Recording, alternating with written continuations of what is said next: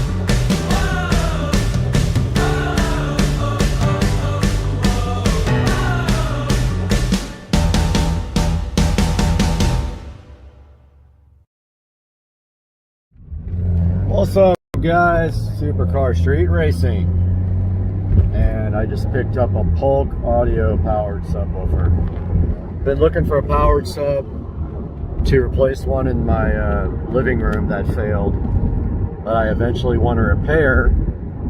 I almost bought a brand new one on Amazon, but oh wow, this guy just pulled straight out in front of me. Speaking of Amazon, just pulled directly out in front of me and almost hit me, and now doing 2 miles per hour. Got this Polk, I think it's a PSW 10. Picked it up off of Facebook Marketplace for 30 bucks. They sell for 150. It needs to be cleaned up and refurbished. So I'm going to take you guys through that, but I don't know if you can see it there because it's the front camera. But I'm going to show you guys how I'm going to clean this up, get it ready to go, and then how I'm going to deploy it in my house. Alright guys, this is my other PSW 10 that I use in my office. I don't run the front grill. I do have this nice, pretty nice grill for it. It's got a few little issues, but the one that I just purchased is ripped. Now, you're going to figure out really quick if you get a PSW 10 that the front grills are noisy. And when I went to pick up this PSW 10, it was already rattling, and when I took the grill off, I wanted to make sure that the driver was in good shape. I took the grill off and it stopped rattling. So this is the other one that came with the one I just got. As you can see, it's pretty shot. Also, we need to clean this up completely, and it looks like the bolts are a little bit rusty. I'm gonna pull one out right now and see what they are, and maybe run to the hardware store and see if I can find something to replace them with. Hopefully they fit. It's going to be close. It's going to be close. They may not fit. We're going to go ahead and try this right now though. Got my trusty this with one missing, but I know I got this small one. Believe it was an 8. Maybe I don't have that one. Wait, is it this one?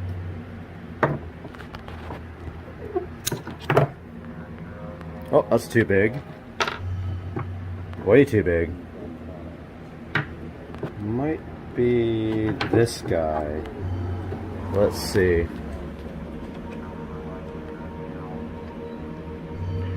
Think it's... yeah. Alright guys, so back at the PSW 10 right here. You can see the volume control here, pretty dirty. Everything's dirty on this thing. There's an auto on switch, which he just had it on. There's your left and right inputs. You have an LFE only out of your amplifier. Receiver, you'll have to split it, because otherwise you'll only get half of the signal, because this doesn't have an LFE. We've got the speaker level outputs and speaker level inputs. If you want to feed this with your receiver speaker level outputs, totally fine. No issues with that. Some people like, I don't know if I agree with this, some people think that speaker level have a little bit more punch to them. I'm like, I don't know about that. So you can see there where it had the little issues up there that I can probably either just touch up with my Sharpie or my paint Sharpie pen. I'm gonna go ahead and clean all this really good. All this stuff is really dirty. Should have seen the place it came from. Pretty gross. Switches and the knobs are all like filthy. Hopefully the potentiometers aren't dirty. If they are, I'll take the amplifier out and spray those with contact cleaner. I mean, it's covered with dirt and dust, literally. All the knobs, all the switches, RCA inputs, all super dirty, but it came out nice. Yeah, that came out nice. So we're gonna want this on auto, 0 on phase. Now this is to make the woofer go 180 degrees out of phase. You could try that if you have issues with low bass output. Flip the switch over to 180. Maybe you have something else that's out of phase with it. Here's a low pass filter. We want it all the way down. We have mid bass in the ceiling, so we don't need that up higher than 80 hertz, which is the lowest we can cross over. Now let's walk inside and grab the Sharpie and see if we can clean up the edges a little bit. Oh, it feels nice in here. It's hot outside today. All right, looking for my black Sharpie pen here. Shoot, did I lose it? Oh, there it is. So you're gonna find on metal, this black Sharpie is more like purple. But we're going outside to try to touch up this speaker a little bit. So it needs a little bit right here. Let's go ahead and touch this up. Yeah, it doesn't match exactly. It's a little bit different. So maybe if it bothers me too much, I paint the whole top.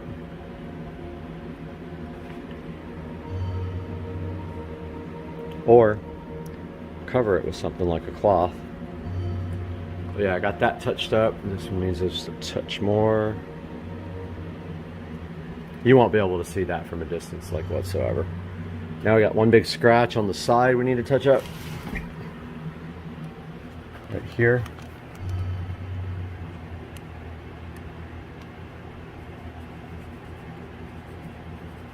Oh, that's perfect. Can't even see it now. Alright, so let's take this bad boy inside now that we got it all cleaned up. I'll worry about the screws later. Let's give it a hookup and see what happens. Alright guys, got the old JBL. Boy, this thing's been a workhorse for almost 20 years, maybe more than that. But it thumps every time it auto senses the power coming on. This is actually my outside subwoofer for the patio. Borrowed it as I'm refurbishing my patio right now. So here is the PSW10. Now like I said, I've got a better one right around the corner there in the office. Now I'm going to show you guys in a separate video my audio system. I'm going to go ahead and plug this guy in now. No, it works. I verified it at the place. I'm going to go ahead and plug this guy in.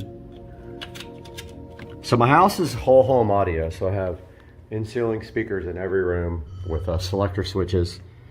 I'm gonna go ahead and hook this up. So I have already split. I've got wall plates coming from the receiver that's in the closet in the central part of the house. Splits it off from mono to stereo. So go ahead and plug that in. Volume, I'm gonna turn about, I don't know, a little bit halfway because the signal split like 5 times to go to, I have 1, 2, 3 subwoofers in the house for the whole home audio. This is the living room one. So this is going to be there, and my little cool LED rock thing goes on top if it doesn't rattle. So that's going there temporarily or permanently, I'm not sure yet. And the JBL ARC10, which is designed for a home theater. This is the ARC sub. I had 2 of them. One of them fell apart because they're literally, I think, 25 years old. This guy actually looks pretty good right there. I'm gonna go ahead and turn on the music now off camera because I don't want to get copyright struck. Actually, it doesn't matter because I don't get paid anyway. But be right back. Spinning up music by State Azure, hoping I don't get copyright stricken, but there is the brand new old PSW10. If we walk around the corner into the office, there's my other PSW10. These guys are awesome for the price. They're really, really good for the price. I say 100 watts RMS, I think. They handle low frequencies very well. Now, I do have a BIC F12 that's amazing in the home theater room. And then I have that one. And then I also have a JBL sub that's going into the bedroom once I get my bedroom 5.1 set up. This song has absolutely no bass. I'm gonna find something that does. All right, got the royalty-free music playing so I don't get copyright stricken because you know you can't do anything now because you're, oh, wow. So that was like really overdriving the woofer. There is a reason behind that. I'm going to explain that in my next video. I'm going to go over my whole house audio system. But basically, I've got a subharmonic bass synthesizer that's driving all these subs. So obviously with a entry-level subwoofer, you're not going to be rocking out that hard with it. So that was distorting a little bit. I turned down the volume on the input and everything's good. So I think I probably will just leave this here. And look out for my next video. I've got a couple videos coming up that are outside of car stuff. One's going to be my whole house audio system, and the other one's going to be my smart home. So I have kind of a crazy smart home setup as well. So I'm going to call this a success for $30. I mean, that was going to cost $150. This thing looks great, sounds good. You can't see any of the scratches. It's not blown. And it's, I mean, I wish you could hear how low this hits, but I've got 4 subwoofers in the house, and I'll show you all of those on the next video. Guys, Supercar Street Racing here. Thank you for watching. Please like and subscribe. All right, this is 0 to 85 in the 2023 Model S dual motor. Here we go. 1, 2, 3, go.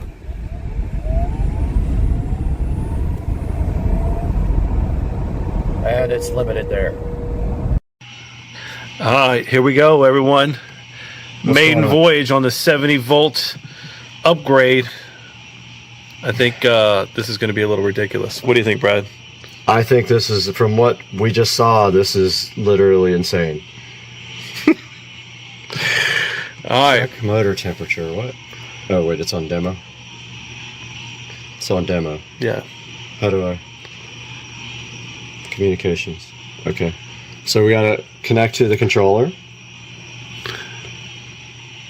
All right, we're connected. Waiting for forward and reverse switch. We're on. All right, it's a good sign.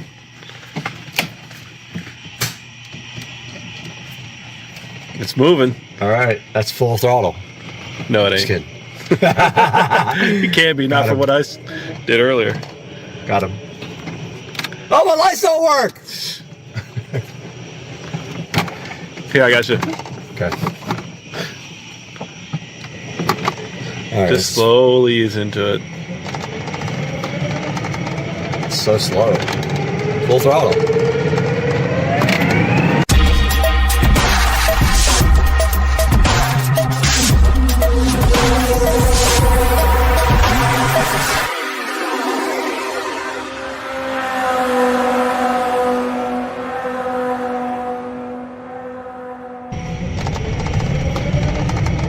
So slow.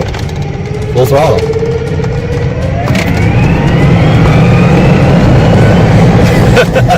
What the fuck? Where's the controller? Inside here? Yeah. It's here?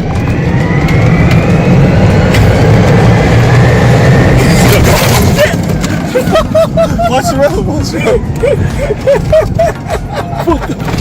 It wasn't slowing down. It was still sticking at speed. It wasn't anywhere close to slowing down on the dashboard. We lost our tablet. We hit the bump. I think you just gotta.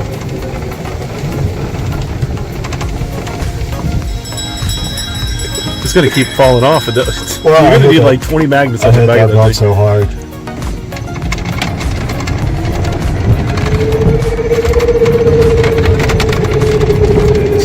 Does this show miles per hour?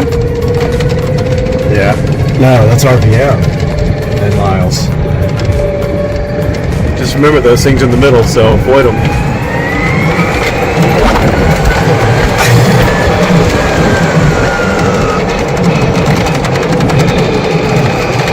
This thing is so fast, dude. It is nowhere even close to hitting the top speed. No.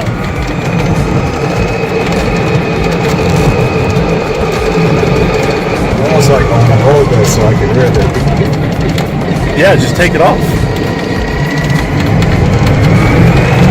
But let's get on a straightaway before we make turns. Shit, it's gonna be fucking nuts. It sucks without any lights.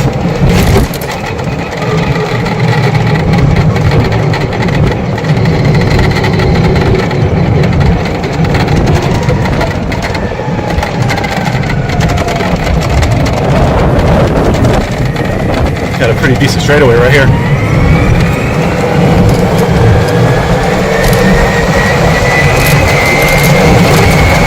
Oh!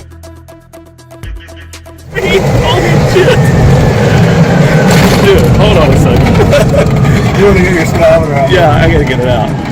That's squirrely. That is big time squirrely. Hold on. Lights, man. No, keep going straight. Alright, speed. Do I have a speed thing? Hold on.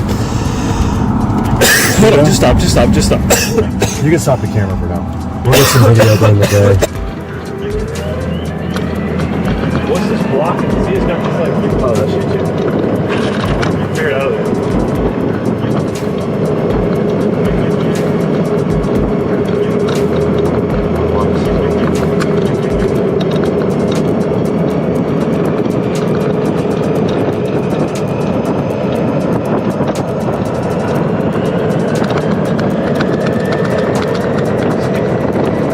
Acceleration is insane.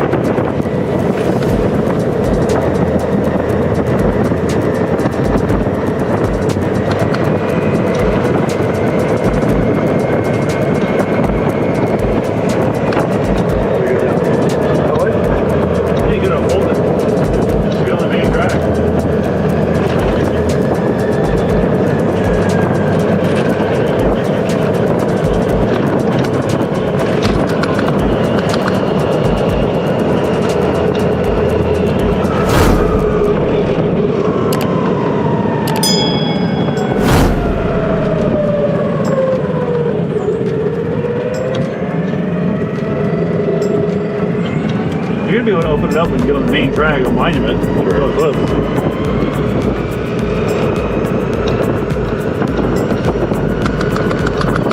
I think it's just bouncing. It's not gonna be good video.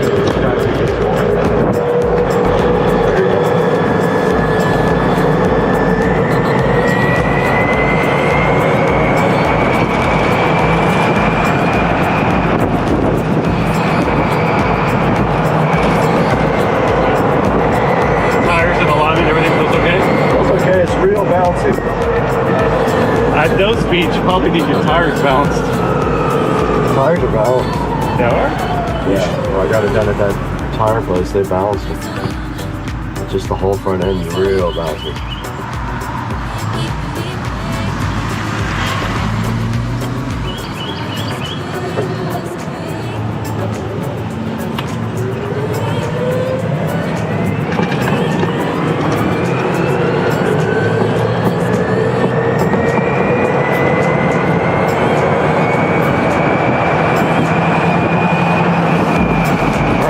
I was gonna say you can pass them.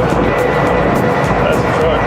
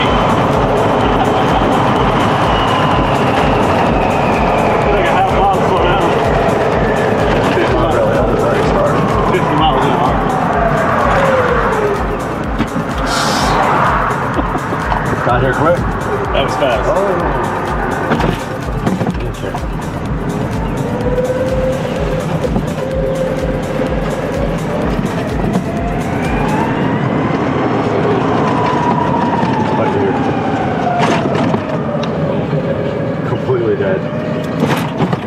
Still people here though.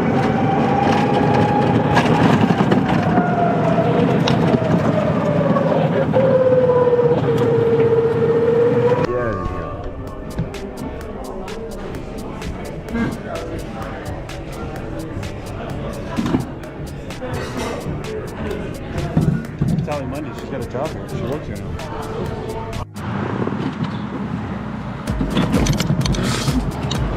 Dude, the other day when you took off, I swore it spun the wheels.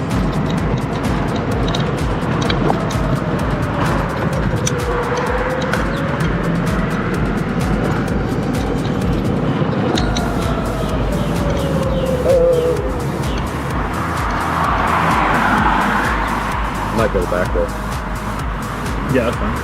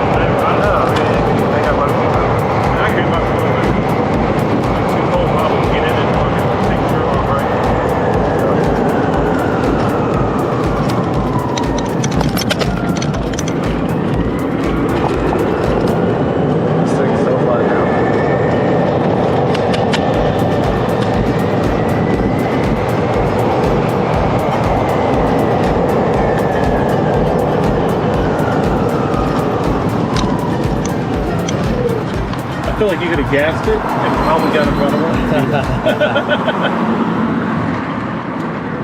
Yeah, you're on all acceleration right now. I felt when it was going backwards, that little hesitation in it. Just because it doesn't have it's all top speed. But if you took that and put it to torque mode, this thing would probably pull a fucking tree out of the ground. How do you do that? You turn the speed down? Yeah, speed definitely has to go down. But then there's also a torque setting. Like mine has a torque setting.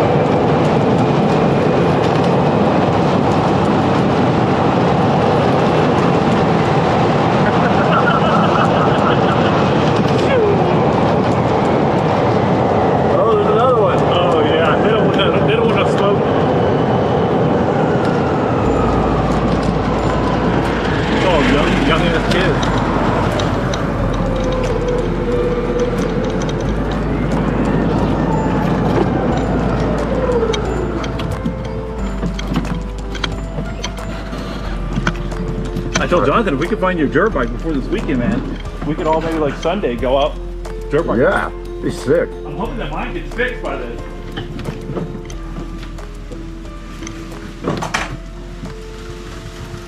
That's hope. Alright, I'll be back. All right. I'll bring the box, okay? Okay. Resistance is futile. The line must be drawn here. 173467321 Charlie 32 789777 643 Tango 732 Victor 73117888 732 4767 897 64376 lock.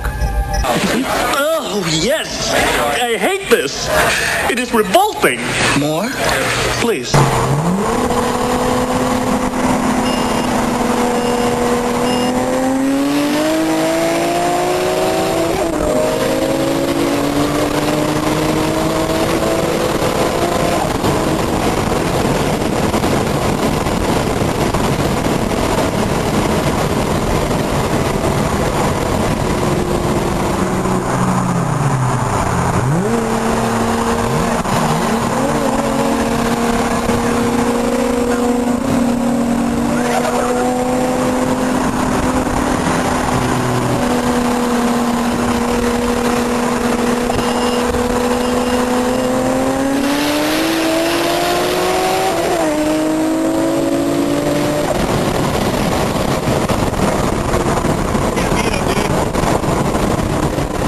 Judging by the pollution content of the atmosphere, I believe we have arrived at the latter half of the 20th century.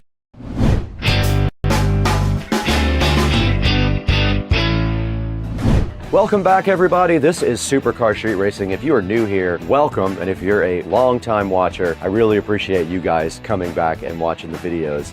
And today, Loxo wanted to know if we wanted to take a look at this smart video door lock. Now, I have used quite a few of these in the past. Now, I'm excited to see if we can get this thing installed over at Rich's house. I tried to put a lock on his door one other time, and I don't know if it was the lock or his door, but there was a discrepancy in the size of his actual door lock. So I'm looking forward to this one right here. We're gonna get this thing unboxed today, take a look at it and test it. Let's get going.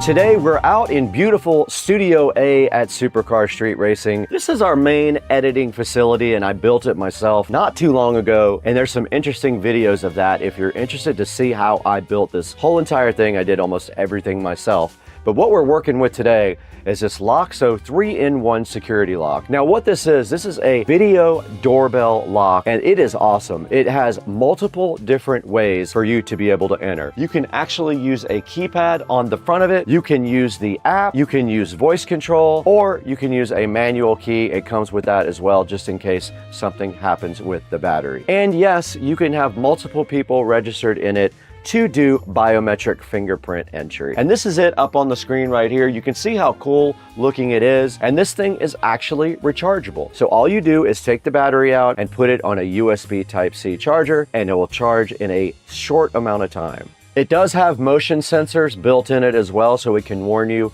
if someone comes up to your door. And the camera resolution is 2K. There's also 36 cool different ringtones for you to use. It also does two-way audio. You can actually talk back and forth to people who are standing at your door when you're not there or when you're home. And it has built-in Wi-Fi, of course, so all you have to do is join it to your home Wi-Fi, and that's how you communicate back and forth with the Loxo. Now, Loxo says this thing is weather resistant for long life. I do have another smart lock on the door of the studio that is peeling. The outside of it is actually peeling off. It's like a coating on there. I'm hoping this guy is a better performer than that one. The battery inside this thing is 10,000 milliamp hours. That should last quite a long time. Now it does actually use dual monitoring infrared and radar sensors for real-time monitoring. There's a look at the biometrics. It uses AI self-learning and can identify you in 0.3 of a second. It says it fits most wooden doors. There are measurements online if you want to hop on there and see if the Loxo actually will fit your door. I tried to put one lock on Rich's door one time and it would not fit, so I'm curious whether this one is the correct size for his door or we're gonna have to get it modified. All right, that's a quick overview of the Loxo 3-in-1 smart lock. Now all we need to do is throw it inside the Studio B. Let's get this thing unboxed right now.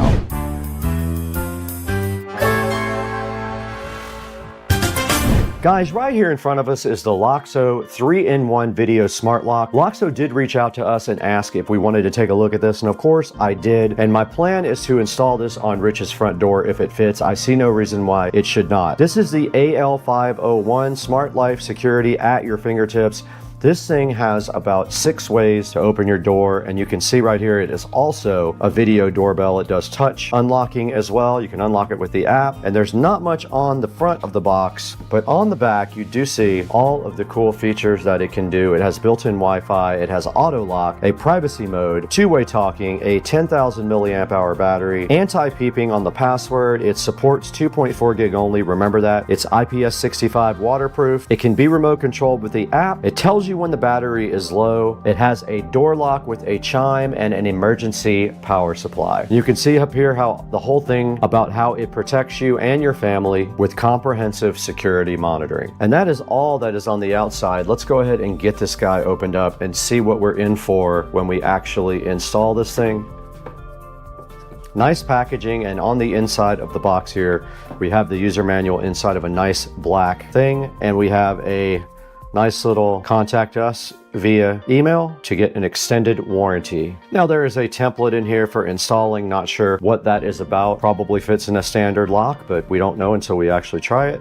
And then inside of the box you do see everything else that it comes with. There's an accessory kit right here, and then all the parts of the lock that we need. This is the outside of the lock, so that's what you see on the outside. There is the doorbell chime, and I'm assuming it lights up right here with the numbers. And then of course if you remove this, there's a key there and a USB charger in case you lose all your battery. You can still get in the house with the key or charge it up right here if you have an emergency. So this would be the outside portion of the lock, and then there is a little plate in there to go with it. This is going to end up being the inside of the lock. It is. There's the inside and how it connects to the outside part. And you can see right here the wires just actually go through the hole. One of them is for what looks like a Wi-Fi antenna, and the other one is for electronics. But yeah, here is the gasket, and you can see right there where you connect the wiring there. Oh, the Wi-Fi antenna goes right there. That is the inside portion of the Loxo lock. And then this is your accessory kit.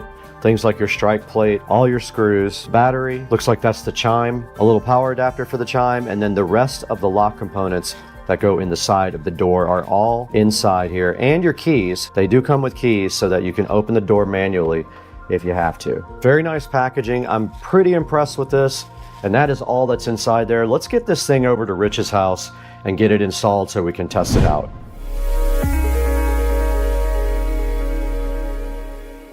What's up, guys? It is Saturday morning and I am in the SCSR kitchen, and I am on my way over to Rich and Trish's house to get this Loxo lock installed. I've been wanting to do this for a while, but I've been feeling kind of sick, so I wasn't able to go over there till today. But we're gonna walk across the street. I have my bag full of tools right here. So I'm gonna carry my bag full of tools over and my tripod and all my camera equipment, and we're gonna go ahead and install this lock, hopefully over at Rich and Trish's house. And let's go do that right now. But first we got to get the lock out of the closet. It is in here in storage, ready to be used. The Loxo is right here. All right. I have not looked at the instructions yet on how this works, so I'm going to do it over there at their house, and let's get over there.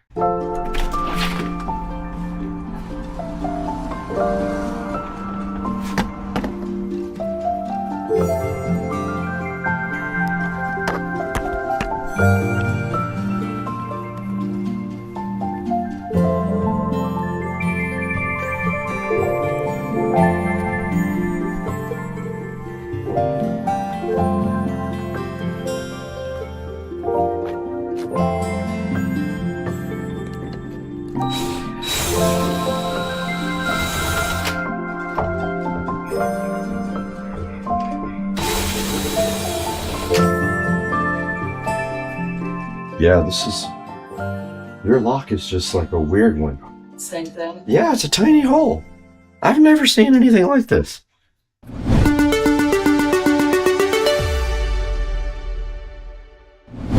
Okay, we're in the SCSR studio now because their deadbolt is not the right size. It is a tiny deadbolt. So I'm gonna install this in the studio. My studio lock is falling apart for whatever reason because the outside has this laminate stuff that's coming off. So I'm just gonna replace this lock.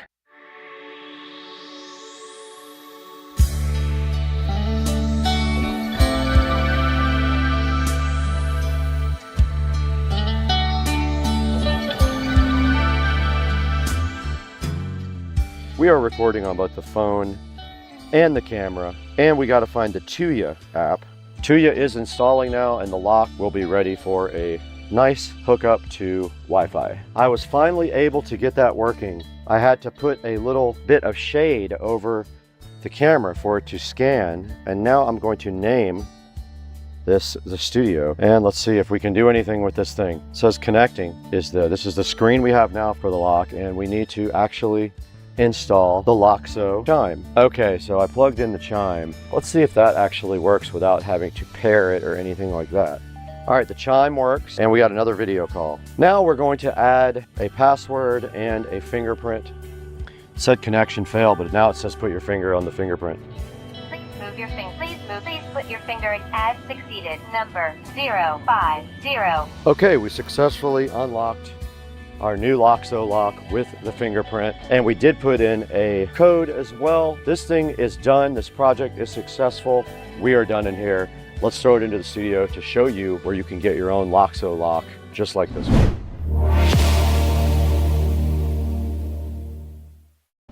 You just saw this thing installed. It was a great project. I had a lot of fun doing it also. And then you saw how this works with their app. And this thing is awesome. I really like it. Now there's only one thing left to do after that. You know what we need to do now. Let's go inside to Studio B, my other studio, and throw it back to Brad to show you how to buy one of these on Amazon. Let's take it inside.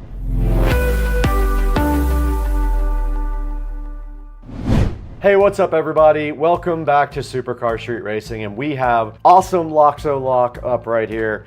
The smart lock that gets you in your house 5 or 6 different ways. There's so many ways to get in. There is the keypad, there is the fingerprint reader, a manual key, and also the app. Awesome lock. I can't say enough about it. I do love it. And it works with Smart Life app. Now check us out on Instagram and TikTok as well. There'll be links in the description for that. And grab your Loxo lock from the description. It always helps us out. Thanks for 220,000 subscribers. We're gonna get out of here, and our new AI camera is gonna follow us right over here. Let's go, dog. Let's go.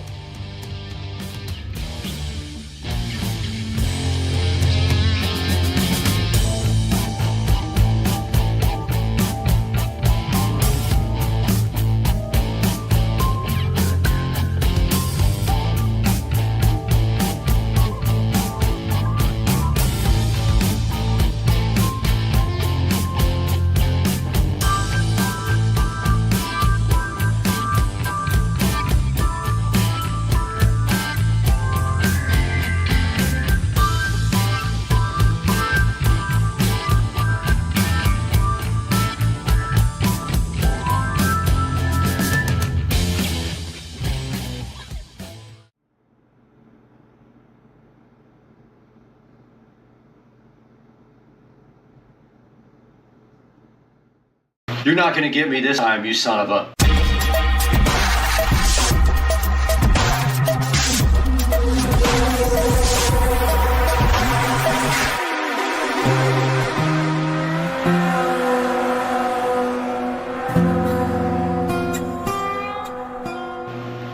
We're back here next to the beautiful Mac Pro that was converted from a thrift store piece of junk to a very nice Linux running computer. And today this guy beat me up the first time we tried to install it, but we're going to try for 2.0 today on Supercar Street Racing, so hang in there. Welcome back to Supercar Street Racing, guys, and as you can see today we have this Lanbon LCD smart switch right here next to me and right here on the screen. And previously this thing kicked my butt because it actually shows a black wire in the instruction manual where it should have been white, but it's my fault because I should have known it was the neutral wire anyway. So taking a look at the LCD smart switch here, it is a dimmer switch, so it gives you the capability to do about 4 different switches on one switch. The problem is most of your switch ports, the switch in the wall port, meaning the opening or the box for the switch, is going to be a multiple opening, and this will not fit because this is designed for a single gang box. Most of your more than one switch boxes in the wall are going to be more than one gang, and this uses a 1 gang switch. Now these are awesome if you do have multiple wiring go into 1 gang and you can use one switch to control everything in your house or everything on this dimmer with one LCD panel. And today we're going to take a look at this one more time because I did it once and I really failed, but today I refuse to lose. All right, we're out here in the garage in front of the smart switch that exists already. It's an LED smart switch. It has been giving me problems, so the routines no longer work. And instead of trying to get this guy working again, what we're going to be doing right here is removing this old switch. And you can see it has one of those screwless faceplates on it. But we're going to be removing that because the new guy has everything we need included with it. So first we take off this faceplate.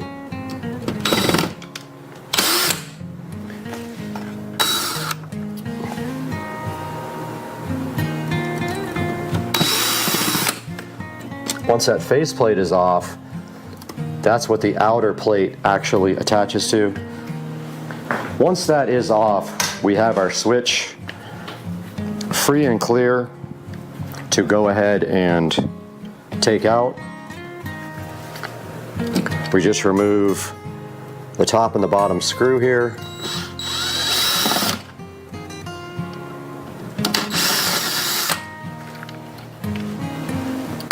And that switch should just come right out.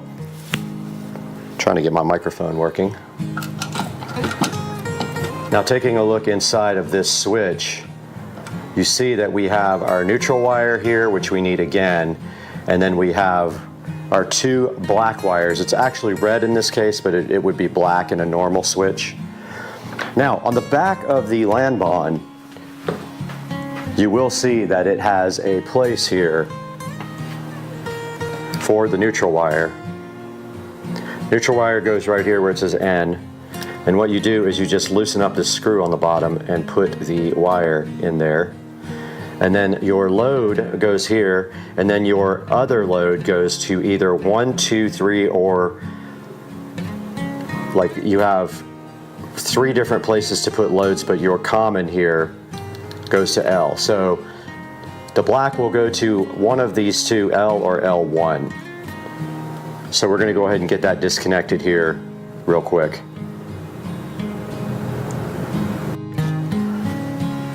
All right, for this job you're going to need and there goes the screws. You're going to need a very small screwdriver to loosen up the screws on the Lanbon. Go ahead and loosen up the neutral wire, the L, and the L1. If you're only doing one switch, you only need L and L1. Now, I do have the power on at this point, so I am wearing gloves. I advise you to turn the power off. I never turn the power off, but as a safety precaution, you should always turn the power off. This will shock you, and if this neutral wire touches any other thing, ground or otherwise, it will definitely pop.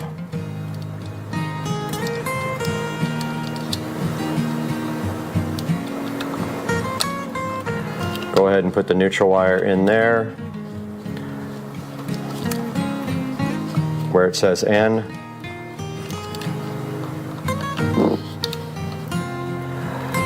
Insert that all the way, and then of course drop your screwdriver.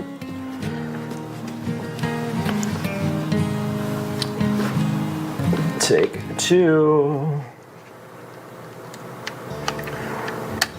Go ahead and tighten that down.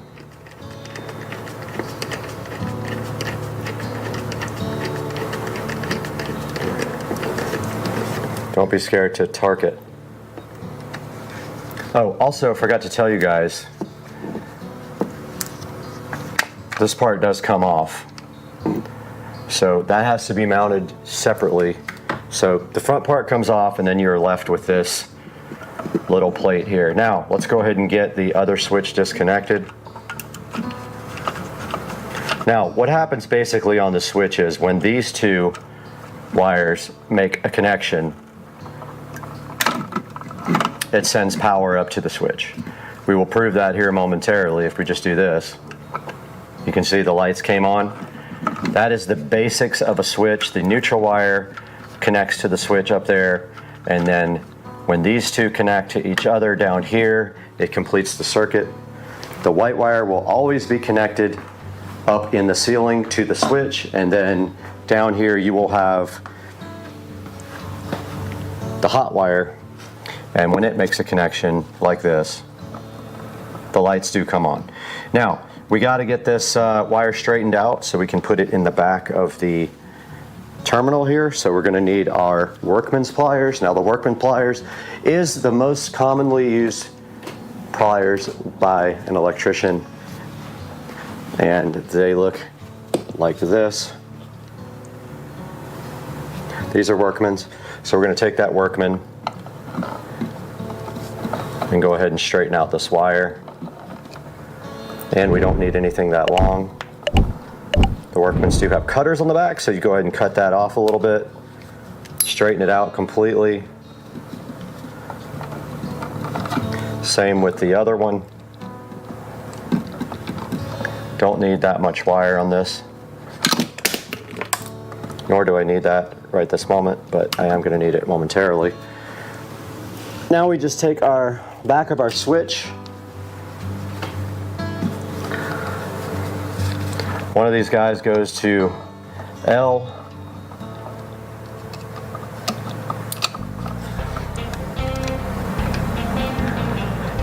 We'll test it and see if we got it the right way.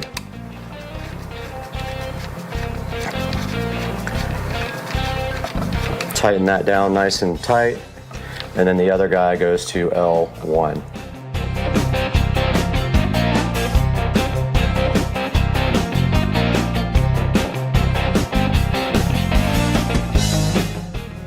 Okay, we got the LAN bond smart switch wired. Now the second part of the equation is testing it before we mount it to the wall. And so here is the faceplate, and you can see here the way it connects is it goes on and then it slides downward. It can only go on one way, and you can see right here right now we do have a light in there and it is booting up. So once it comes on, we will see if it lights up the lights in the garage. Now it is wants to know if you want to be a dimmer. Confirm that. Edge lighting on. You can also find it in settings, edge lighting. It's telling you how to turn on the edge lighting.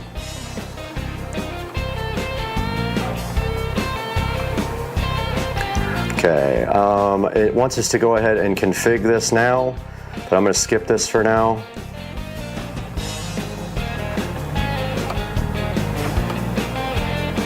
And my lights hate that it is a dimmer.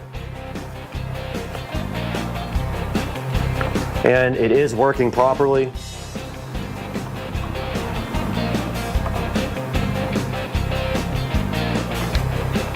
They don't like the fact that it's a dimmer, but at the same time it doesn't matter. They're just going to be on and off 100%. If we go anything under 100, they're allowing themselves to be dimmed to about 25%, so that's perfect. All right, cool. Now we just got to install the switch back into the wall.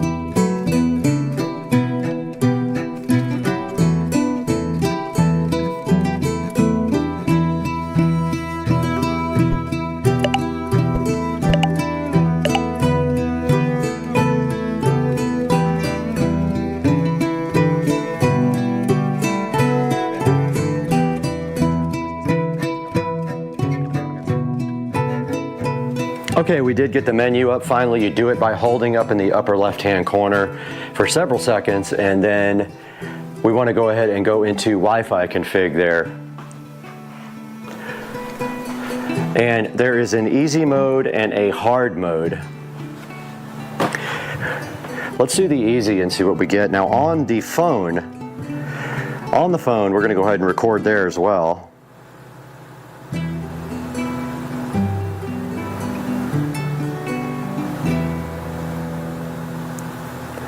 So I'm going to open up X Recorder here real quick and record on the phone.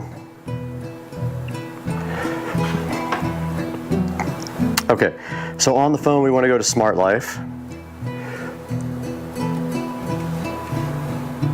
All right, now let's go to mode config here on the front of the device. Oh, it already sees it here.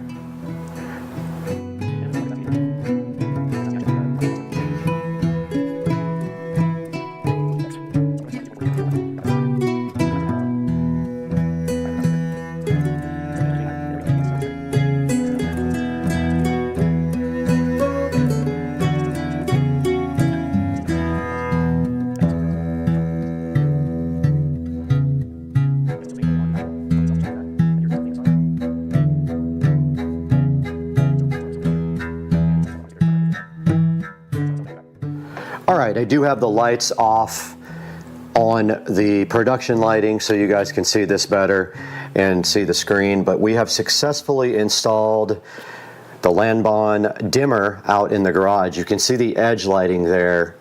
I'll do a separate video on how to configure this thing, but it is on right now, so I'm going to go ahead and power it off. And you can see the garage lighting did go off, and you see the better now the edge lighting, which is configurable. If you go inside here, and this light up here does not want to go off forever. If you go in here and you go edge lighting, you can set the colors. So like right here, you can set it to red. And then there's all kinds of other settings as well, and I can't keep that light from going off. But there is a theme that you can go into and set. There's not a ton of different options, but I'm going to confirm that one. Now you can see the background did change there on the screen there. And if you hold down right here, this is how you get into menu. You hold it down for any number of 4 or 5 seconds and you can go into all the settings. And then there's your brightness and stuff for it. I'm going to turn the normal brightness up and the standby brightness up. Screen light time, display angle vertical. And yeah guys, so now you get, oh, there's some engineering options here. Pretty cool. Great switch. I really like these a lot. It's just too bad that you can't use the dimmer in anything but a one gang, because dimmers, I mean even standard switches, usually are in more than one gang box. There's no way to mount this. It would have to be completely custom. So I'm happy with this installation. I hope you guys enjoyed it. Now back to Brad, over for the final word on the switch install. So right here on the screen we have this Lanbon Toolless Smart Life LCD Smart Switch that we just installed in the Supercar Street Racing garage, looking oh so fresh. And if you'd like to purchase one of these, I'll leave a link in the description for you. And I hope that you have good luck with this now that I've installed it twice. And I let it beat me one time. I'm not letting it do it twice or 3 times or ever again. And you guys, I hope you subscribe to the channel and like this video. And we'll see you again next time on Supercar Street Racing. Hey guys, welcome back to Supercar Street Racing. And we are taking a look at my old 15-year-old racing videos. This is part 2 of a I don't know how many part series until we get through all of them. So let's take a look today on Supercar Street Racing.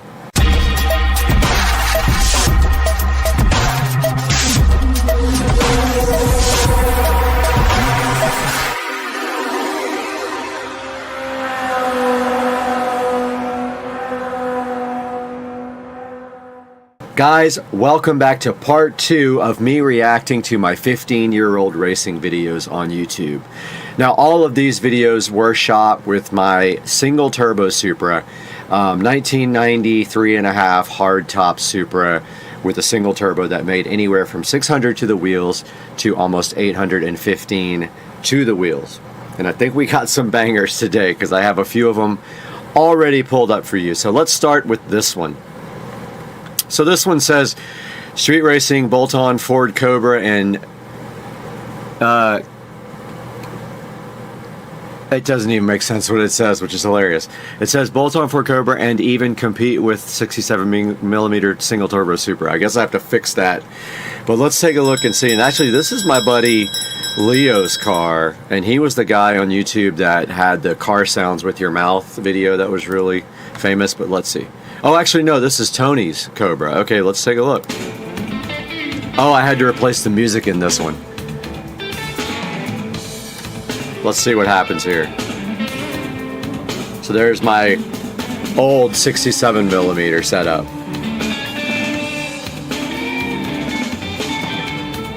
And there's no audio because I had to remove the music.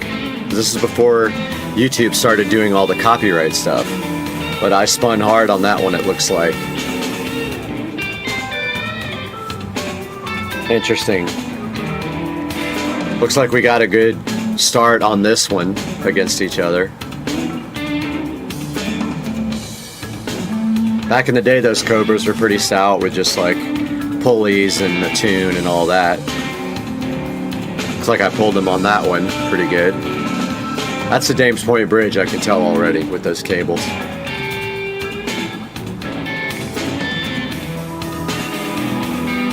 So it looks like he pulls out a little bit on me, and I never get it back, and I missed 5th gear as well. I wish this had the audio. I remember it was really good, but YouTube said something about copyright, and I just had to replace everything.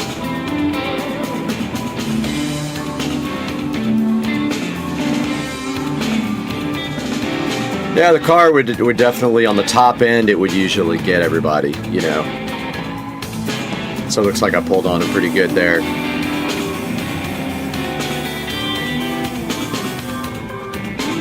And I think that was it. I think John, my buddy John with the Evo, was actually recording this. And if we go back and look at this video again.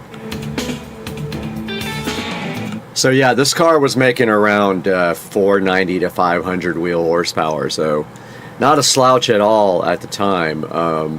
So I only had about 100 more wheel horsepower. I believe I was on pump gas at that time, but yeah, pretty interesting video. A lot of these Cobras back in the day wanted to run me.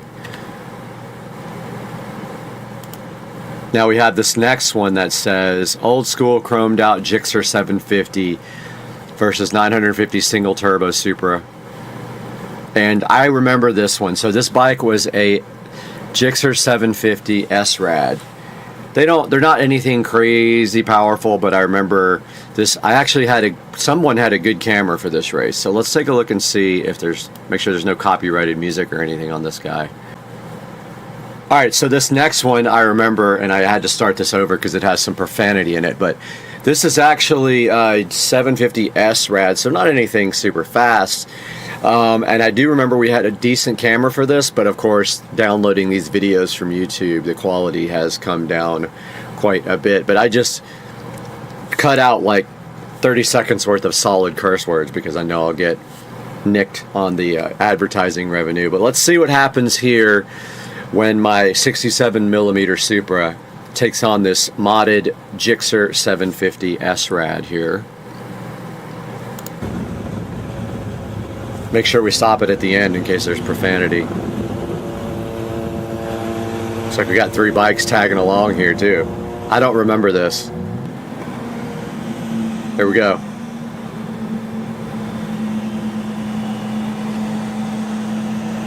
So it looks like we're just going from a roll. I don't know what speed we're doing.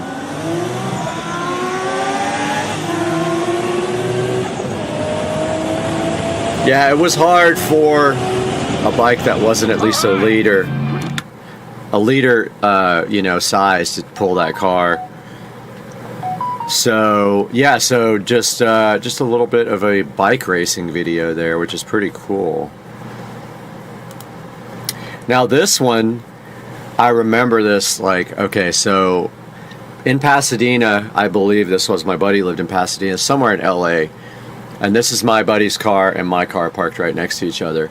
There was this turboed I think it was either a 350Z, and he actually called me out, and we both videotaped it, and then afterwards he talked a lot of smack about the race, saying that he beat me and all this other stuff. It was ridiculous. It wasn't even really a race, but let's check it out.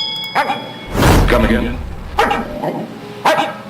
You know I don't speak Spanish. In English, please. This is actually my buddy's Supra. Huh? You pooped in the refrigerator. Yeah, we probably can't even have that in there. I need NOS. No. My car topped out at... Ah, no, this is just my buddy's Supra. This is not the guy with the... Or maybe it is the guy with the 350 later on. This is my buddy's Supra with stop fuel and a single. Still pretty stout. Again, the video quality is absolutely terrible.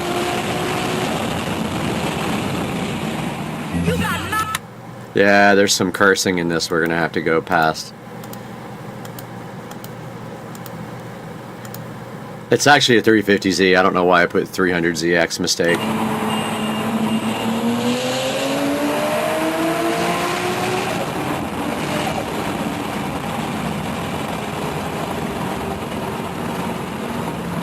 Yeah, so I can't play this part because it's got tons of profanity, but this is my buddy racing the 350Z Turbo. And then me versus my buddy in his Supra.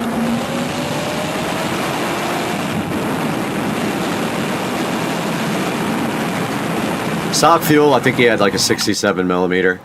Can't remember. I gave him the hit on this one. I'd say we're about 150 to 200 wheel horsepower difference.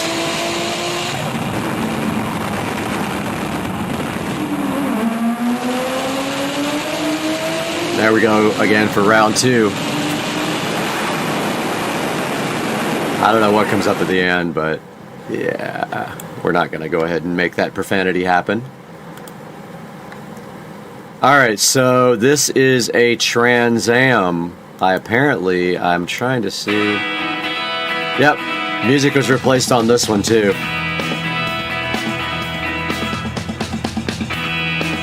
This is a pretty quick Trans Am running 150 shot, so. Yeah, all these videos I had to remove this had Du Hast on it. I remember this specifically, being upset about having to remove the audio.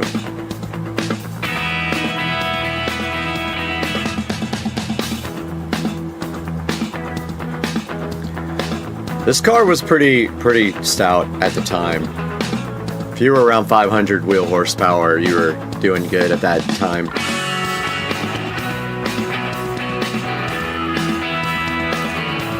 So here I think is the best race out of all of them. And I would pull on him on the top end for sure. I always had terrible tires. Never got good tires on that car. I suffered with just bad tires. I don't know why I did that. Had BF Goodrich, I think, comp TAs. This is my buddy's Evo 8. Me with no boost controller turned on. Probably was about 350 horsepower, the Evo.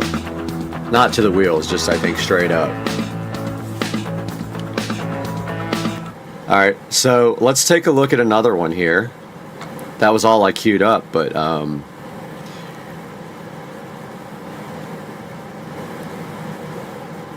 alright, so this is actually a really good one. This is Tracy from SpeedFab, which is now closed.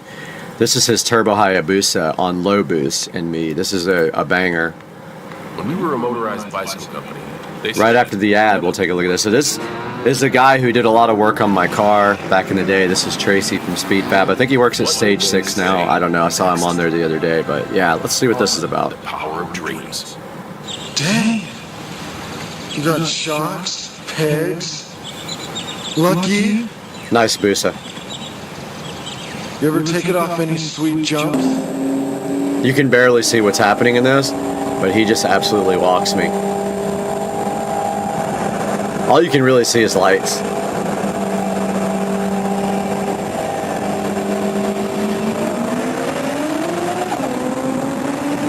And goodbye. It literally is just a bunch of blocks. You can't see anything. But that's him walking on me. And 170. Absolutely no chance of taking this. You got like 3 feet of air that time. Yeah, that's cool. Alright, I think we have time for one more. Let's see.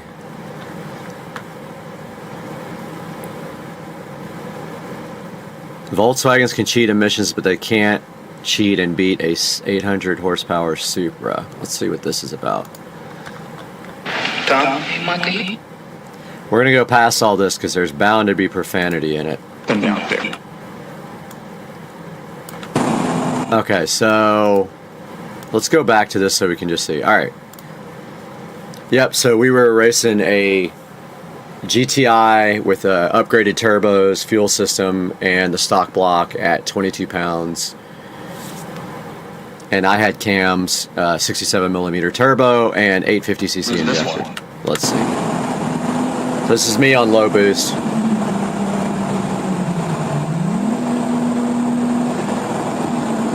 Can barely make out a Volkswagen there, huh?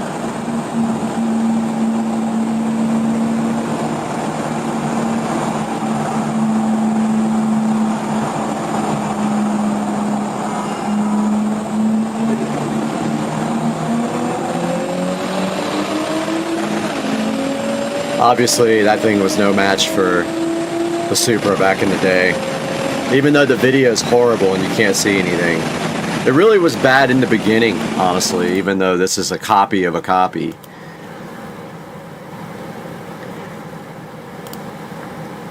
And I think that's going to do it for part 2.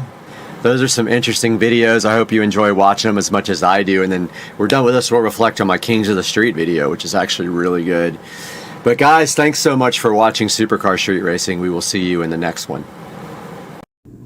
All right, back at Joe Dukes of Duval here with the Savannah Banana shirt. And he made Trigger tacos with the cream of sauce and the slaw. And these things look awesome. Are you hyped? I'm hyped. Let's eat. It's going to be so good.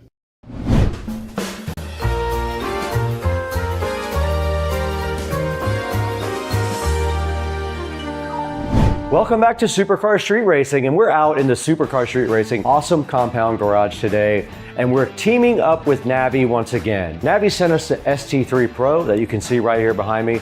They actually sent 2 of them to us, and Joe and I took those out and did a whole video with them and absolutely love them. But Navi reached out again and asked if we want to look at their XT5 Pro, their scooter that's designed for off-road, and we said absolutely yes. And they also sent us something else as well, but that's not for this video. But right here behind me, we got the Navi XT5 Pro. We're going to be unboxing today on Supercar Street Racing. Hang out with us and let's check out this badass scooter. Let's get moving.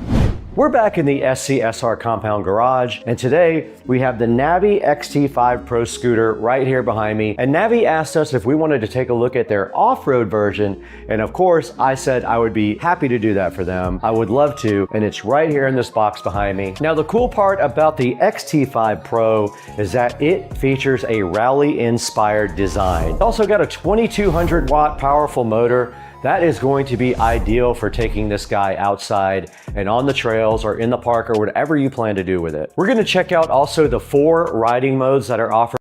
Okay, welcome back to Supercar Street Racing, guys. Second update for the day. I've been working really hard today, and we are about ready to test the front channel audio system for the studio. A little background, I got these Harbinger speakers about 3 years ago, and I have used them a total of 1 or 2 times. They are powered speakers. They both have individual inputs, and they are awesome, and they will be fed by a 7.2 receiver that has preamp outputs for the front, and that will be fed by the computer up front, by one of the video outputs on the video card. So we're ready to test the sound. Everything is connected. We're going to listen to some royalty-free music so I don't get copyrighted. And we are going to shut this door with no AC yet, and it's going to be really hot. One sec, guys. All right, sorry about that. Take 2 hands to close the door. All right, let's test it. We're ready. So this is Purple Planet royalty-free audio.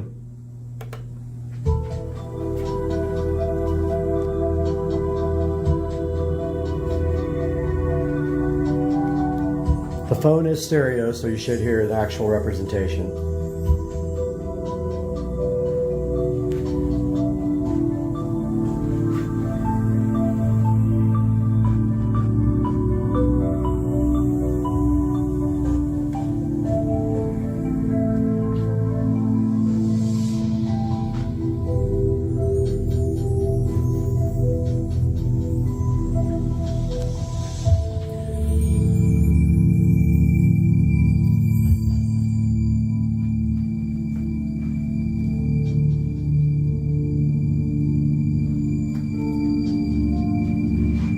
First overall impressions of the room. It'll be much better when the sound is knocked down with foam. So we still have some reverb going on in here because of the lack of sound insulation. But all that will change, don't worry. They actually sound really good. They're turned down almost all the way. So those will be flying up in that corner. We'll have hooks into the studs there, and they will be flying from the top corner, angled down at you. And then the center channel will be in the ceiling. You'll have side surrounds there, and then rear surrounds back there for the ultimate surround sound studio. And we'll either have, most likely we're gonna have a futon right there for guests, and then 2 workstation setups here for guests if they want to sit. But that was a test of the front stage of the upcoming studio sound. I did get some more wiring done. I got the HDMI cables run for the second output of these monitors to feed a workstation if we want to. Same thing over here, got everything labeled really nicely. And now all we have to do is put the wall boxes in when we put the foam insulation up. Guys, thanks for watching. We'll see you next time. Yeah, so they give you an extra grip tape, which is great in there. Typically, you would probably have that as a replacement, as a grip tape worked out. But Audrey really liked the additional one they gave us. So she wanted to make it her own, so she got it all stickered out, and then she added her own grip tape on there. So now we can obviously identify which one's which because they're both the same model. Carter, what was your favorite thing about the My favorite part was how easy it was to build. 4 screws and plucking, like, not really plucking, but like moving things, and it wasn't. It's an easy assembly. It's collapsible, so it folds. So once you unfold it, you just snap in that little bracket right there. Super simple. And then, like you said, there was only 4 screws right at the top where the handles meet the bar. In the middle, super easy. We're gonna let these get charged up. Matter of fact, we also got helmets for the kids to make sure safety is a big important thing. These do go roughly 12 miles an hour, so we want to make sure the kids are nice and safe. We got them nice helmets, got them all fitted for them. I think from here, we're gonna go up, go see our friend Jared to have a little bit of breakfast, and then we'll come back and then we'll go ripping. Sound good? Yeah. All right, let's go.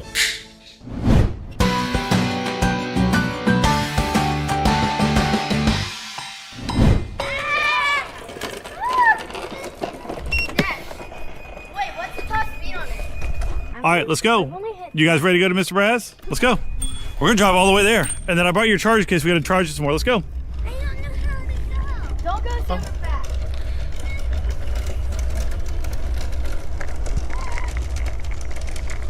It's a little bit of a ride, but it'll be fun, right? It's already fun. But they haven't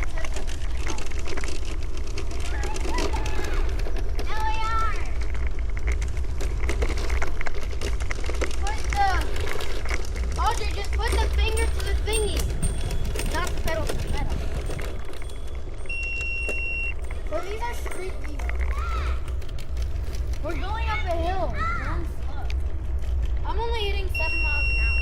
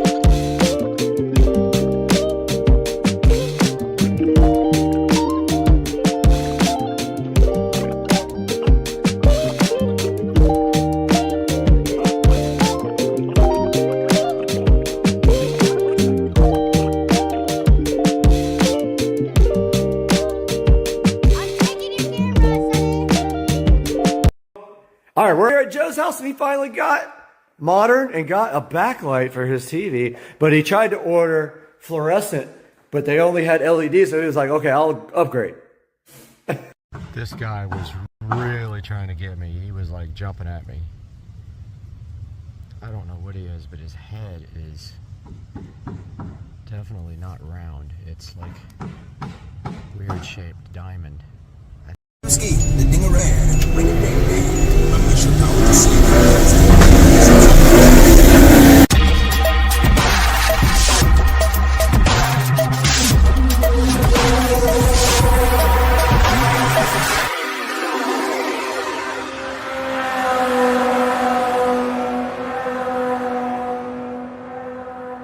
Ski, the dingarang, bring it baby.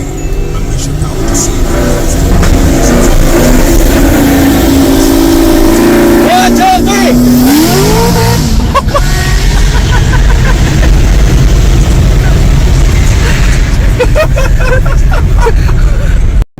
Hey guys, my name is Brad, this is Supercar Street Racing, and this is my 2023 Tesla Model S Plaid with hardware 4. And you can see on the video right up here on the screen that I gave a tour of this car almost a year ago when I bought it. So I've lived with this car for almost a year. I have a lot of updates for you guys, how I feel about certain things, how many miles are on it, and what would I change if I could change anything about buying this car brand new. So welcome to the channel again. Let's get right into it and let's get busy.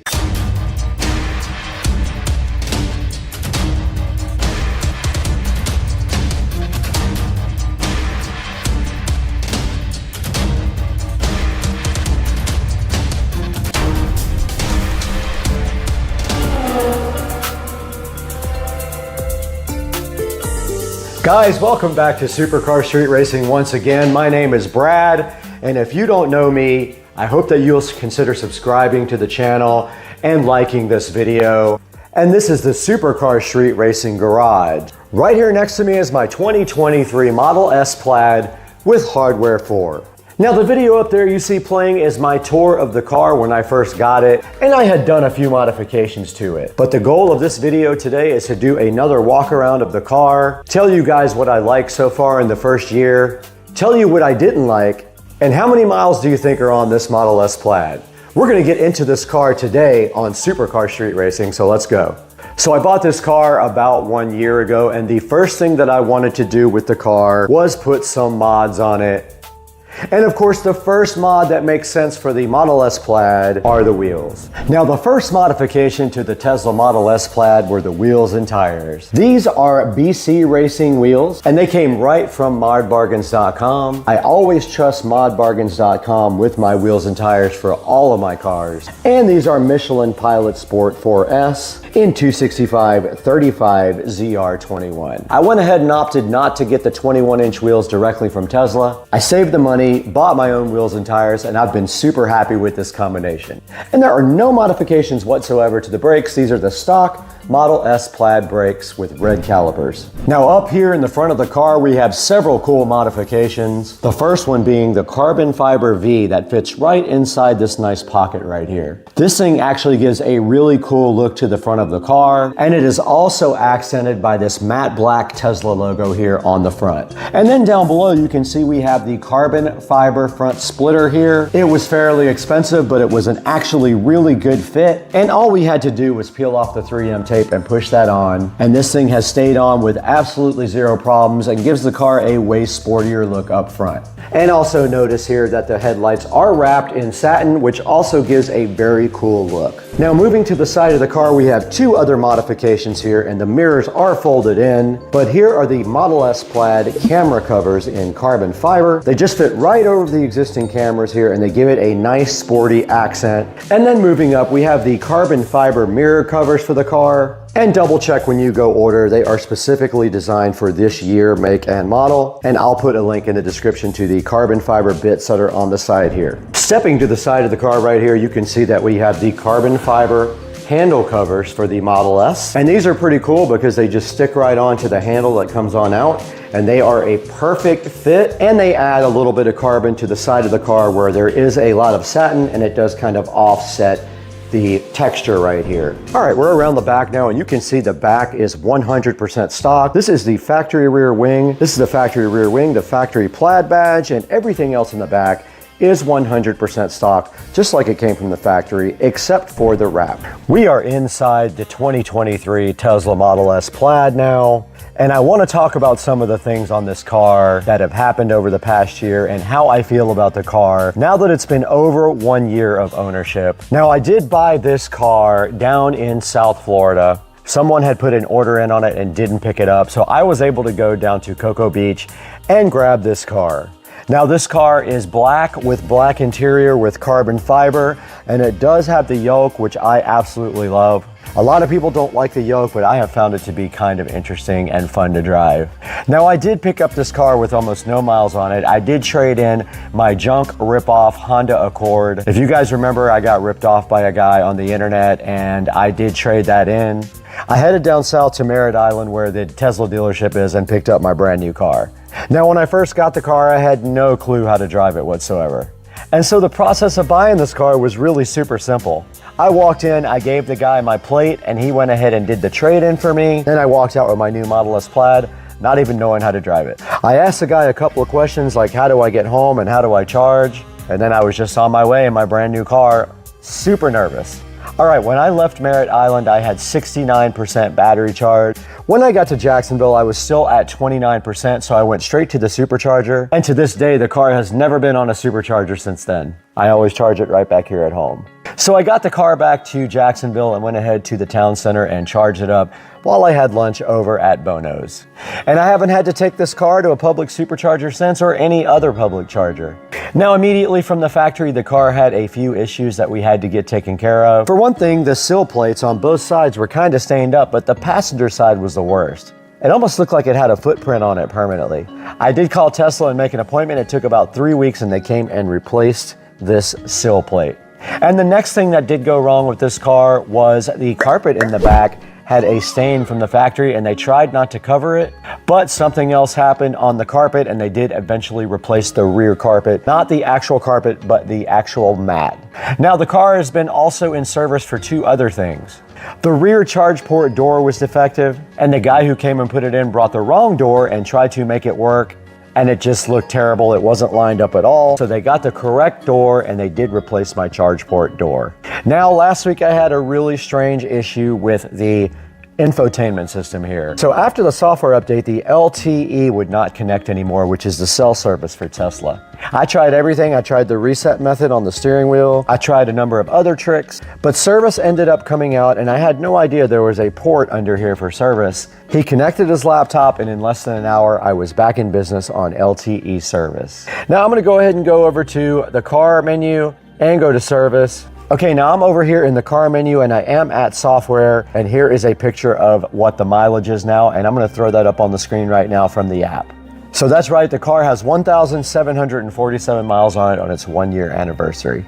Now I drive this car on the weekends only. I haven't taken it on any big trips except when I bought it. So that's why the car has remained in low mileage state.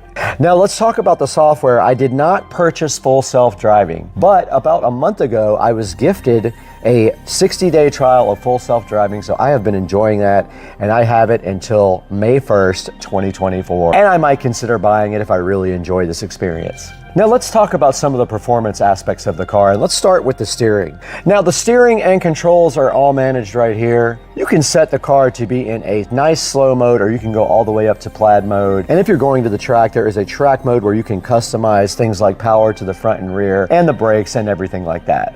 But the steering and the pedals are great. I love the way they are responsive, and they are very, very good. Now to the suspension, which has its own setting right here. The suspension is awesome. I usually keep it in sport, and I do keep the Model S all the way down as far as it will go. I do not have lowering links, so I'm not really into those, and I'm worried about rubbing, so I'm not gonna get those. But yeah, the suspension is really good. It is very sporty, and the car handles amazing. So let's talk a little bit about charging. We do charge with the dryer circuit back here, which is 24 amps, 240 volts. And all we have to do is, after we get back from breakfast or driving around town, plug it right in there and make sure the dryer isn't on and drying clothes, or it will flip the breaker. And the car usually takes around an hour or 2 to get back up to normal charge. And I do set the charge limit to 90% as recommended by Tesla, since I don't drive the car every day. Now, we already talked about autopilot, which I do have like basic autopilot, but right now I do have the full self-driving, and so I have been enjoying full self-driving and learning how to work it for about the last 40 days. The lights in the car are really awesome. This 2023 model has redesigned front headlights with self-leveling, and they are laser headlights, so they are very good, and the eyesight is very happy for them. Navigation system has remained solid, have not had any issues with it, and I also put Waze up on my phone so I can see if there's police around. But so far so good with the navigation system and full self-driving. Okay, on the software we're up at 11.1, and we have 12.3.3 of full self-driving. And so not a lot to say about the software. I probably had 10 or 15 software updates since I bought the car, and the only issue I ever had was with the LTE modem stopped working on the last update, and that is now fixed. Now on to the upgrade. I have not subscribed to full self-driving or bought the full self-driving for $12,000, but it is on my mind. I'm thinking I want to evaluate all the way to the end of the trial period and then see if I really want to go ahead and spend that amount of money. Now on to interior modifications. I do have a couple of modifications here. I have the carbon surround for the charging port, which makes the car look a bit more sporty. And that is all of the modifications I have inside of the Model S Plaid.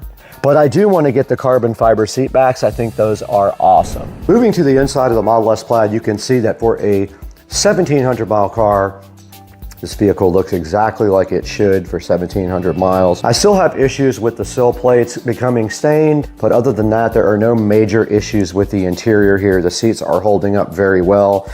I am careful with the bolsters, and the same thing in the back here. We don't have any issues whatsoever with quality or things getting worn out prematurely. The screen in the back is still working great as well, where the back people can control their media and their air conditioning system. And so the interior of the Model S Plaid has held up just as expected to moderate use.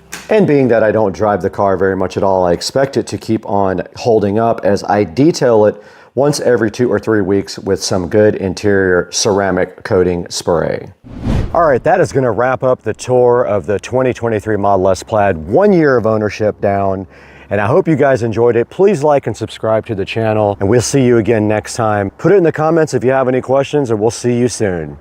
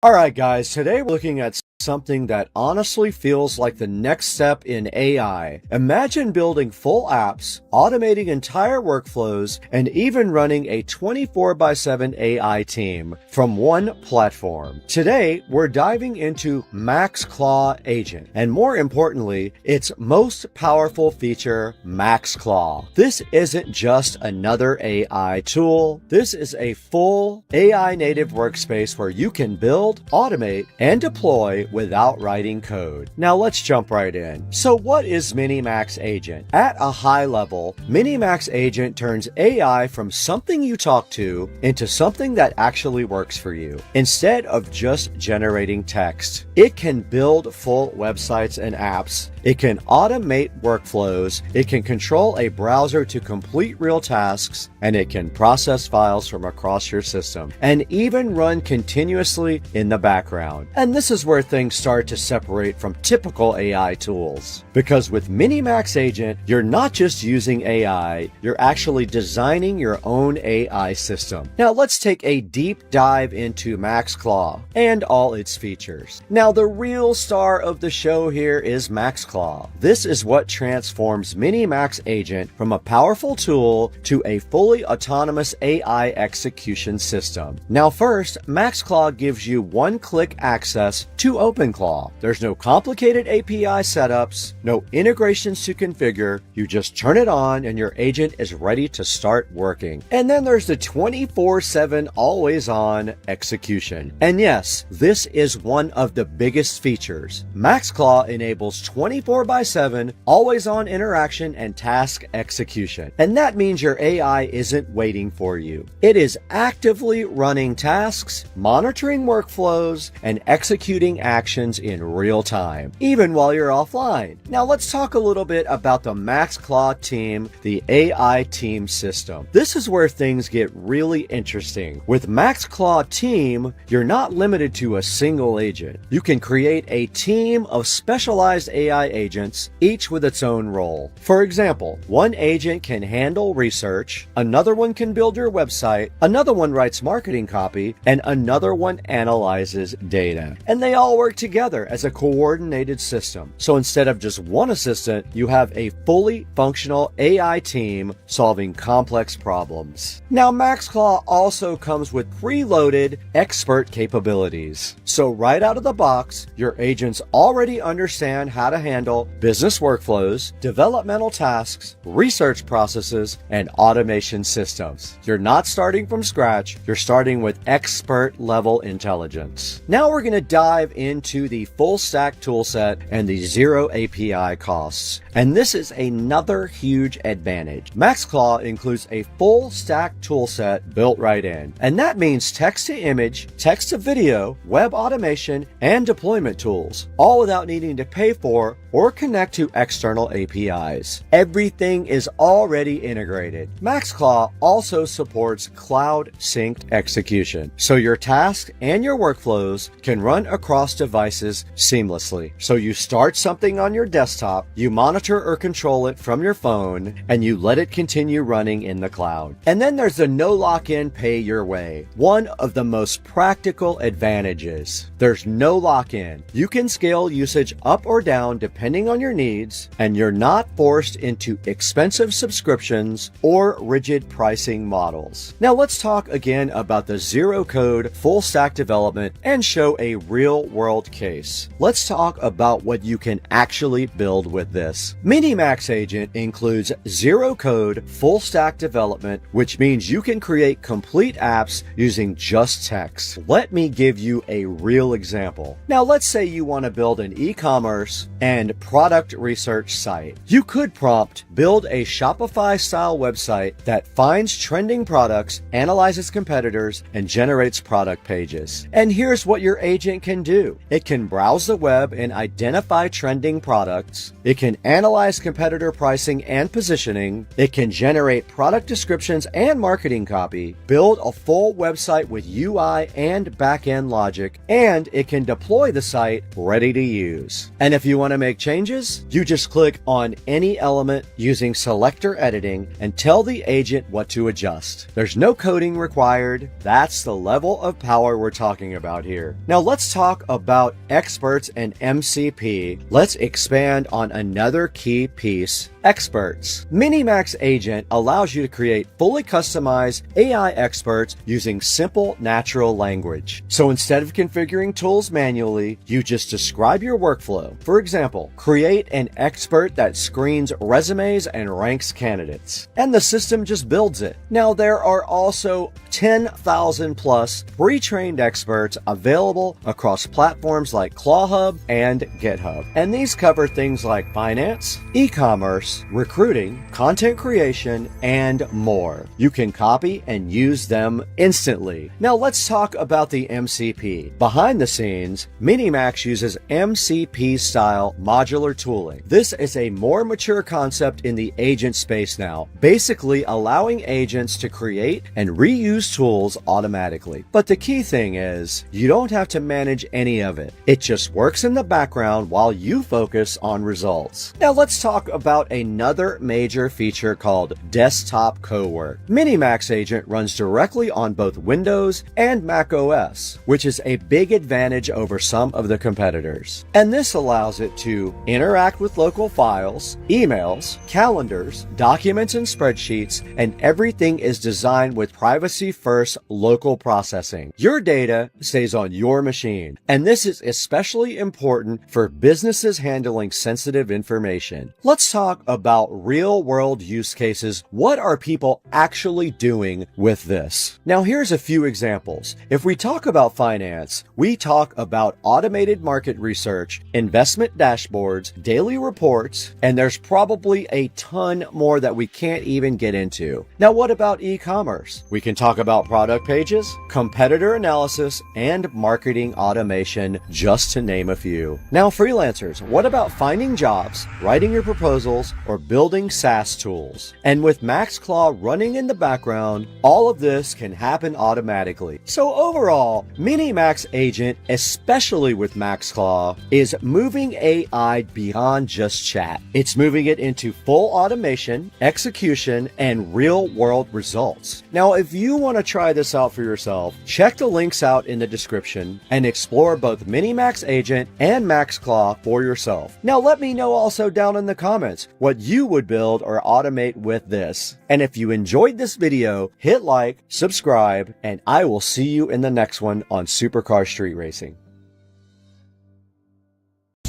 All right, we're out here, me and Christian, and we are checking out this little dude. He's so cute. So cute. Florida alligator life. There's like 3 over there, 1 right here. and that is Florida.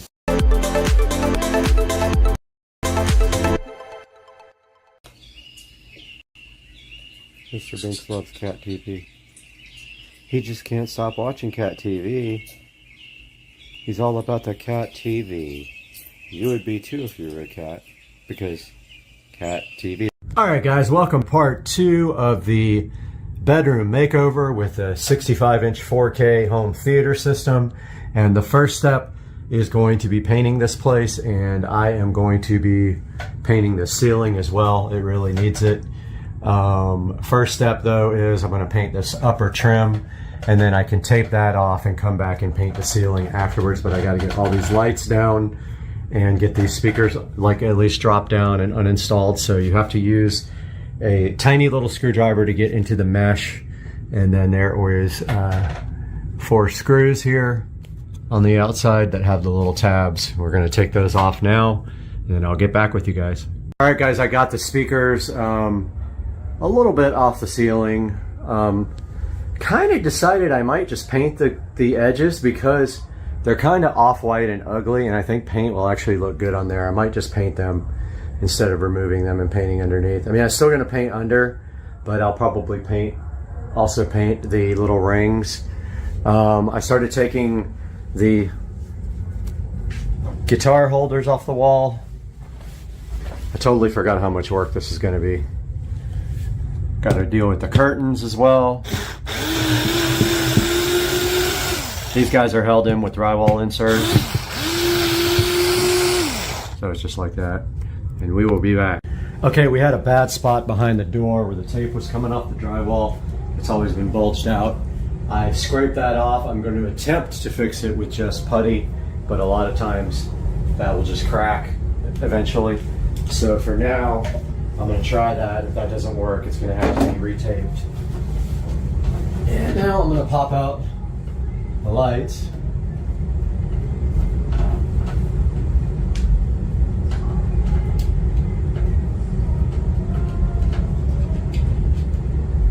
And that's enough, just down enough to paint around so they can be popped right back in.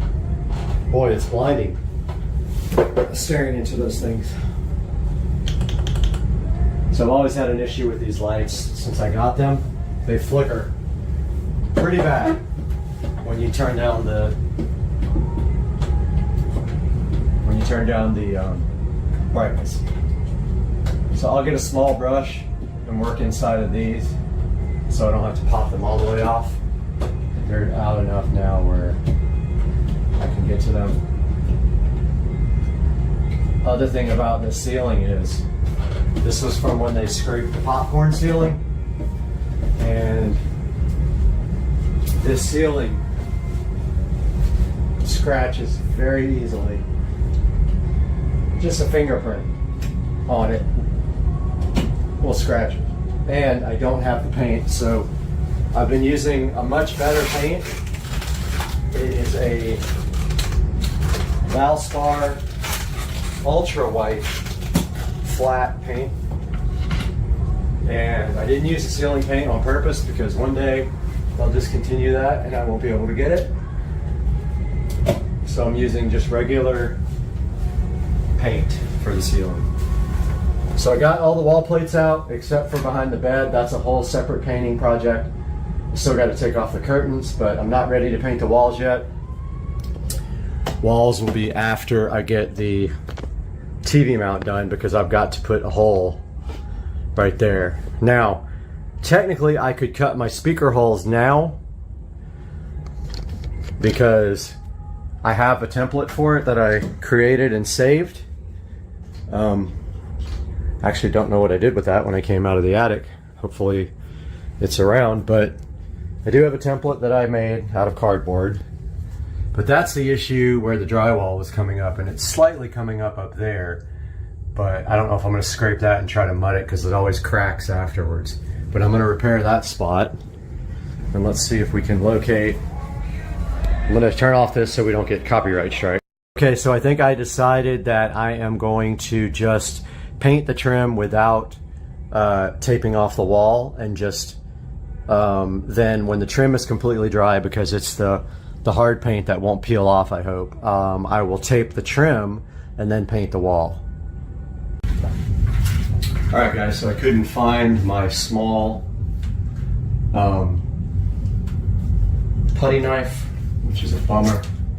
It would get in that little crack there, so I'm just going to have to try to use the large knife and come in from a different angle and fill this hole right up. I hate using this big knife for this. I just don't have any.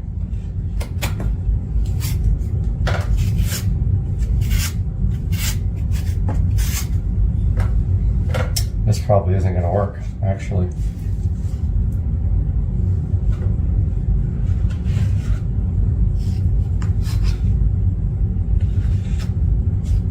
Maybe.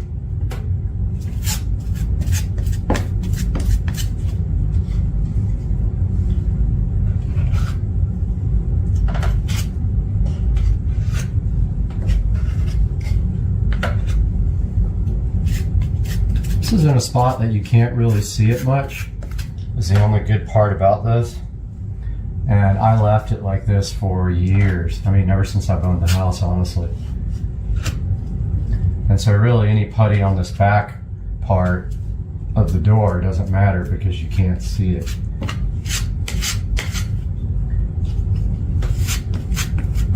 You can kind of see like where the tape is on the wall as well. So I'll try to fix that if I can.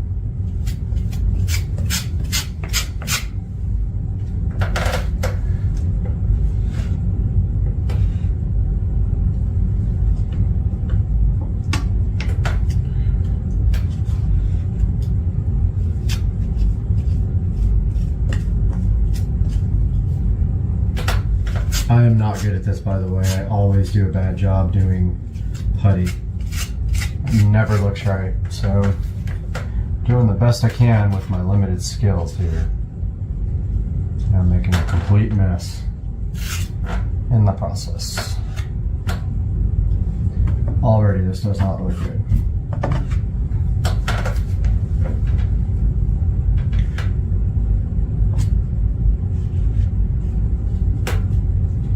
I think this putty is like half.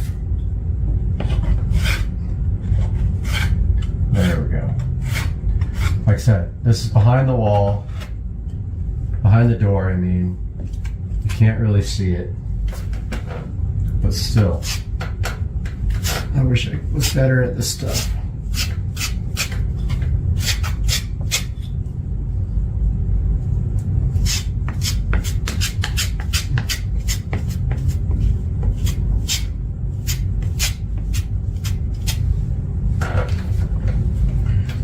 Still an area back there that doesn't look good.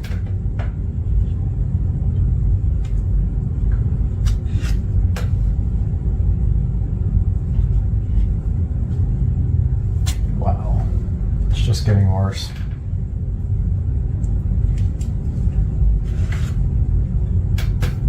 Can't even tell which side is of the knife is for smoothing.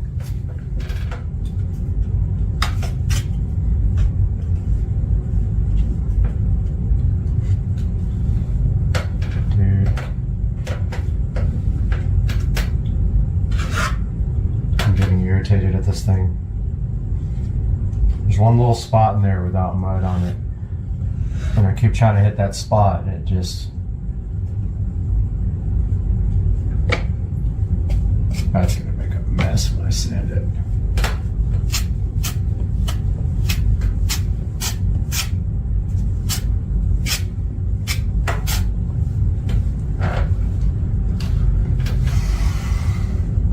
Still one little spot there.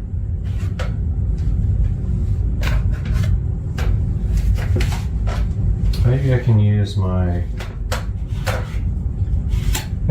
my trim tool. It's thin.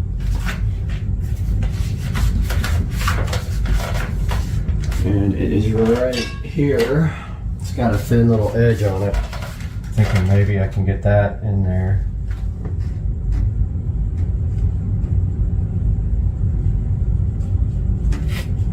Worked pretty good.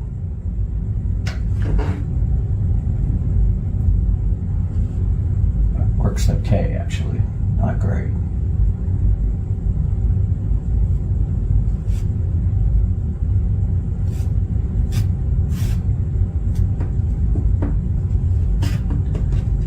It's good for getting in that little area, but there's still this part at the bottom that just does not want to fill up very well. I think I gotta start lower.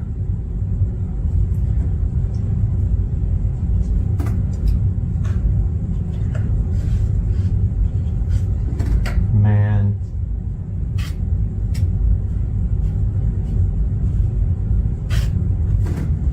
Yeah. This looks like absolute hot garbage.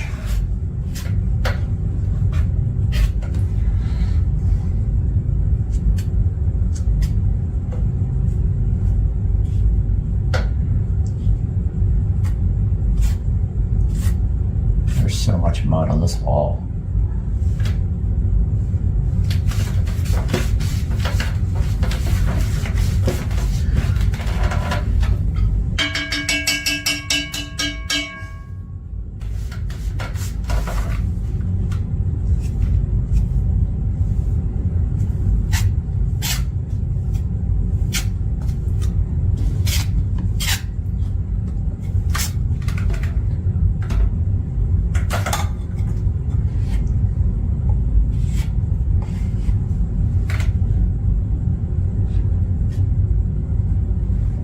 So I'm just going to leave it like that because I'm making it worse. And then I'll just try to sand it down, and maybe it needs another coat. Maybe not. Not sure. Looks like crap though. I'm not proud of myself. Okay guys. Thought I was ready, but I can't find my saw. But I'm going to go ahead and mark. I did some measurements over there, and I'm trying to match this side with that side. Hopefully this template works, or I am in big trouble.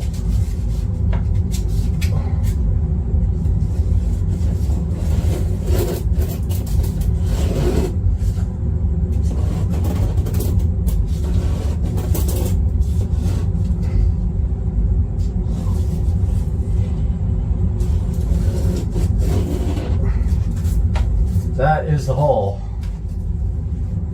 Thus it's very close to the trim.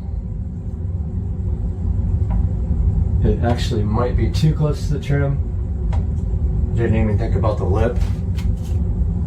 Not sure how big the lip is. I kind of want it right up against there. Yep, I might have to move that over just a touch, recut it. Let's see how big. I don't have any speakers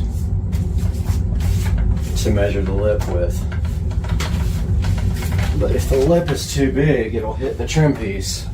And we'll have a problem.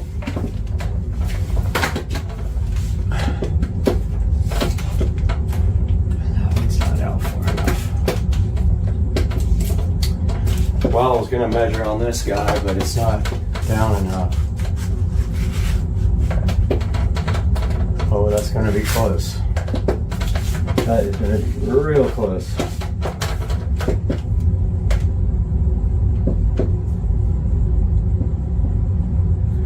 Yeah, I probably shouldn't do any more of this until the speakers get here, because I just don't know. I want to make sure I got the right template, and also that the lip is going to not hit my trim up there. I don't want to have to like route out the trim or anything crazy like that just to get it to fit. I mean, I will if I have to. I'll Dremel the trim out, but I don't want to. I kind of want it tucked right on the trim. So I'm going to wait till the speakers get here. Unfortunately, that's going to be next week. So no painting either, because I want to paint after I cut the holes. We got another issue with tape right here. I was just thinking about maybe I can get the exact dimensions offline, but that still won't tell me how wide the lip is. But we do have an issue right here with tape.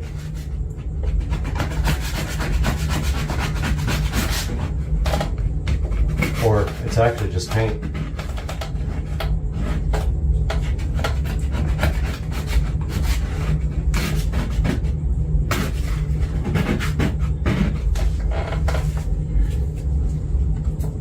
Yeah, it's just paint peeling up.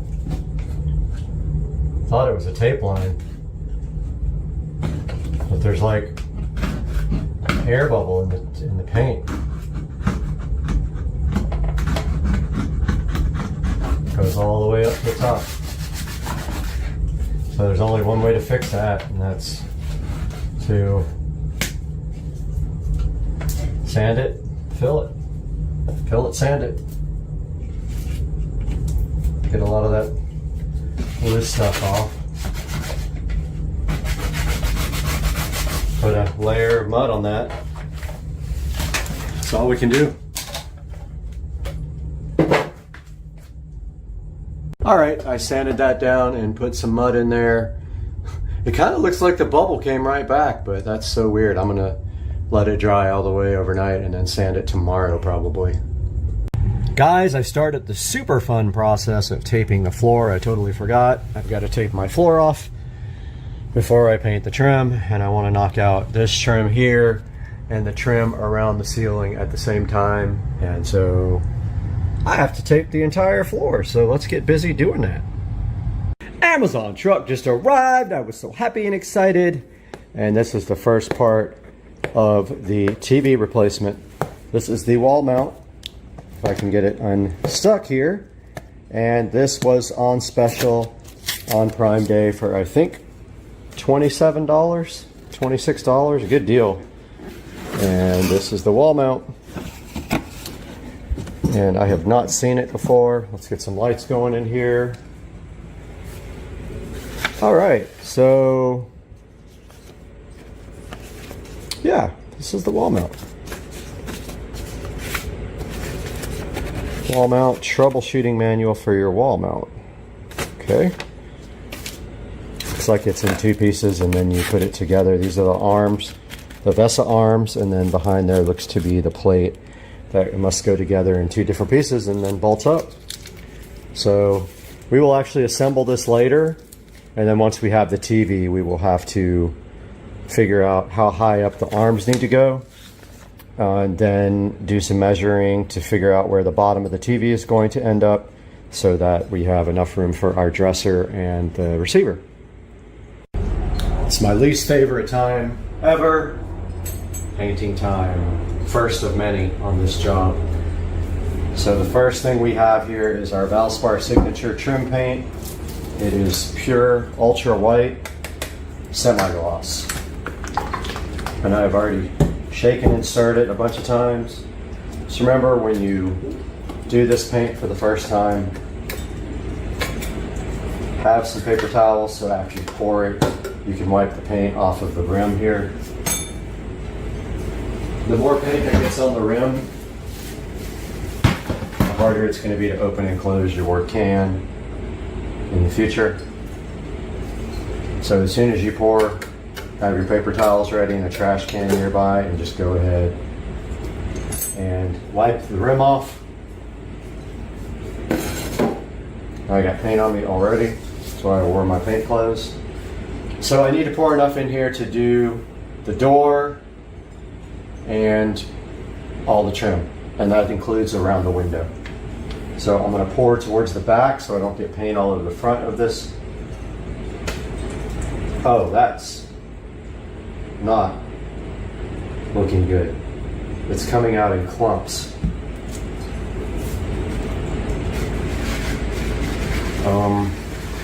I have never seen paint come out like that. It is like almost dry, I think.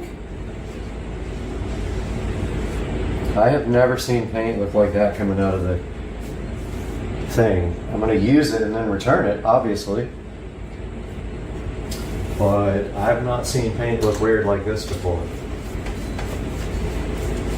It's like it's either not stirred up or it's dry. There's clumps in it. It's weird.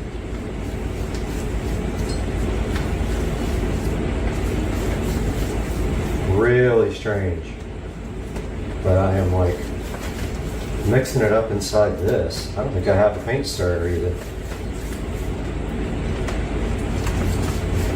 It's got these big clumps in it. So strange. See how it comes out on the walls, but it's got chunks in it.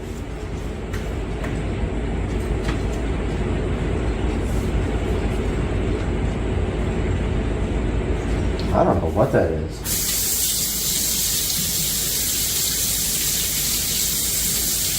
Shake and insert a bunch, but wow, it looks terrible.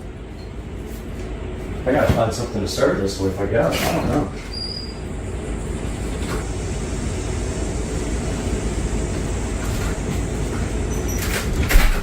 The only thing I could find was a PVC pipe, but this looks absolutely terrible. I have never seen paint look like this right in the bucket.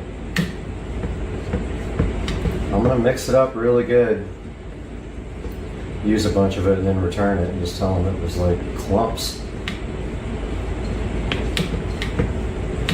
It's just got like big chunks in it. I do not understand that at all.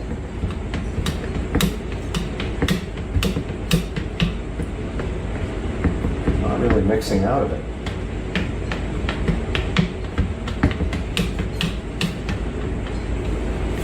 I've never seen paint do this before.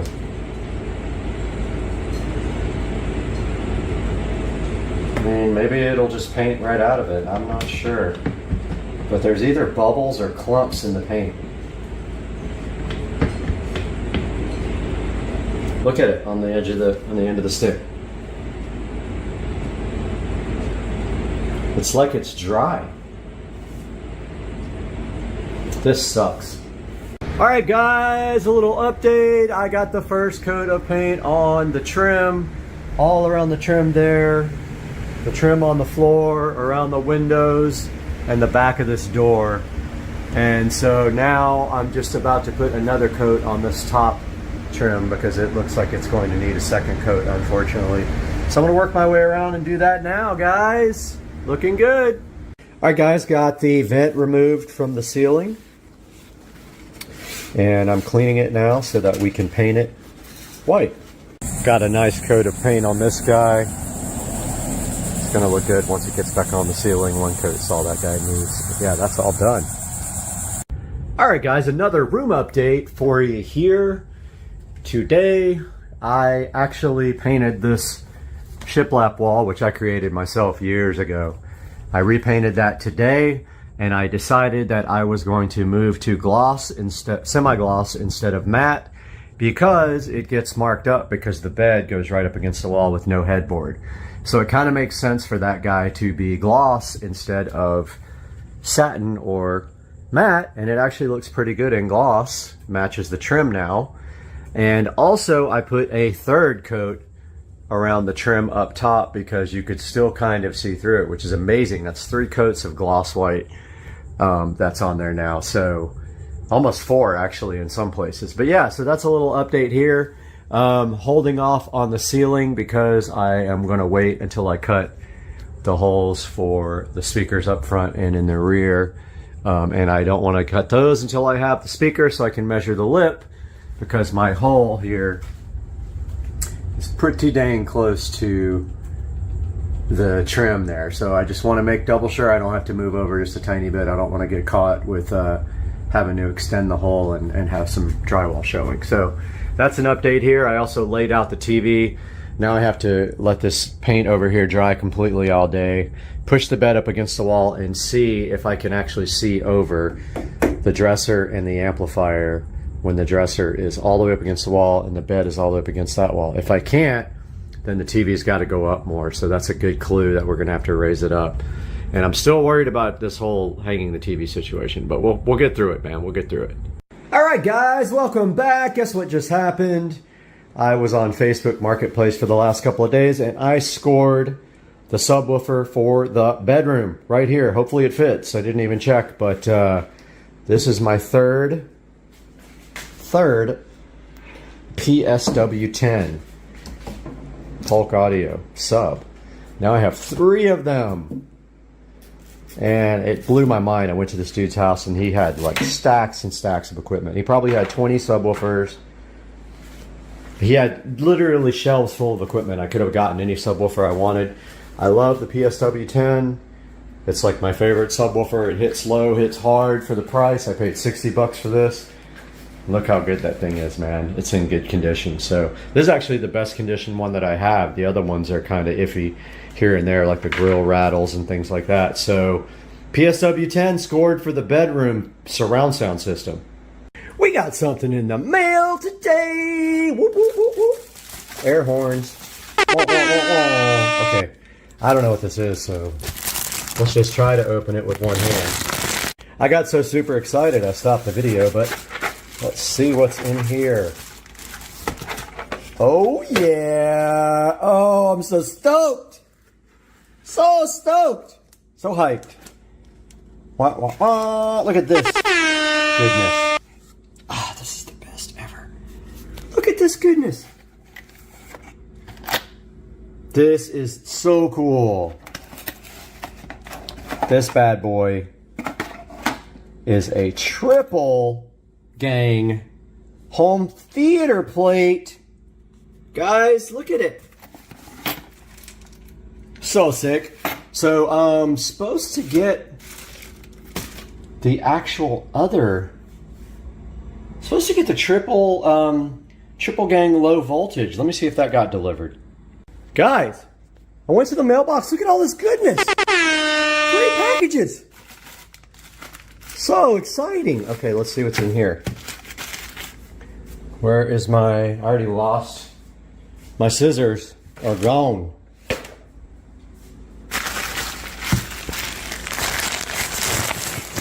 What could this be? This is a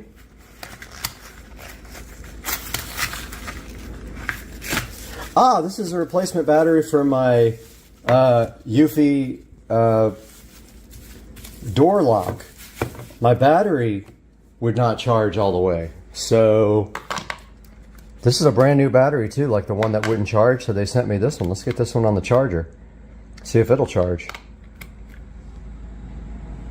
All right. It's red, so it's charging. The other one would go green and then it just wouldn't be charged. All right, we got two more to open, guys. Let me put you down for a second. Okay, what's in this box? What's in this package? Aha! Dude! Everything's got a freaking... Okay, there's my knife. Everything's got so much packaging. I've got one hand to do this with. Just don't want to go get my tripod. Aha! Triple gang, low voltage, wall plate for this guy. That's exactly what it's going to do. This goes into the wall. These three guys go into this, and then this plate goes on top. It's going to be so sick. Look at that, guys.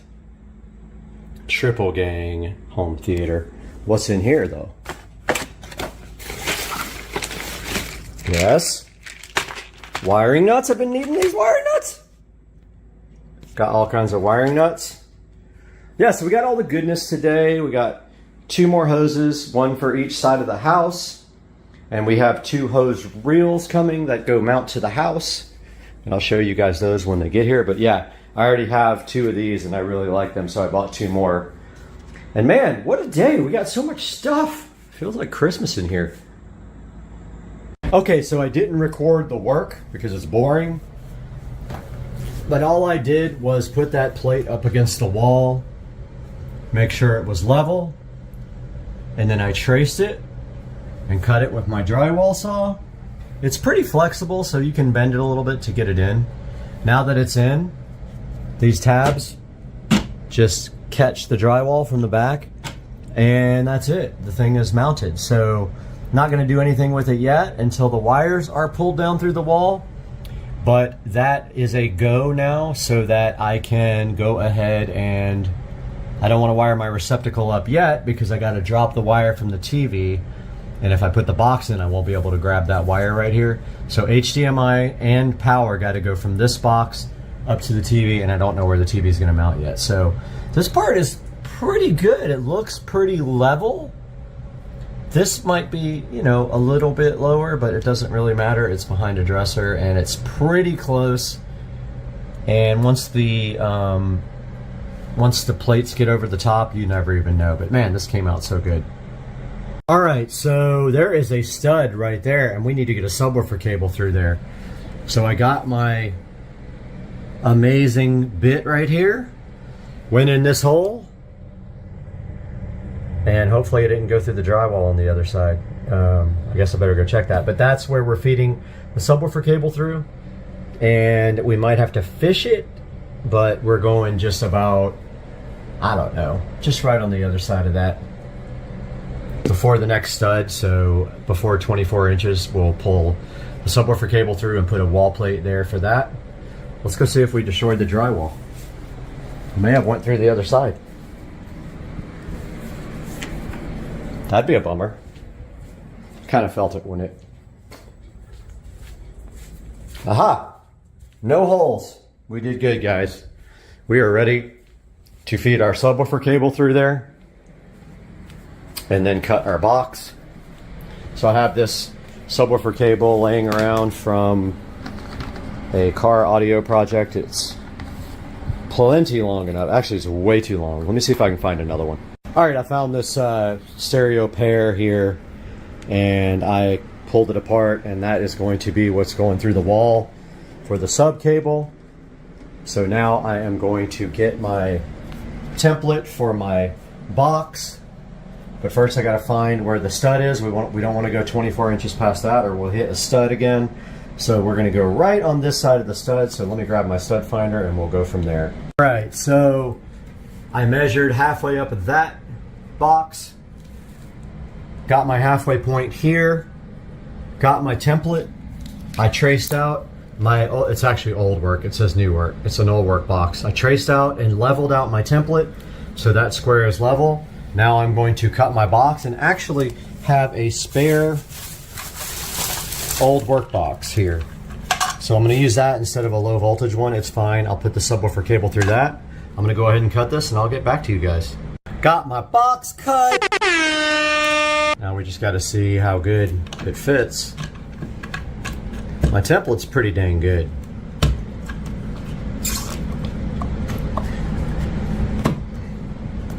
Looks like it fits good. And if it's a little off, you can just widen the box. But that is going to be level. So I'm going to go ahead and pull that out and feed my subwoofer cable through. I want to show you guys how close we were to that stud. We were literally maybe 1/4 of an inch. And my subwoofer cable should be in here. I can't put you in there, but let's see if it's in there. There's the subwoofer cable. So that's kind of tricky sometimes with a stud there, but if you drill on an angle from the next hole, you can get through the stud without going through the other side of the drywall. And we got our sub cable here, so now all we got to do is put our sub cable through. We got to like push one of these tabs in on this box. So we'll find the top. Doesn't matter which way's the top. Actually, we can come through the bottom. It really doesn't matter. And you just kind of like, hard to do with one hand. It's impossible to do with one hand. Just end up stabbing myself. Yeah, let me get this punched out. There we have it. We have our subwoofer cable ran. The other side of it goes to my wall plate, and then from the wall plate up to the receiver up here. So I haven't decided yet if the receiver is going to be able to be on the dresser. If it's not, of course, this is a waste of time because the receiver might be right over here with the subwoofer. So we have it anyway, just in case. And I don't have a subwoofer plate to put on this. I got to order one right now. I had ordered one, but I canceled it because I didn't think I was going to use it. But now you have to actually tighten these screws down, and this box will pull up against the drywall. Once it's level, though, so you get your level out, and then your screwdriver, and that's what you do.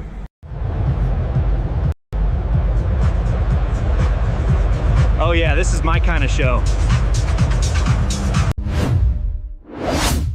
We are live at the 2026 Consumer Electronics Show with Supercar Street Racing.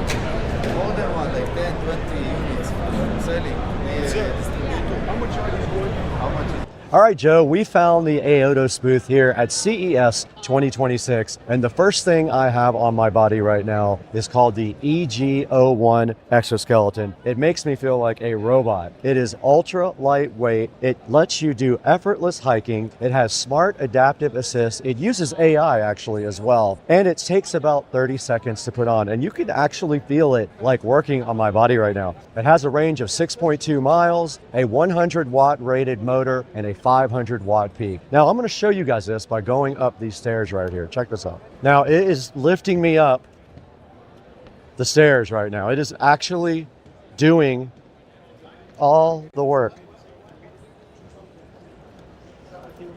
So make sure you check out the EG01 from ASUS, the exoskeleton robot. We got some more stuff to show you guys though. Guys, we're still at CES 2026 in the ASUS booth, and look what we found here. We found their D2 electric dirt bike. This thing is sick. It weighs 128 pounds. It has a 34.5 mile range, a 60 volt, 30 amp hour lithium battery. It has a 2000 watt motor, and it can peak out at 4,800 watts, which is crazy good. It's got front and rear hydraulic brakes, as you can see right here on the front and the back. And it's got hydraulic spring suspension. This thing goes 50 miles per hour with 17-inch front wheels and 14-inch back wheels. ASUS wants you to check out, these are all brand new. These have not even hit the market yet. They're so new, they're available, but they're brand new. Make sure you check this out. There'll be a link in the description to buy one of these as well. We're still at CES 2026 looking like a complete robot. We're wearing the exoskeleton right now, but our main focus right now is this D2 bike. Now this is a little bit smaller than this bike here. It has a range of 28 miles. It's a 48 volt unit, 26 amp hour battery, and it has a 1500 watt motor with a 3000 watt peak. It has front and rear hydraulic disc brakes, as you can see right here. It does have hydraulic spring suspension. You can check it out right there inside that thing. This guy does 40 miles an hour. This would be perfect for a young adult rider. There will be a link in the description for this guy as well. Make sure you check it out on ASUS. All right, we're right in front of the EB03 electric bike here, and we're gonna see something crazy, I think. This thing is awesome. It has a 50-mile range. It has a 750 watt motor, and its peak power is 1200 watts. Show us what this thing can do. Joe, this is great. 330-pound bike. It's all aluminum, 54 volts.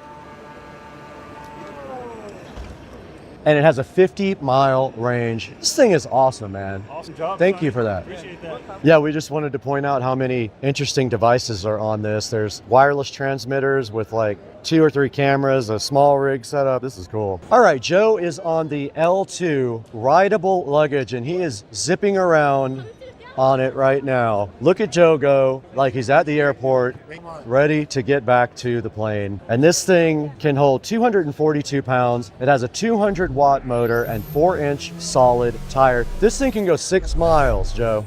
6 miles. It'll go 6 miles. I don't know the top speed though. Good job, Joe. He's doing good. All right, we are right here at CES 2026 with Supercar Street Racing. We found the ASUS booth right here. ASUS invited us to come in and try all their high-tech gadgets, but this company is focused on making everyday mobility more fun and more easy. Now, a lot of these products, or most of them, are brand new. They are focusing on e-bikes, dirt bikes, exoskeletons, and rideable luggage. Now, there's also in the catalog, I saw a few scooters. I saw about 5 scooters, which I'm super hyped about. I saw a Red Bull scooter in there that I really like. But yeah, this company is focusing on this current product line right now, everything that you see behind us. Now, their next big product is an electric motorcycle integrated with a drone. I don't have a lot of information on that, but I'm excited to see what that is like. They're going to combine performance, safety, and smart features into all of their mobility products. ASUS wants people to trust and enjoy their products, whether they're just riding around like in here, or they're outside in the forest, or doing whatever, commuting to work every day. They want you to trust their brand. We wanted to show you guys around the ASUS booth, and right now we are in front of their electric bike section. It's very cool. This is a camera rig here. There's 75 cameras and every sort of thing on top of that. Now, as we move over here to this section, this is the same bike here. We have 3 of the exact same Now we're moving over into their electric dirt bike section. There's a smaller one for maybe smaller children, and this is a little bit bigger one. And then of course they got their e-bike right over there. Now that's a different one. You notice that it has a black fender there. That's a different model from the silver one over there. And then over here we have their exoskeleton. You guys did see me go ahead and demo that. And then there is a crazy robot. I don't know what he is doing. But the rest of the tour here is the cool ASUS rideable luggage with the LED on the side that people are going to flip out when they see us riding through the airport. And that's all for ASUS. Make sure you come visit them. Tell them Supercar Street Racing sent you.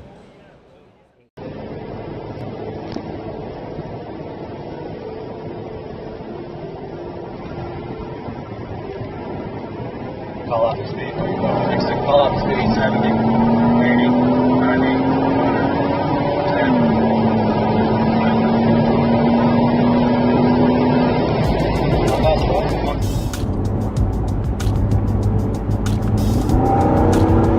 Oh yeah. Feels good, man.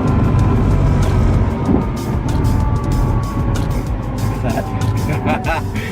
5-0.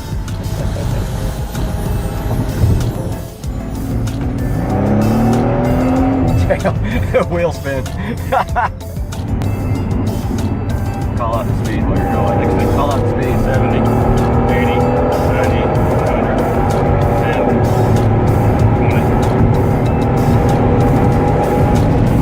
How fast, bro? 140. That's definitely the fastest you've got.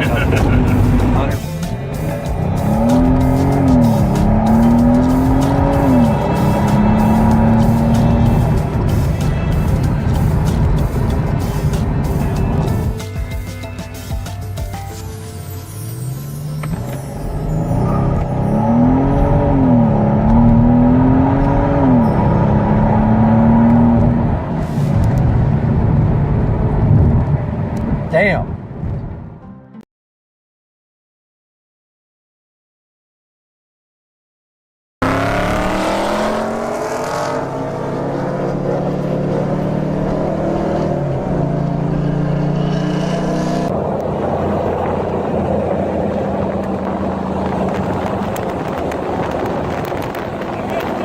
All right, let's go.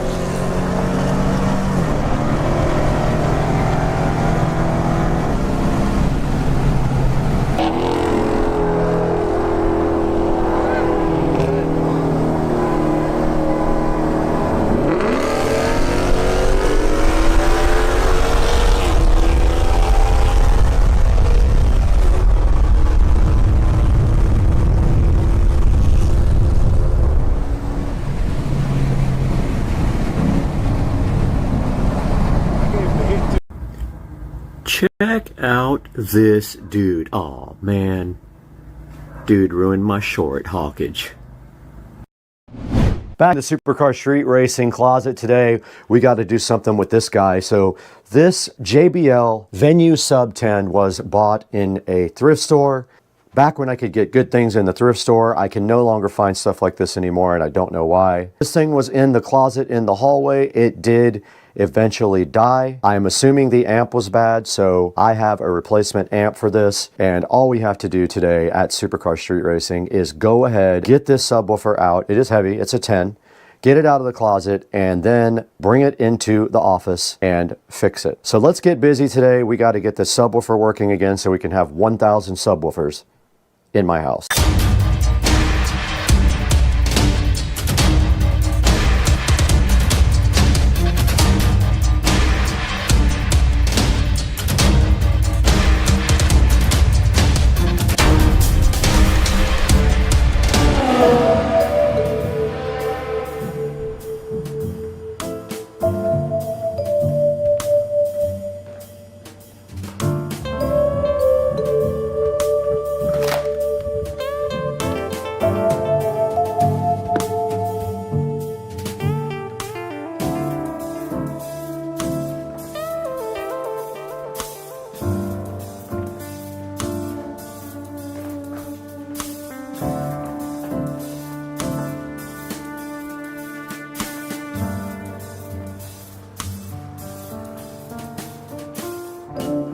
All right, we got the replacement amp for the JBL Venue Sub 10 right here. This fan is loud, so that's what you're hearing.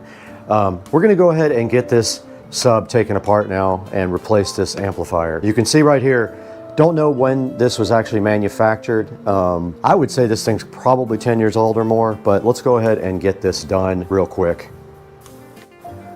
Got the JBL Venue Sub 10 right here in front of us, looking so fresh and fly, and it is ready to come apart. I think these are the screws to take it out.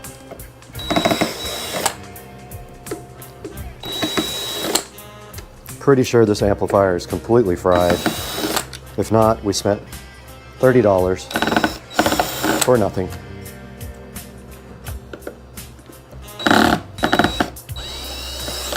think this is a 250 watt.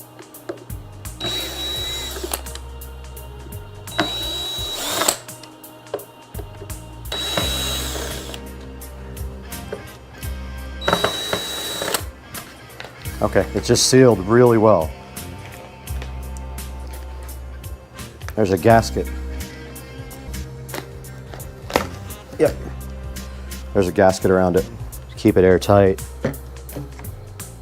Wow. That is a short, very difficult to get the wires off the sub.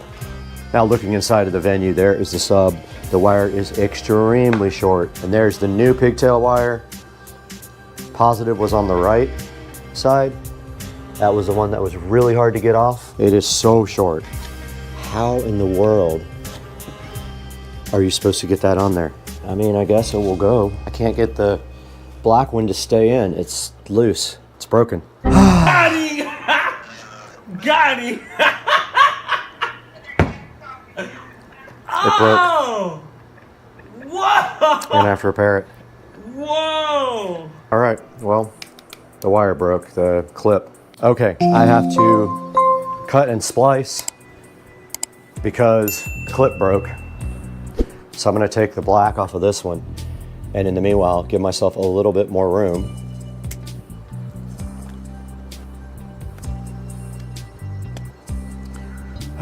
Need my strippers. Got him! Got him! Got this wire strip back here. Just gotta cut this one off. Do the same. This clip is broken.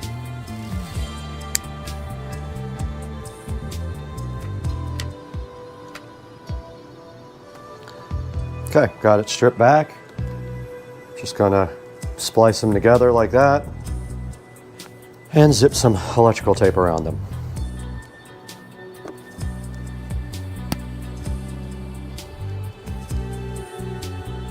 No biggie. And now I have more room to actually work. I'm gonna go ahead and plug this guy in.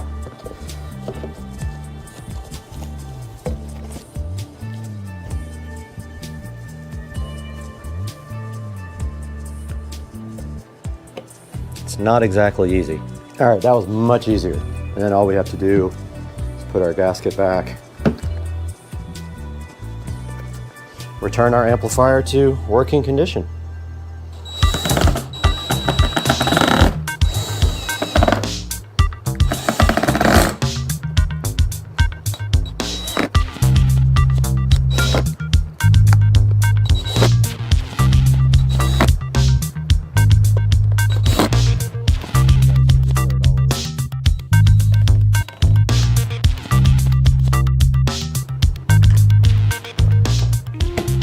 Back in the Supercar Street Racing closet now, and we are going to wire up this subwoofer.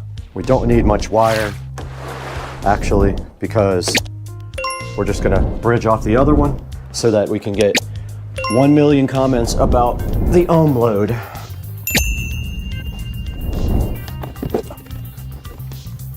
I need my wire strippers, this is crazy.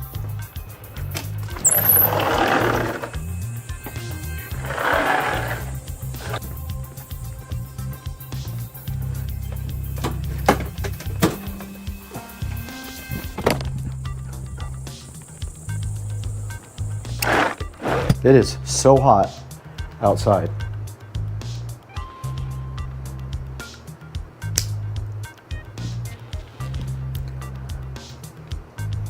We got our wires all stripped back now, so all we have to do is connect this guy up. Should not be difficult, unless the wire won't fit inside of the terminals, but let's see.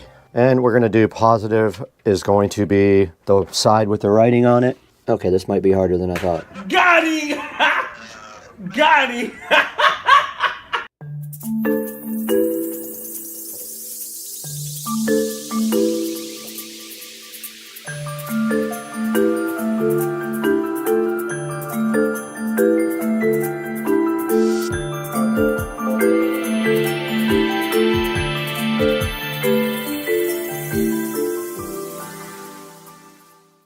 All right, we are all done with the project. You can tell that the JBL hits much lower than the Sony. You can just feel the frequency response is lower and its output is so much better. So yeah, this is all done. This project is finished. We have successfully replaced the amplifier in the JBL Venue sub. And that is all for now. We'll see you guys next time. Hey guys, welcome back to Supercar Street Racing once again, and we are here in the 4K production studio, as you can see right behind me. And today we're talking about something that I have a lot of experience with, and that is powered subwoofers. And you know that I have quite a few. I probably have about 10 of them. There is one here in the studio and quite a few more inside the Supercar Street Racing compound. So today what we did was our old JBL powered subwoofer that I did get at a thrift store died for some reason. It was in the closet, in the audio closet in the house. We did pick up a amplifier for it for all the haters because they said when I replaced my amp in my Cerwin Vega subwoofer, I wasn't really repairing it. So this time we repaired it again with a new JBL original plate amplifier, and it did get repaired correctly and looks and sounds really good again. Now, taking a look at some of the powered subwoofers on Amazon, which I will link in the description, you can see that there are quite a few clips on the very top, and they all have very good reviews. Like the R125W, you can see right here. This one has a lot of good solid reviews. It is a 12-inch woofer, and looks like it's sitting at about a 4.8, which is very difficult in a speaker to get reviews that high. Now, looking back on the front page, there are a few other ones up here like Audio Engines S8, the Soundtown Oberon, which actually looks like a Pro because it has this big kind of pro-looking grill on the front, or grate if you want to call it. And then if we scroll down some more, there's a couple of other Klipsch's. There's a 10-inch Klipsch there as well for $179. And if we get even further down, you'll find one of my favorite subwoofers, and that is the PSW10 by Polk. It is a good value. It has gone up in price lately. Used to be able to get it for $159. I can't believe that, but now it's sitting up at about $249. Also has a lot of good reviews, over 15,000 reviews, and it is sitting at over 4.5 stars. So that would be another good option for you if you are looking for a powered subwoofer. Now, like I said, I'll put 3 options down in the description for you to pick out a good powered subwoofer for your home. But check it out right here. We've got things like the Elecan for $149, which also has 1,039 really good reviews. Now, some that you may or may not have heard of, because I sure haven't. We have the Rel and we have the Edifer as other choices for subs. And then if we keep going down, there's some like the Kanto, which I also have not even heard of. So there are a lot of choices out there for a powered subwoofer. I love all my powered subwoofers, so you know what I have. You've seen some in my videos. You can always go back and watch some of those older videos. But for now, we are going to be calling it a day at Supercar Street Racing. We have to go shoot another video for the golf cart of some products that we just got in. Please like and subscribe, and always order your Amazon products through any of my product links. If you click on a link in the description and then order anything, doesn't have to be that product, it helps out Supercar Street Racing so much, because you know we don't make any money on the channel, we actually lose money. Now we got to get out of here. We got to go shoot and edit another video today.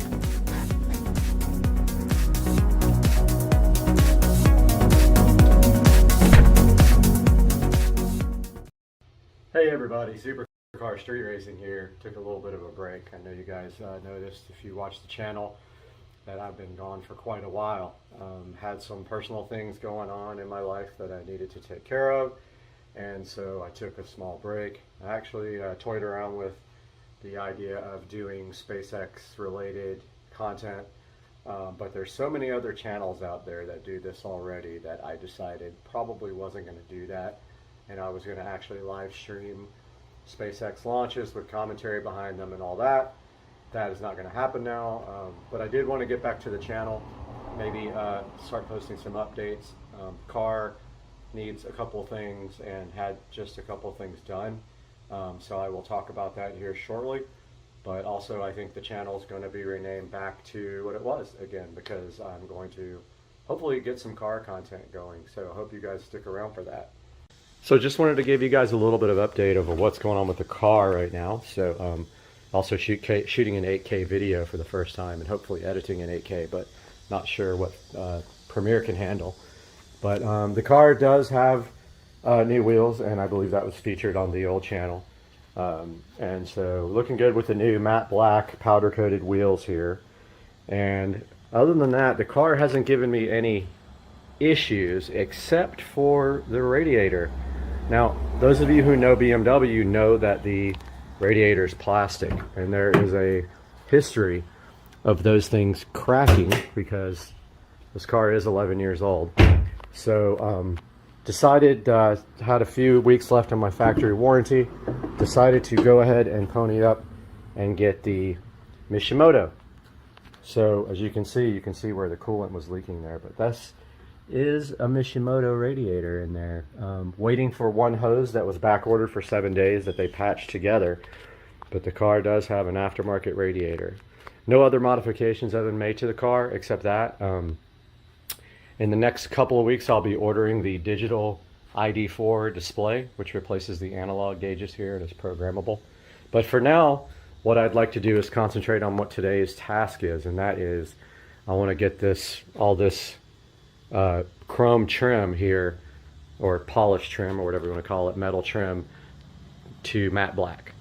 So what we're going to do is go through the process of how you do trim. It's different from emblems, because you on emblems you just, and these lights even, you just spray all the way around them with a big square and peel them off. Well, these guys you have to tape off, and then you have to spray a wet coat after you've got about 3 coats on it, and then peel your tape while it's still wet. What happens is the plastic dip on top kind of softens the stuff on the bottom, and then it allows you to get a sharp line. Otherwise, you start peeling dry with a tape, you're going to pull all the plastic dip off. So the first thing I'm going to do is clean this stuff. So I'll get back to you with that. So I've just got some Windex here and a standard, what do we call it, soft cloth used for cleaning the car. I'm going to go ahead and clean all this trim up just like this, just to get all the exterior dirt off. You can see here how difficult this is going to be to get right under here. That's going to be fun. But see this cleaning job here, and you notice on the back we have this long strip here It's got some black stuff on it. I'm going to do my best to get it off of there. So I'm going to go ahead and clean the whole car, and I'll get back to you guys after that's done. Okay, so I cleaned the entire trim here all the way around the car. Even though there's still some black right there, I can't seem to get that out. So I hope that isn't an issue. Plasti-Dip is usually pretty resilient, and it will stick to almost anything. So I got that all cleaned off. So the next thing you have to do now is tape off the trim and mask off the car. Otherwise you're going to have Plasti-Dip overspray everywhere. Now it will come off, but I don't recommend that that's something you do, is try to do that and take it off. Go ahead and cover the car up, mask it off with plastic, and I've got some 3M blue tape to facilitate that, and I also have a painter's tarp, and I'm going to use sheets for the inside of the car. Now this is a two-step process. There's trim here, and then when I put the top up, there's going to be more trim that's going to be all the way around this back part here that we're going to have to do, and up on the window. This is going to be a two-part step. Each step needs about 3 to 4 coats, and they take 20 minutes each, so this is going to take a while. So I'm going to go ahead and start the masking process, and I'll get back to you guys. Car had to go by, of course, but we're back with a little update. So I just want you to be prepared that this prep process is very time consuming.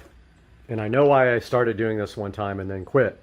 Now the other problem I'm having is, of course, this tape sticks to literally nothing. It doesn't even stick to itself, as you can see here. So you're going to have to do your best to get everything taped and hope that your tape actually sticks. Mine does not, and that's becoming a huge problem. So what I've done here is I've got some sheets on top of the car like this.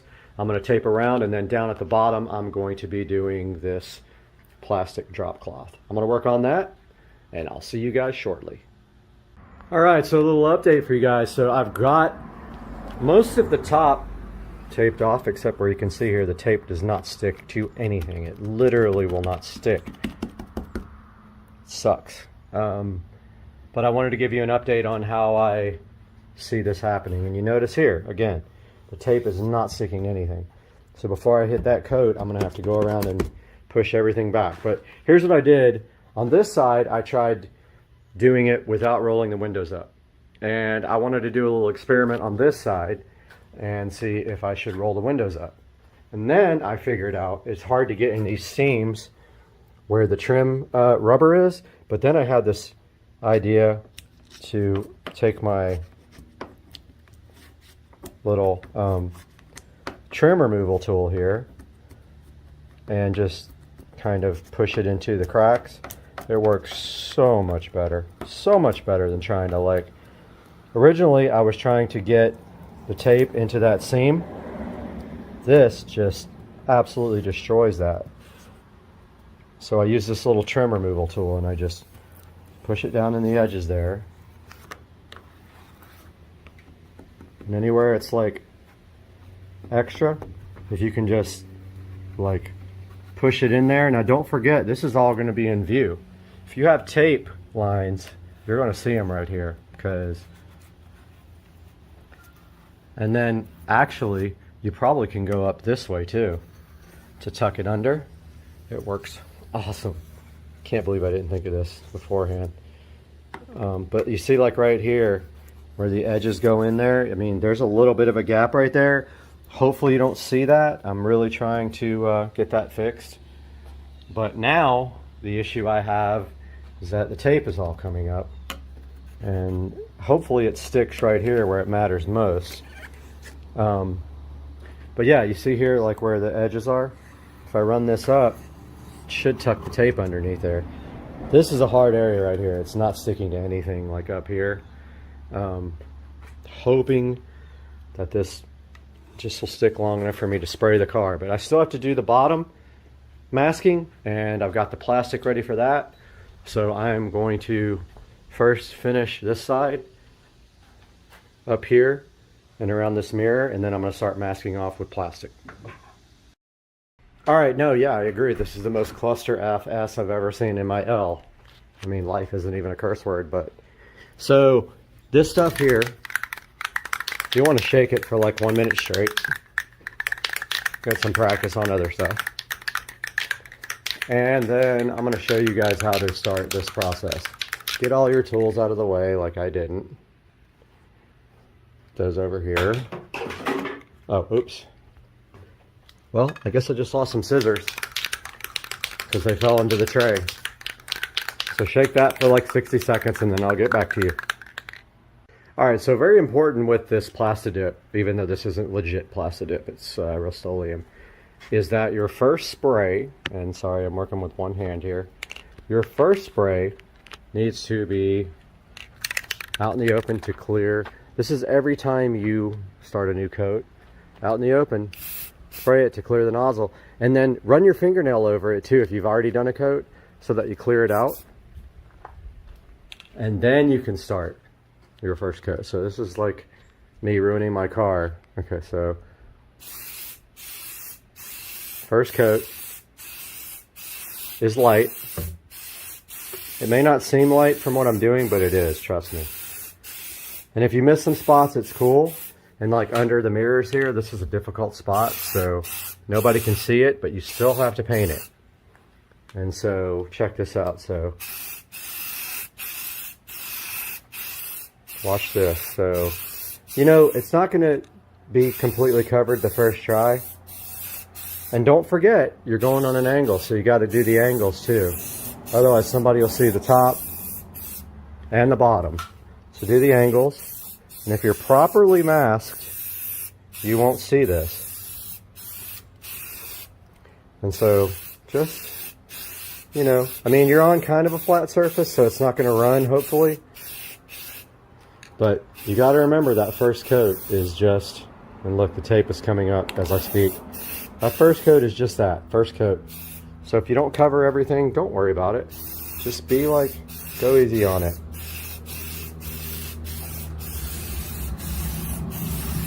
And I brought 2 cans. I don't know if that's going to do it.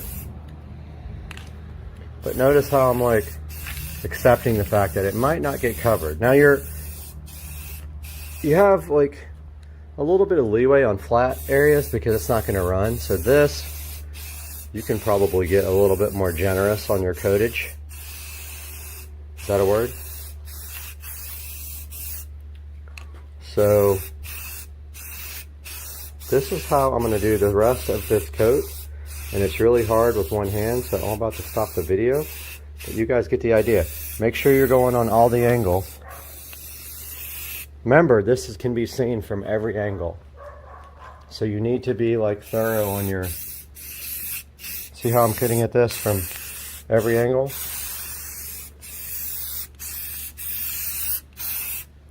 Sorry. Alright, so at some point my video cut off, so I'm just trying to tell you guys that you want to get all angles. So see the bottom here, where you can see the edge? People can see that, so you want to get from up here, and I know my camera keeps tracking off in the distance, and you also want to get from down here. So get the top edge, and then the bottom edge.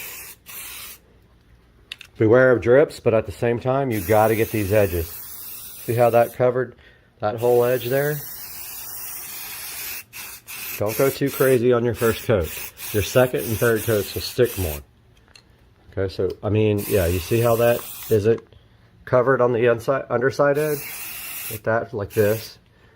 If you got any issues later, you can always touch it up. But look, see that? You got to get that edge. And then underneath here, where people can or can't see, you still got to get that. And then cover this top edge. See that? I know my camera, it's really difficult because it's such a small field of view. But that's the first coat, and I can already see where we missed this edge. So come back and get that whole entire edge on the bottom. If you don't, people will see it. They're going to be calling you out on your work, and they're going to call me and be like, dude, what happened? All right, we'll be back with the second update. Let this dry for 20 minutes. All right, guys, so the timer just went off. Evidence. So we're headed outside to the garage to do coat number 2. Always remember, like, on your second coat. So the goop can get caught in the nozzle. So scrape that with your fingernail. Take it a little bit. Walk outside. Give it a good spray. Start coat number 2. Oh, coat number 1 looks so good. So let's start number 2. Coat number 2 can be a little bit more thick. Just remember, like when you do this coat, to get the bottom edge and the top edge. Even in the places you can't see, because your passengers can see it. So let's start with coat number 2, and I'll get back to you guys for coat number 3. Alright guys, so the last coat is about to go on. So this is the 4th coat, and this coat is spray and then pull the tape while it's wet. So I'm about to do that. So it's a 4th coat. It looks amazing. I'm hoping like it stays amazing.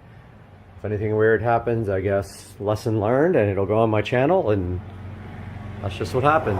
So many golf carts in my neighborhood. Alright, so I'm about to do the 4th coat and then peel. Alright, so I just finished pulling the tape and issues. So overspray right there, and I'll let you decide. Yeah, so that just came right off. So I gotta fix that. It literally peeled right off of there. I don't know if I'll be able to fix that properly, but I'm gonna try. Right there. Issues. Issues. Issues. Overspray. Overspray. Now, mind you, this will come off, all this overspray, but these little missed spots will not. Missed spot right there. Overspray.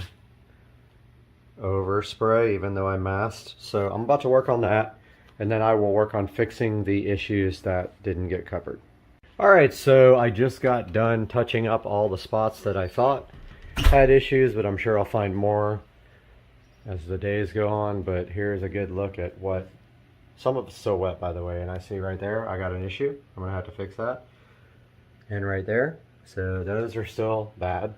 The problem is once you have an issue, it's hard to cover that up with a fix.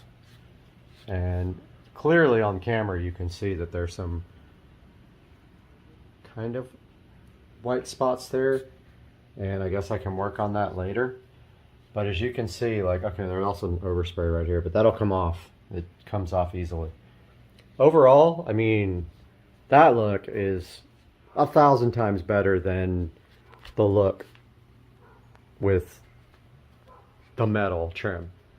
But I still have to do the whole top of this once the top closes.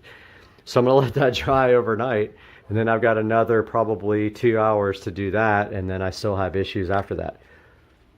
Is it worth it? I'm not sure. Gonna have to see what happens after I'm totally done to see if it's obvious. And I'm a stickler for perfection, so I hate these little metal edges showing and all that. So I'm gonna continue this tomorrow with the second part, which is when the roof is up, and I'll see you guys then.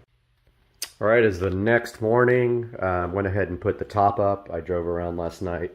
There's some imperfections I need to fix that we'll do later. But now you can see with the top up, now I have to finish the rest of this enjoyment. So I'm going to start taping this off right now, and I will update you guys as I get closer to being ready to do this. Alright, I got some music playing. Hopefully I don't get immediately copyright struck and demonetized because it's playing pretty low. But I got one side taped up here. As you can see, it's super fun. It takes forever, and yes, I did it, and there you go. I'm going to work on the other side now. Just a little update. I kind of wanted to show you guys this tape that I'm using. It is number 2098 multi-surface. I've never used it before this, and I bought it by accident. And it's almost like plastic. I really like it. The only problem I have with all these absolutely ridiculous tapes is that none of them stick. They don't even stick to walls. Like, I've done this 100 times. I've painted 100 times in my house, and this stuff, literally you put it up and it peels off the wall 5 seconds later. But yeah, this is like a plastic type tape. So give that a try if you ever need to tape something off like this. It really works pretty good, except for the fact that it doesn't stick to anything.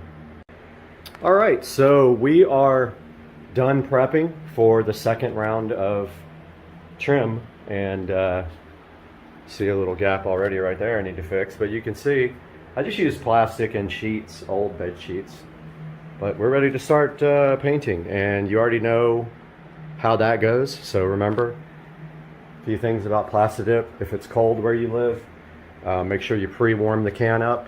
Just run it under some warm water for a little bit. Also, on your first spray, make sure you spray away from where you're actually going to be spraying, so you clear the tip of the can. And 15 minutes between recoats, 4 coats total. Your first coat is light, your 3 coats after that are heavy. And make sure you shake the can very well. So this is a brand new can here. Shake it good for about 1 minute, and if it's cold, which this one is not, it's been sitting in the garage, then make sure you warm it up. But yeah, I'm gonna go ahead and start. All right, guys, well, we are on the 4th and final coat, and this is the coat where it goes on wet, and then you peel while it's still wet.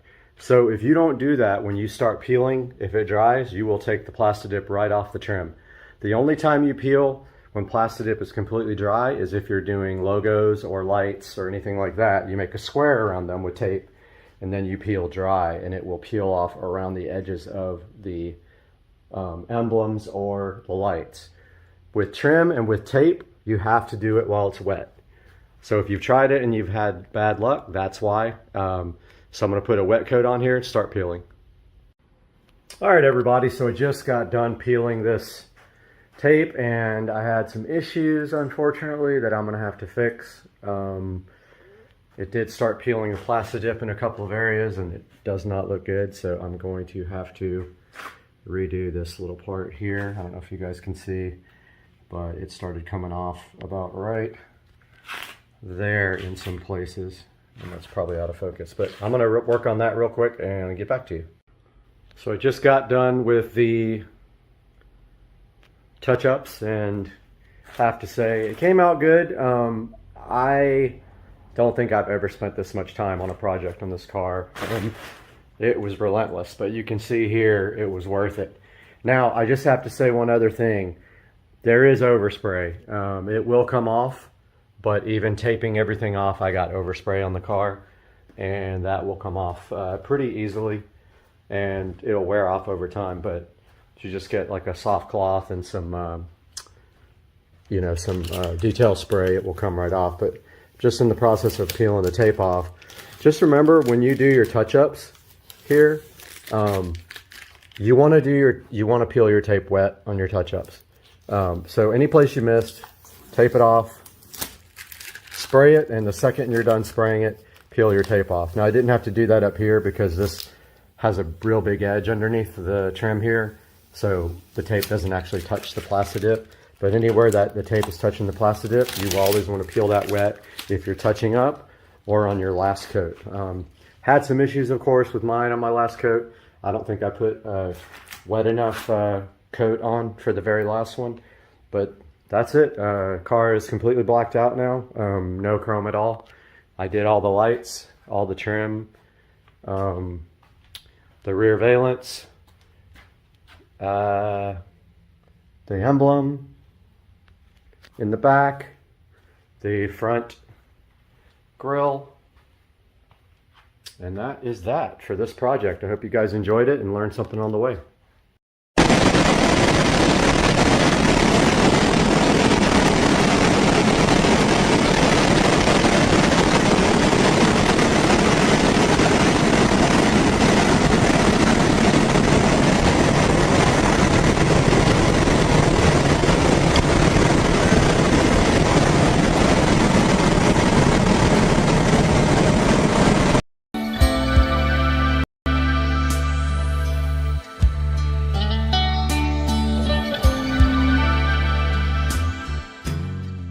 We are recording on both the phone and the camera, and we got to find the Tuya app. Tuya is installing now, and the lock will be ready for a nice hookup to Wi-Fi. I was finally able to get that working. I had to put a little bit of shade over the camera for it to scan, and now I'm going to name the studio, and let's see if we can do anything with this thing. It says connecting this is the screen we have now for the lock, and we need to actually install the Loxo chime. Okay, so I plugged in the chime. Let's see if that actually works without having to pair it or anything like that. All right, the chime works, and we got another video call. Now we're going to add a password and a fingerprint. It said connection failed, but now it says put your finger on the fingerprint. Please move your finger. Please put your finger. Add succeeded. Number 050. Okay, we successfully unlocked our new Loxo lock with the fingerprint, and we did put in a code as well. This thing is done. This project is successful. We are done in here. Let's throw it into the studio to show you where you can get your own Loxo lock just like this one.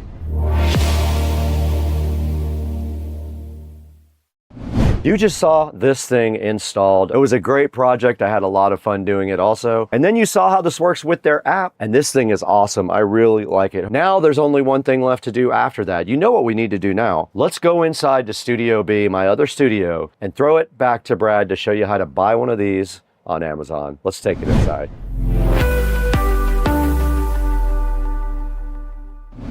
Hey, what's up everybody? Welcome back to Supercar Street Racing, and we have awesome Loxo lock up right here. The smart lock that gets you in your house 5 or 6 different ways. There's so many ways to get in. There is the keypad, there is the fingerprint reader, a manual key, and also the app. Awesome lock. I can't say enough about it. I do love it. And it works with Smart Life app. Now check us out on Instagram and TikTok as well. There'll be links in the description for that. And grab your Loxo lock from the description. It always helps us out. Thanks for 220,000 subscribers. We're gonna get out of here, and our new AI camera is gonna follow us right over here. Let's go, dog. Let's go.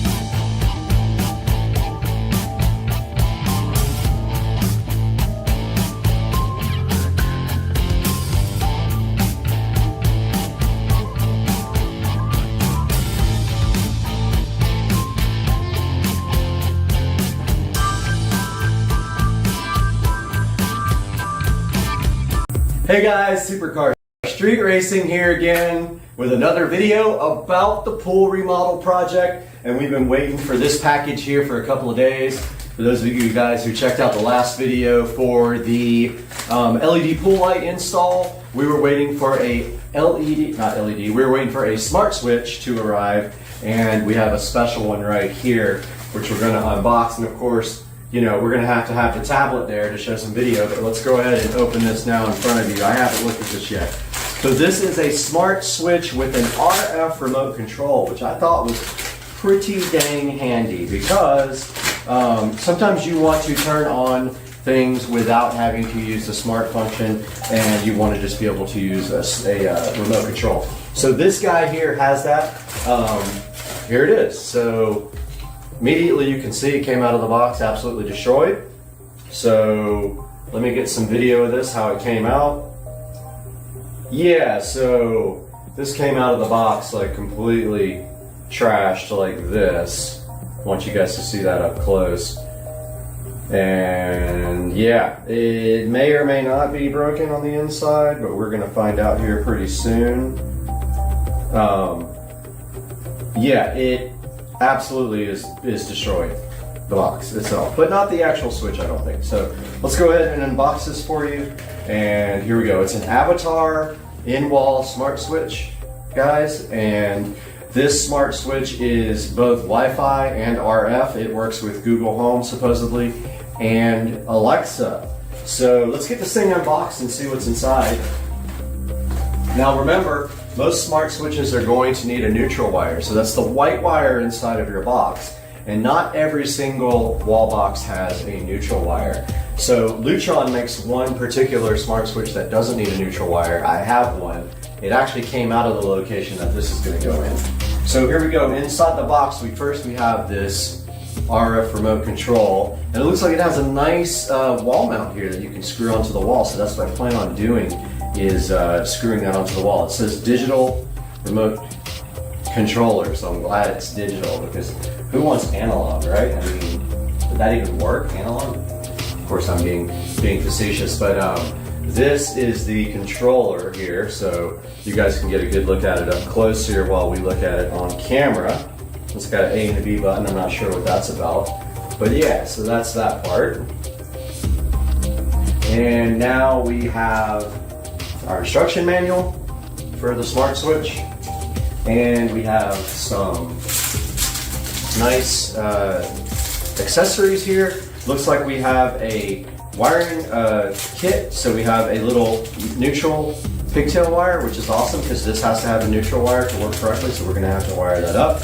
We've got a battery for the remote control. We have a screw here, which what looks like it might, I'm not sure what that screw is actually for because there's only one screw there. And then there's another screw in here, so I guess that's, oh, okay, it's one bag, my bad. My bad, it is actually one bag.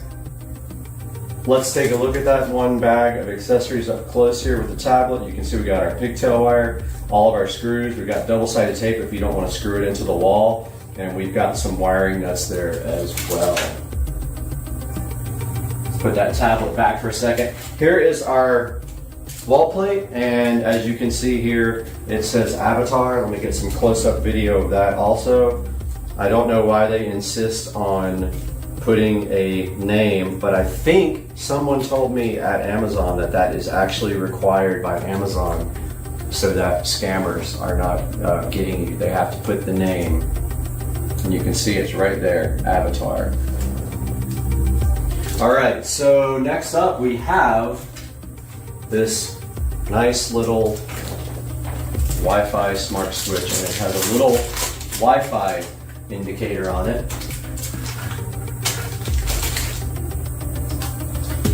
Let's get a good look at that guy up close with the tablet. You can see the little Wi-Fi symbol there. And if we flip this guy over, guys, for the big camera, we can see here that it actually doesn't have any wires on it. It just has the screws there.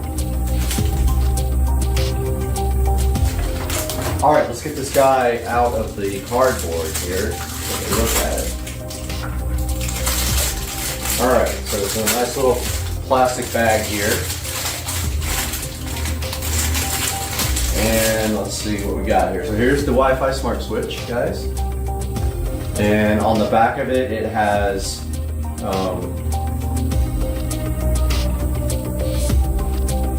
okay, so it's got a, my eyes are actually really bad, but it's got a neutral, a ground, and then two, it's calling them live and load. So what that's going to mean is these two bottom ones right here, we'll get some good video of that with the tablet. All right, let's look at that with the tablet, guys. So on the back of this switch here, we've got the, let's get this thing focused. We've got line, and we've got load, we've got neutral, and at the top here we got ground. So we are going to have to come up with a ground wire for this guy and put it to the ground on the box there, which is fine. I have another terminal we can use for that, another ring terminal. But yeah, this is a good look at the Wi-Fi smart switch.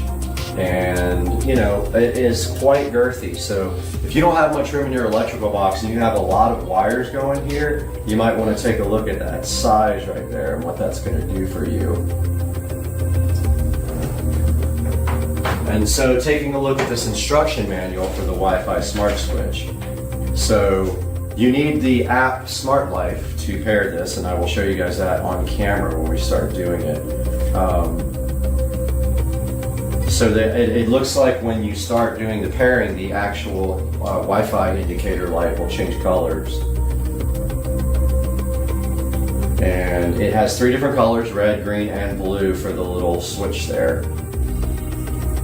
And it shows you how to start the pairing, and then it shows you how to wire this thing up.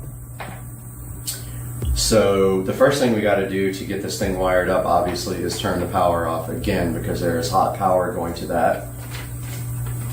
And yeah, so you use Smart Life and you do a Wi-Fi switch inside of Smart Life. We'll go over all that. Let's go ahead and get the power shut off again and get to installing this nice little Avatar Wi-Fi smart switch. Guys, we are out here in the garage, and I think you remember from the last video, the power box is behind this nice cabinet right here, so we just have to slide this cabinet out to get to it and hope the box doesn't fall on our head.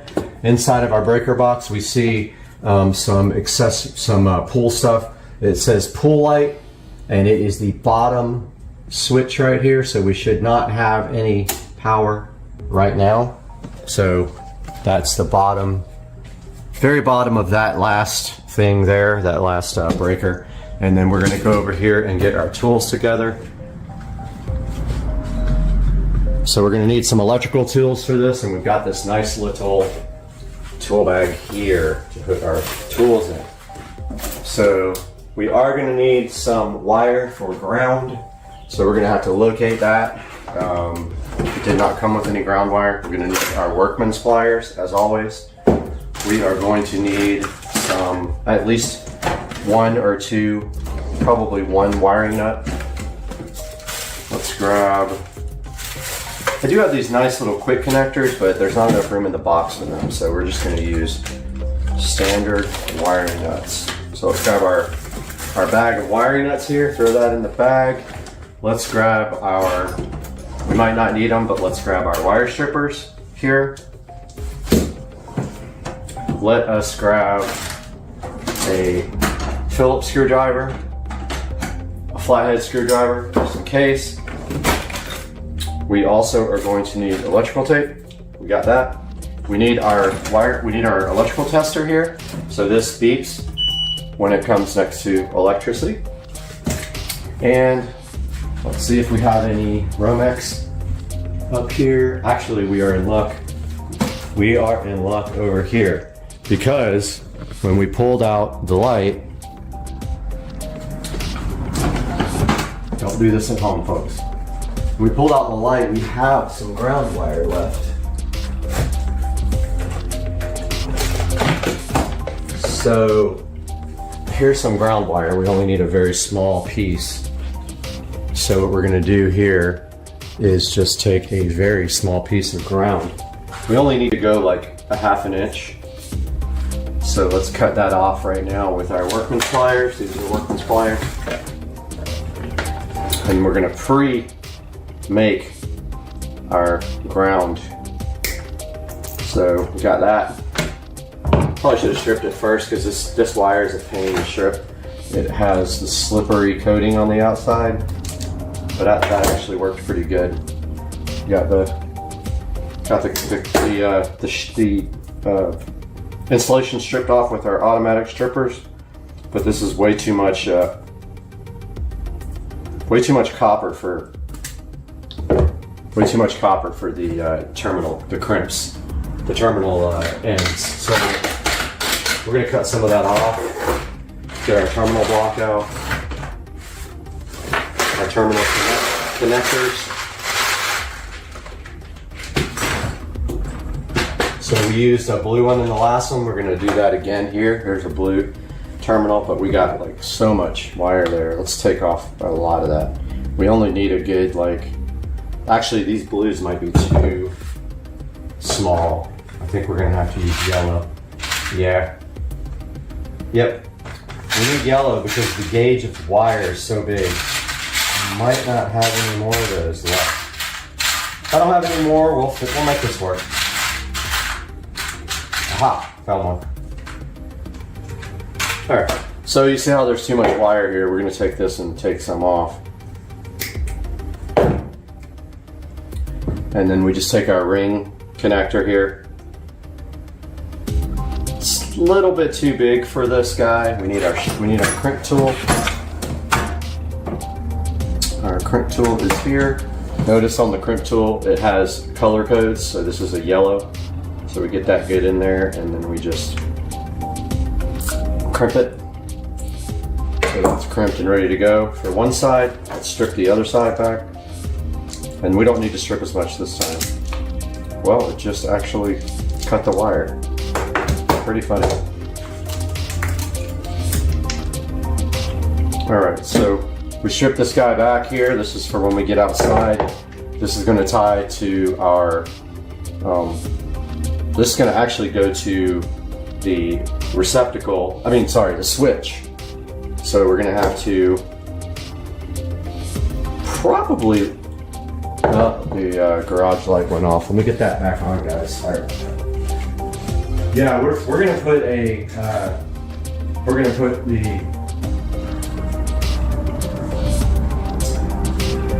we are going to put a end on this to allow us to connect it to this switch as well while we're out here, because here's our ground right there. So let's put a spade connector on there. I think a red will work. Let's just use a red. So we need a red spade connector if I can find one. Well, let's see. Guys, I have this big box of stuff that has fallen over before, and so everything's mixed up. And I don't see a red spade, so I'm gonna go with yellow again. Yellow's for bigger gauge wire. So you take that, we slide it on here where there's not much wire hanging out. We take our crimp tool, get it on that guy, and pretty much as hard as you can crimp it, and then you make sure that it can't pull off. All right, so there's our ground pigtail for the switch. Making sure you guys can actually see what we're doing here. It looks like you can. All right, here's our switch, and at the top here we've got our ground. So we need our Phillips head screwdriver. Here's our ground. At the top it's clearly marked ground. And we are going to, it's already pretty loose, so we're just gonna put that guy in. Now remember, there's a lot of wires in this box. So we're gonna put our ground pigtail in there, tighten that guy up really good. Now we have our ground, and inside the box, all we have to do is go to our ground screw. And remember, if you guys remember correctly, our ground screw inside the box was a cabinet screw. It's that weird, like that weird shape for that they use in kitchen cabinets. Forgot what that's called. And I was able to take that off with a very small flathead. So that's what we need again. We need a flathead to get in there, and I don't remember. I found one. So I'm gonna put that in the bag as well. Put my drill in the bag as well. My strippers. Wire strippers, that is. Not female strippers. And we are ready to rock here. Let's head out. Guys, we are outside by the pool now, and last time we spoke, we had wired up this controller for our brand new Bluetooth LED pool light, and we had finished silicone seal around here to keep the water out of our conduit, and we put bags on there to keep the water out. So now we're back in our box here. Now we did connect the ground. We're gonna have to disconnect that. Now we're gonna have to get all these wires in there and then the switch. So we're gonna see if that actually happens. Let's take our electrical tester first. See if we got power. We don't have power. Confirmed. No power on this. We got a plane flying over the course. The first thing we are going to do is take our ground back out, because I didn't think about that when I actually did the ground for the pool controller. Make sure you guys are in frame here. Looks like, nope, you're not, so let's get you guys fully in frame here. Perfect. Right there. So I think maybe here's better. Nope, that's right into the light. Let's get you guys like a better view here. All right, so here's all of our wiring for our pool controller. 2 of them are AC, the rest are controller wires that go to the pool light. And so we're gonna take our ground off again, so we can add our new ground. Alright, so this bit will not get the ground. I gotta go find the correct bit. Alright guys, I found the correct bit after searching for like 20 minutes. Forgot where I had put it. But it's just a flathead because this is that weird, I don't know why they use these weird screws on this thing. Let's see if that's gonna work. It does work. I should probably just replace this screw, but whatever. Can't even right now. Oh, the screw fell into the box. Yep, the screw fell down into the box in a weird place that you can't get to. Okay. Seriously. Alright, got the screw. Now guys, we're taking off this existing ground to put this new ground that we wired up here a few minutes ago. So we're going to put both of those on there right now. So we're just going to combine these two to the ground screw. And then run that guy right back in. And it doesn't look like I left enough of a wire there, but we're gonna try it anyway because that's what we do. And I'm sorry the view is blocked.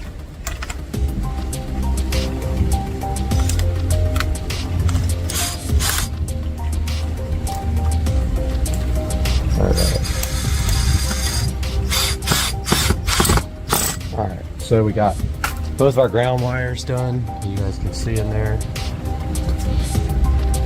Right here we got, oh, we still got the bit. So we got our ground wires ready to go there.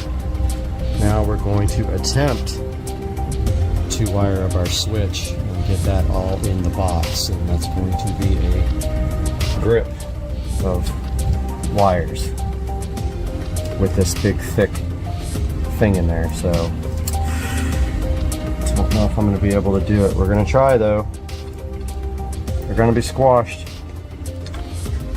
We'll just put some at the top, some at the bottom, and hope that that works. That ant's crawling on me. So many ants out here. Yeah, see, like this guy right here, I don't know if that's going to go. You need to kind of spread them out in the box. A couple there, and then that's going to push right up against them, but it might be kind of squashed. Alright, so now we have to hook up our neutral wire. Well, I already pushed everything in there, so I need to pull everything back out. So we got a neutral coming from our box here, and it is tied in here. It's our black wire. Sorry, this is our hot. I always get that confused. We need to undo our hot. The AC has a hot, which is black. It has a neutral, which is white. Here's the hot. See, you guys made me do it again. And so all we're doing is breaking the circuit right here for the hot wire. And yes, we could put terminals on this guy. Probably should put terminals on this guy. It's very small gauge wire. Let me go grab some. Alright, party people, I got the connectors for the hot wire here. They are very small gauge, so I got the blues and the reds. I'm going to try to use the blues. Let's see if that is too much to get in there. Let me see. Nope, that got all the way in there. I actually doubled the wire up. And now, of course, we need our crimp tool. And on the end of our crimp tool here, we got blue for 16 to 14 gauge wiring. Go ahead and crimp that.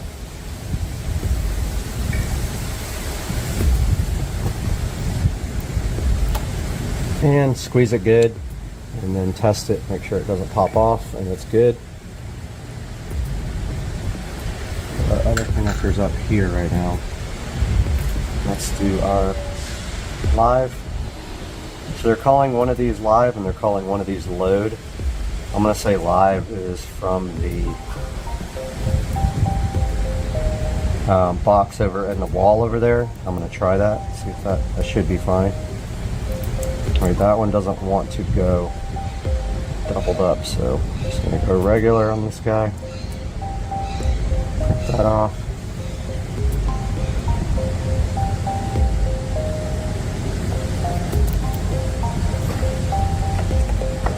It feels tight. Always pull on that connector afterwards and make sure it doesn't pull off.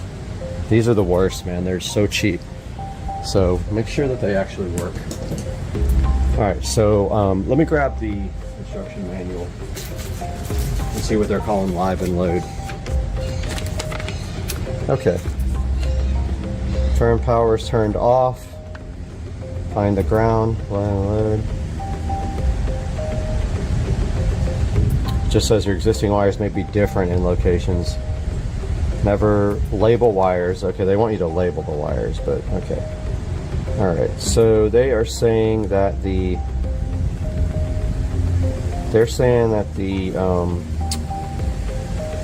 load goes up to the actual switch, so we're going to wire that to go up to the controller. Yeah, so that's what we're going to do. So up to the controller, we're going to do load on the back of the switch that's labeled load. So let's get our Phillips screwdriver here, find the load, and of course the challenge with any electrical project is getting everything back into the box. So here's the load wire right there.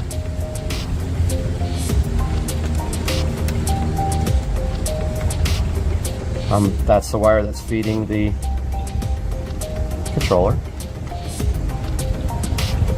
Here is the line, so that's going back to the electrical box. This is the actual power feed wire. I'm trying to make these wires where they will go back in the box, but it's going to be fun getting this back in.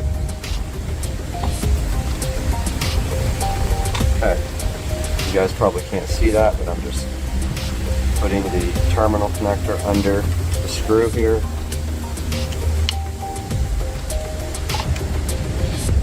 And it's being a pain. It's being a big pain. I don't know what this terminal's like. Okay, that's better. Alright guys, so once you get that terminal under there, we can go ahead and tighten. Okay, it slipped right out, of course. It just does not like this terminal connector. Yeah, it's trying to come out when I tighten down. Yep. It slips out every freaking time. I'm about to go off on this thing, guys. I don't know why it's doing that. I might have to squeeze these two terminals together. Yeah, it does not want to go in. So I'm going to squeeze these two guys together a little bit. Just a little. Try this again. I tightened up the, oh now it won't even go on. Now it is. Okay. So I'm holding it while I'm tightening it, but literally it's popping it right out. I can't even like force it in. It wants to come out. Okay, there we go. Alright, that's tight. That's not going anywhere. Got that one in. And now we need a neutral wire. So that means we got to disconnect our neutral right here. And we taped it, so of course it's a pain to get off, and that's the whole intent of the tape. Got that off of there. And we're going to try to reuse this same size wiring nut because we don't have much room in this box for big wiring nuts. Now we got to open our accessory bag here. We got our accessory bag here that has our little neutral wire. Don't lose all the other accessories when you open it. Very thin wire, you don't really need a lot. So we're gonna put a red terminal on this guy because it is so thin. See how thin that wire is? We don't need anything major as far as, you know, our terminal connector. It's probably like a 22 gauge wire.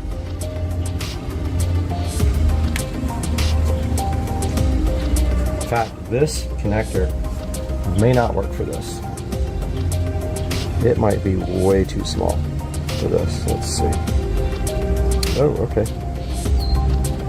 It is going to work.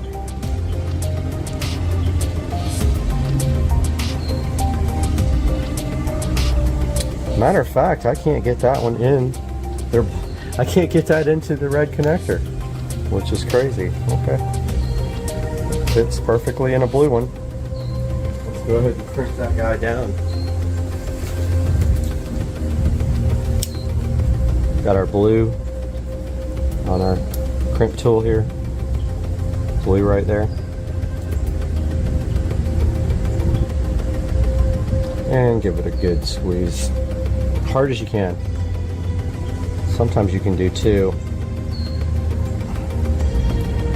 And yeah, that's in there good, guys. This end is for the pigtail, so that connects to our other neutral wires, which are right here. So get that guy, twist it, get our wiring nut going, and that is tight. Let's get our tape now. And we only need just a small amount.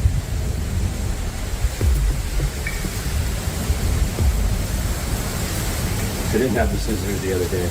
I'm sure you were laughing at me. But we only need like this much. You guys were probably laughing when I was like ripping it off. But let's tape this neutral wire to the wiring nut. Oh, dropped it. By the way, it's really windy today. I keep stepping on like sticker things. Always tape your wiring nuts after. That added bit of insurance that you need when you're doing electrical work. So there, we got that taped. Now, we need to hook up this jumper wire to the neutral, because white is neutral. So we need our screwdriver. Got our neutral here. Gotta loosen that up. It's probably gonna try to walk out like the other guy did, but we're gonna force that in there, dude. Trust me, this is happening. I keep dropping. Man, I'm the most clumsy person today. Maybe it's the vodka. All right, that is super tight. Okay, so neutral, line, load, and we probably need to test this before we put it in, because I'm not sure if it matters which one goes to line. I mean, yeah, which one goes to line and which one goes to load. So let's turn the power on and then manually test this. I'm gonna go grab the power. Power is on. Let's see if the switch works. Interesting. Nothing happened. Oh, it's on. Okay. So power's on now. Let's see if we can actually switch it off with the switch.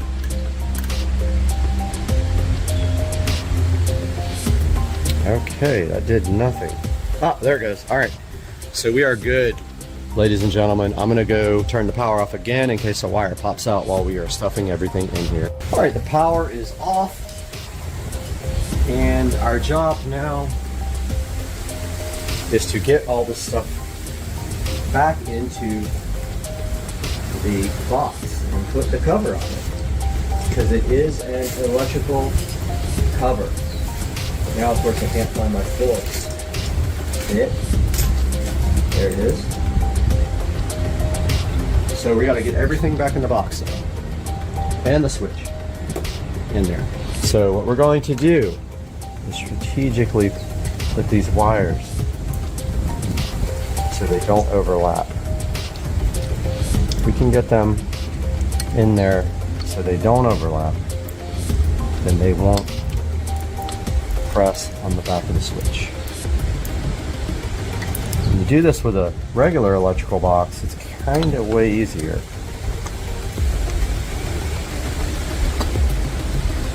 Alright, we already have our first problem, but that went in. Our little connector was hitting our terminal connector was hitting, it was too thick, but that actually worked, it went in. Now here is our cover plate. I'm trying to remember how this goes in. You put this on there, and then you put the actual cover plate and screws in at the same time. So it goes, oh, I see, I remember. All right, so you put the screws in, through the gasket, like this. Make sure you guys can still see this, yeah. So you put the screws in through the gasket and the screw, and the switch. And then, same here for down here. And you run that in, but you don't go all the way in, okay? You gotta go like almost all the way in. All right, so we got our drill here. So we're gonna run these in, but not tighten them all the way. This is gonna actually pull that switch right in there. Whatever's back there is gonna get crushed, so you better make sure you got your wiring straight when you do this. All right, so see how that pulled that in, and then we got our gasket. Now you want to leave it out a little bit because you still got to get the cover plate on. And notice how it already is like outside of the gasket material. So we're going to have to leave this really loose, like almost all the way out to get that cover on, and then we'll tighten it. Yep, I think that's going to work. Now we get our cover plate. It's kind of hard to put on, honestly. You take these slots. See this? It's got slots on it. You push it over the screw and then you slide it so the screw is more. So if you don't have enough slack, you have to loosen the screw more. Okay, I got the top one in. And I got the bottom one in. Let's get this down here so you guys can see it better. So keep the screws loose, you slide that over the holes, and then you move the plate to the left. Once everything is there, then you tighten your screws down. So this is ready to be tightened now. Go ahead and see if I can do it. At the same time, you try to get it level. This box is so far off.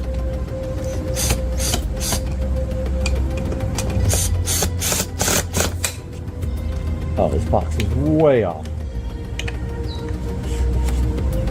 It's trying to like kick back. You notice the gasket's like all.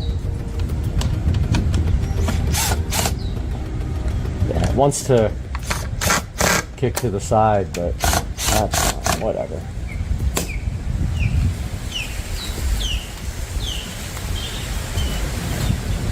So you notice how the gasket's kind of poking out? You can trim that. It's kind of off, honestly. I'm going to loosen the bottom up and try to kick it over. The whole box is like cockeyed. I don't know who put this in, but they did not know what they were doing. Yeah, see, the box would go way over. It's just hard to hold it while you... Okay, that's what we're gonna do. We're gonna hold this lock tab. Got a tab for you to lock it so nobody can turn it on. Do the same with the top. I'm gonna put some weight on it while I do it. It's just the box is clicking and it's driving me crazy.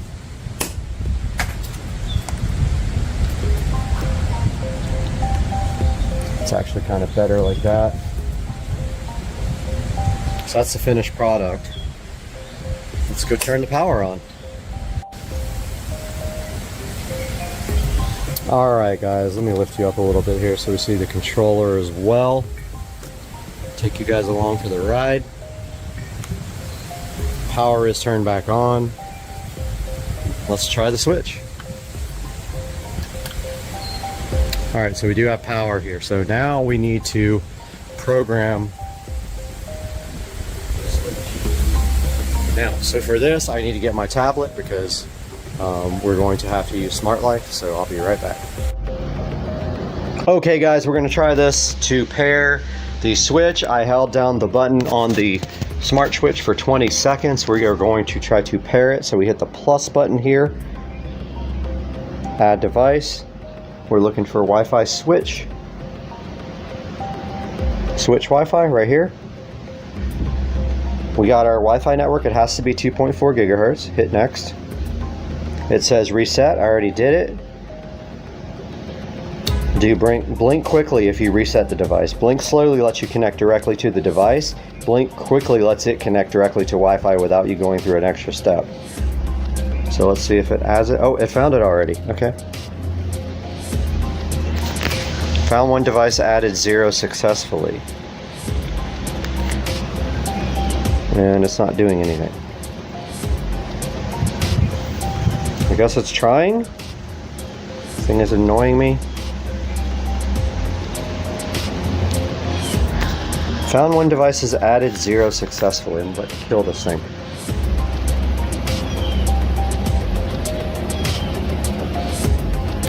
It says it's adding. I guess let's let it try.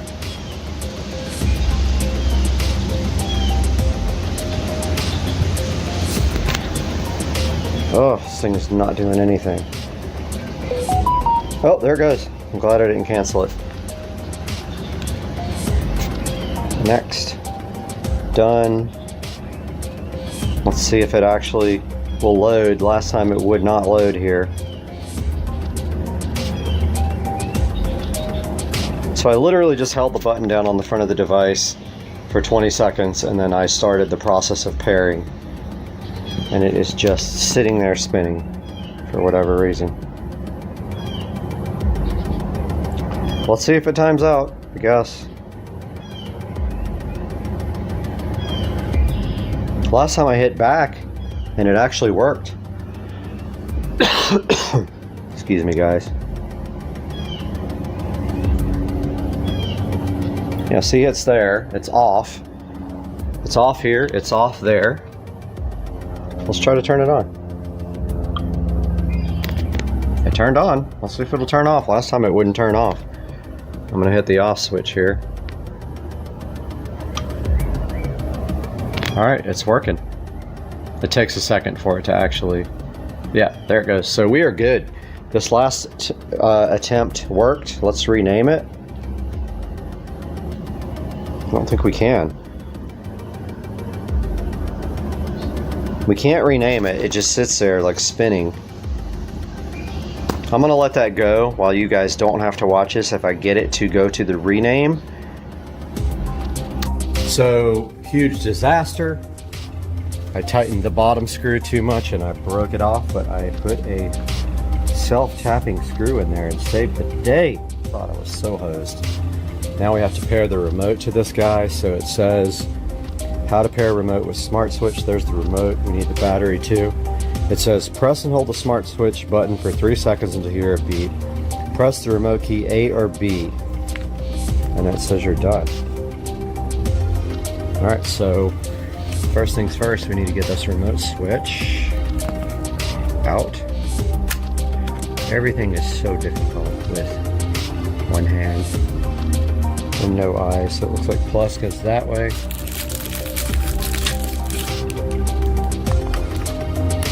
That. Let's try to get this remote working.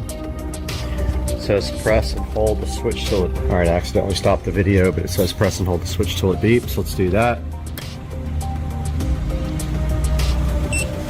Okay, it beeped once, and then it says just to press one of these buttons. Alright, it says it's working, so A is now power, and sure enough, let's see if that turned it off. It takes a second.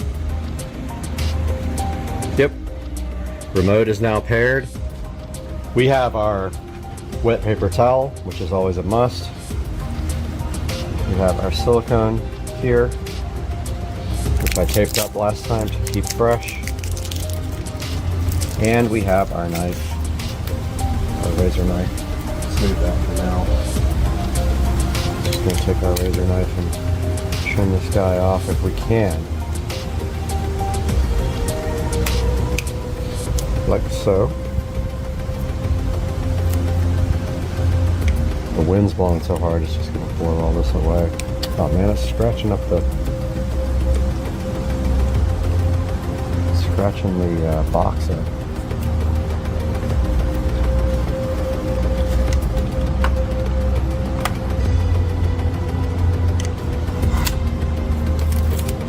That trimmed up.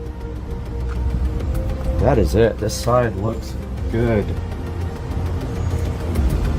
Just the top here. Can't get it perfect, but now we'll take our silicone sealer. You need a wet paper towel, by the way, when you deal with this stuff. Damn, I keep stepping on like stickers. So have a wet paper towel so you can wipe this off your hands.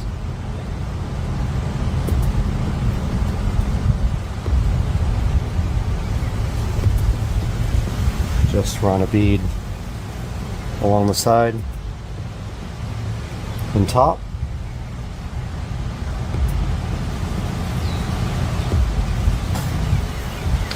Bottom, you can't even see the gasket, so you don't have to worry about cutting it down there.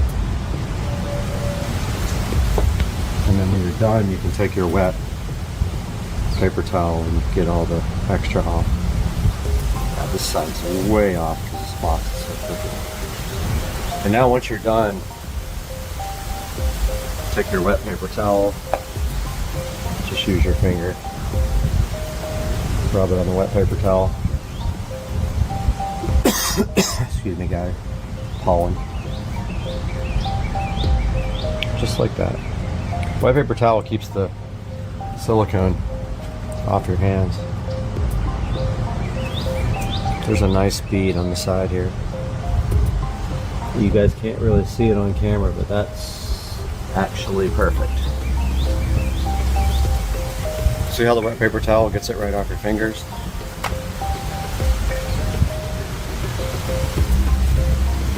So you just smooth it out with your fingers.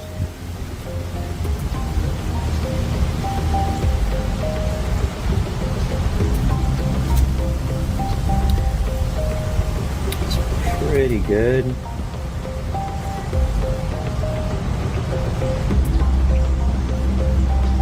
You should have extra on your paper towel if you have to do another coat, which I did right there.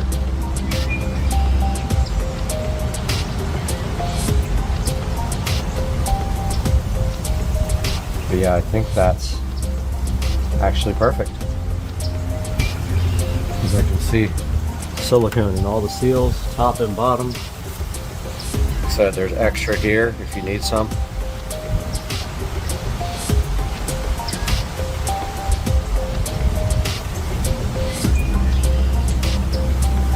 Yeah, I got a little bit extra in there on the bottom. And guys, thank you so much for watching my video. I appreciate you guys and your support, and I hope that you watch the next one. Have a good day. One last update, guys. So we got the remote for the old pool switch off. We got the new remote. I used the same label, it says pool there. I used a double-sided tape to tape it to the wall, and now we have the remote control for the pool right here. So when we want to turn the pool light off and on, we can either use Alexa or we can use this guy. Hope you guys are having a good Saturday. Supercar Street Racing. See you guys next time. Thinking about the environment here, this is a Toslink cable, optical cable, and this one right here is a HDMI cable. You got all those cables for free included, and that's kind of a great deal, to be honest with you. Not a lot of companies give you free cabling. And in this box, oh, you've got some awesome banana plugs. They gave you banana plugs for left and right, and they look like they're high quality banana plugs too. USB type C to USB type A included. And then here is the WIM remote right here, which is very fly. Now, unlike the WIM Ultra, they have changed the remote to silver. The WIM Ultra remote is black. And then here is the main unit, and it is sitting inside of a condom that we have to take off. And it does just peel right off, and you can see how cool these guys are.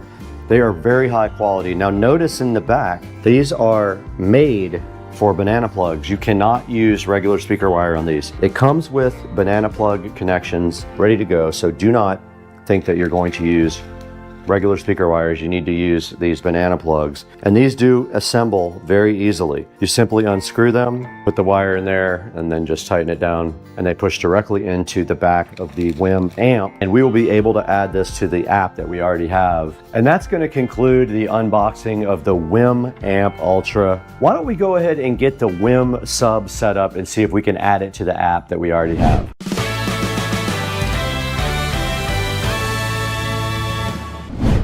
Now, I thought hard about where to put this WIM Sub Pro. I do have several subwoofers in this house, probably 7, but you can always have 8. I decided to put this in the living room. I thought this might sound good in the living room, and it is in a spot where it's not going to interfere with anything right next to this. It can move anytime. I am going to attempt to connect this via Wi-Fi. You can eat this bread tie later if you're hungry. Now you just take the other end of the cable, and it does plug into a regular US receptacle. Now I can't go too close to the wall because the plug is actually hitting the wall. So that does limit your ability to get it close to anything. You can see right there in the back, the sub cord is hitting the wall. All we should have to do now is grab the app.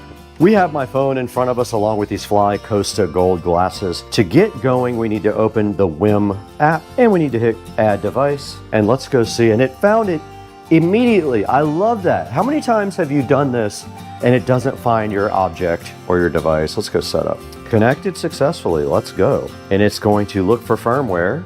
Update complete. We click done. Select or enter a custom name for your device. Living room. Select a device to connect to your WIM Sub Pro. Next, we did our WIM Ultra. Now it's going to analyze the room. Let's do that. Okay, it wants me to point the mic at the sub. Sit at the sweet. Guys, welcome to the channel. And this happened.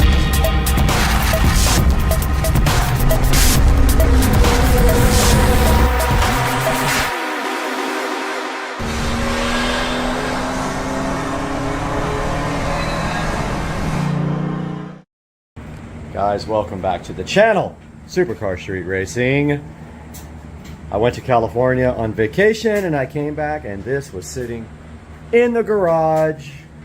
The channel just got a Green Machine 200 EFI. I haven't even taken the plastic off yet.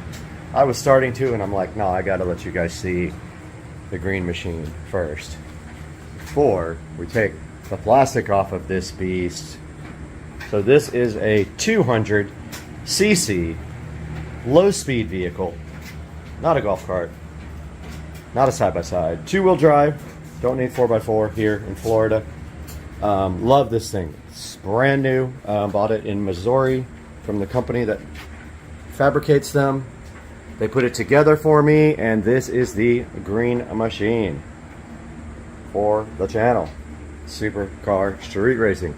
Got the cup holders, and I am in the process of cleaning it up right now and unpackaging it. I still have to put the windshield on, but I'm gonna get Rich to help me with that. But yeah, guys, I wanted to give you a quick update on this guy, and then I'll get some B-roll here, some time lapse while I polish it.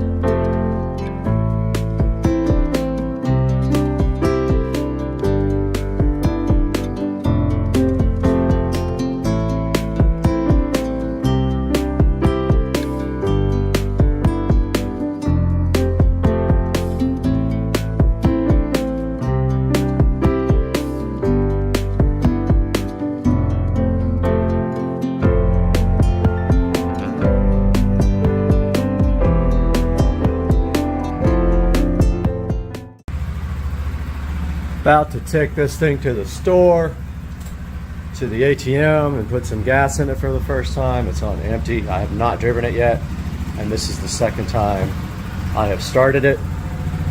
So that's the sound.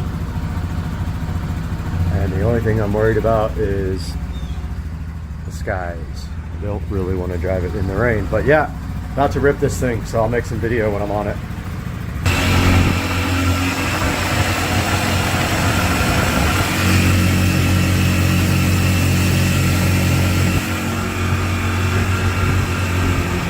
So it's a lot louder than I thought it would be, honestly. I didn't think it would be nearly this loud, but it's gas powered.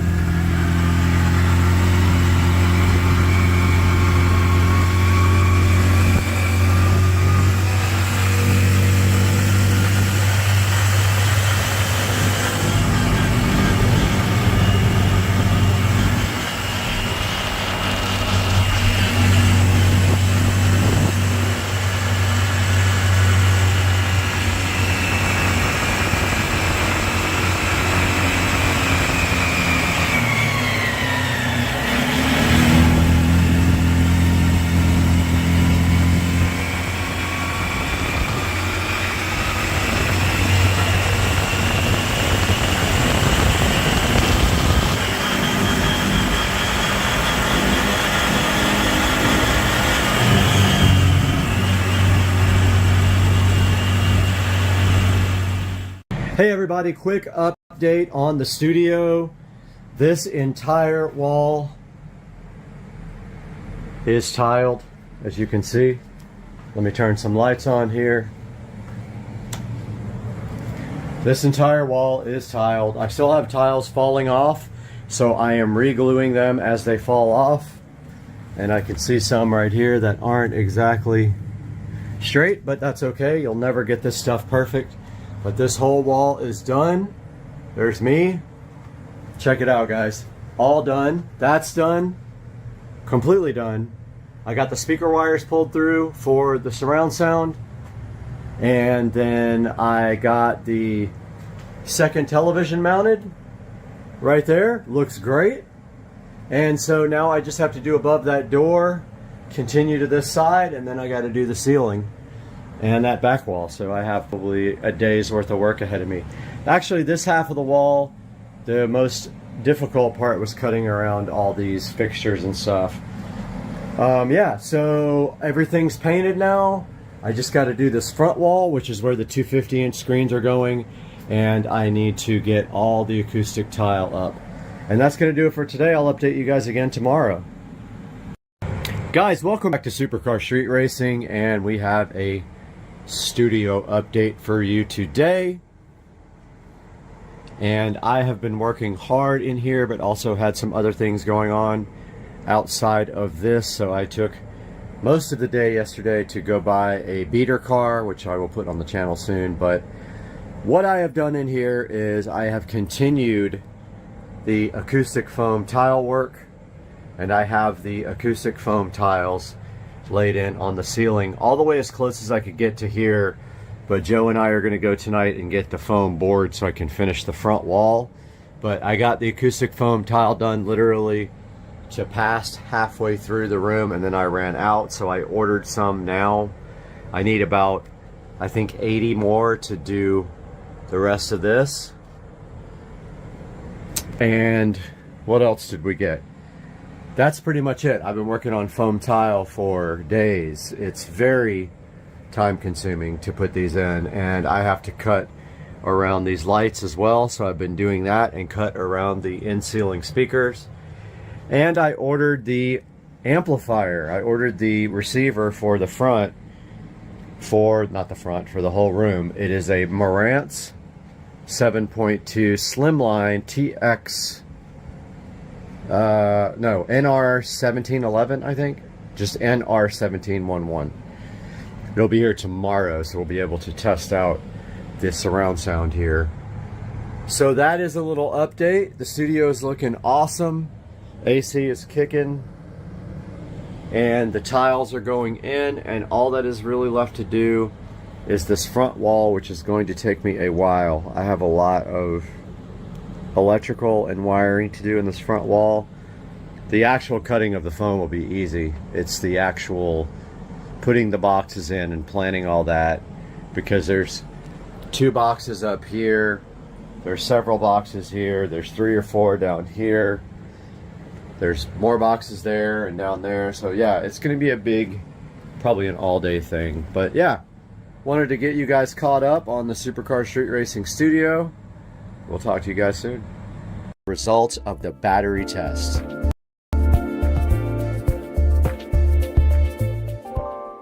Okay, let's go ahead and check the performance of the Alcatel WP61 Plus. We're going to go ahead and load Geekbench up right now. Let's let that run through and see what kind of results we get.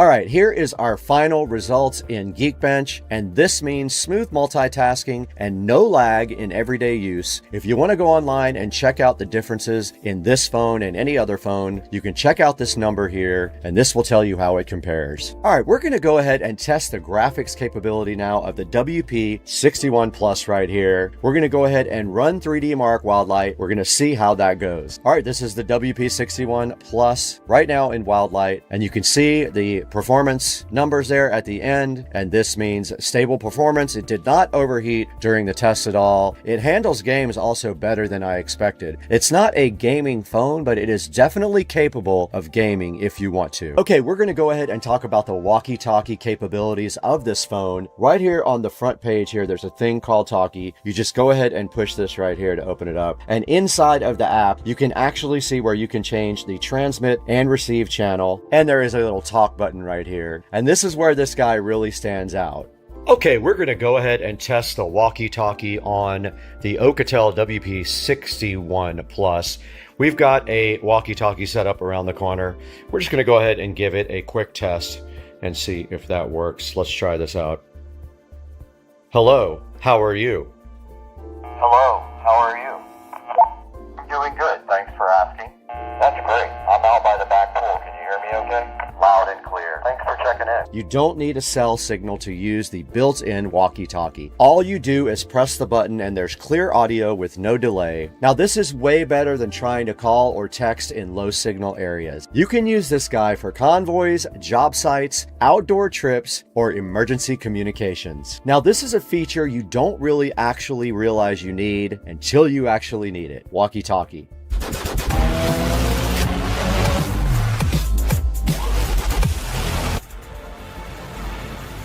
So after all of these tests, the WP61 Plus is built for a specific type of person. If you need extreme durability, long battery life, and reliable communication anywhere, this phone absolutely delivers. And before we go, a huge thank you to all of you for over 265,000 subscribers on Super. Welcome back to the, and I know we started on this delicious steak, but today we are actually going to be taking a look at the Mission Carb Balance flour. I guess they're just tortillas, more or less, but they're supposed to be carb friendly for a keto diet.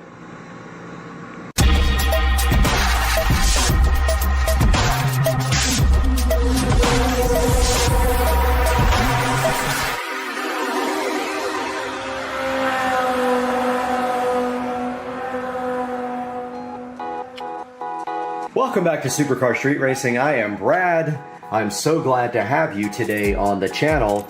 And today we are looking at a keto-friendly Mission Carb Balance flour tortilla.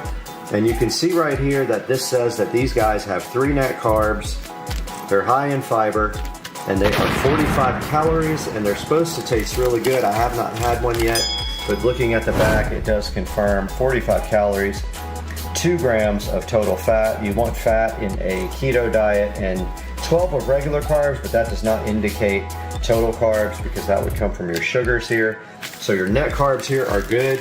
Usually you can have between 25 and 30 net carbs a day in a keto diet, depending on your exercise. I do exercise for an hour and a half every single day, so I can probably have more.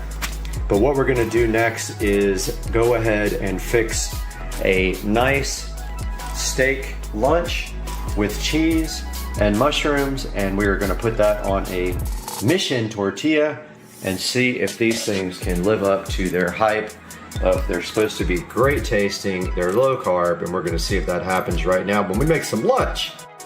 All right, Supercar Street Racers, we have a grilled portobello mushroom here from last night over at Rich and Trish's. We made burgers and we threw 3 of these on the grill. I'm gonna go ahead and slice these up now and get them prepped for putting on the nice steak quesadilla.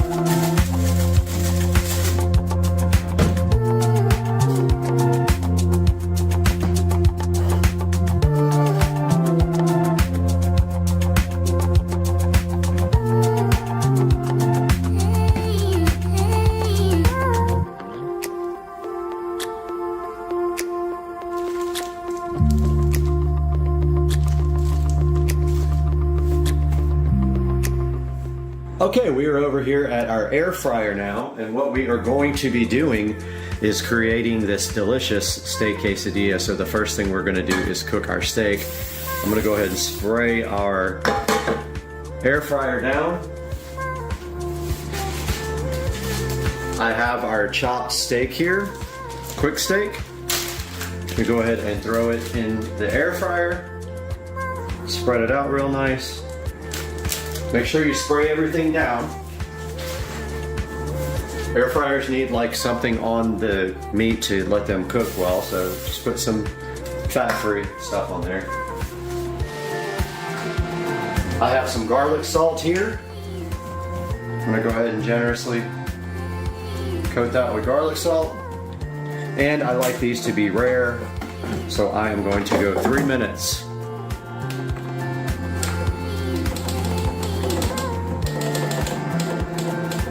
And at 1 minute, I am actually going to add our mushrooms and our cheese inside of the air fryer. Let's do this.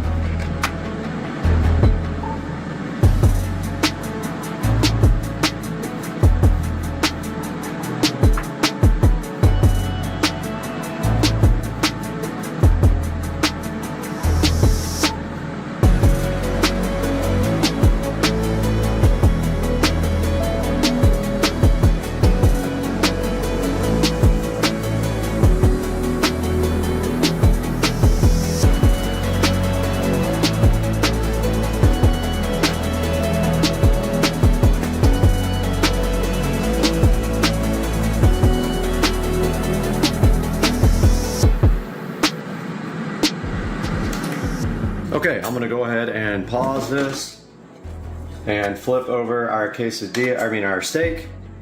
And that looks like it's going to need maybe 2 more minutes. So I'm gonna put this back in here for 3 minutes.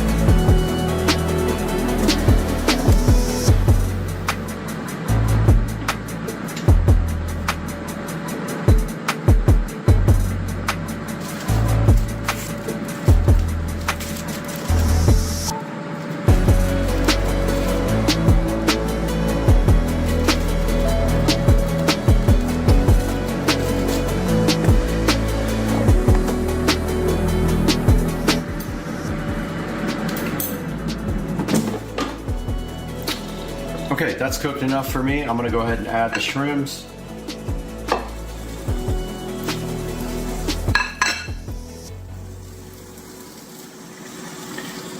And put the cheese on top of the steak. Actually, I'm gonna add the cheese later to the actual quesadilla. That makes more sense. Let this finish.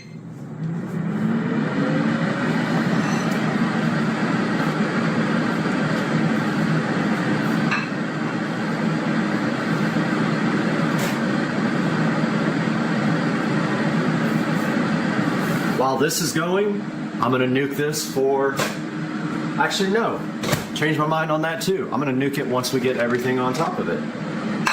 That might be better.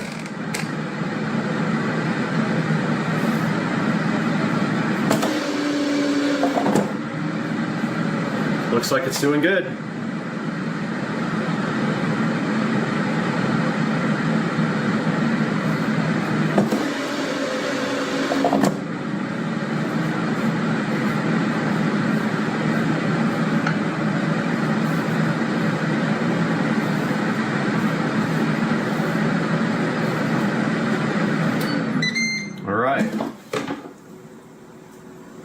So let's go back over here.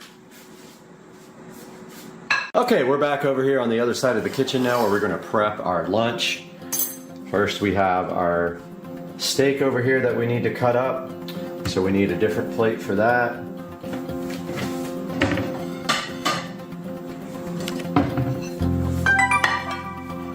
Go ahead and get our steak out. Delicious and juicy. And I do like it rare. Hopefully you guys don't mind that. It's actually a little bit overdone from the way I like it. This is not rare. But you guys will probably be happy about that. Most people don't like super rare food like I do. It cuts very easily. Kind of just pulls apart. It's a lot for one quesadilla. It's a pretty small tortilla. Don't forget these are small, so you gotta weigh that when you're looking at the carbs.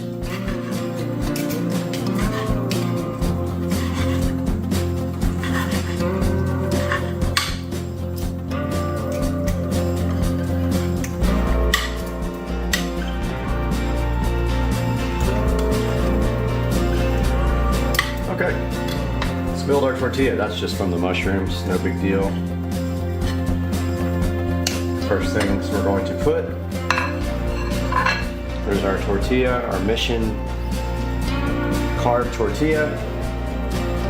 Let us throw some steak on there.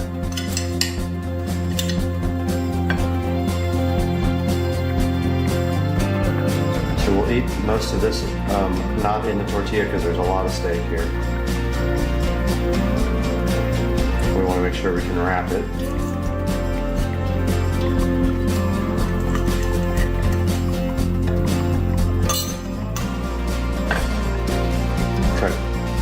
A lot of steak for that small shell, but we still got to put mushrooms and cheese. Let's try the steak. Yummy. Throw some mushrooms on there.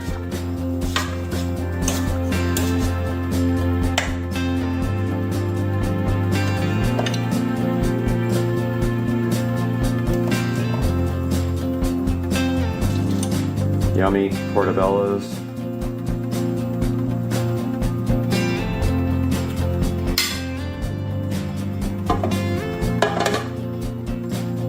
And our cheese, which kind of melted.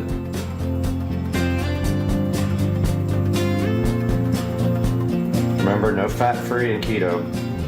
You gotta eat whole cheese and whole everything, because fat-free has sugar in it. Steak is so good.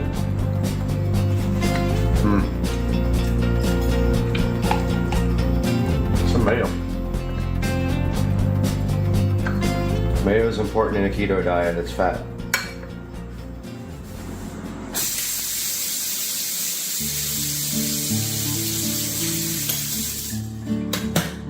All right, let's throw this in the microwave and melt the cheese.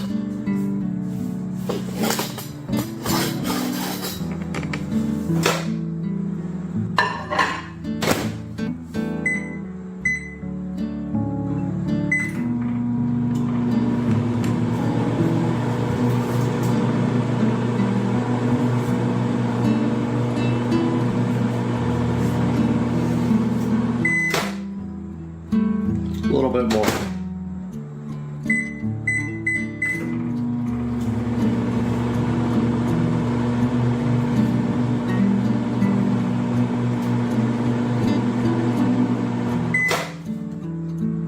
All right.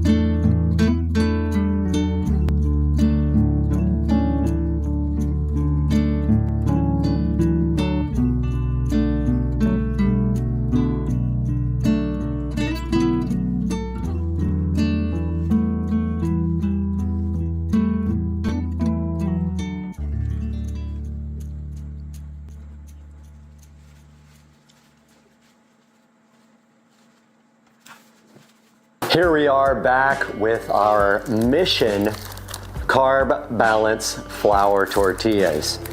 And as you saw in that last clip, we just sat down and had a delicious lunch with these guys. And now I'm going to tell you about my experience compared to some other products that I've tried. So these guys are actually really, really good. I was surprised how good they were, honestly. I tried another brand. I actually already got done with that brand. They were more thin and almost would fall apart because they weren't soft. They were just hard. These guys actually look, feel, and taste like real non-carb balance flour tortillas, in my opinion. Now, if you have them side by side, you might be able to tell a difference, but I could not tell the difference at all, especially once you get that delicious food on there. We had steak, mushroom, and cheese and mayo on ours. Completely carb-friendly lunch. For keto, our total lunch carbs was very, very low. These have 3 grams of net carbs. Now, how that is calculated is it has 12 grams of total carbs. You subtract the fiber, which leaves you with 3 grams of net carbs. It is right here on the back of the actual package. Now, going by the list of ingredients here, it has 2 grams of fat. It has no cholesterol. They have 210 milligrams of sodium, 12 grams of carbs, 0 sugar, so that's great, and 4 grams of protein, which is also important for your keto diet. So you can check these out on missionfoods.com. We will go take a look at that here next. But this actually comes with quite a few in the package. Don't know how many actually it comes with. It looks like about 10. And then on the back it tells you, you know, it's balanced high fiber, lower carbs, and 0 sugar, and it matches up well with a keto-friendly diet. As long as you keep what's on top of these keto-friendly as well, you can't go wrong. Now let's go have a look at these on the computer and check out the website. Guys, here we are in front of the computer again, where we can take a good look at this product, these Mission tortillas that are carb balanced and only have 3 net carbs per tortilla. So here is the missionfoods.com website. And if we go on the website, here is the Mission Carb Balanced Tortillas. They have 4.7 reviews. And I would love to see what the bad reviews are, because do not put this in your body because it has this, blah, blah, blah. Okay, I'm not concerned about that. I'm concerned about the taste. And these guys have so many good reviews here. I'm going to go by the good reviews here. They have a 4.7 star rating here on their website. Go back to it. So this thing says they are low carb, great taste, taken to the extreme with these Mission Carb Balanced Flour Tortillas. Okay, so they are 4 grams of net carbs, not 3. I said 3 a minute ago, but they're 4, as I stated earlier. And the full nutrition facts are right here. As I stated earlier, when we were sitting over there doing our actual review of the product, these guys actually have 70 calories. Mine says 45, I thought, on the container. Huh. I'll have to go grab that and check and see if I made a mistake over there. I thought mine said 45. But yeah, here we go. Carb balance Mission tortillas with great reviews online. Shows you here how to make some air fryer chicken fajita wraps, which looks absolutely fantastic. It's kind of like what I just made. I don't have any avocado, but that's actually a good idea for next time. Throwing some avocado on there would actually spice up this meal quite a bit. And down here they have all kinds of cool recipes for you to try with these Mission low carb tortillas.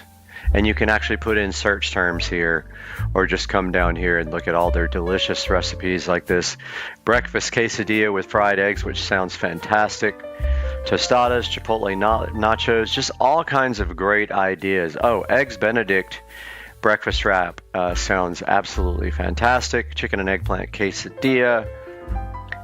Just come on to the missionfoods.com website /recipes. You can check out your own recipes and get some Mission balanced, carb balanced tortillas in your life, where you will cut down on your carbs and you'll be right keto friendly with all the rest of your low carb dieting needs. Guys, I really hope you enjoyed today's video. I love it that you guys come and check out all my videos. Leave me some comments. Make sure you like and subscribe. And also, make sure you check out The Incredible Universe, my other new channel, which has a lot of topics about the universe that I really enjoy doing some research on. The Incredible Universe. I'll have a link down below in the description. Please like and subscribe my new channel. We'll see you guys soon.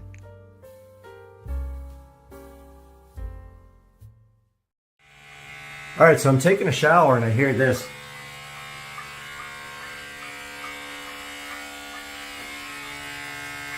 I swear that's coming from my light, not this speaker, but what the heck is happening in here? The weirdest sound. Are you kidding me? Let's see if this does it. All right, so I turned off the amplifier. Did that speaker explode?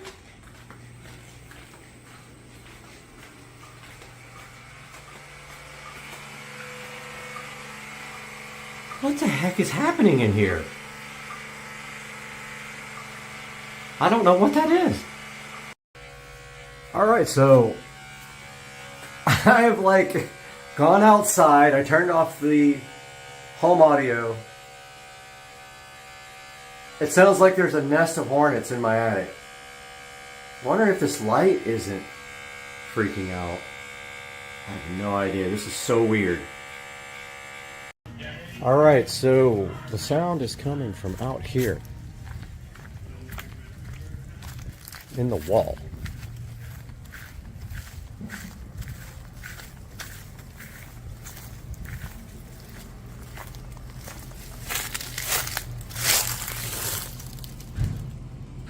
I have no idea, dude. Thinking pipes or like something? It's gotta be pipes. Okay, I'm gonna get some water through that pipe and see what happens. So, oh, what? What's happening? This thing came on. Okay, well that wasn't on before.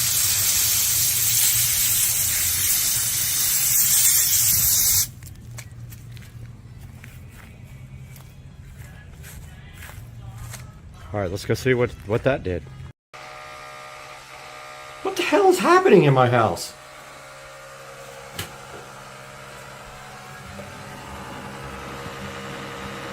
Dude, it's literally on this wall, which is my garage wall.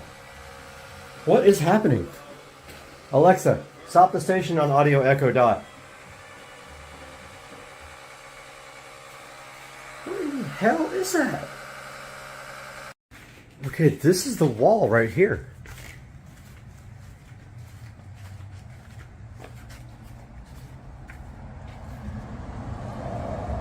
What in the freaking hell is happening?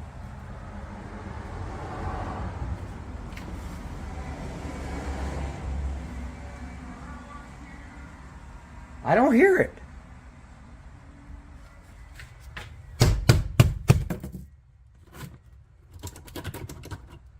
What in the hell is going on? My house is haunted. No, seriously, I'm taking a shower and this buzzing starts.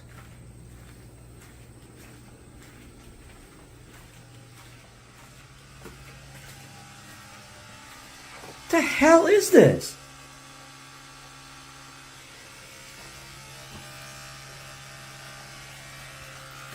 Dude.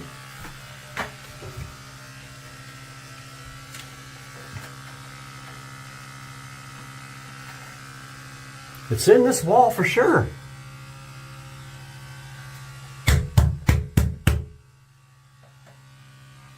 What the hell is happening? It's like a million pissed off bees in my house.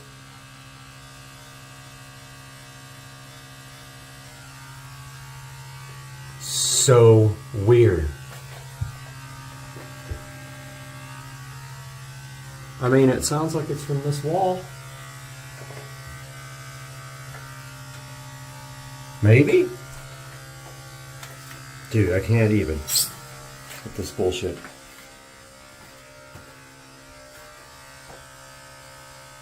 Haunted!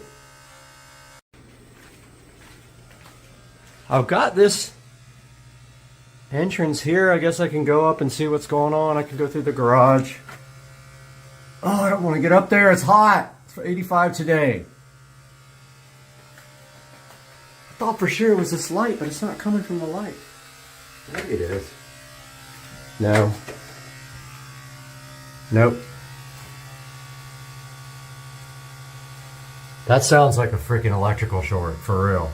But that would throw a breaker. I guess we gotta turn all the breakers off and see what happens. It's gonna cause havoc in here. Let's try that.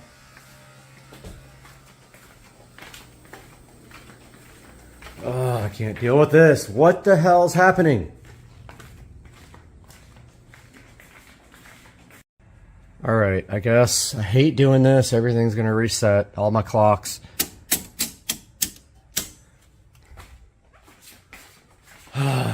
Can't even with this crap right now. It's the weekend. Nope, it's still going. It's not those.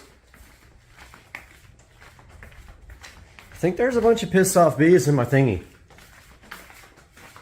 Oh, here comes Mr. Binks to the rescue. Are you going to help, Mr. Binks? Hi, Mr. Binks. Dude, what the hell is happening in my house?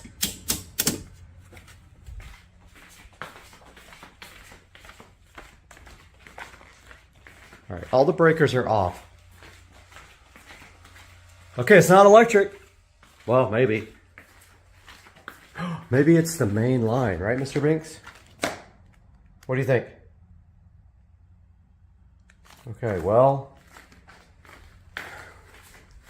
I literally turned everything off and it's still doing it. Thought for sure it was an electrical short. Oh, wait. I just turned a couple more things off that I forgot.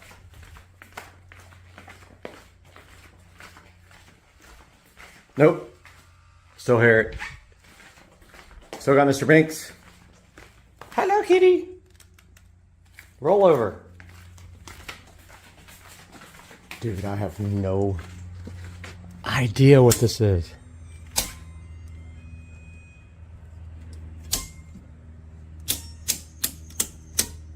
Now I get to reset all my clocks, all my computers. Everything's gonna come back. Dude, I have no idea what's happening right now.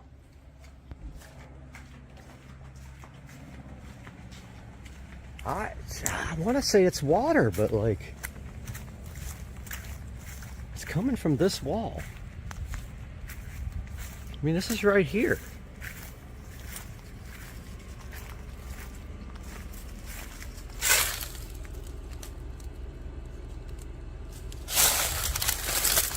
I really don't know.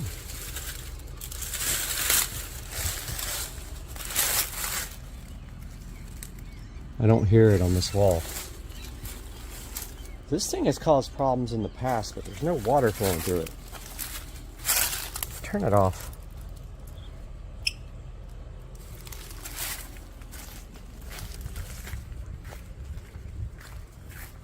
Oh, here comes the savior.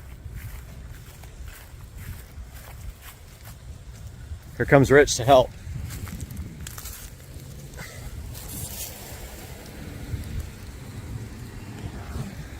Dude, something weird is happening. So there's this sound coming out of my wall. I have no idea. It's not electrical. I already checked. He checked. Come listen to this, man. It's crazy. Like an animal? No, it sounds like buzzing. And I've turned off all the electricity. And it still is doing it. I'm in the shower and it starts, so I'm thinking water related.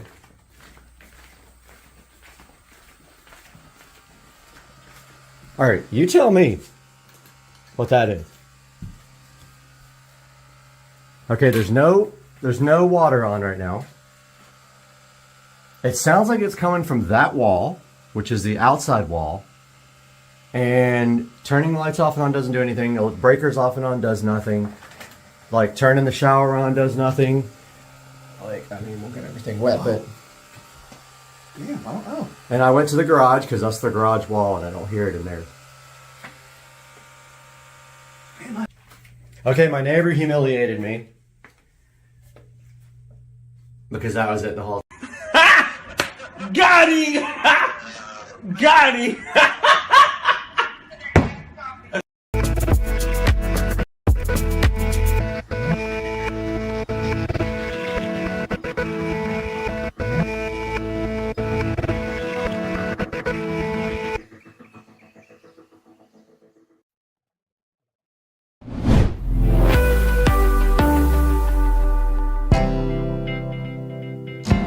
What's going on, guys? Supercar Street Racing here. That was the install of the Power Urus 48-volt lithium-ion battery. Now, this is a part where we would have taken you guys on a test drive. However, Joe had some problems with his golf cart before we put this battery in. And when we were about to do the test drive, the golf cart died. And we've been talking to the manufacturer of his controller, and it looks like maybe his controller died. So we were not able to finish the test drive, but we just want to say thank you, Power Urus, Their battery is awesome. It's smaller than the other battery that was in there, which makes it much more compact and easy to use. It's an awesome battery, really, really cool install with a nice little display. We want to just say thank you one more time to them. There will be a part 2, so stay tuned for part 2, Power Urus install. As soon as we can get the golf cart repaired, that's going to be coming right to you. Thank you guys for 1 million views on our Navi scooter video and over 250,000 subscribers. But we got to get out of here right now. We got to continue working out.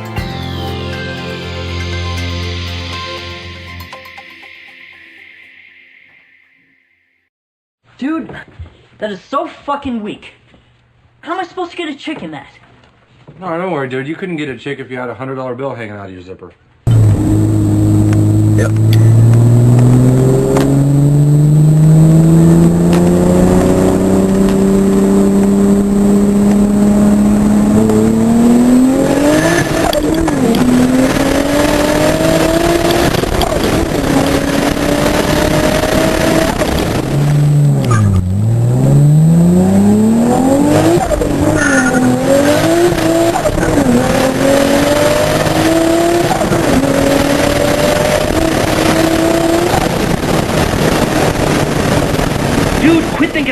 For a change. Dude, I'm not gonna cave in. End of story, dude. Dude. Dude. Dude. Dude. Dude. Dude. Dude. Dude. Dude. Dude. Dude. Dude. Dude. Dude.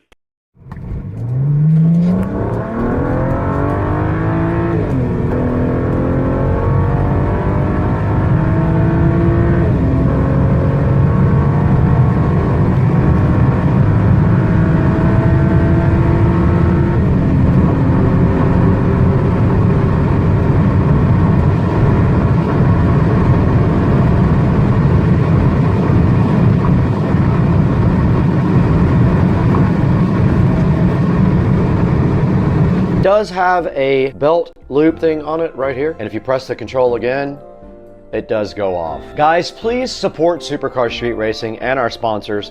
Check out the 2-inch cool emergency flashlight in the description of the video. Now let's get back to the video right now.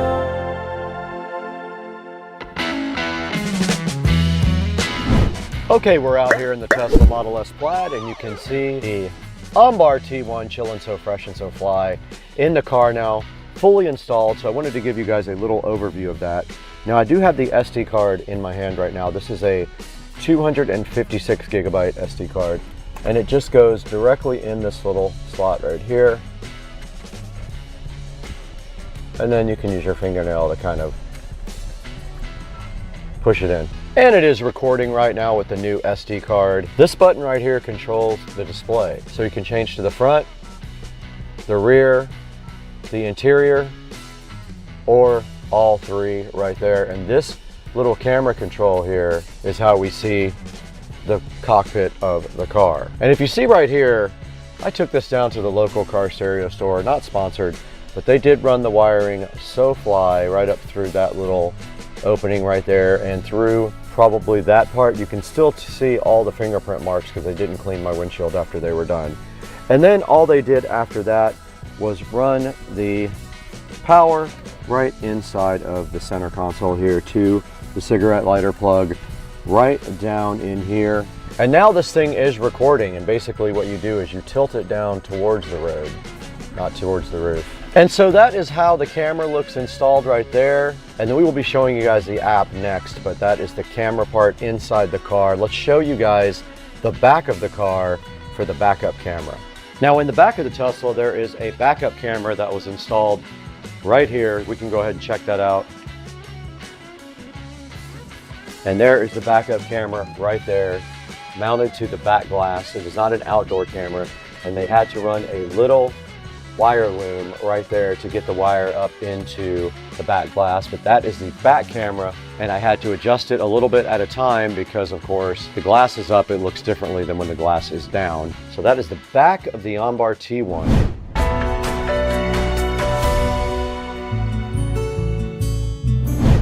You guys just saw us install the Armbar dash cam directly in the Tesla Model S Plaid outside. That thing is pretty cool. We're gonna have to show you guys some actual video footage now from the Ombar T1. Let's go ahead and check that out now. Let's throw it to some actual recordings from both the front, rear, and the inside view from the Ombar T1 dash cam.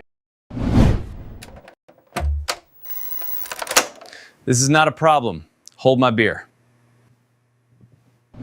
Hello everyone, welcome back to Supercar Street Racing, and I hope you're having an awesome day. We're back in Supercar Street Racing Studio A, our main editing studio, to bring you this video for the Anker Solix S2000. And that might be a little different for the channel, but honestly, this might end up being one of the most useful products that we've tried. Today, we're checking out the Anker Solix S2000. And what makes this one different? This is being positioned as the longest lasting backup power in its class. And honestly, that matters a lot more than people think. Because when people shop for backup power, they always talk about one thing: battery size. How big is the battery? How long does it last? How many watts does it have? Can it power everything in my house? But the reality is, when the power goes out, you're trying to keep all the important stuff alive. Your refrigerator, your Wi-Fi, your phones, your workspace, and for me, my editing setup.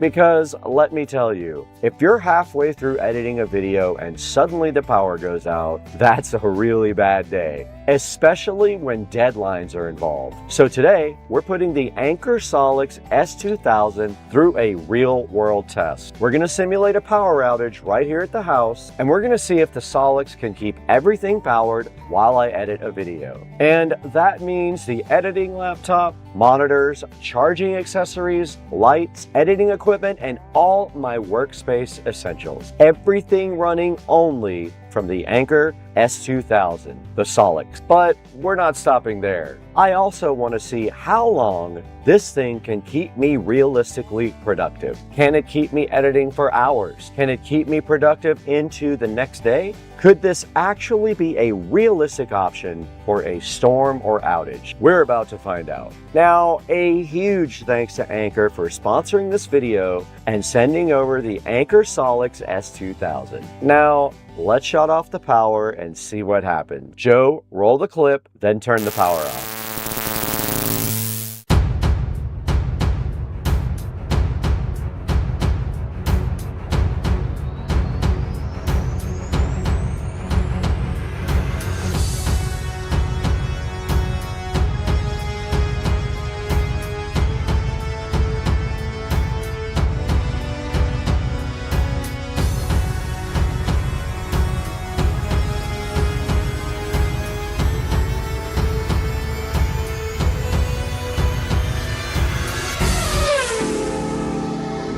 Alright guys, now the power outage simulation will begin. And honestly, living in Florida, this feels very realistic. Storms happen, hurricanes happen, random outages happen. And when they do, the biggest question becomes, how long can you actually stay productive? Because losing power for an hour, that's annoying. But losing power for a whole day, that becomes a serious problem. And right now in the editing studio, that's Studio C, everything is dead, the power is off, the laptop's dead, the monitors are off, the lights are off, all the accessories are off. Editing workflow has completely stopped. The laptop battery's even dead. Now, normally, this would mean that production is over. But this is where the Anker Solix S2000 comes in.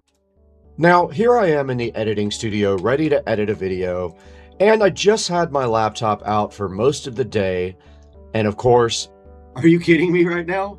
In the middle of an edit. This is not good. I got a plan though, I think. Right here.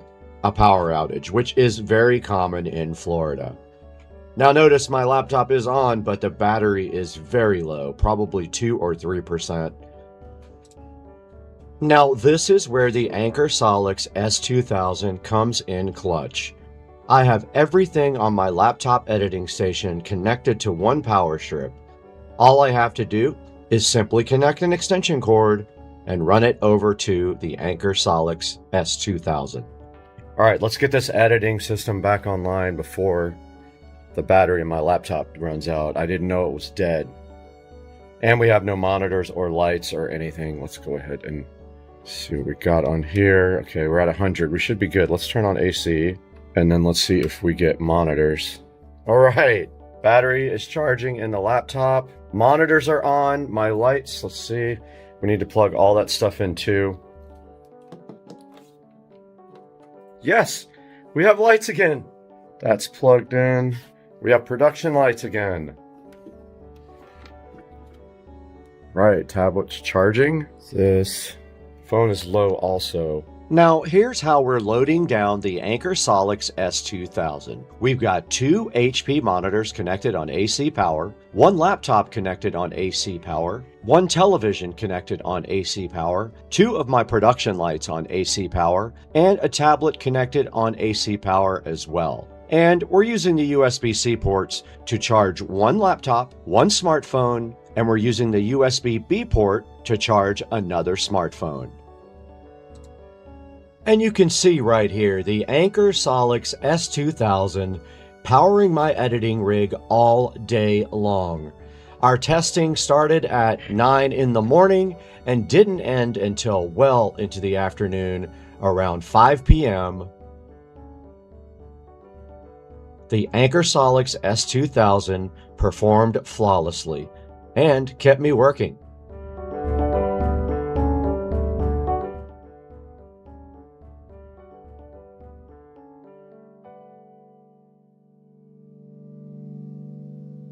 If bad weather knocks power out for a day, or even longer, you can still keep the important things running. And for me, that means content creation. For you, it might mean work. It might mean school, or internet, or communication, or just staying connected.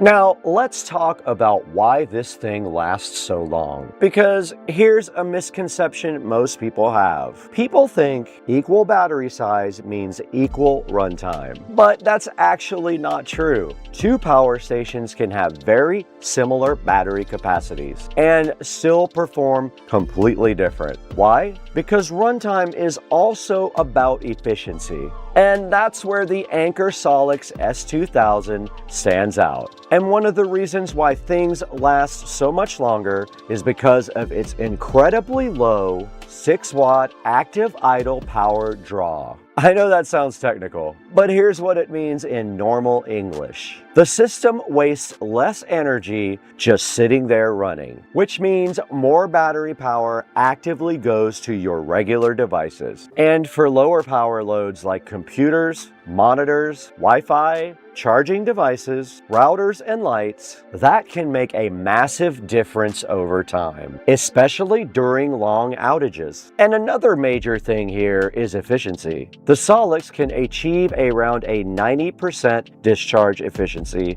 at a 200-watt load. Again, what does that actually mean? It's simple. More of the battery power actually makes it directly into your device than being wasted. So even if another power station looks similar on paper, you may actually get significantly less runtime. And that's the whole idea here. Long-lasting power instead of just big numbers. Now let's talk about the actual specs. You get 1500 watts of rated output, 3000 watts of peak power output, and it's all pure sine wave for sensitive electronics like that laptop in there and those monitors. And that actually matters if you're powering expensive electronics like I did, editing gear, network equipment, monitors, laptops, and you also get a Life P04 battery, and it's rated for up to 10,000 charge cycles and up to a 15-year lifespan. That is huge because this isn't something you buy once and then you have to replace it in 2 years. This is long-term backup power. It's something built for emergencies but also everyday use. And the charging is also seriously impressive. You've got multiple charging methods. You can charge it on the wall, you can charge it with solar, with your car, with an alternator, and you can charge it incredibly quick, and that matters if you're caught last minute and a storm is on the way. And speaking of storms, there's smart app functionality. You can monitor your power remotely, you can check battery levels, you can adjust the settings, and even prepare for bad weather. And finally, portability. For a 2,000 kilowatt hour power station, this thing is surprisingly compact. It doesn't dominate your room, it doesn't take up your entire garage, and it still feels easy enough to move around your house when it's time for backup power. So after testing the Anker Solix S2000, I completely understand the appeal. Because when outages happen, and they do, a lot in Florida, runtime matters. Not just power, not just battery size, how long can it actually keep your essentials running? And this is where the thing honestly impressed me. Being able to keep my editing setup alive from early morning till late at night, unreal. I was able to continue working, and realistically, I stayed productive for a very long time, and that is incredibly valuable. Whether you want backup power for your home, storm season, your office, your editing setup, your Wi-Fi, or everyday essentials, this is definitely worth looking into. If you want to check out the Anker Solix S2000, I'll have all the information linked down below in the description. And again, a huge thanks to Anker for sponsoring this video. And if you enjoyed it, go ahead and smash the like button, hit the bell icon so you don't miss anything from Supercar Street Racing. Subscribe if you're new, and check out Second Car Street Racing, our other channel. And as always, thank you for watching Supercar Street Racing. I'll see all of you in the next video. I have to get out of here. Joe is waiting outside and is going to turn this camera right off. Oh, hey, Joe. Say hi. Let's see if this thing will start. This thing is not staying.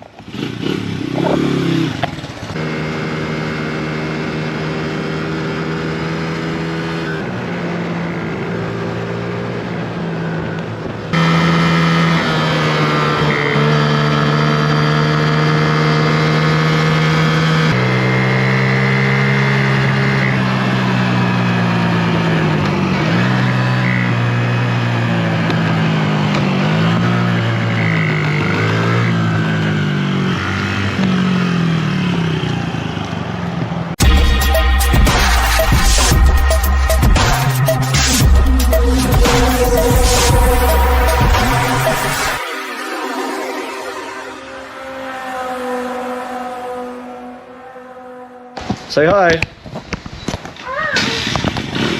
Let's see if this thing will start. This thing is not staying.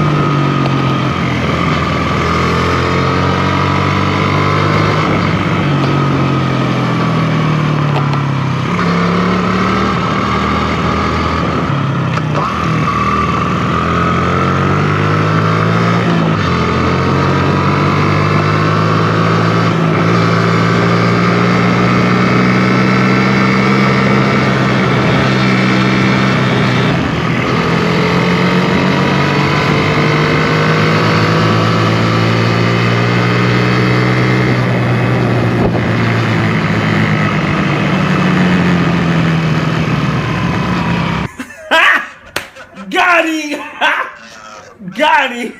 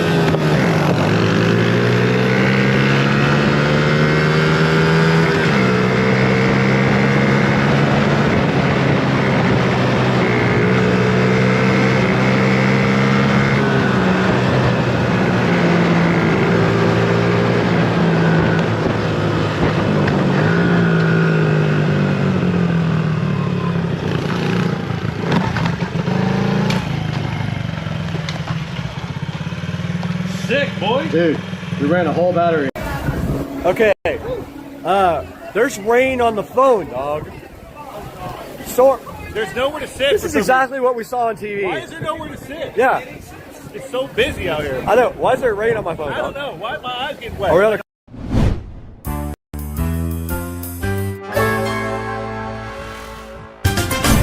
Guys, welcome back to Supercar Street Racing. Once again, we're out here in the Supercar Street Racing living room to hang out with you guys today and show you something cool for the home theater room that is sitting right behind me. We got to get this thing out of the box and opened up on Supercar Street Racing, so let's get busy on that right now.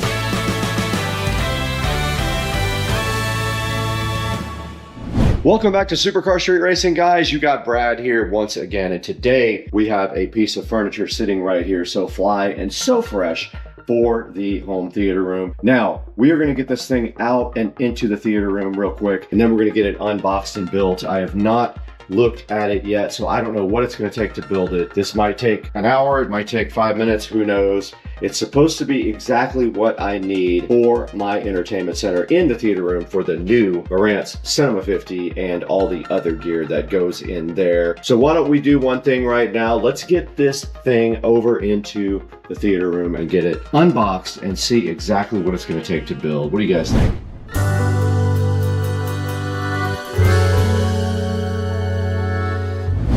All right, we're in the Supercar Street Racing home theater room, and right down here we do have our new Rockville shelf here that we're going to get unboxed. It is supposed to be configurable. It's going to go right there along with all of the other stuff that has to go there. We're probably going to disassemble this, but we're going to get this built today, so let's go ahead and get this thing unboxed. All right, a bit of fair warning. This box is extremely heavy, about 50 pounds. So be careful when you are carrying it because you can hurt yourself with that thing. So do not hurt yourself. We have the patented SCSR knife. Hopefully this thing is not damaged because it is heavy. All right, and inside of the box, some protective foam and a lot of parts. So it does come with a little QR code thing to show you how to build it. And then inside of the box are all of the shelf bits, which we have to get undone. Comes with these tubes. Should come with also some studs that go into these tubes. And also, we are not going to be using the whole thing. Looks like there's some hardware inside this bag. There's some feet there if you don't want to use the wheels, I think. More hardware here. Ah, these are shorter tubes, so that allows you to configure it differently with the shorter tubes here. And then we have some medium tubes. And that is it for that part. And it looks like this is the actual shelf. There are 3 wooden pieces, 4 wooden pieces if you need 4. And let's get this box out of here now, along with all of the mess that we created.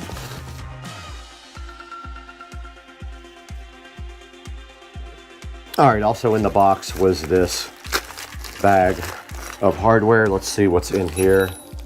Okay, looks like these are pointy things if you want to put this in the carpet. You have pointy connectors at the bottom for feet if you don't want to use the casters that they provided. And then in this box should be the studs. Yeah, so these are all of the studs that go between the shelves. Here are the actual shelves. Now I got the wood, not the black. I wanted a different look. Now notice these have holes. We're not using all these. We don't want to be that high. We have a center channel speaker coming. This one also has a hole. Ah, okay, so this one is different. This one has small holes. I'm assuming this would be the top. So our goal here is to get this as short as possible. and only have 2 shelves. So we need enough space for the Marantz at the bottom. Looks like that spacer will do it. We also have a runner for the bottom here we're gonna put in. So I guess let's get all this disassembled here so we can actually work. We're gonna be throwing away a lot of stuff if I didn't already.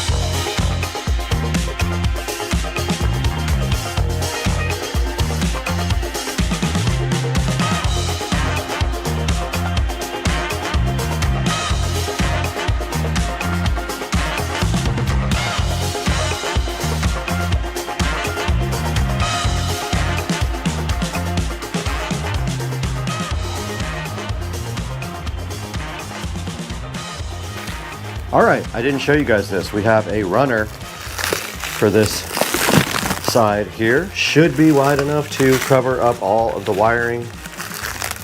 There's some instructions inside here on how to open it, how to use. Ooh, it's shaggy.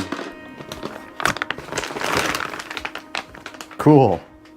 That's actually cool. I didn't know it was shag. This is perfect. Check out the rug guide. This is awesome. This is so cool.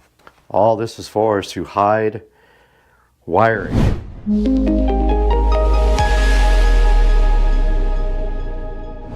All right, guys, we got brand new wire for our Polk audio speakers here. We are still missing one Polk speaker. It will be here next week. They are on back order, but we have brand new banana plugs to replace these junky old flat cables. I'm gonna go ahead and use these on the fronts. Now, I didn't use them the first time. I used these old crappy banana plugs that I had before. So I'm gonna go ahead and plug in these guys and run the wire underneath the rug, which is what it was designed for.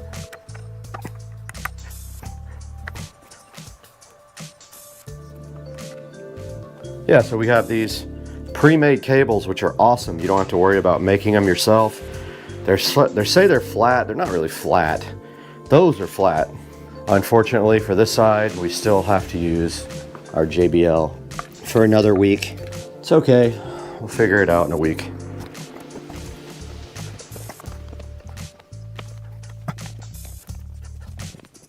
It's going to show just a tiny bit on both sides. We will take care of this one when we actually get our new Polk audio speaker.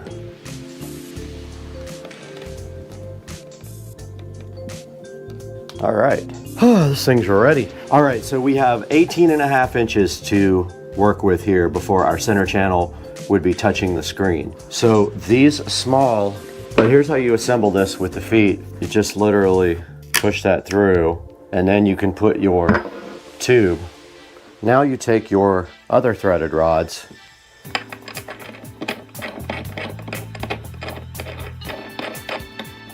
screw them in to the shelf legs all the way.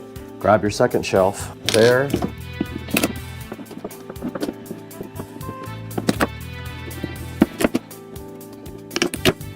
There. Now, Ultra Bass can go down there.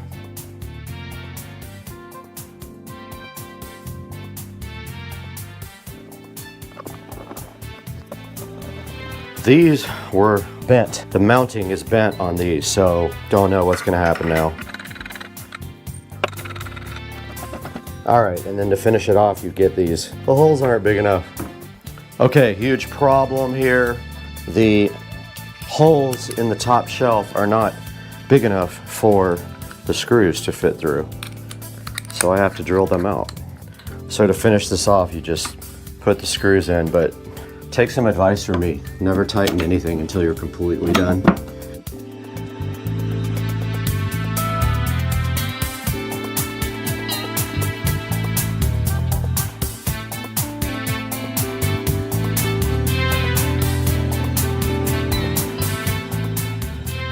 Hopefully this fits in the bottom. It does, just like that. Perfect. Push it back so I can wire it. Marantz goes here, center channel here, and then I just have a couple little things to put in after that.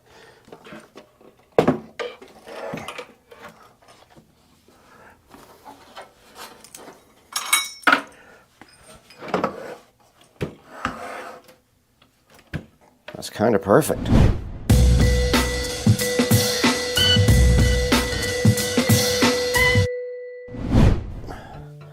Okay, so wiring this is not going to be too bad. A lot of the stuff will be hidden under the rug. I'm going to order new cables for this guy. I'm going to go ahead and order some really nice cables for this actually. These go to the wall, power.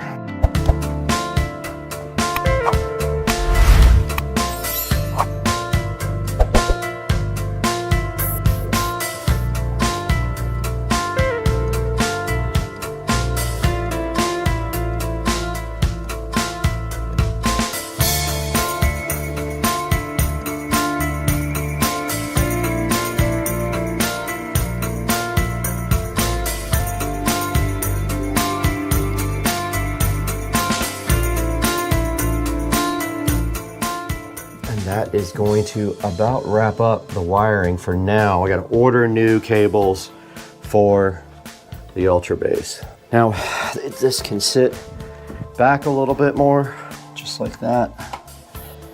Aside from the center channel, this project is done. The center channel is going to sit nice right there. It is 7.5 inches. So if I did my math right, we have plenty of space and it actually will hide all of these plates back here, which I'm hyped about. I did forget to hook up RCA cable there. I'm gonna order something for that too. Now we just gotta clean this mess up.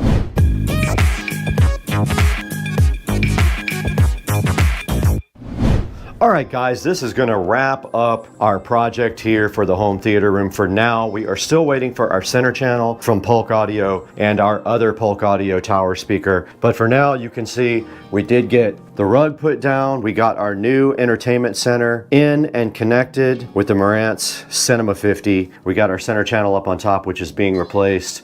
So this project is done until we have our new center channel and our other Polk tower speaker. But that is a good look at how it turned out. You can see we have our Behringer Ultra Bass down here at the bottom chilling. It just needs to be straightened out a little bit. And then right above that, the Cinema 50. We got our Fire TV Cube on the side here, and we got our Advent on top. And we also tied the wiring up and ordered some better wiring to shorten up a lot of the cables in the back. So for now, guys, that's gonna do it for today. I'll leave a link to this guy in the description so you guys can go get your own. I only use 3 out of the 4 available shelves, so I have 1 leftover shelf that I can do something with if I really want to. But yeah, guys, thank you so much for watching. Please support the channel by liking and subscribing. And when you purchase anything from Amazon, not just this, not just anything, you just click through one of my links and it will take you to our affiliate program and pay us no matter what you buy.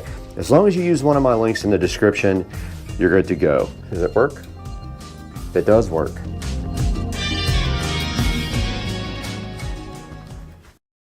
All right, is that hater still out there? John, where are you going, buddy? Get some more shrimp, man.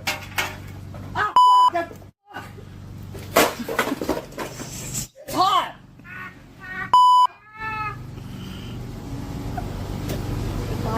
And you can see the chair raising right now to a comfortable position.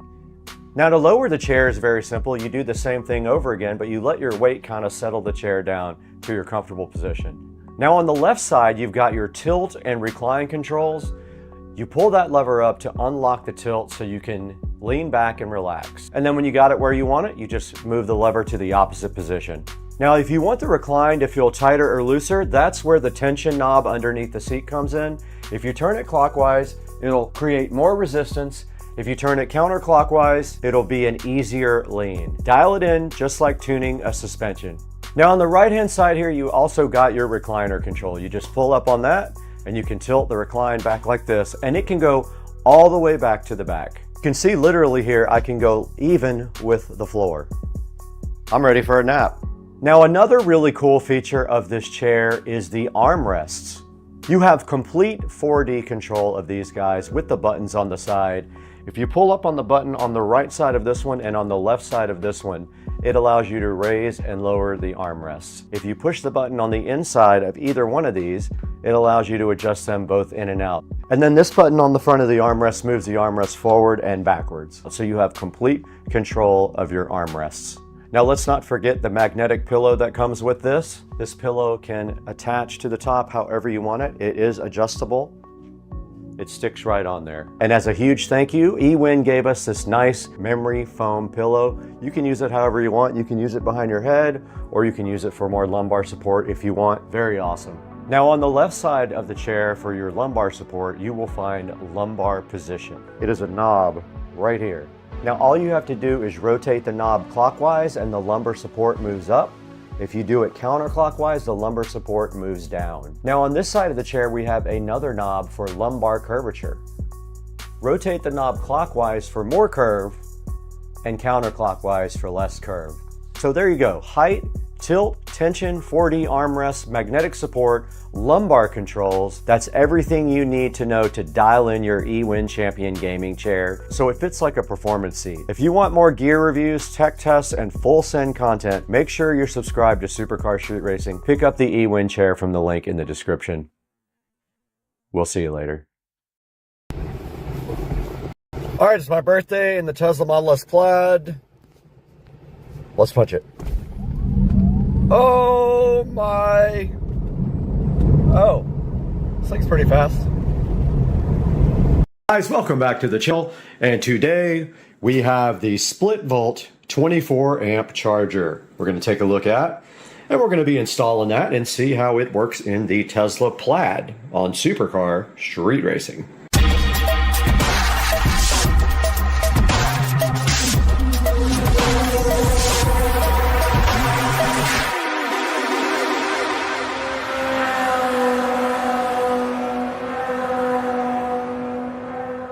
This is the split volt NEMA 10-30 charger, and it came in this beautiful bag, which I probably won't use because I have a Tesla mobile connector coming for the car, but this will be permanently mounted in the garage. And so let's see what's inside of this beefy cable. This is the 16-foot version because that's all I need. And pretty good packaging. The box was damaged, however, the inside had no effects, and it's got this nice split volt little thing asking you to email them if you have any questions. And then of course here is your charger, and just like most of the chargers, I don't like the fact that it doesn't have much of a pigtail. However, that's okay because it has a 16-foot cord and it doesn't have to go that far. I was hoping I wouldn't have to mount this on the back wall, but it looks like I will mount it right next to the dryer, right off the pigtail, and then take it into the car. So I did return the Electron charger. It would not do over 16 amps, and so it was a little bit cheaper, like $100 cheaper, and it wasn't worth it. So I returned that and I got the 24 amp charger, which I will open now. Here's a look at the Electron on the front with the power light, charge light, fault lights, maximum 24 amps. And on the back we do see that it has the capability to be mounted right there with a screw, which we will have to use a drywall insert. And then we have our J1772 connector, and I have a J1772 adapter, and this should be a NEMA 1030 plug hiding under there that I will open now. Okay, here's the NEMA 10-30. I do have a splitter for the dryer, so we will go outside now and get this thing plugged right in. Alright, back behind the dryer we already have the NEMA 1030 splitter there. We are going to go ahead and mount the split volt right next to the washing machine here. The washing machine actually, of course, does not feed the 220 volt circuit, does not need it. It's the dryer on the other side, but we're going to mount this thing pretty close to the splitter right here where it looks good. And first we got to vacuum up all this junk and clean up this back. All right, I got the area all cleaned out, nice and mopped. It looks way better. So now my plan right here, right now, is to get this charger mounted somehow, and I need to figure out the height that we're gonna put it back here as well, so I'm gonna do that now. All right, we got the split volt 24 amp charger mounted on the wall. Now we have to work on some wire management. I am unfortunately almost out of these big clamps, and I don't think the next size up will fit. I'm gonna try it. Only got one of those right there, and I've got two of these, and I really need like 3 or 4. It's a complete bummer. None of these other ones will work. Maybe I have something else around here I can use, but I want to get the wire tied up all nice, but I'm not going to be able to use regular screws because the drywall is just going to break out. So got to use inserts and all that, so I'm going to work on that now. I got the clamps installed on the wall there and there. That one's a little bit too big. I'm actually going to go down to Ace and see what they have, but this size is too big for it. It's the size down below that, and I don't have any more. And I want to get something to mount to the side of this toolbox here, or the workbench, to hang the hose on right here so it coils up right on the edge. So I am headed that way to do that now. Headed up to Ace Hardware, the best place on earth. It's pretty close to the house. We're in the Tesla Plaid that I don't fully understand how to operate yet, but I've been having fun playing with it for sure. Just took Susie out for a ride and absolutely blew her mind, and all I can say is this car accelerates at an insane rate that I've never felt in my life. I've had 1,000 horsepower Supra, 800 wheel horsepower, both my Supra and my IS 300, and they are slow compared to this car. I can't imagine what a 15 to 2,000 wheel horsepower car actually feels like. It just has to be unreal, because this thing is a beast at 1,020 horsepower, and I don't know how much parasitic loss there is. There's no transmission, so it must put most of that down to the tires. It feels like it does, because I'll tell you right now, I haven't had a car that would even come close to this car. So I might take this thing out to the street races at some point and see how we do, if I can get somebody to go with me and film, because this thing is a beast to drive and film. But yeah, we're headed to Ace Hardware right now. We'll be there shortly. All right, so this is what it looks like after I got done. We have the split volt charger right there, secured to the wall with cable clamps. It runs along the wall like that, comes down the side of my workbench, and then I installed this nice hook for the cable. Just a word of advice, 16 feet is not enough. If you need to reach all the way across your garage, you would have a problem. I have enough, I think. I think I did a good enough parking job. Let's see. Yep, I do have enough, and so I have the J1772 adapter right here. I don't have my tripod with me. I'm so mad because I missed a lot of tape filming because I didn't. But this J1772 adapts most public chargers to Tesla, and you can either keep it in your car or keep it on your J1772 at home. If you keep it at home though, you need a second one for the car in case you can't charge with a Tesla supercharger. So this just fits literally right on the end of this, like so. It can only go one way. There's no way to mess this up. And then it goes right to the car. So I'm gonna do this now with the other hand because I am filming. The J1772 adapter is on. Let's see how the car reacts. All right, the charging port opened for me, and let's go ahead and charge. All right, the blue Tesla logo turned green. Don't know what that means. And it says charge on the split volt, but we will have to get into the car and see what the rate is. It should be 24 amps. We could actually go on the app too, but let's go in the car. So it actually, you could see it through the window. 5 kilowatt hours, 24 amps. So we can't go any higher than 24 amps with my circuit, but that is what, 17, 18, 19, 20, 21, 8 amps more than I had before. So I'm hyped. This is where you set the charge rate. And so it said 2 hours to fill up, so it'll take 2 hours to get to the tip of the charge. Very cool. So that is the split volt 24 amp level 2 charger for the Tesla, all mounted up and ready to go.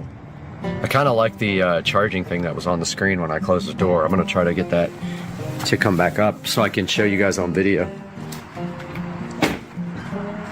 So this is what comes up when you are away from the car. It says charging time remaining 2 hours and 45 minutes, 24 amps of 24 amps, 238 volts, 6 kilowatt hours. By comparison, a supercharger the other day did 62 kilowatt hours. So about 10 times faster would be my guess. But yeah. Looks pretty good. I might put a couple more cable clamps on this over here.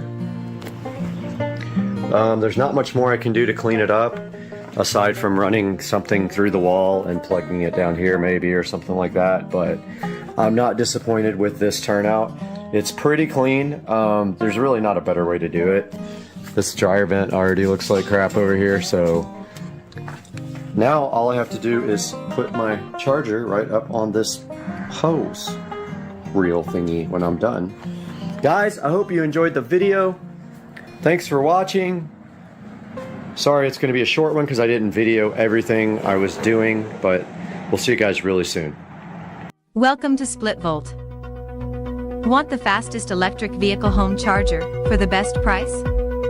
Split Volt portable 24 and 40 amp EV chargers have the best overall value, with the lowest price and fastest allowable NEC safe charging rates. Its 16 feet length provides flexibility, while also being lightweight. It coils easily into the included canvas carrying case. Split Volt portable EV chargers can often use an existing dryer socket. Just plug in, and you have 21 or 37 mph fast EV home charging.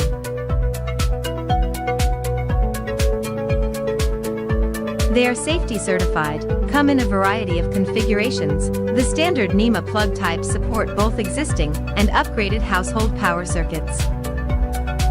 Split Volt chargers use J1772 handle connectors that are common across North American EVs and fully support the standard Tesla adapter.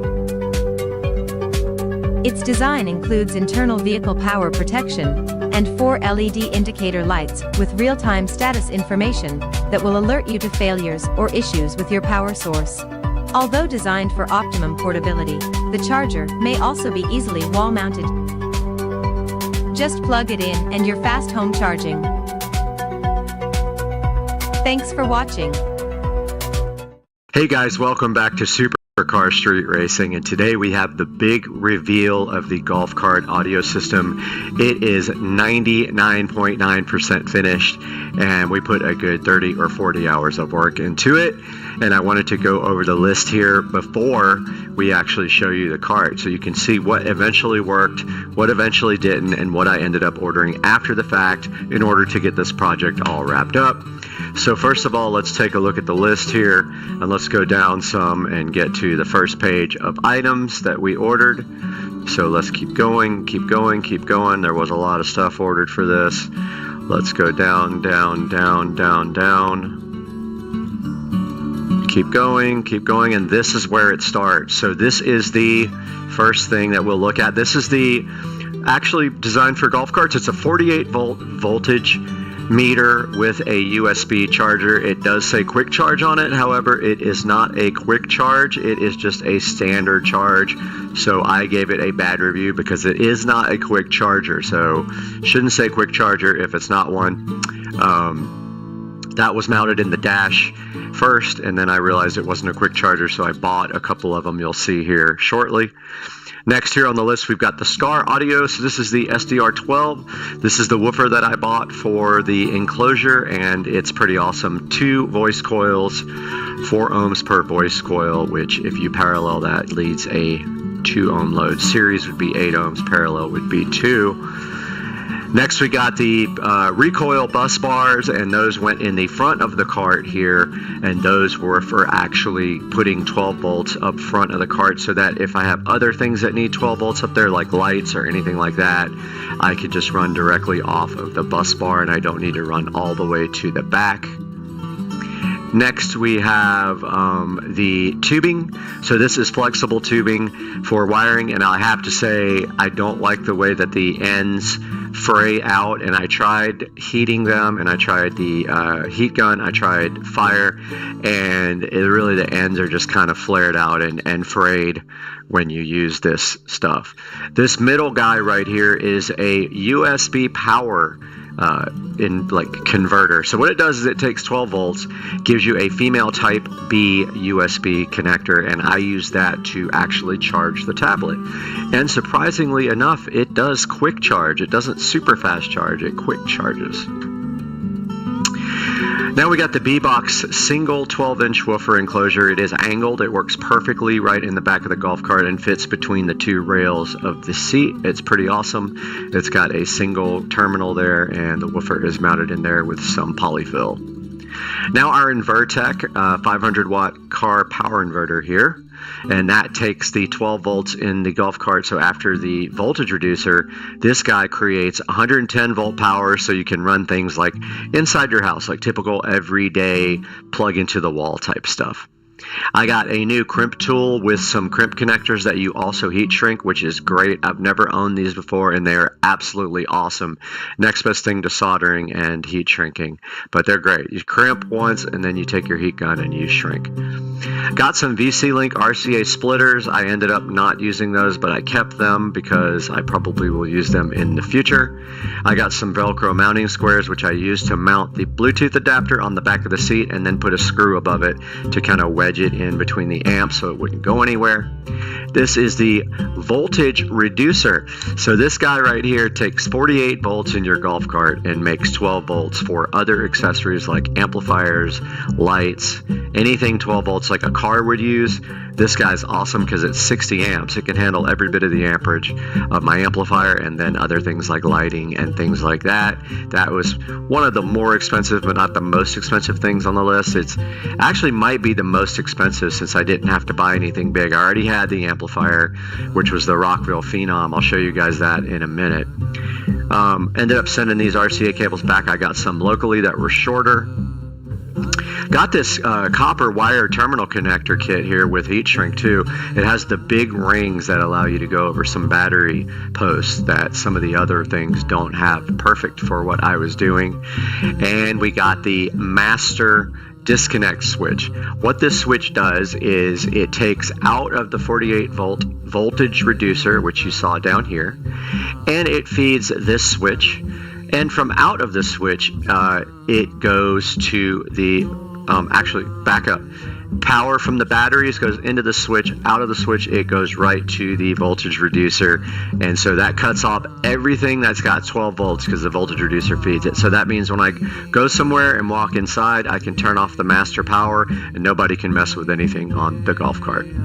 All right, we got our silky polyfill fiber here for inside of the actual enclosure. I forgot to stuff it in the dash. I meant to do that, but honestly, it gets everywhere. I don't know how useful it would be in the dash, but I did buy it for that and did not use it because I had already mounted the speakers and stuff, and I could probably still flip my hand through the dash hole and put it in there, but I think I'm going to hold off because it just gets on everything. It's a mess. Infinity Kappas I ended up returning because they didn't have grills, and I had to have grills.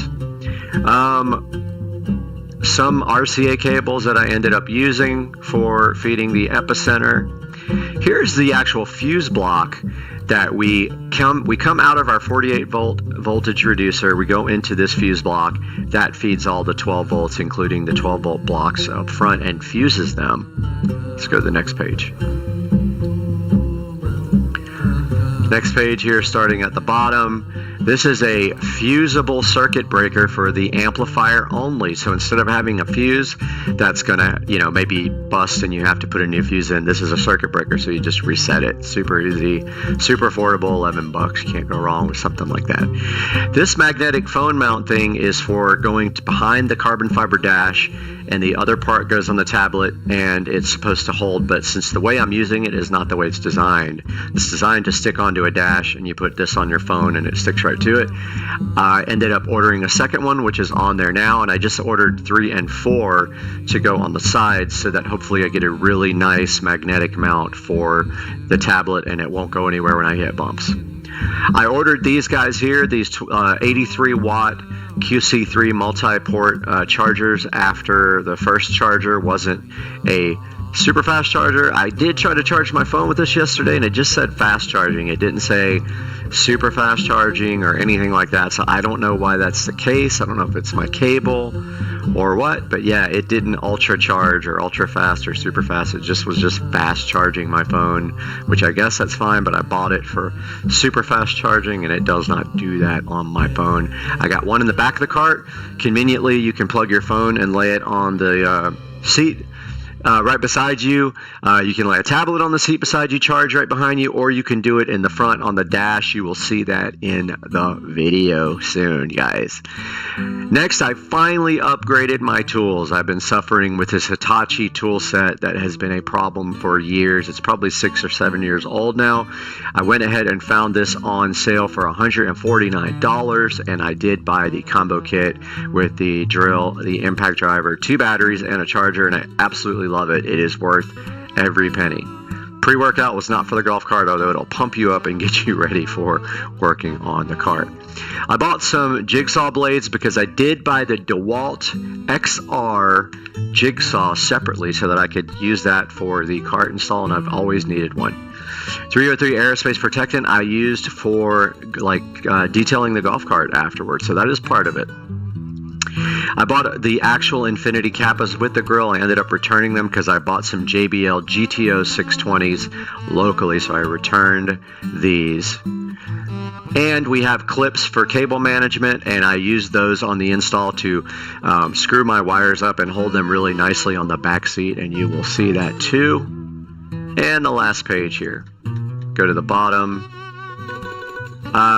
Sent these this wire back, ended up using my own speaker wire that I already have. Here is the second magnetic mount that I bought for the tablet to mount on the dash, and it was undeliverable, so I never got that one, and I had to order another one.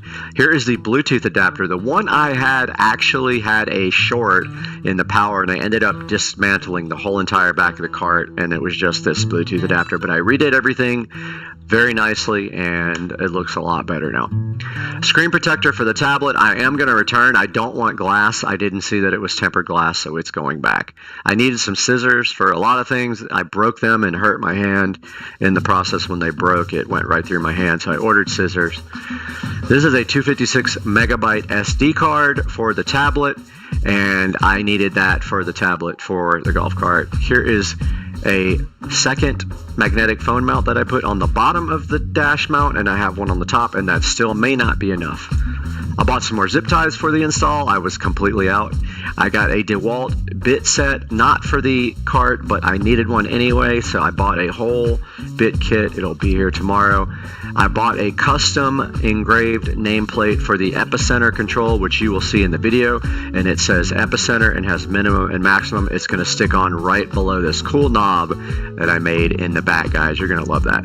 And then for the left and right behind the dash to hold the tablet better, I bought these 2 more magnetic mounts that were a way better deal, and they will be here tomorrow, and I will stick them on behind the dash and then put the metal plates on the tablet in the back, and I'll have 4 magnets to hold that to the dash, which you will see out here in a second. So let's get right to it, guys, on Supercar Street Racing.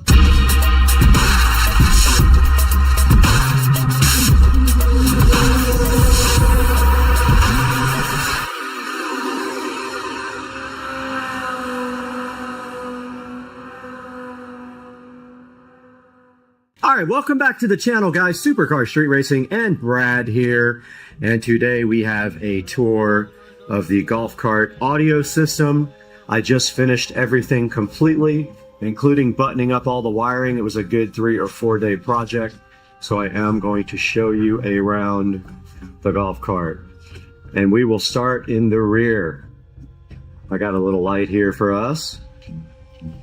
So in the back of the golf cart here, we have a 12-inch woofer in a nice pre-made enclosure there that still needs to be kind of bolted down.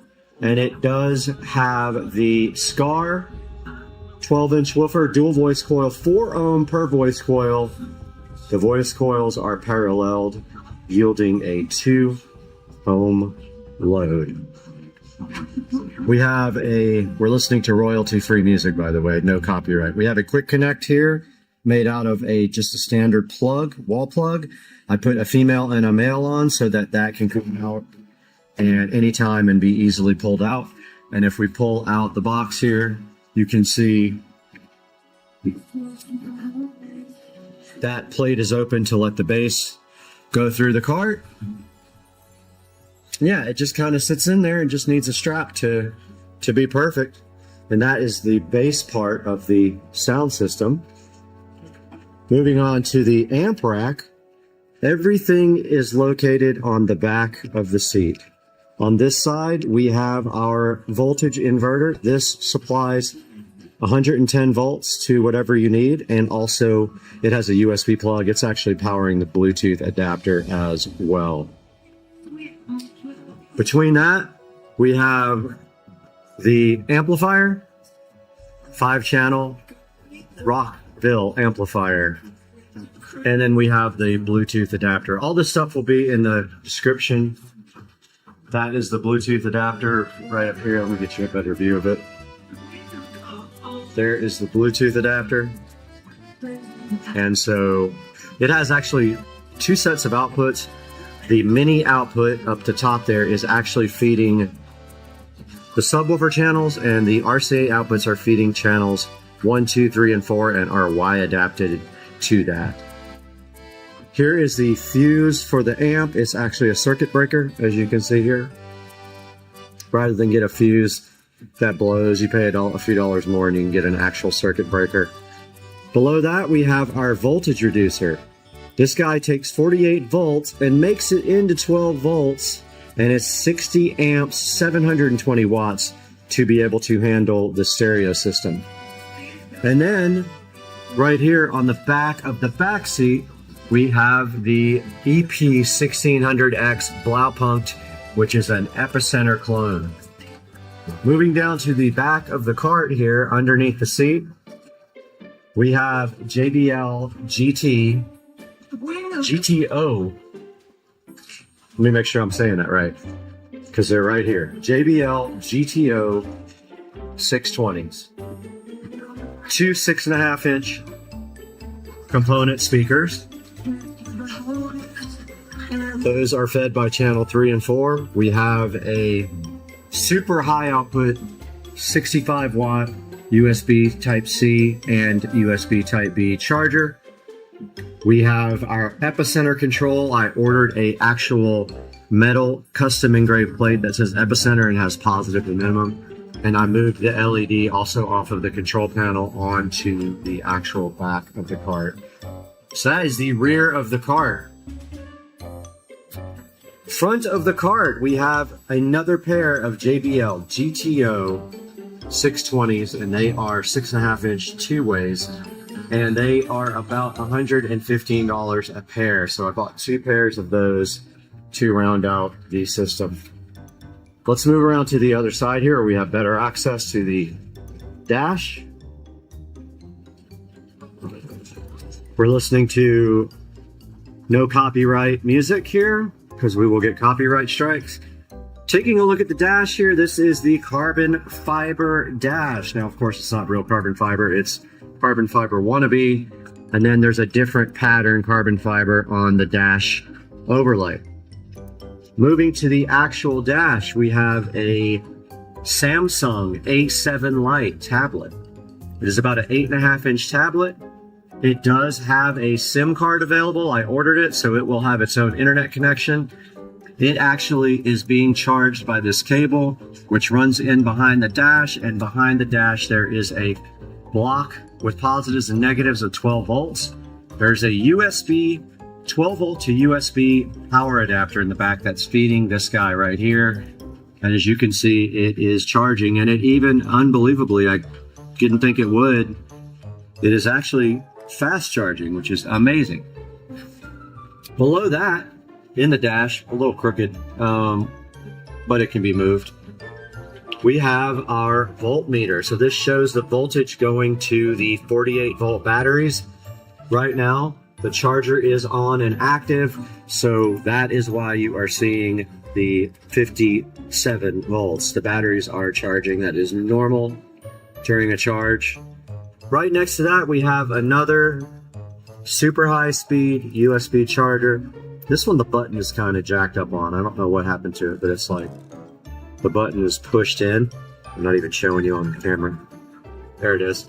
The only thing I don't like about these guys is they turn off between power cycles. I wish they would stay on. I looked everywhere for some that would stay on, and they don't exist. So this one, the little button is kind of like mashed in. I don't get it. The other one back here in the back is not. So yeah, that will round off the golf cart audio tour. And then of course down here we have our extreme mat. Now, there are some more things we got to get done to the golf cart. We need to do all the bushings in the front. We have a bushing set laying over here on the top of the lawnmower over there, and Joe is going to help me. Another cool thing about having a tablet, oh, by the way, the tablet is magnetic mounted. There's a magnet stuck to the back of the dash inside, and then this has a magnet plate on the back of it, a metal plate. However, it is not working great, so I ordered a second one for the bottom. If that doesn't work, I'm going to order number 3 and number 4 for the side so that this thing doesn't move, because you can see it comes off fairly easy. I'm hoping another one will prevent that from happening, and if not, a 3rd and 4th will definitely keep it on there. So another thing cool about having the tablet, so I got subscription YouTube, so I can actually minimize YouTube and still hear music, but we can go to the speedometer, and it's supposed to actually spin. Yeah. I don't know why it doesn't stay.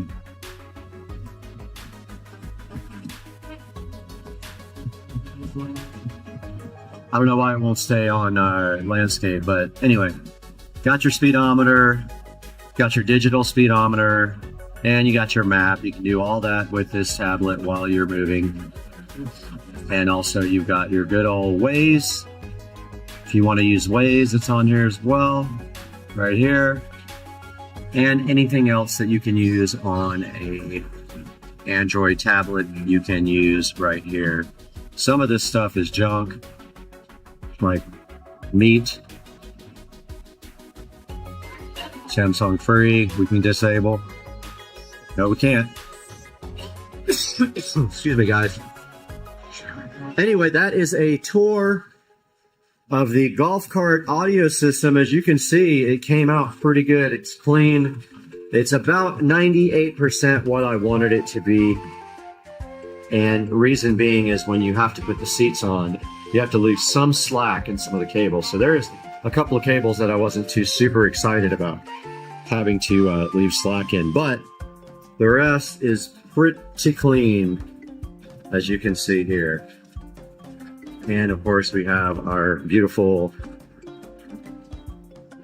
epicenter control.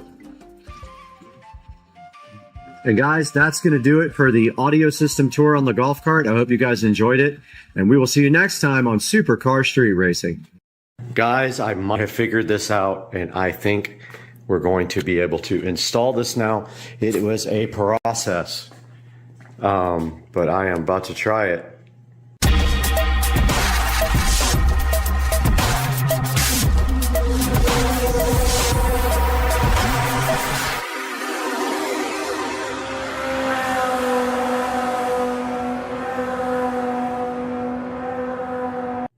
Hey guys, welcome back to the channel, and today we're going to show you how to install Kodi on a show device. That's right.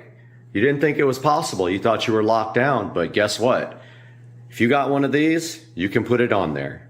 Back in front of the Show 15 now, where we're going to show you guys how to install Kodi on this device. So the first thing you have to do this is a Show 15. I'm not going to say the name because it will wake up. Once you have the Show 15, you will get a prompt that asks you if you'd like to upgrade your experience to the Fire TV experience. You go ahead and upgrade this device to the Fire TV experience, where you will come back and you will see this little dot right here. See that? Right there. Once you have that, then you're well on your way to getting Kodi. So guys, what is Kodi? So Kodi is a multimedia app that has been around for a really, really long time. And it used to be called XBMC for Xbox Media Center. They did change the name. Now, what is important about this Kodi app is that people write add-ons for it. And you can actually download add-ons to watch certain things. I won't tell you what, because obviously we're not going to be breaking the law here. But a good app like this might assist you in watching certain things. It has all kinds of apps. You can also actually just play multimedia from a server. You can install apps directly onto Kodi, like YouTube, if you would like. But the important thing is you can install these add-ons. These are video add-ons. And to do that, you have to find their repository and install them from the repository, which I will show you here momentarily. But this is Kodi. All right, let's quickly go over what you have to do to install Kodi on your Echo Show 15. First, you go into the Fire TV. You go ahead and go to Find, and you search for the Developer menu. Developer Tools menu there. Here it is. Go ahead and open that. It pops up this little window. You can just hit the back button on your remote or either on the display remote. You're going to have Toolless installed as well. So go ahead and do that, and you're going to have File Explorer installed as well. When you press on them, you should be able to install them. Now let's go get Kodi TV.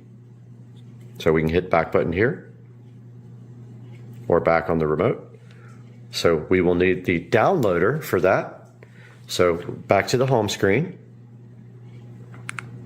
Go to Find.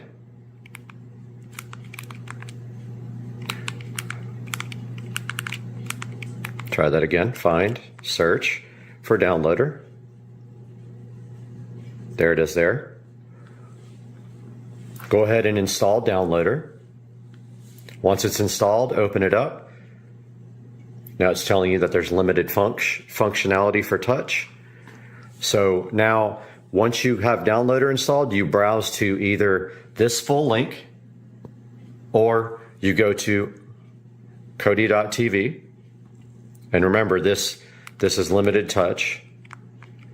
So if we just go to Kodi.tv, if you don't want to type in that whole link, you're going to have to get the 32-bit version.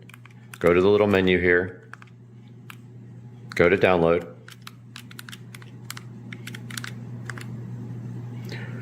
Go to Android, the little Android robot.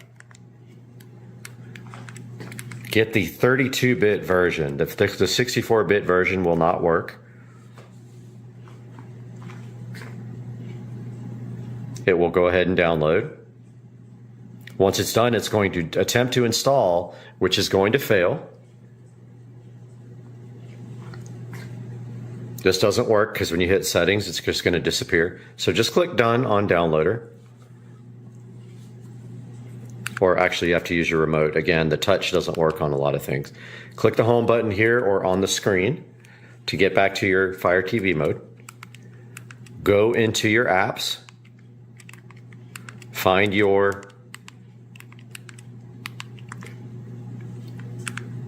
developer tools menu, open that. Just hit the back button to get out of that. Now on File Explorer, you have to use your remote. Again, see how it says limited touch? You're going to want to go to your downloader folder where you downloaded that Kodi. Select the one you just downloaded. I have a couple in here. So just select it with the middle button or on the screen. Click cut. Hit the back button either here or on the screen remote. Go to download and paste it. Once that's pasted, go back again, go into Toolless, right there, Toolless or whatever it's called. Open that, find your download folder, find the app you just copied. It's one, these are old, I've done it a couple of times now. But open up the Kodi app. It will then say continue, and it will install, and it will finish. And then once it's done, you will see that if you go to the home screen now, and you go to all your apps, you have this wonderful Kodi. There is proof that Kodi works on the Show 15. And then now we will show you how to put a good app like the Crew into this. Okay, now that we have this installed, you're going to want to put something in it. So to do that, you need to get a add-on. So if you go to Settings, File Manager, Add Source, Browse, click enter a name for this, call it Crew. And then click none where it says path. Okay, so here is the path, https://team-crew.github.io. Click OK. Click OK. Click back. I'm just going to use a remote because it's easier. Go to add-ons. The touch works. Install from zip file. Yes. You'll have to enable unknown sources when it gives you the warning. You can enable unknown sources. Come back here, click on the Crew. There's the repository. It is installing now. There we go, add-on installed. Now install from repository. Click the Crew repo. Click video add-ons. Click the Crew, install, and then OK. It is installing now.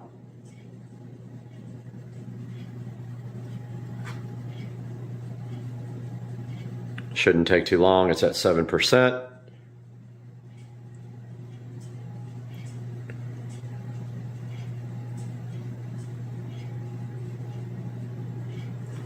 At 20. We'll be back. It's already at 7. I was gonna pause it, but it's almost done, and now it is installed. Let's hit the back button on the remote here. And go back to the home. Now we have the Crew. And you can proceed to enjoy your favorite things on your Echo Show 15.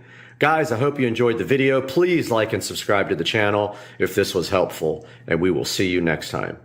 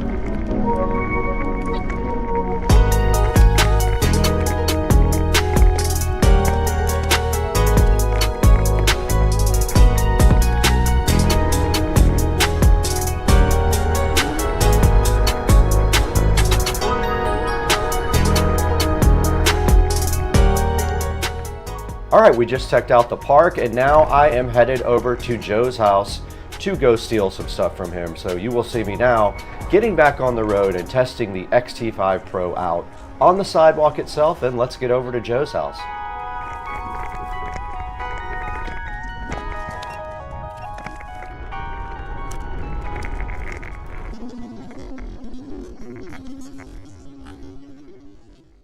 All right, we just broke in my best friend's house, and now we are going to take the We are back in the beautiful Supercar Street Racing bathroom, where we have been granted access to the Neporol Magic Pro rechargeable light bulb. Now, this Neporol Magic Pro does work in any regular light socket, and you can charge it there or with a USB. Now, this takes 2 hours to charge. It costs $1.81 a year. You can do warm white, neutral, or white light, and it can be adjusted infinitely on the brightness. So let's see what they had in mind today when Neporol was gracious enough to send us these Magic Pro light bulbs to check out on Supercar Street Racing.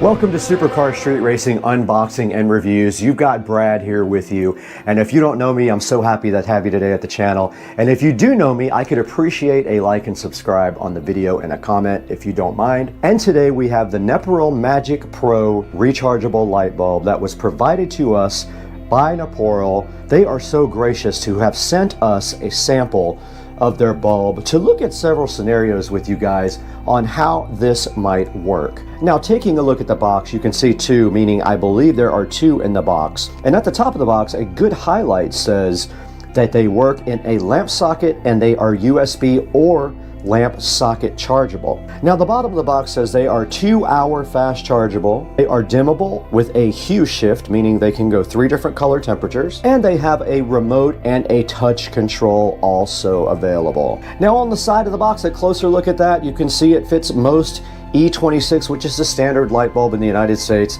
and other places as well. It works with wireless lamps as well. It backs up for emergencies, so if you lose the power in your house, these guys will still work. And on the side here, you do see they are made in China, and there is the model number right there, which I will put a link in the description for you guys. And then on the back side of the box, it says that it has a remote. We'll be looking into that as well, or a touch control. A 3 hue shift, meaning they do 3 color temperatures. They are dimmable. They have a portable hook is what they meant about the hook on the side, so they did have that right. They auto charge when they are connected to a socket, and they're rechargeable by USB-C and have a really nice charge indicator on them. So a lot of good features to the Neporol Magic Pro E26 light bulb, which now we will go ahead and unbox on the channel. The Neporol Magic Pro is sitting right in front of you today, looking so fly and so fresh and asking to be stripped out of its box. So let's go ahead and see if we're going to need something to get the tape off today. And look at that, we were able to get this package open. Well, I had it open. We might be able to get this package open without any other type of opening device. Here is the Neporol Magic Pro about to be unboxed here on Supercar Street Racing, and right on top inside the box we do see that we have a nice instruction manual here. It's a little small for my eyes, so I can tell you that it has highlights at the top, instructions in the middle, commonly asked questions there, and so there's a fact at the very bottom. And I will take a picture of this and throw it up on the screen for you guys so you know exactly what this says. And then on the back, it does have a picture of a remote control. And they did not send the RGB. I was hoping they were sending the RGB. I did ask for that, but they did not send it. And then it does highlight the touch control down on the bottom, which I guess is on the side of the bulb. Now, inside of the box here with the Neporol, you do see it comes with some hooks for you to be able to hang this bulb up somewhere. So you don't actually have to have this thing connected anywhere. It could be totally and completely wireless, which we will demonstrate in a little bit. And then also inside of the box, they give you a USB charge cable. So it is a USB type A on one side to a USB type C on the other side. Moving forward, there is another hook here for these guys. It does not charge, but you can charge it while it's on here. This does not charge it This just hangs it up for access. Now the first Noporo Magic Pro is coming out of the box right here, and you can see the standard E26 base here. I do have the RGB lights, which I'm excited about. Now let's see if it actually works before we unbox the rest. Okay, it is not charged. And we do have our second RGB Pro here. Let's see if that one works. Does not work. So both of these bulbs need to be charged. And moving further into the box, we do see our RGB remote control here, and opening it up, it probably has a little tab for us to pull to get the battery working. Let's go ahead and get it open. And here is the remote control, and there is our battery activation strip right there. We did pull that, and I'm assuming nothing's gonna happen because I think the batteries are dead. Oh, okay, interesting. All right, so I wasn't holding it long enough. They did work right out of the box. At least that one did. Okay, let's see if the other one works. Maybe I wasn't holding it long enough. All right, this one is not charged. The other one was. You can tell because when I push on, only one of them comes on, and look, it's completely wireless. Nothing connected to it whatsoever. So let's get these guys onto the base lamp and get them all charged up first. And there, it just came on again. I pressed the button. And it looks like you cycle through the colors there, but I want to get both of them charged up. And there's a dimmer if you hold it down. Let me go ahead and power this off. And let's take it in there and get it on the lamp base. In the Supercar Street Racing nice office, we do see this fan going insane. So if you hear something, that is the fan. But we have our Noporos, and we are going to go ahead and charge them by putting them on our lamp here. Let's go ahead and remove, let's make sure this is on first though. Okay, it is on. All right, let's go ahead and remove that bulb and put and now the Noporo is insisting on being on. So let's go ahead and put the one that wasn't charged in. Now it should charge, and there should be a charging indicator on it. All right, so it is charging, and it did light up a nice red to indicate that it was charging. Let's let this guy charge while we put the other one on the other base. Now we are going to put our second Noporo bulb onto USB-C and charge it that way. It is already charged, so it shouldn't take as long. However, I'm curious to see which one charges faster so plugging this in, I already have my USB available right here on the Supercar Street Racing side table that we built on the channel. Check that video out if you haven't. And these are standard type A, so whoever built them doesn't understand that there is a backwards way. And let's go ahead and get this plugged into the Noporo bulb. You can see the USB-C sitting SoFly right there, and all we have to do is plug it in right now, and it should light up in red, and it did. So this bulb is now charging, this bulb is now charging, and let's see in the manual what it says about charging. I took another hard look at the manual, and basically when these lights go off, these bulbs are fully charged. It says a charge time of 2 hours. It does not specify whether that is with the USB Type-C or with the socket. So let's go ahead and let these guys both charge up all the way, and then we'll take them somewhere and demonstrate how they work in a good dark environment. All right, we are back with our Noporo Magic Pro lights, and we did let those guys charge for about an hour and a half. And when the red light goes off, they are fully charged, and now they are ready to test. So for our first test, now I do notice they come on pretty easy if you touch the power button there on the side. That's the little touch screen right there, or touch button right there. And what we want to do right now is grab the hangers and go ahead into a dark room and test them. So to put the hangers on, all you have to do right here is just screw one on the back of the bulb, just like this. And then you can hang this guy up anywhere you want. Let's say that you need light in this closet. Let's hang one right there. Let's grab the other guy, go ahead and get that one rigged up. And you can see it did come on because I touched the touch button. And if you press it a number of times, it will go off. Let's get this guy hung up. All right, we got our lights in the closet right here. Let's go ahead and grab the remote control and the instructions. And you can see right here on the remote control, you've got your basic on-off control at the top, and you've got a 1 and a 2 mode on the very bottom where it says MM. Those are timers. Now the mode at the very top right is where you can set what it does as far as the pattern and the style of the light. And these 3 buttons here are supposed to be for the color temperature. So it's either warm, cool, or very cool. So let's go into the closet right now and see exactly what we have. All right, we're back in the closet with the Magic Pro lights, and we did get a good idea here of what everything does on the remote. Basically, these 3 up top are for white, so it's warm white, cool white, or very cool white. This gives it in a color mode, and then the plus and minus here on the remote are for dimming the lights, but they must be in a solid mode to dim them. Mode 1 is a dissolve between each color, and mode 2 is a flash between each color. 50%, 100% don't seem to do anything and are not in the instructions, and the very bottom buttons are a timer. So let's take a look at these, how cool they are. If you went camping or something like that and you needed some light where you don't have batteries, let's go ahead and get them on a same color and sync them up. And now we'll go to the mode where they will dissolve between colors. And they didn't quite see it that time, so they're not quite synced up, but very cool how these things operate. And then if I go into a solid mode here, I can use the brightness control. You see I'm dimming it, and I'm raising the brightness there with the plus and minus. And if we put this guy here on white, I can also dim this guy here. Look, I'm dimming it down with the minus, and I am raising that up with the plus. So these lights are pretty awesome. They are rechargeable, like we said before, with either this USB-C on the side or the regular E26 base. And so later tonight, we are going to go ahead and show you guys what you can do outside. Guys, we are back with the Nepperl Magic Pro lights after they sat on the charger for about another 30 minutes and they were topped out. And now we have screwed their hook on them right here. You can see goes right on the E26 base. We got one on that one, we got one on this one. That means we can now take these outside and show you how cool these things are at night. We'll take our remote control out there, we'll take our lights out there, and we will strategically place them around the pool and let you see how cool they are. Oh, and FYI, the red charging light did go out on both of these to indicate that these guys were fully charged. Let them go until they get fully charged, and that will definitely go out for you. Now let's get outside.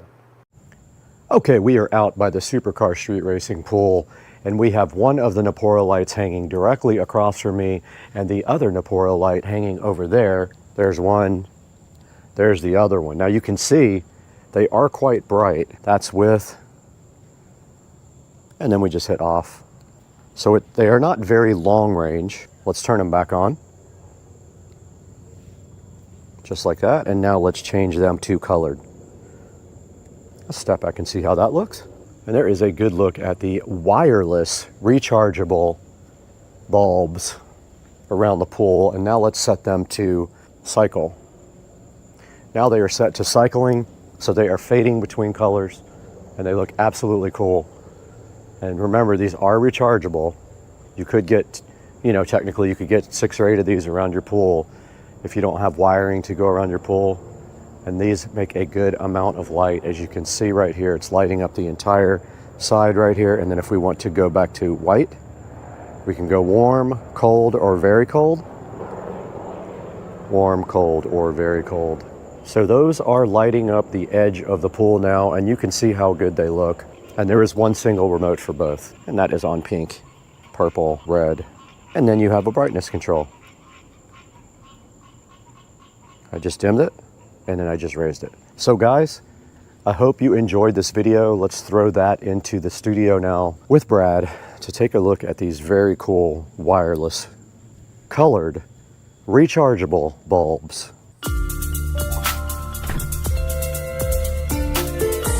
We are back at the Supercar Street Racing 4K production studio. You got Brad here, and I have spent some time with the Nepperl Magic Pro rechargeable light, and I happen to have one right here sitting in front of me for you guys to check out. These things are very cool. The manufacturer contacted me and said, hey, are you interested in promoting this product? And I said, of course I am, and they sent me 2 of the RGB lights here, and I'm actually giving these away to someone after this video. So these are already gone. They have been given away to a subscriber.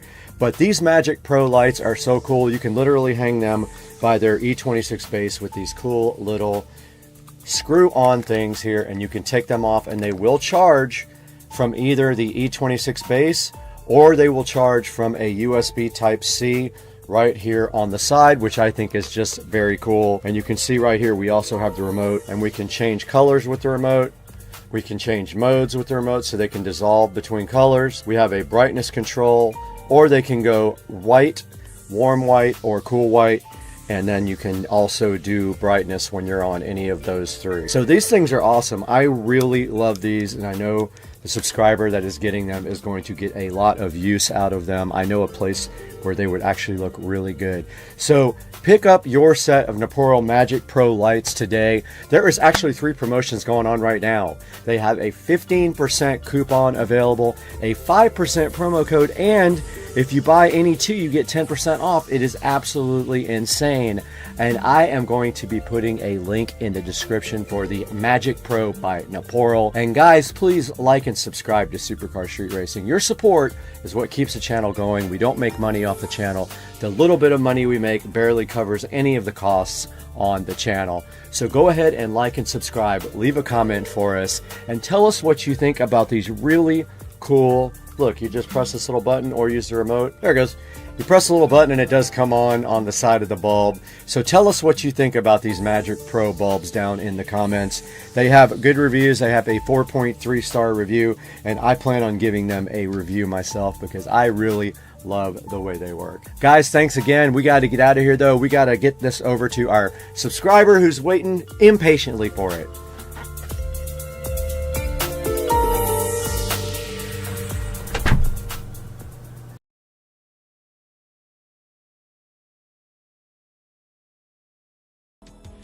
Alright guys, welcome to the stream. So today we're taking a look at the Starlink mission, trying to figure out if my audio sounds good or not. So I'm listening to it in headphones here. Oh, it actually does sound good. Okay. Wonderful. Alright, so today we are looking at the Starlink mission, and this is for SpaceX to put another batch of Starlink satellites up. And I don't know if you guys heard or not, but SpaceX actually put Starlink satellites up over the Ukraine so that Ukrainians could have internet access. LWO1 Weathernet, lift off conditions. And here we go, so they are starting the stream now. Lower that volume a little bit there. Make sure that still sounds good on my headphones. Sorry guys, this is my first one, so I'm still trying to fine-tune everything. Yep, still sounds good. We are live. And there is Starman there. 4, 3, 2, 1. Good look at Falcon 9 with the vapor trail coming off the back of the engine there. There's a double landing. Good morning. It's Thursday, March 3rd, and you're looking at a live view of the Falcon 9 awaiting its 9:25 a.m. Eastern Time launch from Launch Complex 30. So it looks like we're still go for a launch here in about 10 minutes. And so right now they are fueling the rocket. You can see at the bottom of the screen right here where the RP1 was loaded, and then the LOX loading is still going. They're going to chill the engines around this time at about I can't remember how long it is before the actual liftoff. They retract that strong back right there, and then we should see a timely liftoff here this morning. The weather looks perfect. It's actually I'm actually in Florida. I'm about 2.5 hours away from the launch site. I can't see them usually, unfortunately, but sometimes at night, I suppose you could probably see it from Jacksonville. So he's just talking a little bit about Starlink now and how SpaceX has operational satellites over the Ukraine. Let's listen to see what he's saying here. Similar to our previous Starlink launches this year, or some of them anyway, we won't have ground station coverage during payload deployment, which means that we won't have live audio. Okay, so we're not going to see it. Of payload deployment in real time. We're not going to see the video of the Starlink satellites being deployed. So what happens in the Starlink is that with the deployment process is that the Starlink satellites are stacked up inside of the bay there. The fairing pops off because it's no longer needed once in the vacuum of space. The fairing is just there to protect the payload on the ascent phase of the mission. Once they are in the vacuum of space, they jettison that fairing, which then falls back into the ocean. It's retrieved and reused. Now, SpaceX has been trying to refurbish these fairings now for a little bit because of the expense involved in them. So they are reusing the fairings. This will also be the 11th landing of this particular booster, and not sure which booster it is, but it will be the 11th time that it lands. And so you can always go to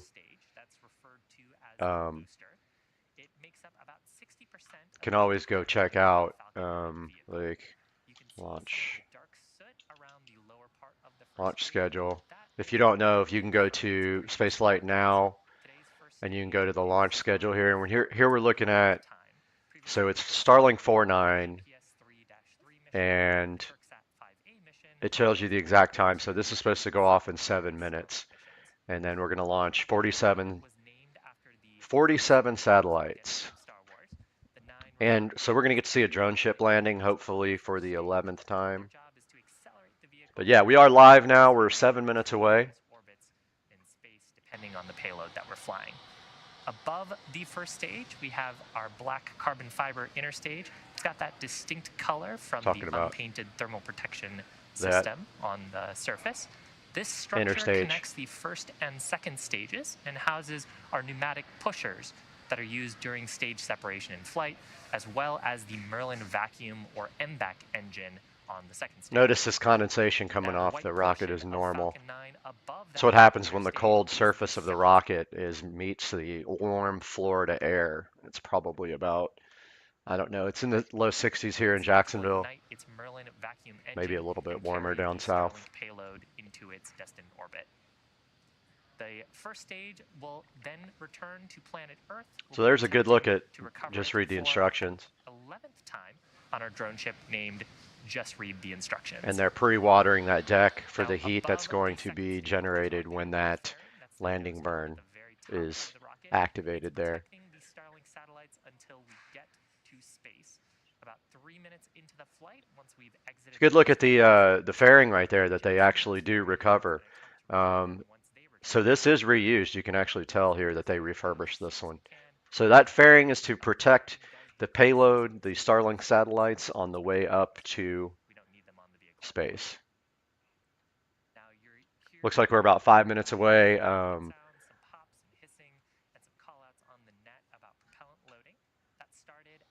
T-minus 35-minute mark. Falcon 9 uses two propellants, a refined form of kerosene called RP1, or rocket propellant 1 as its fuel. The RP1 and then the LOX as its oxidizer.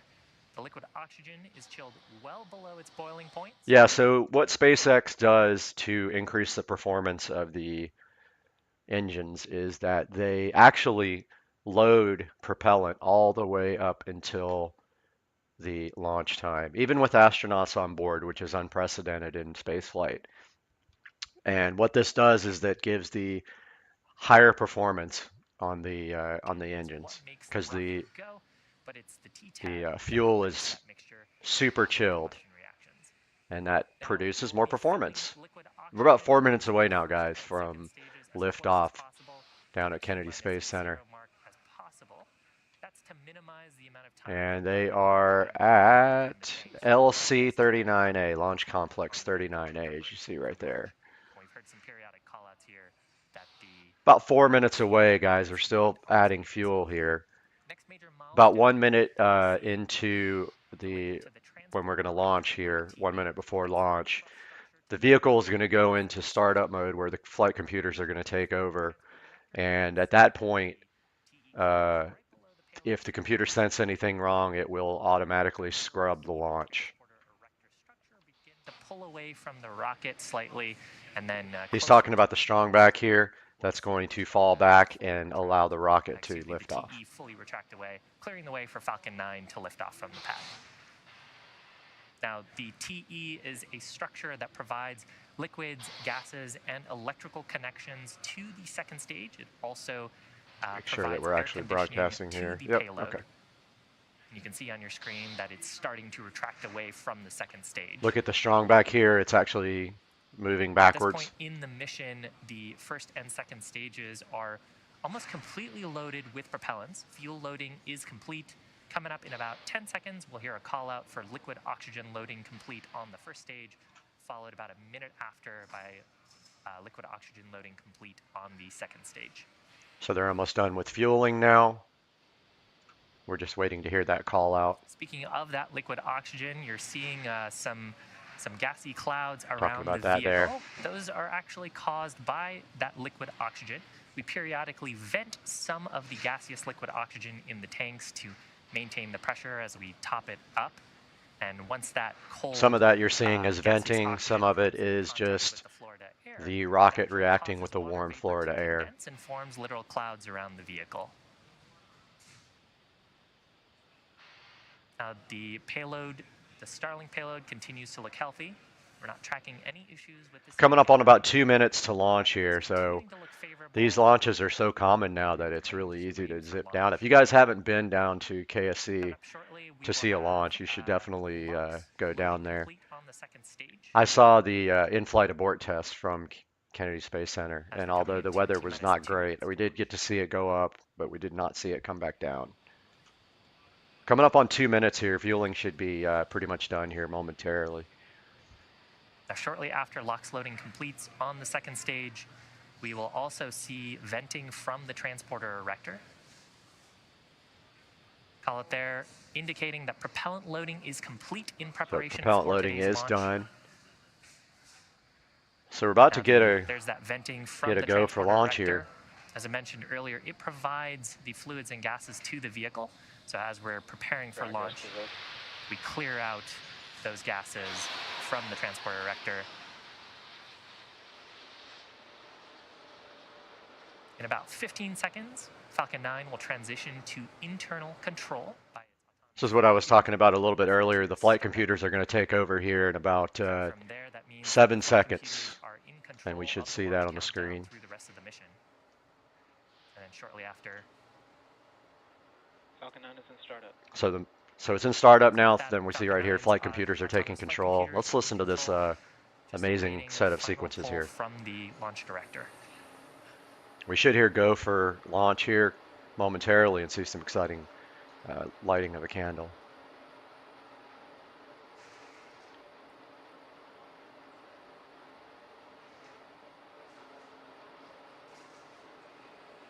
$30 seconds till launch. T-minus 30 seconds. LD, go for launch. All right, we just got to go from the launch director. LD is Under launch 30 director. seconds to go. Launch director giving their final go for launch. Let's watch the final seconds here of terminal count as Falcon 9 takes these 47 Starlinks to low Earth orbit. T-minus 15 seconds. We got 15 seconds to launch unless we get a scrub 10, here. 10 seconds. 8, 7, 6, 5, 4, 3, 2, 1, 0. Ignition. All right, our telemetry is on the lower left-hand side there.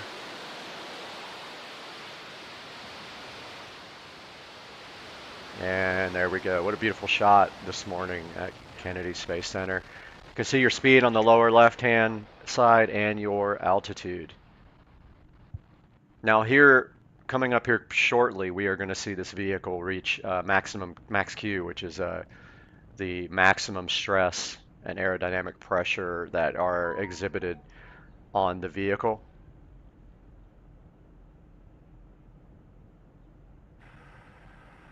Good shot down, looking back down the vehicle.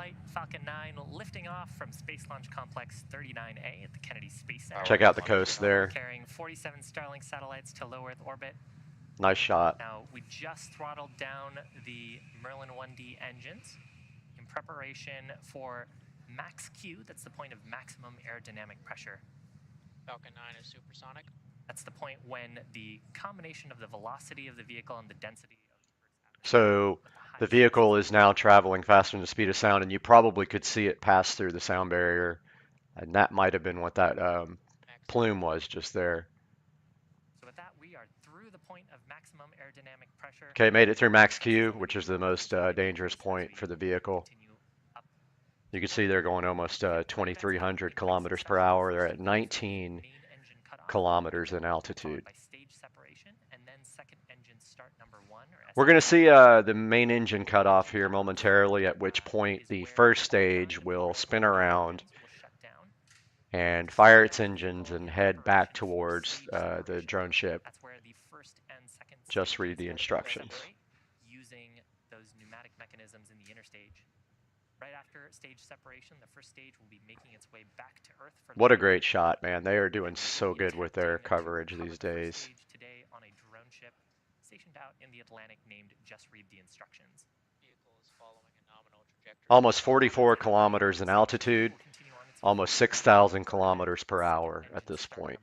We're going to see Miko here in the next 10 seconds. Main engine cutoff. And hopefully we'll see that first stage flip around and head back towards the drone ship. Cutoff followed by stage SEP and then SES1.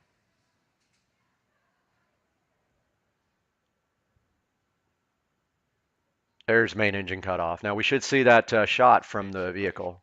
There goes first stage. You can see those the engine firing. Fairing deployment as well. There we go. So stage 1 is headed back to Earth now. We can see the telemetry. There's your grid fins. Seeing space for the first time. There's a shot of the Merlin vacuum. You can actually see the fairing halves heading back to planet Earth. And on the left of your screen, you can see the fairings dropping off and heading back down as well. But on the left side, we've got stage 1, and we see our grid fins. You're looking down towards the bottom of the rocket here, and we are going to have an entry burn. What that means is that thing's coming in hot, so the entry burn slows the vehicle down enough where it doesn't burn up re-entering the atmosphere. On the right-hand side, we see the Merlin vacuum engine performing amazingly, and we can see the stage 2 telemetry on the lower right-hand side. We are not going to see the deployment of the Starlink satellites today because they won't have tracking station available. So on the left side, you can see those coal gas thrusters orienting the rocket as it makes its way back down to just read the instructions. So those grid fins, basically what those are for, those are to steer the rocket when it gets more into the denser part of the atmosphere. Those things are worthless in space, obviously, because they are air-based fins. So until the rocket gets into a place where there's more atmosphere, they're kind of worthless. On the right side, we can see almost 10,000 kilometers in speed as this thing makes its way up to a final speed of, I don't know, 25,000-ish miles per hour or something like that. And it's 165 miles up. Left side, we see stage 1 headed back down towards just read the instructions. And we do see the ocean there underneath. Still traveling at 6,800 miles per hour, and it will have to have an entry burn here shortly to slow the rocket down substantially. You can see our altitude's dropping, though. We're at 129 kilometers now on the stage 1 on the left-hand side. On the first stage are actually optimized for sea level. Still gaining speed on the second stage, though. We're at 11,400 kilometers per hour, almost 183 miles. On the left side, we still see stage 1 heading back down to just read the instructions. And it's traveling, actually accelerating in speed, but we're going to scrub some of that speed off here shortly with a entry burn. It's going to fire those Merlin engines and slow down quite a bit here. You'll see on the little clock timeline there when that hit entry burn. We'll see our entry burn on the left side. And as we get back into the Earth's atmosphere, the first stage only uses those grid fins. Now the only thing that's going to keep this guy from burning up in the atmosphere is this entry burn. If you come in straight down like that, you would literally burn up in the atmosphere. I notice it's speeding up more. That's going to happen as it enters the atmosphere and gravity starts taking a hold of it. And as that gravity starts taking a hold of it and it enters the atmosphere, the more heat that builds up around the vehicle, so that therefore they'd slow it down with a entry burn. Of the Merlin 1D engines on the first stage to slow down the vehicle as we start to hit the denser parts of the Earth. All right, we're at 70 kilometers in altitude for stage 1 now. And we should see those rockets fire, those engines fire right now on stage 1 on the left, right in here somewhere. There we go. So there's the entry burn. Notice the speed dropping substantially there. So that's what the entry burn does. It brings that speed down enough so that this vehicle can withstand the heat and the atmosphere coming in. And notice we're still at 39 miles, or 39 kilometers, sorry, in altitude there. And the right side's almost 17,000 miles per hour, getting up to 25, 26,000. I'm saying miles per hour, it's kilometers per hour, sorry. Used to the standard system. Okay, we're at 5,000 kilometers per hour. The exhaust plume from that entry burn, we actually deposited a layer of soot on the rocket. Notice those grid fins starting to steer the vehicle now. Well, we lost our feed on the left, but as that vehicle gets closer and closer to the atmosphere, those grid fins can have more of an effect, and so you'll see those actually working more. And it's too bad we may not see stage 1 at this point because we lost our feed. Deposited onto the vehicle. Coming up about 20 seconds from now, we'll have landing burn on the. So 20 seconds away from the landing burn, as you see right here. And then Seco is second engine cut off.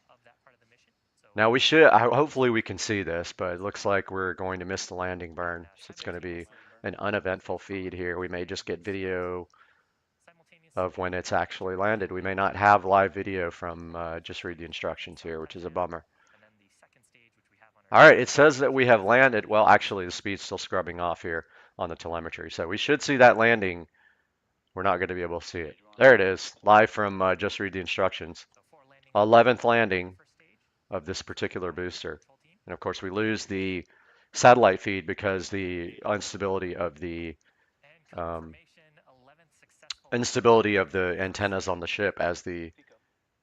And so there we go, guys. 11th landing of this particular rocket, and it has hit the X marks the spot. So another successful day for SpaceX in spaceflight, and they are going to be putting out these Starlink satellites, which we will not see.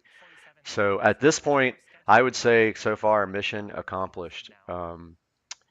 And we're going to end the stream right there. Guys, thank you so much for watching. I hope to see you guys again on the next one. I want to do these more. And let's get this thing installed.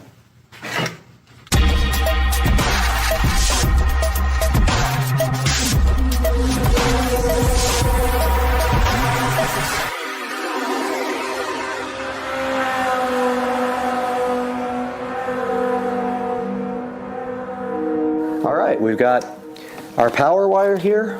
We need to go ahead and connect the strip, like so. It has a keyed edge. It's got a clip, and then the other end is raised, so you can't possibly put it in backwards. Still, they haven't perfected this little connector yet, huh?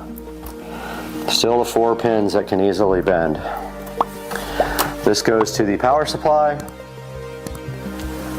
and then this goes to power.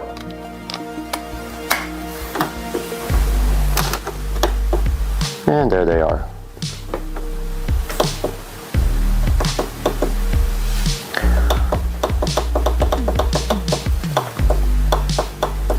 And we should be able to register these on the Govee app. Pretty bright, I love it. Looks awesome. Let me grab the tablet and we'll try to register these.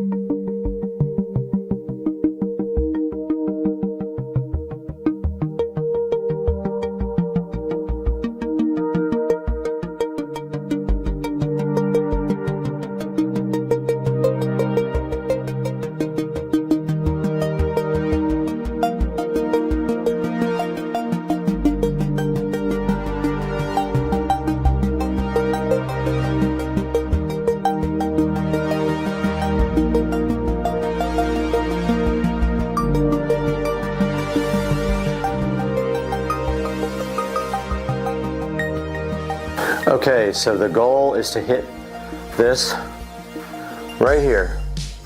If I can't get it, I'm gonna have to call Rich to help me. But the TV is not that heavy. Actually, it is kind of heavy. I probably can't do this alone. Nah, not happening. I don't think.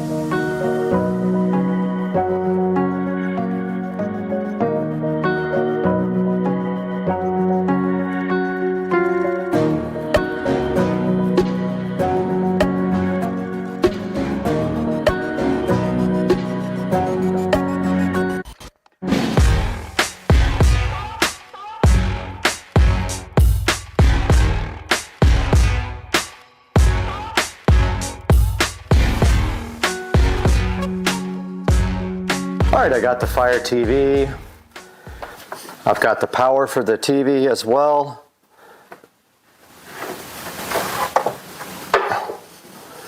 And that goes on the other side, that's right.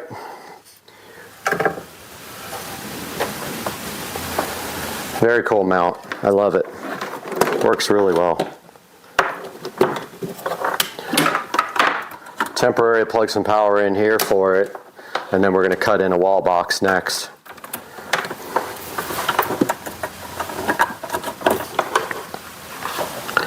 So the Fire TV input is actually on this side. Power is on this side.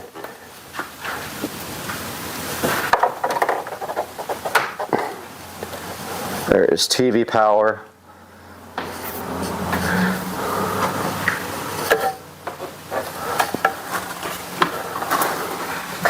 This guy was plugged in on the side, even though we'll probably use a different input next time.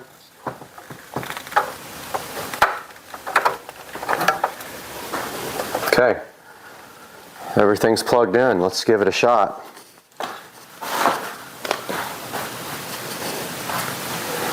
It is on. Let me kill these lights.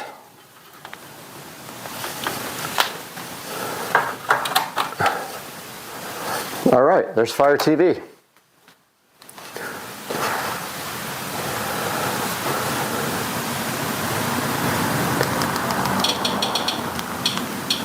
Find our channel.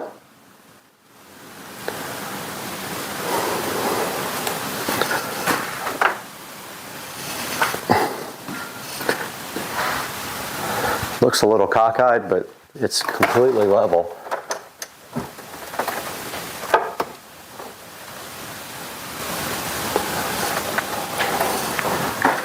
I think it's just the way it's mounted. Probably can tilt back some too.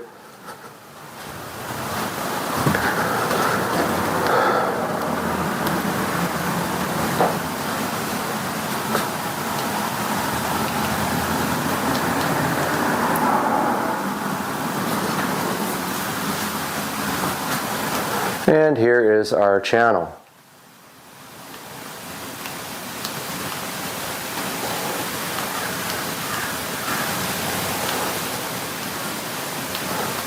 And let's check out a video by Supercar Street Racing.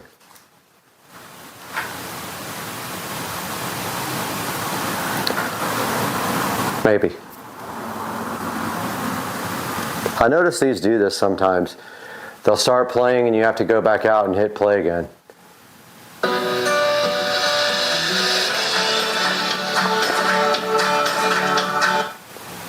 Hey guys, welcome back to the channel. It is a beautiful but chilly. There we have it. The TV's installed. Now we got to cut an electrical box and run power straight up. Hopefully there's nothing in the way. like a stud or anything across, or that will suck. This is our new work template. This is the size we need to cut the hole for the new work box. We're actually cutting two. We're cutting one for power and one for audio, even though this can actually run off the home audio system, which I'll show you guys in a little bit.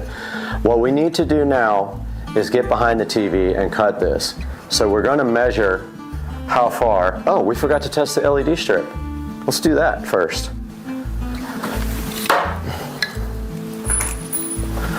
So, it should be on this side.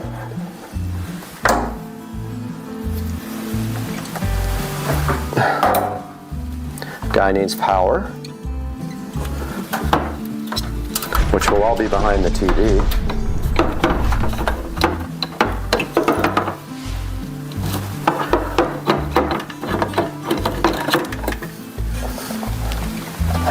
And there is our beautiful Govee light strip.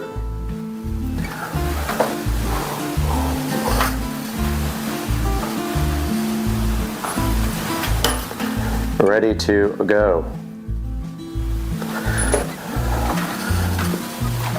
I love this mount. Oh, I pulled the power out of the LED strip. I got to remember to leave enough slack for that behind the TV. I didn't think about that for moving it.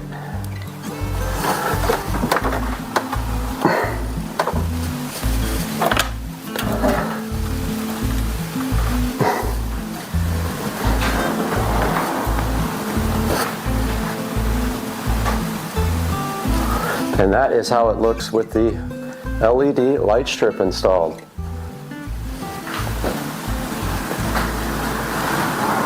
Pretty cool, guys. Kind of digging it. So this is kind of the complicated part. We need to put a wall box in, and we need to drill through the cap up top to put power up into the attic where I have power. And that is going to entail figuring out where to drill. And basically, we're going to measure, I guess, to this box, which is on that line. It's going to be hard to get right. So somewhere in here,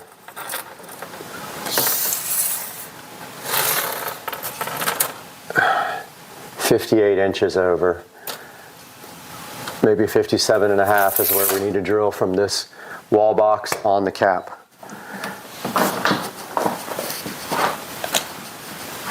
Okay, so the next step here is cutting a wall box and then getting the wire pulled down from the top.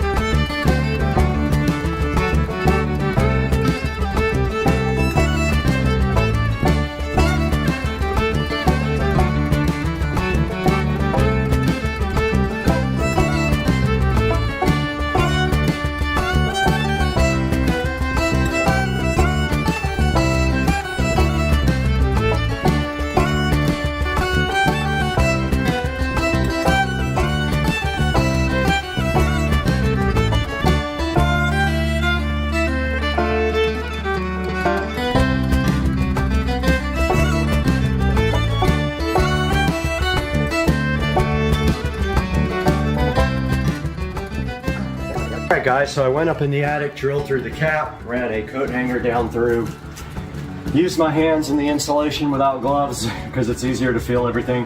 and then I pulled our wires through. Now I've got to go back up in the attic and pull the coat hanger out. We'll do that now. Little update here, I bought an integrated amplifier tuner and the guy is delivering it right now. It's an older one, it just needs to be stereo. It's going on top of there, and the volume control output of the TV will then control the receiver, and we'll use a headphone jack on the TV. So we got to run this headphone jack up, around, and into the side of the TV where the headphone jack is. And then we have to run speaker wires from the new receiver up to the in-ceiling speakers out here. And as long, oops, almost tripped. As long as we have these turned off inside the house, it will play out of the television. So that is the next step, pulling some wire, long enough wire to go from up here. We're gonna mount the receiver right on top of the shelf right there. So we're gonna pull wire all the way to each speaker, there and there next. And a sub is going on top of that as well. Got my JBL ARC sub out. It has issues though. It pops off and on when the input level changes to real low. It's always done that. But that's going up there until I get the Monoprice 8-inch subwoofer to go right on that shelf. So I'm gonna start looking for wiring and fabricating some wiring. All right, the Onkyo receiver just showed up here. Have not even powered it on yet. Go ahead and test it while the guy's still in the driveway.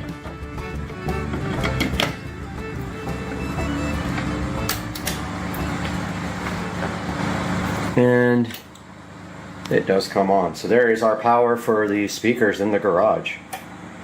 Okay guys, welcome back. We did get our old work box in, so we were ready to finish this install. So I will be working on that now.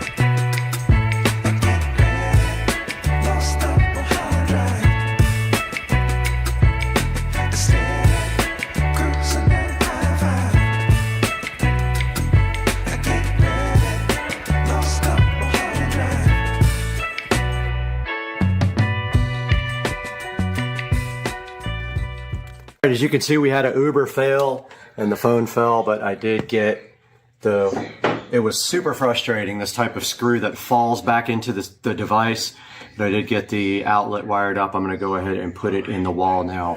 Yeah, so more often than not.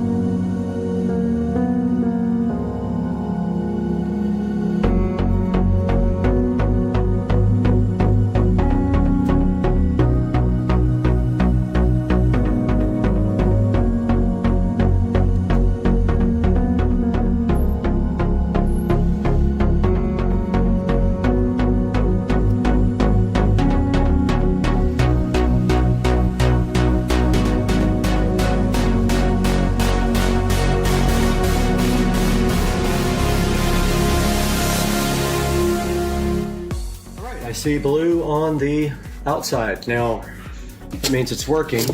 Assuming the USB part works. So why don't we test that out? Let's plug the light in there.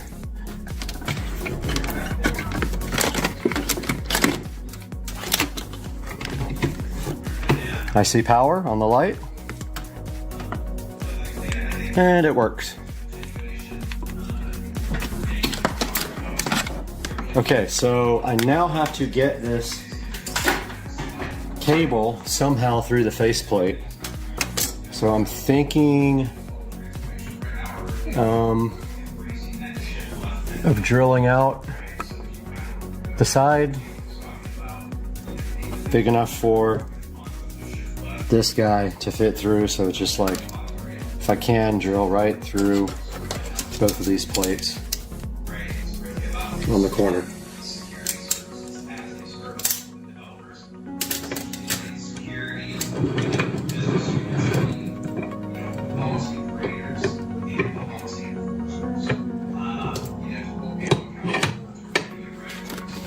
We've got our drill ready here, and all we have to do is make sure we pick a brand new bit from our brand new kit that is big enough for the mini jack to go through cleanly, because I don't feel like soldering it and unsoldering it and all that. So it's gonna have to be big enough for the entire jack to go through, and the biggest bit I have here is a 3/8.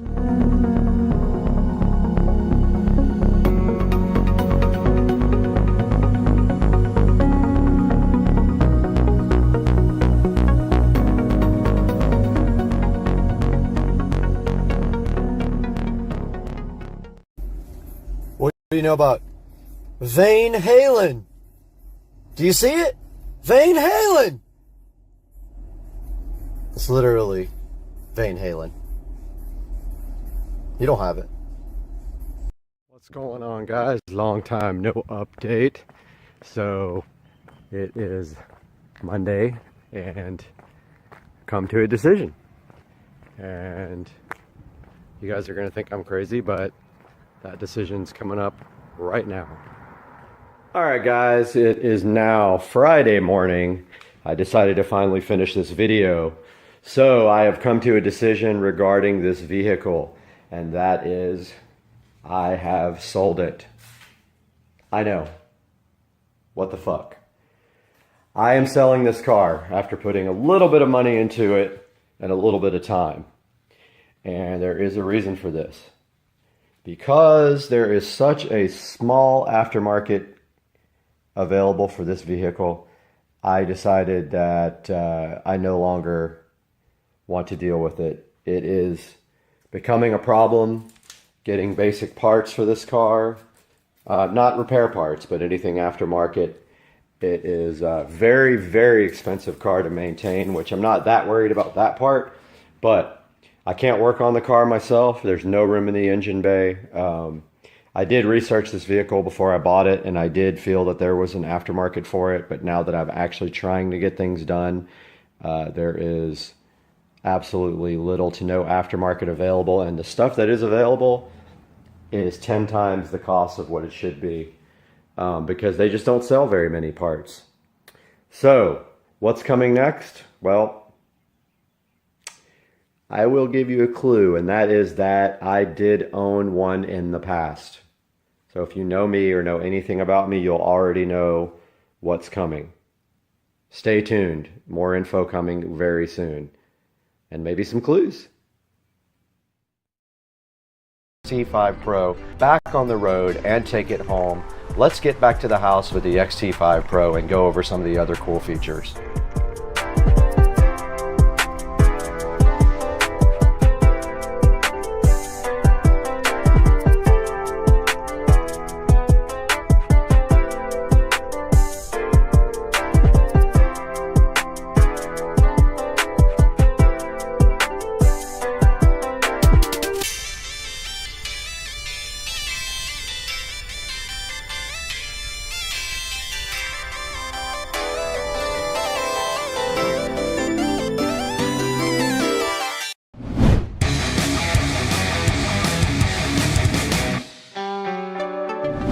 You guys just saw us take this Navi XT5 Pro for its first rip. This thing is so freaking awesome. I'm so hyped to be partnered with Navi. We got some exciting news coming up also pretty soon, so stay tuned for that. But now the next thing we have to do is show you guys a closer look at the controls and around the Navi here. Let's go ahead and do that now. All right, we're right in front of the XT5 Pro here. You can see this very cool display right here. You can see it's on the charger and charging. Over here on this side, you have your headlight button, you have your power button, and you do have your left and right turn signal button. So to activate your scooter, you place one foot on the deck and use the other foot to slowly push off. Once the scooter is gliding, you put both feet on the deck and gently press the accelerator. And of course, you tilt your body as you turn, and of course, release the accelerator to slow down and apply the brake. Now, the app does have a Bluetooth lock feature, and that's a Bluetooth proximity unlock.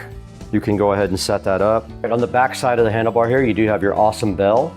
You have your light button right here, and of course your left and right turn signals right there. And this red button is a boost function, and it's recommended only to use this red button after you've mastered the control.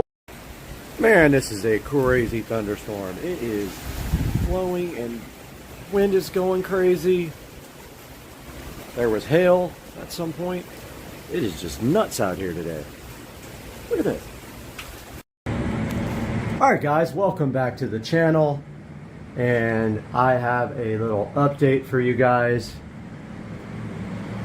I have been working super hard on the studio today. I put in 12 hours and I have done quite a bit. On this side of the room, all of the foam board insulation is done, so half the room is finished as far as the insulation goes, and that is also the wall covering.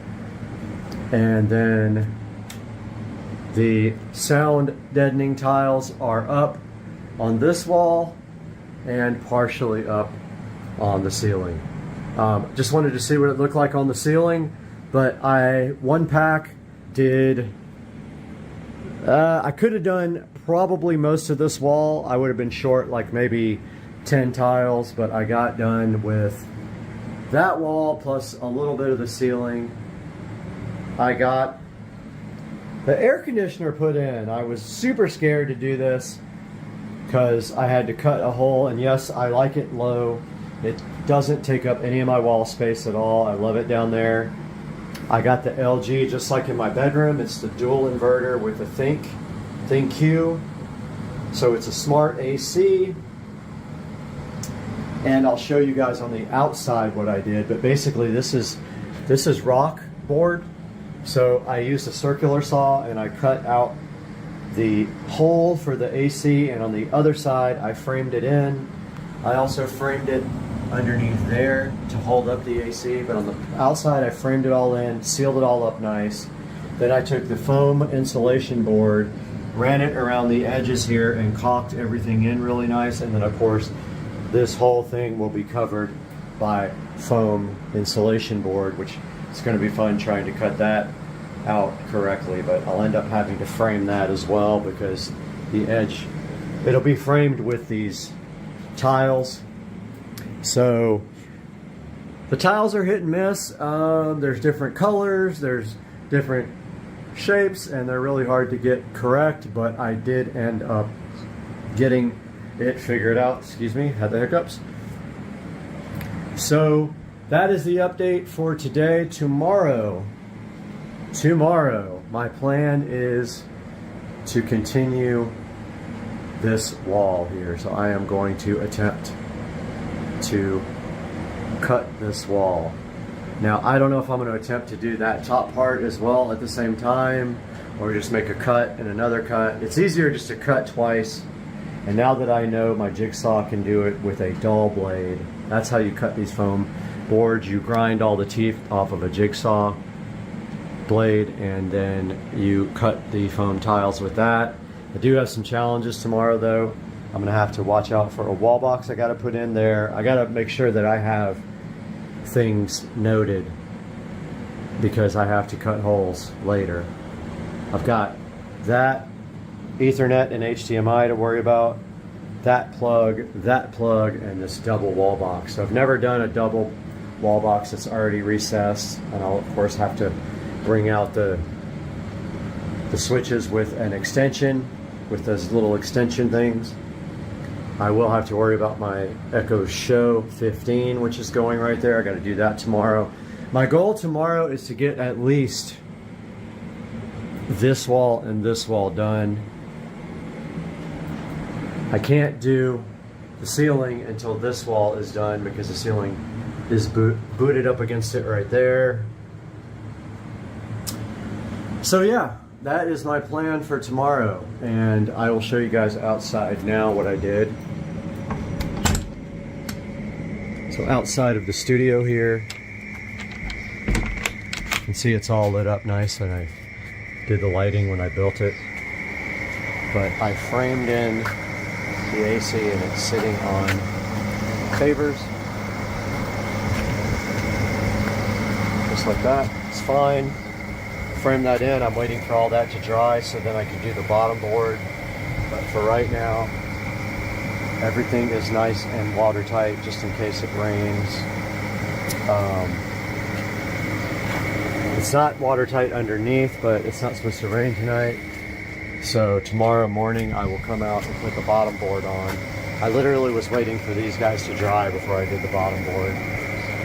And the reason is I couldn't figure out how to prop everything up because I'm not screwing anything to the walls. I'm using caulk to put everything in.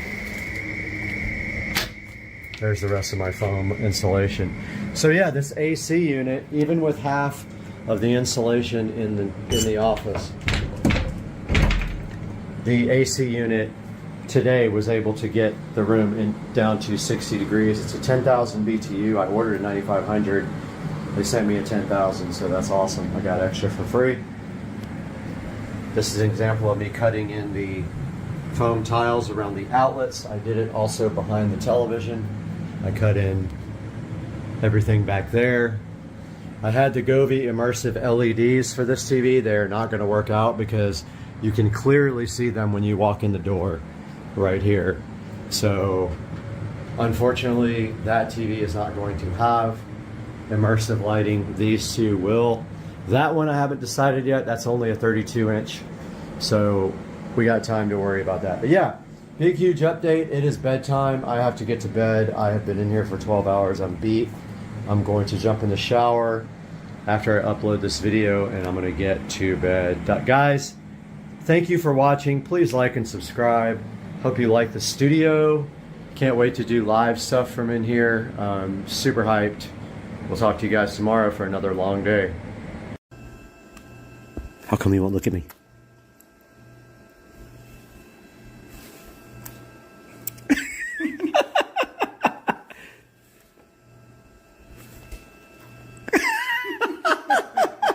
And it does pretty much everything. Has a very nice camera, very detailed, great color. Loved all the pictures and photographs from the camera as well. You're gonna see some of that at the end of the video here. But that's gonna do it. Go ahead and order your WP100 Titan from the link in the description. And thank you, Alcatel, for being a long-term sponsor. We gotta get out of here though. We got 1,000 other phones to review right now. All right, we're out here taking video now on the WP100 Titan. We got it set for 4K, 30 frames per second. This is the compound here, and you can see the alligator right there chilling, so fresh and so fly. And I just wanted to get you guys an idea of what the video quality was like. But yes, there is the alligator right there. There is the compound. There's some green grass for you guys. There is the pool, should be looking nice and blue. There is the pool tile. And then of course, we want to go ahead and look at some red colors. There's some nice reds and purples for you, and another look at the compound on the WP100. Let's get some pictures as well.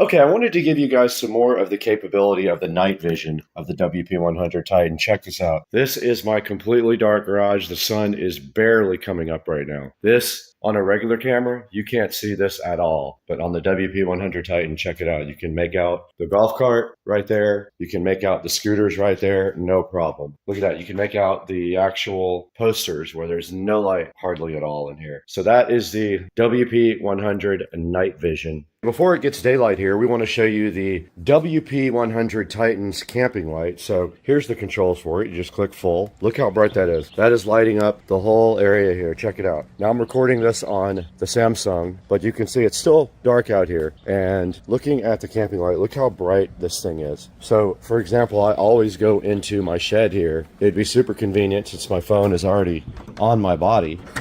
If I had this camping light, look at this. This thing lights up the entire shed. How cool is that? On the WP100 Titan, the camping light. But look at that. Awesome light, man. Check it out. No light, light. Let's go out here on the dock. Here's the dock with no light. And then, of course, all lit up by the WP100. We are back looking at the WP100 Titan. I just wanted to show you guys how the projector on the phone looks in a real theater room. This is my theater room, completely dark.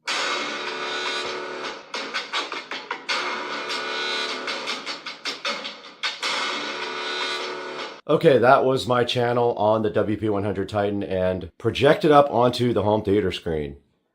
Get up!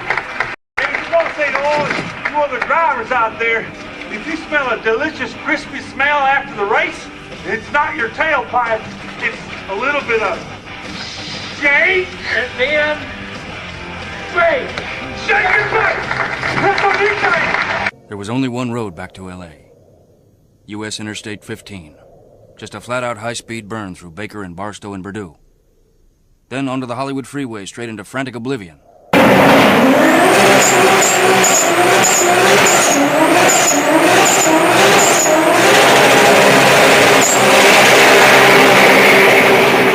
Some of the dumbest driving I have ever seen in my life.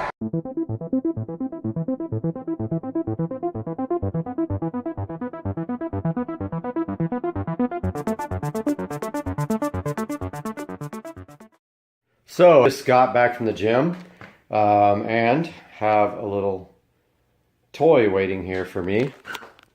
This is the My Genius tuner for the SL65. And this is my TCU, transmission control unit, that I sent off to be tuned. So, next up, install. So here's the TCU. By the way, here's the SL65. Go ahead and get it opened up.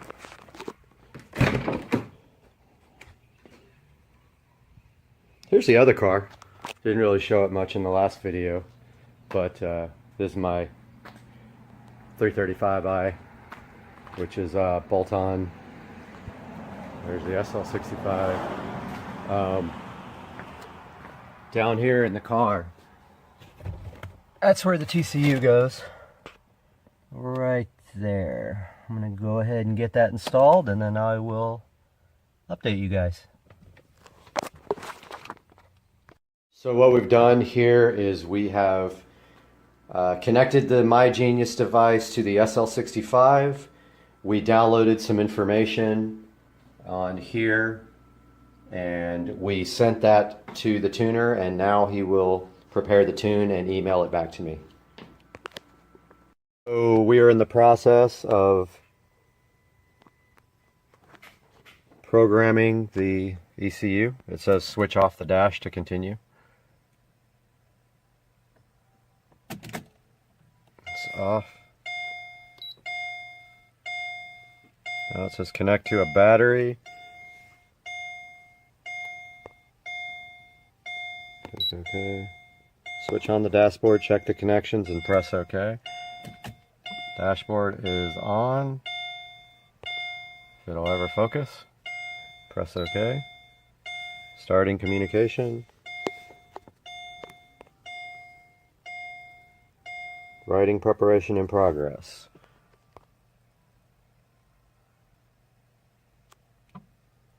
Switch off the dashboard to continue. OK. Wake up error. Okay. No idea what that is. I'm gonna check it out and I'll make another video.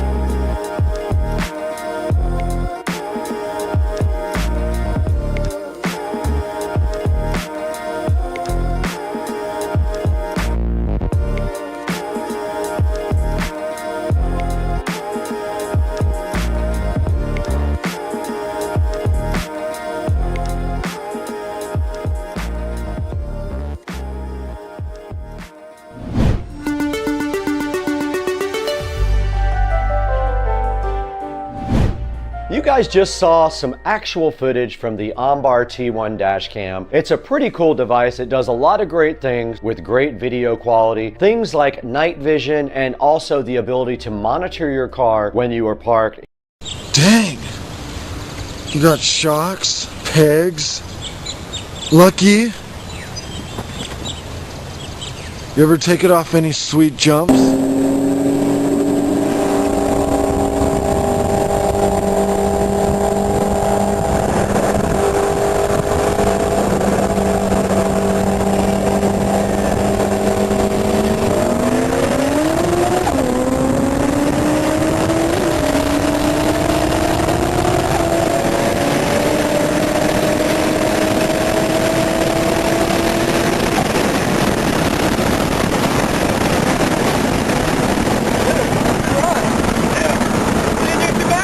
You got like 3 feet of air that time.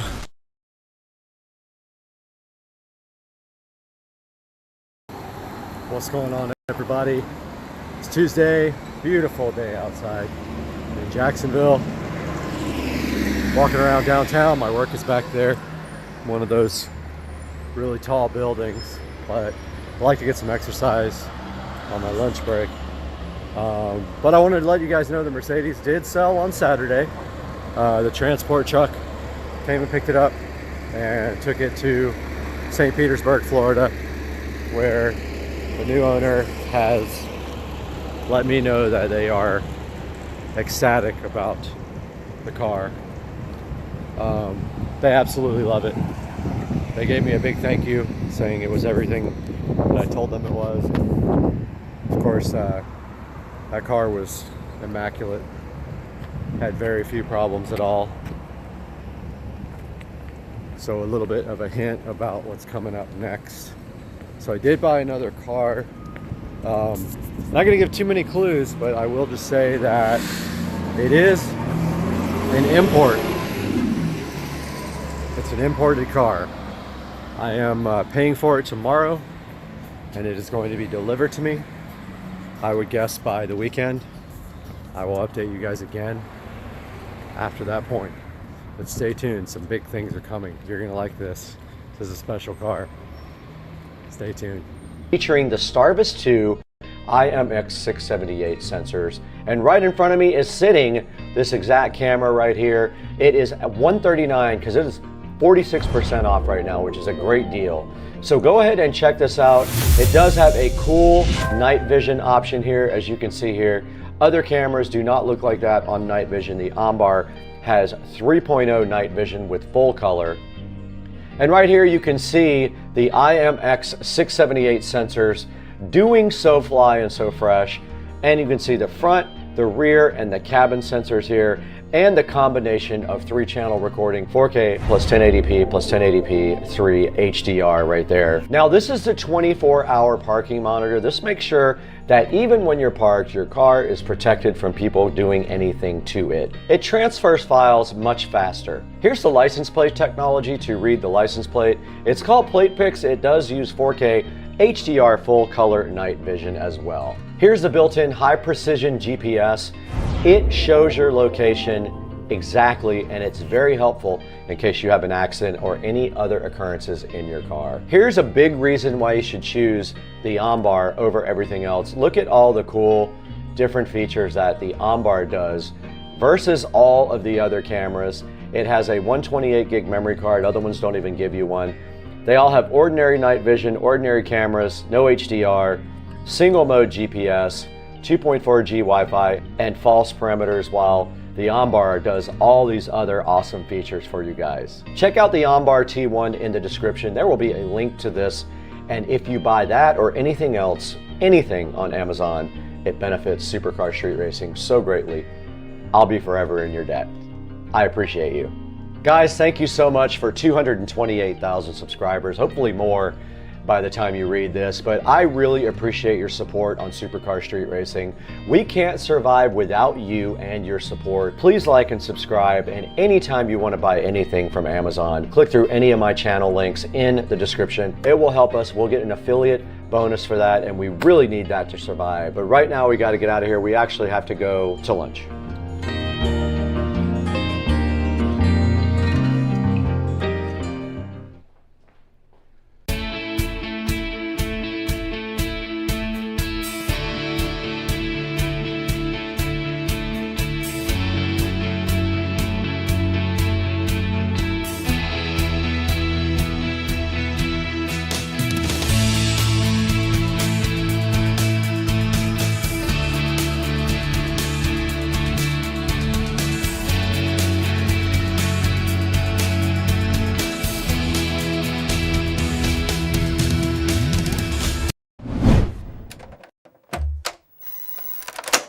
This is not a problem.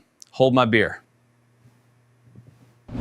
Hello everyone, welcome back to Supercar Street Racing, and I hope you're having an awesome day. We're back in Supercar Street Racing Studio A, our main editing studio, to bring you this video for the Anker Solix S2000. And that might be a little different for the channel, but honestly, this might end up being one of the most useful products that we've tried. Today, we're checking out the Anker Solix S2000. And what makes this one different? This is being positioned as the longest lasting backup power in its class. And honestly, that matters a lot more than people think. Because when people shop for backup power, they always talk about one thing: battery size. How big is the battery? How long does it last? How many watts does it have? Can it power everything in my house? But the reality is, when the power goes out, you're trying to keep all the important stuff alive. Your refrigerator, your Wi-Fi, your phones, your workspace. And for me, my editing setup. Because let me tell you, if you're halfway through editing a video and suddenly the power goes out, that's a really bad day, especially when deadlines are involved. So today, we're putting the Anker Solix S2000 through a real-world test. We're going to simulate a power outage right here at the house, and we're going to see if the Solix can keep everything powered while I edit a video. And that means the editing laptop, monitors, charging accessories, lights, editing equipment, and all my workspace essentials. Everything running only from the Anker S2000, the Solix. But we're not stopping there. I also want to see how long this thing can keep me realistically productive. Can it keep me editing for hours? Can it keep me productive into the next day? Could this actually be a realistic option for a storm or outage? We're about to find out. Now, a huge thanks to Anker for sponsoring this video and sending over the Anker Solix S2000. Now, let's shut off the power and see what happened. Joe, roll the clip, then turn the power off.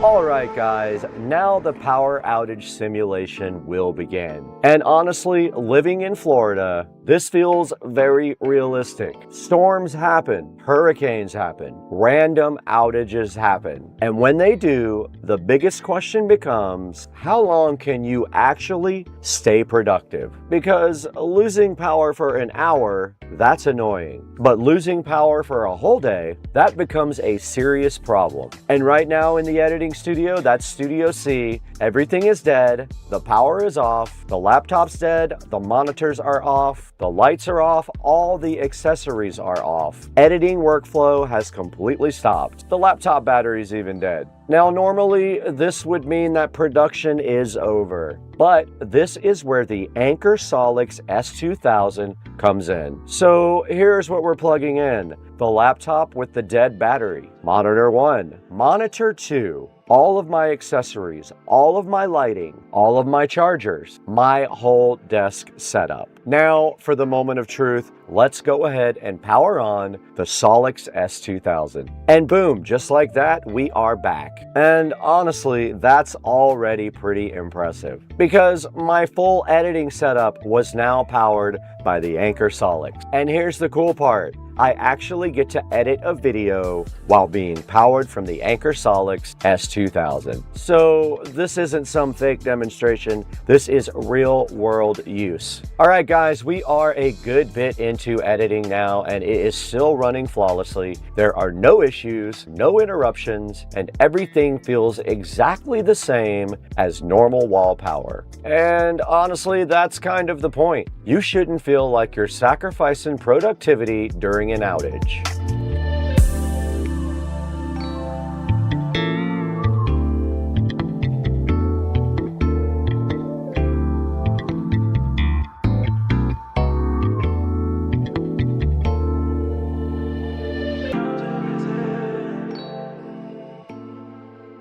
All right, fast forward. We're now deep into the day. We are still editing, we are still being productive, and we're still powered entirely by the Solix. And this is where runtime becomes incredibly important because lots of power stations focus only on huge wattage numbers, but in real life, most people are running lower power essentials. They're running things like Wi-Fi, computers, lights, phones, monitors, the stuff that people actually need. And that's where long-lasting efficiency matters. And we did edit all the way into late night. We were still going, we were still powered, still editing, still productive, and honestly, this is exactly why the longest lasting runtime story actually matters. Because if bad weather knocks power out for a day, or even longer. You can still keep the important things running. And for me, that means content creation. For you, it might mean work. It might mean school or internet or communication or just staying connected.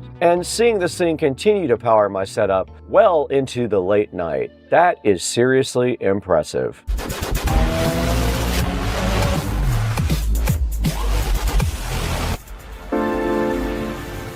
Now, let's talk about why this thing lasts so long. Because here's a misconception most people have. People think equal battery size means equal runtime. But that's actually not true. Two power stations can have very similar battery capacities and still perform completely different. Why? Because runtime is also about efficiency. And that's where the Anker Solix S2000 stands out. And one of the reasons why things last so much longer is because of its incredibly low 6-watt active idle power draw. I know that sounds technical, but here's what it means in normal English. The system wastes less energy just sitting there running, which means more battery power actively goes to your regular devices. And for lower power loads like computers, monitors, Wi-Fi, charging devices, routers, and lights, that can make a massive difference over time, especially during long outages. And another major thing here is efficiency. The Solix can achieve around a 90% discharge efficiency at a 200-watt load. Again, what does that actually mean? It's simple. More of the battery power actually makes it directly into your device than being wasted. So even if another power station looks similar on paper, you may actually get significantly less runtime. And that's the whole idea here. Long-lasting power instead of just big numbers. Now let's talk about the actual specs. You get 1500 watts of rated output, 3000 watts of peak power output, and it's all pure sine wave for sensitive electronics like that laptop in there and those monitors. And that actually matters if you're powering expensive electronics like I did, editing gear, network equipment, monitors, laptops, and you also get a Life P04 battery, and it's rated for up to 10,000 charge cycles and up to a 15-year lifespan. That is huge because this isn't something you buy once and then you have to replace it in 2 years. This is long-term backup power.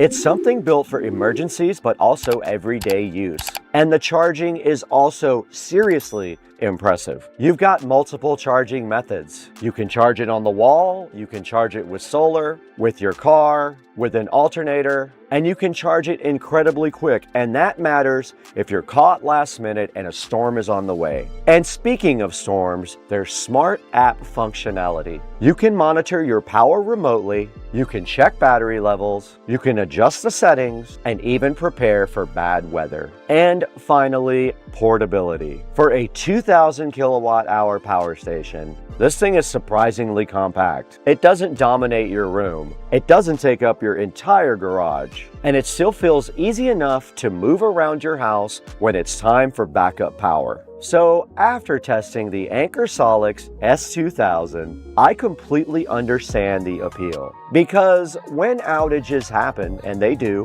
a lot in Florida, runtime matters. Not just power, not just battery size. How long can it actually keep your essentials running? And this is where the thing honestly impressed me. Being able to keep my editing setup alive from early morning till late at night, unreal. I was able to continue working. And realistically, I stayed productive for a very long time, and that is incredibly valuable. Whether you want backup power for your home, storm season, your office, your editing setup, your Wi-Fi, or everyday essentials, this is definitely worth looking into. If you want to check out the Anker Solix S2000, I'll have all the information linked down below in the description. And again, a huge thanks to Anker for sponsoring this video. And if you enjoyed it, go ahead and smash the like button, hit the bell icon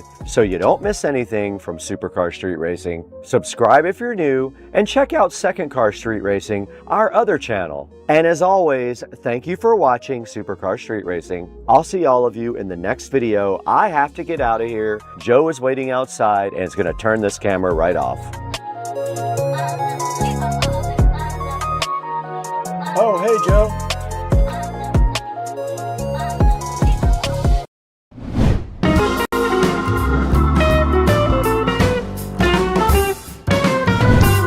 All right, guys, right in front of me, we have the DeWalt DXV06PL-QT. That was sent to us to check out. I'll have a link down in the description where we got this from, and I'll put it on the screen right now as well. But we're going to take a look at this DeWalt right now because I need it outside in the studio. The studio is definitely messy because we're doing some electrical work in there, and it has foam in the walls, and that stuff goes everywhere when you cut it. And there is the beautiful DeWalt we'll be taking a look at today on Supercar Street Racing.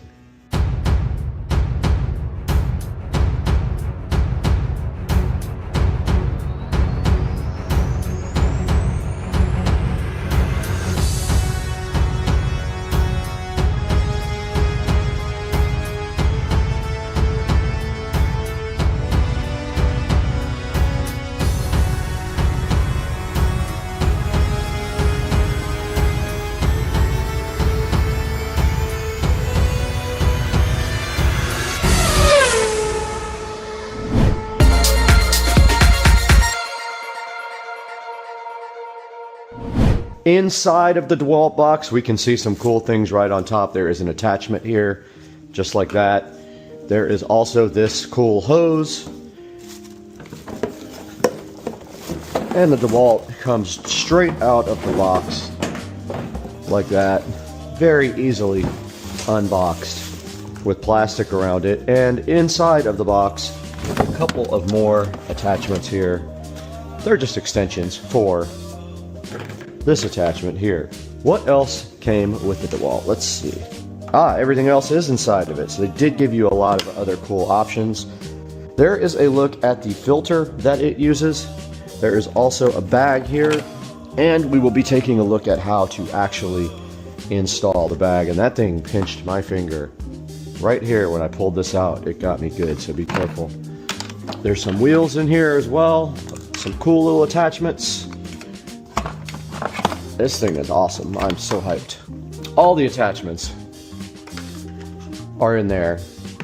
The wheels should be self-explanatory. They just go directly in. Really cool looking. I love the black on yellow. They want you to screw the wheels on with these 4 screws right here that comes with it. So we'll have to get our drill out for that. All right, those are ready to go. There's a cartridge filter cleaning guide. Filter's already on. Position the bag so that it is distributed around the inside of the tank. Okay, I put the bag inside of there. It just said position it inside there. There's not much really. Yo, I got the Govee permanent outdoor LED lights installed, and they are looking fly, dog. These things are awesome. I love them. I don't need trust issues. I've got a dash cam and a just-in-case mindset. What's up, everyone? Welcome back to Supercar Street Racing, and we are coming to you from an unusual location today. We are in Morristown, New Jersey, and we are having a great time here. And today, we're checking out one of the smartest upgrades you can add to your vehicle, and something every driver should seriously consider: a dash cam. Whether you're daily driving, road tripping, or filming content, having a dash cam gives you that extra layer of protection, so if anything happens, you've got the footage. And today, we're putting the Pelsi S3 Ultra dash cam to the test. Now, this thing is loaded with high-end features: ultra clear recording, smart safety alert, full color night vision, and even a touchscreen interface with app connectivity. So we're going to go ahead and install this in Joe's truck and test it both day and night and dive into everything from setup to real-world performance. Let's get into it. Joe's not here. Roll the clip from Jacksonville.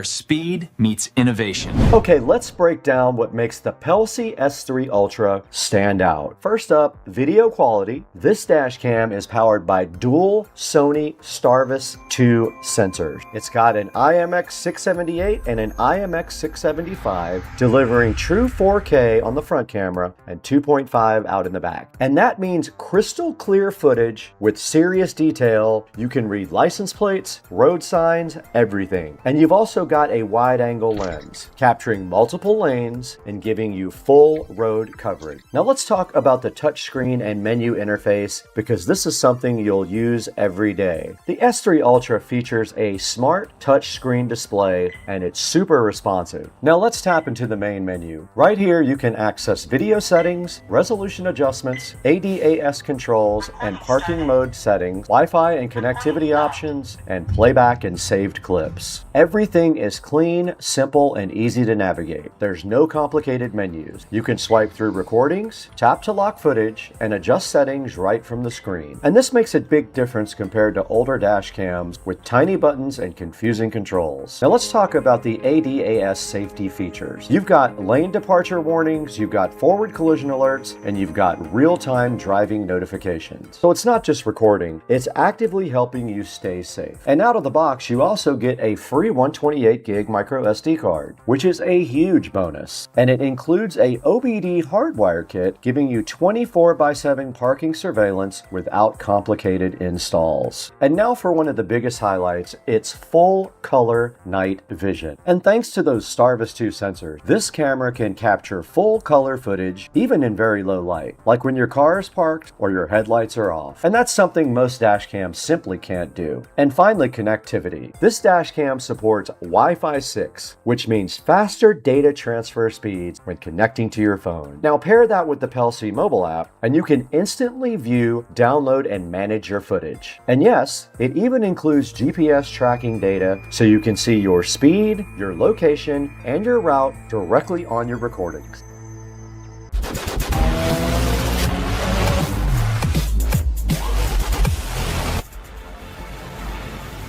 All right, let's go ahead and unbox the S3 Ultra here. You can see it's got a really nice box here. Here's some information on the side about the webcam, a lot of its features, and on the back, some more information about the features, some barcodes here, and then a picture of it on the side here with the Starvis logo for the sensors. And then let's go ahead and open it up. And inside of the box there are two other boxes here. And inside of that you have some cabling, some alcohol pads, some tools, and some other things to assist you with installing your dash cam. There is going to be a cable to run to the back for the back dash cam, and a couple of different power options there as well. Right there you can see your OBD power cable, very handy, very easy to install. And then you've also got some 12-volt options here as well, and they give you a cigarette lighter adapter. And there is the front camera for the PCIe. That is the 4K camera, capable of 4K. And then also you have the rear camera there that goes in the back, capable of 2.5K video as well. And that's all that came in the box. All right, now let's get this installed in Joe's truck. First, we mount the front camera behind the rear view mirror. Nice, clean, out of the way, just right next to it right there. Now for power, we're going to use this included OBD cable. This is just one of the easiest installs you can possibly do. You just locate the OBD port underneath the dashboard, run the cable around and down the side window, and plug it right into the OBD port. There's no fuse box, no complicated wiring, and now you've got 24/7 parking surveillance enabled. And we route that cable nicely along the trim for a clean install. Now next up, the rear camera is going to get mounted. And remember, this one is 360-degree rotatable, so we can dial in the perfect viewing angle. We're going to go ahead and mount this right to the rear bumper, right by Joe's license plate. All right, now let's power it up. Now right away you can see the wide field of view and sharp clarity. Take a look at that day footage, how clear it is in both the front and the rear. And now when we're ready to, we can connect the phone to the PCIe and go ahead and download all the footage.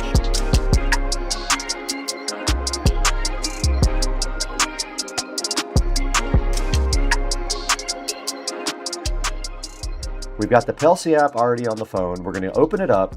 We're going to connect to Wi-Fi 6, and just like that, we're in. And now check this out. The footage loads very quickly. That's the advantage of Wi-Fi 6, fast transfers, and no waiting around. You can also scroll through clips, download your videos, and even your GPS tracking data is there. Your speed, your route, and your location, all right there. And this is perfect if you need to review footage quickly or send it to insurance. All right, now for the night test. Take a look at this. Even though it's dark outside, the dash cam is still capturing full color footage. You can actually see details that are hard to pick up with your own eyes. And even parked here, it continues to record in color, even without headlights, and that's a huge advantage for security.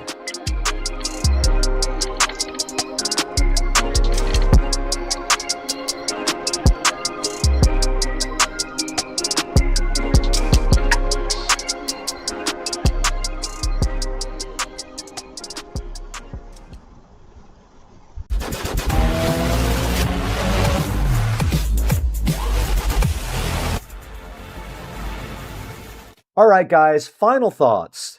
The Pelsi S3 Ultra is seriously loaded. You're getting true 4K plus 2.5K recording, dual Sony Starvis 2 sensors, full color night vision, a smart touchscreen interface, and Wi-Fi 6 with fast app connectivity, and finally, an easy OBD install with 24/7 monitoring. And this is more than just a dash cam, it's a full safety system. And if you want to pick one up, check out the link down in the description. And before we wrap this up, I want to say thank you. We just hit almost 290,000 subscribers. That's amazing. If you're not subscribed, please like and subscribe and hit the bell icon and buy anything that you want from Amazon through any of our Amazon links in any video. We've got a lot more coming. Don't forget to interrupt the video to talk about something very important about the S3 Ultra dash cam. And that's the safety features. And that's what really stands out. And it's not about recording cool footage, it's about protecting you on the road. You get ADAS built right in. This means you get lane departure warnings and you get forward collision alarm warnings in case you get too close to the car in front of you. And this alone can help prevent accidents before they even happen. And there's that G sensor also. Now what that does is, the moment it detects sudden movement or impact, it locks the footage so it can't be overwritten. And let's not forget about that OBD2 connection, which provides you 24/7 parking monitoring and surveillance. Even when the thing is off, it is still watching, so if somebody bumps into your vehicle, tries something sketchy, or if anything like that happens, it is going to record it. And that cool night vision gives you the low light recording in dark parking lots, still capturing all the details. And of course, the GPS tracking data is part of the safety features. That's huge if you ever need to prove what happened in an event. Now back to the video. Don't forget about Second Car Street Racing. We've got more installs, more reviews, and more insane moments. And make sure you like and comment. We'll catch you in the next one. I'm headed right over here somewhere. Wouldn't you rather have a cart? No, those things are way too slow. I can walk faster. Now, if you're still running old school batteries like lead acid in your golf cart, you're missing out on serious power, range, and reliability.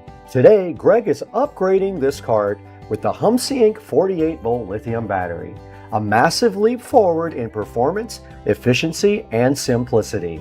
We're talking longer range, zero maintenance, and enough power to handle hills, heavy loads, and all-day driving. Let's get into it. Joe, roll the clip from Jacksonville, Florida.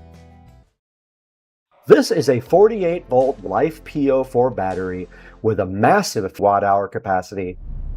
It's equipped with a 200-amp battery management system, delivering a 2C continuous discharge rate and burst of up to 500 amps, giving you serious torque when you need it most. And it's built smart. You get full protection against overcharging, discharging, overloads, short circuits, and extreme temperatures.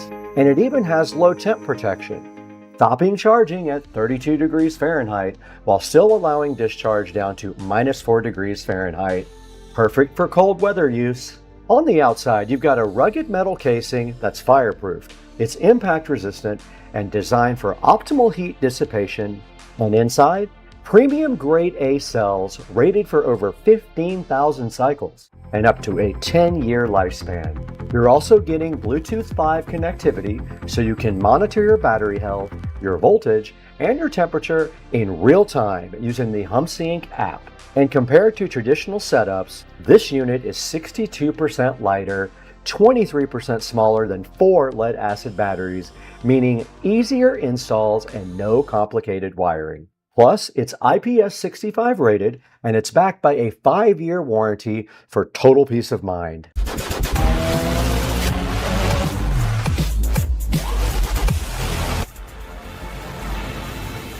Alright, Greg went ahead and got started by removing all the old lead-acid batteries, and right away you can see the difference in the size and the weight.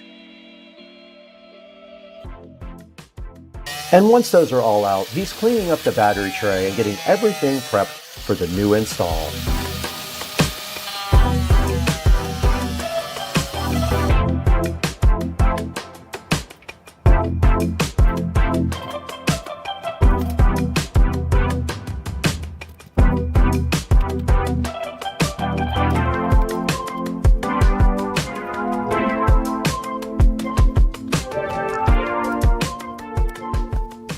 Now here's where things get easy.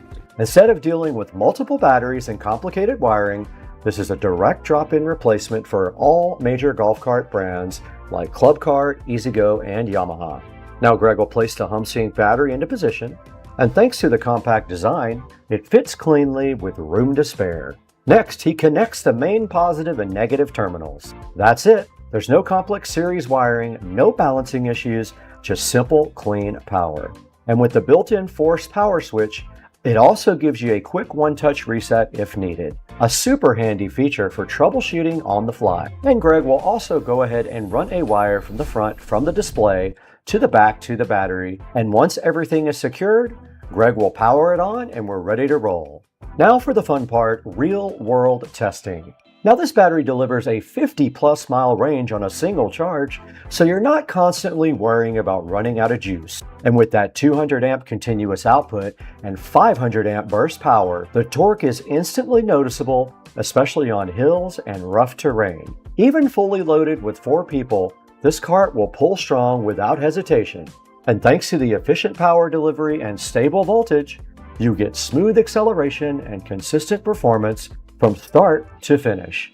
This isn't just an upgrade, it completely transforms how your golf cart drives.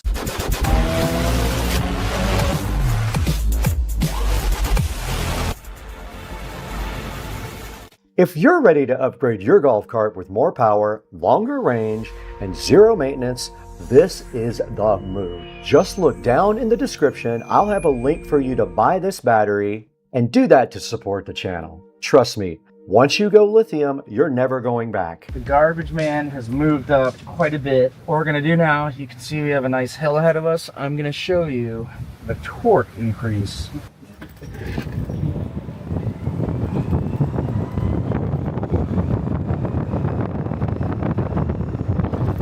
Here we go, we're at 7 miles an hour.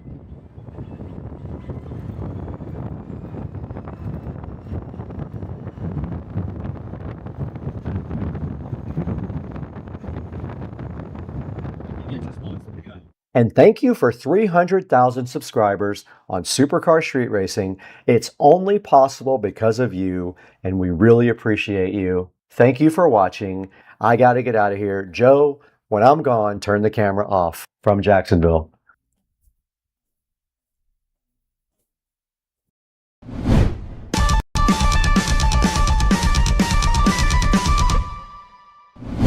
In the Supercar Street Racing kitchen today, you got Brad here, and this morning we are checking out the Crafter's Mark picture light. This is a wireless, meaning it recharges picture light. You can see it right there, sitting so fresh and so fly. You can see the mounting hardware that came with it, and you can see the remote control, the charging cable. They even give you some screws, and then this is the manual. And today we're going to be taking a look at this on the channel, so hang out and let's check this out.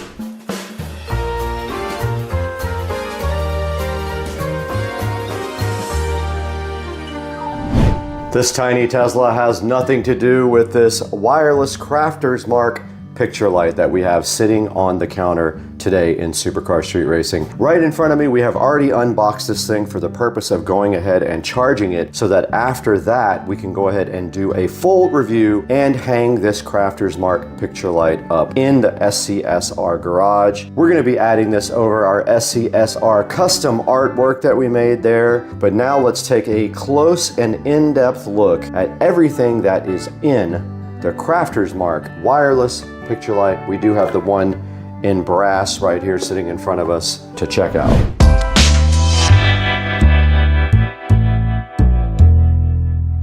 All right, a further look at what's inside of the box here with the Crafter's Mark. You get this nice hanging bracket that goes right on this. Basically, the way you do this is you screw, the screw's already in the bottom of this, you remove the screw, take it out and screw it to this bracket like this, which we will do here momentarily. And that's how you mount that. Then this ball gets screwed into the end of here, right? And then so that's what magnetically attaches this bracket to the light so that the light is removable to be recharged. Now I'm curious as how long this light actually lasts. We will be testing that as well. And then further in the box, we do have a remote control right here. We have our mounting screws to mount it to the wall and a short pigtail USB Type-C right here. Let's take a look at this remote control now. All right, the remote for the wireless picture light is sitting in front of me and it uses AAA batteries just like this. Let's go ahead and load these AAA batteries up.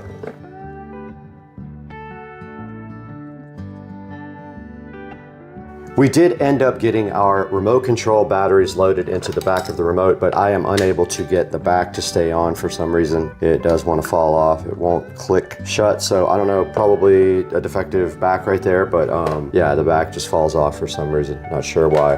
On the front of the remote control, you can see our on-off button right there. There is a plus minus brightness adjustment. Right below that, there is a timer for 2, 4, or 8 hours. And then at the bottom, they have a warm white, neutral white, and cold white setting on the remote control, which we will test out as soon as we get a full charge on the actual picture light. Okay, so mounting the light is pretty simple here. You have this plate that goes on the wall that's secured by screws, which they did provide here, but also if you take this bracket here and you look at the very bottom, there was a screw there. You simply line up this hole here, the small hole with the small hole in the bracket, and then put the screw right in from the other side like this.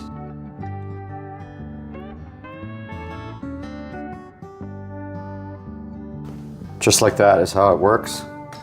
And you just take your screwdriver here and tighten up the bracket. Just like that. This thing is ready to be mounted to the wall now by those two screws right there. Okay, for the next step of this, we just have to take our magnetic ball here and go ahead and screw it into the end of this pipe adapter bracket thing. That is it. Pretty simple. And now this adapter bracket mounting plate is magnetic and the light will stick directly onto this part.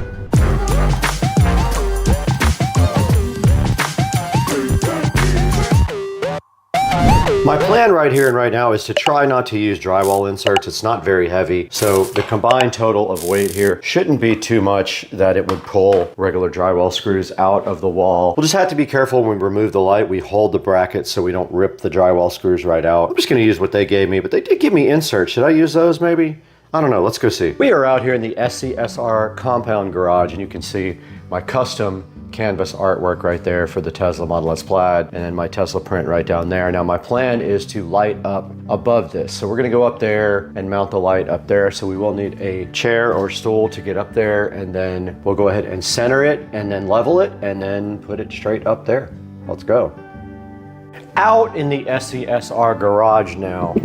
And our goal is simply one thing today, to center this bracket above this print, and so that would put us at half of 29.5 is our goal here. That should be the center. So I'm just gonna go straight up here above that.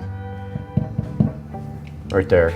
Okay, you know what? I'm gonna go ahead and get some long drywall screws for this.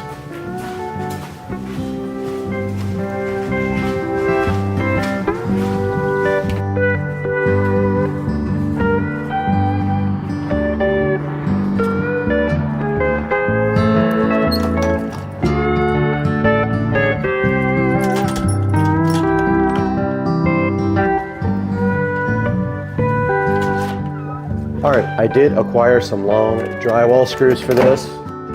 So all we have to do is get close and get this thing kind of level. And don't forget that the actual light is on a magnet ball mount, so you can actually turn that to make that level as well. And all I'm gonna do is center it right there. I'm centering it with the plaid logo. I'm just gonna make a mark.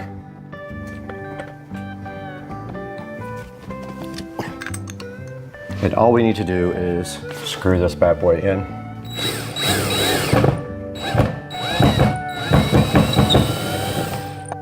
Oh, let me grab the light and see if this is gonna cover the picture. That should be fine. All right, that's fine. So now all we have to do is level this with our level and put the other screw in. So I'll put my level on top and then go ahead and push in my screw. This is ready, guys.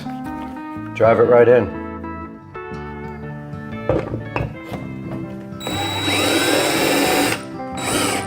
It's not tight. If it pulls out, I'll use their inserts for it. It's really light though. Okay, our prep work is done. All we have to do now is go ahead and mount this. And over here on the switch, you have on. And then when you press it again, it changes the color temperature. And then holding it down, it goes off. Just like that. That's all you have to do. And let's turn it on.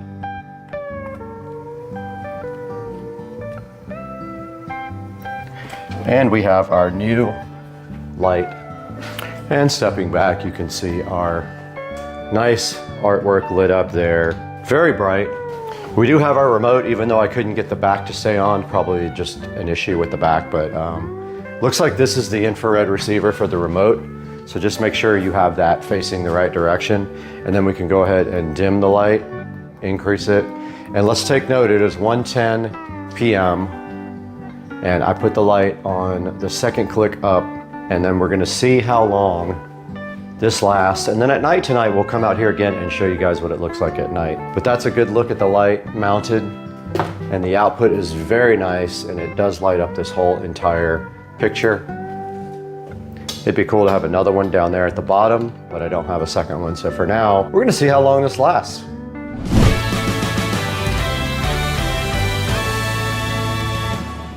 All right, I wanted to show you guys some of the features of the remote. So this is the color temperature. That is neutral, that's cool, and that's warm. There's also a timer function on here, 2, 4, or 8 hours. When you press it, the light will go off, and that is it. You can dim and raise the brightness there. That is full, 1. There are 3 total brightness levels. This is the lowest, and that is the medium, and that is the brightest. I'm gonna go to medium. And then there's basically just on, off, and that are all of the features of the remote control for the rechargeable LED picture frame light. All right, guys, it is now 9:16 p.m. in Supercar Street Racing compound. So this has been running for 8 hours. Let's go outside into the garage and see what it looks like now after 8 hours. All right, so here is the SCSR garage with the wireless. And I know the colors are probably exaggerated because at night the phone tends to oversaturate the colors, but that is after 8 hours of battery life, it is still running strong. And we'll be curious to see tomorrow morning what happens with this picture frame. But you can see it lights up that on low light just fine, and it's pretty cool. Lighting up the SCSR custom artwork that I ordered online, and probably another one would be nice right here, lighting up this guy. I'll see if the manufacturer wants to send me a second one to put right there, but I'm curious how many days or hours that will go with one battery charge. But we're already at 8 hours. We have no issues whatsoever battery life, and it is on the lowest setting in the garage, and it looks fire, dog. Let's go, dog. We'll check it again in the morning and see if it's still on. If not, hey, it's still a win for Supercar Street Racing and you guys.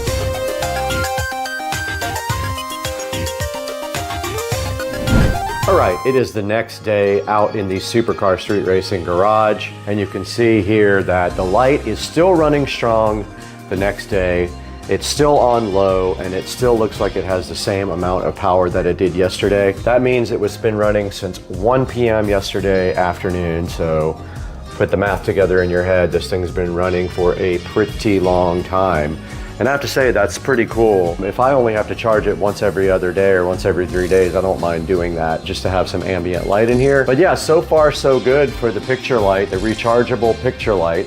And now let's throw it to Supercar Street Racing Studios, where Brad has a bunch of more information about this wireless charging picture light and where you can pick yours up and how you can help represent the channel Supercar Street Racing to help us grow. Let's throw it out there right now to the Supercar Street Racing 4K production studio.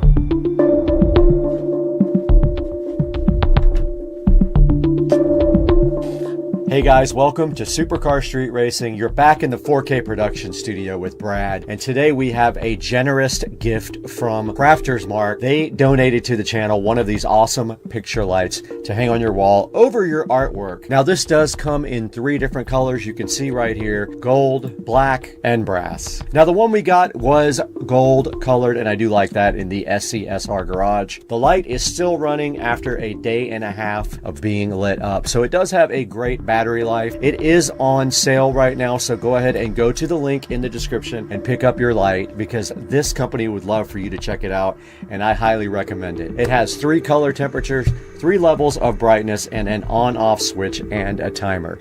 Go ahead to the description, get your light right now. You can see right here, it shows you that it does a very wide light range and stronger color rendition than the other lights. 3 color temperatures, a 350 lumen high brightness on the light, a timer setting, convenient charging, so basically it's magnetic. You pull it off the little ball there, you put it on your USB Type-C charger, and it just does charge straight up for you. All right guys, thanks for checking out the Crafters Mark wireless art light. We're so glad to have you on the channel again. Please like and subscribe, and go down in the description. Buy anything you want through any of our links in the description, and it gives me just a little bit of credit on Amazon. We got to get out of here because I'm wearing guitar pants and we have to go to dinner later.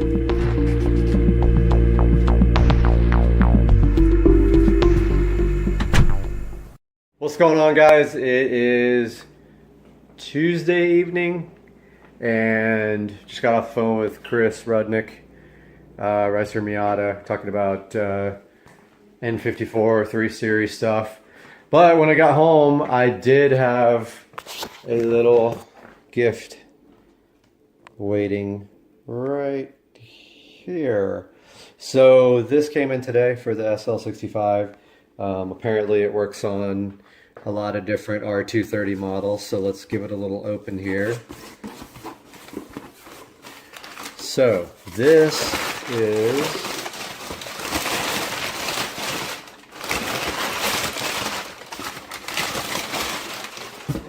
whatever comes out of the box correctly.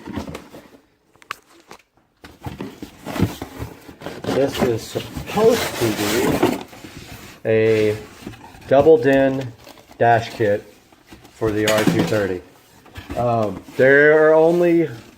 There's actually only one company that makes this, so this is what's in the box.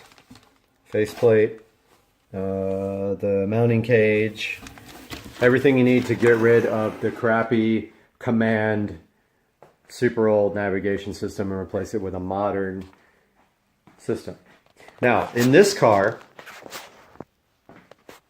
the SL65 is getting an Android double DIN head unit, which is amazing. It'll be able to show OBD information, so we'll be able to see boost and RPMs and oil pressure, oil temperature, whatever you can configure it for, and it works with Bluetooth, has navigation, pretty much everything. Backup camera.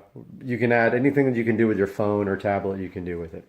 So stay tuned, that's coming up, but we do have the mounting kit for it. So we'll see you soon. What's up, everybody? It is Tuesday morning. I'm over here at S&S Custom Exhaust, waiting for these guys to get here.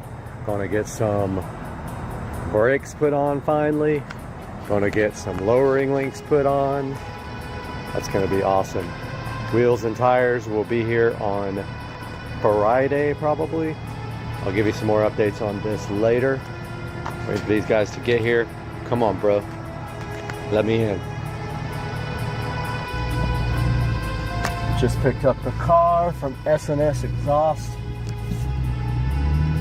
And first impressions are, I actually watched the technician drive the car, and they are extremely noisy at first. So you can expect them to be squeaky and noisy when you first get them. They do take some bedding in.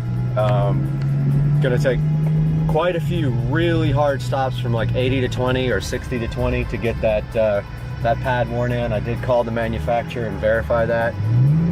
So don't be surprised if when you first get these rotors, they are pretty noisy. When I get back to the house, I'll shoot some pictures of the rotors on the car. On the way home, in the process of bedding these new rotors and pads in, it's going to take probably good 10 or 15 stops from 80 to 20 to get the pads and rotors nicely bedded in. So after that point, later down the road, maybe 1,000 miles or so, I'm going to make another video and do a review of how these things are holding up. But already the car feels so much better than before. The factory rotors were warped, and when you tried to stop from high speed, it would vibrate your face off. And even at low speed, you could feel like a slight shuddering in the brakes. Back at home, take a look at the factory. These are the factory links that were replaced by the lowering links. That's all they are. There's the key for size comparison. They're tiny. Walk out here and take a look at the car. So the car is now 1 inch lower with the lowering links. Keep in mind that the wheels that are going on this car are going to be 20-inch wheels. So that wheel well is going to be 1 inch more filled. So, yeah.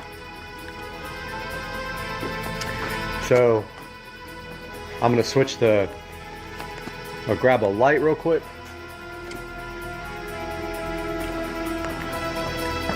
So these are the new racing brakes, rotors, and pads on the factory Mercedes-Benz calipers.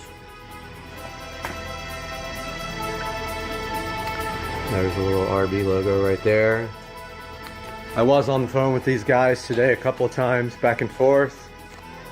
They were very cooperative, great customer service. I was asking them about bedding in the rotors and pads, how to do that.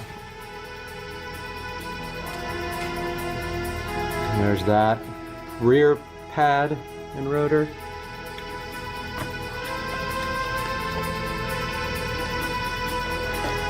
So once I put a few thousand miles on these, I'll be able to report back and let you know exactly what I think about these things. So, like I said, I did order wheels and tires. I'm not going to reveal which wheels I got yet, but I will reveal that they are matte black. So now you see my reason for blacking out the side markers there and the emblems in the side and in the back of the car. Stay tuned. The wheels and tires will be here on Friday. We're also rolling these fenders because the new tires are 305s. These are 285s. Putting some more meat back here. Deal with that 850 plus foot-pounds of torque this car generates. So we will see you on Friday unless something develops between now and then. Have a good one, guys. It's on run.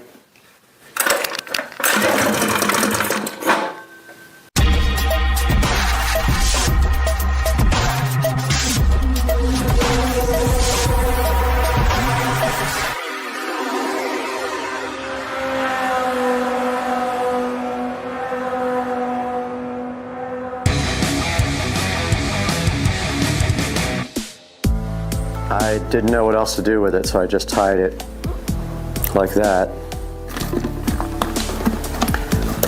And I'm going to tie one to the throttle cable.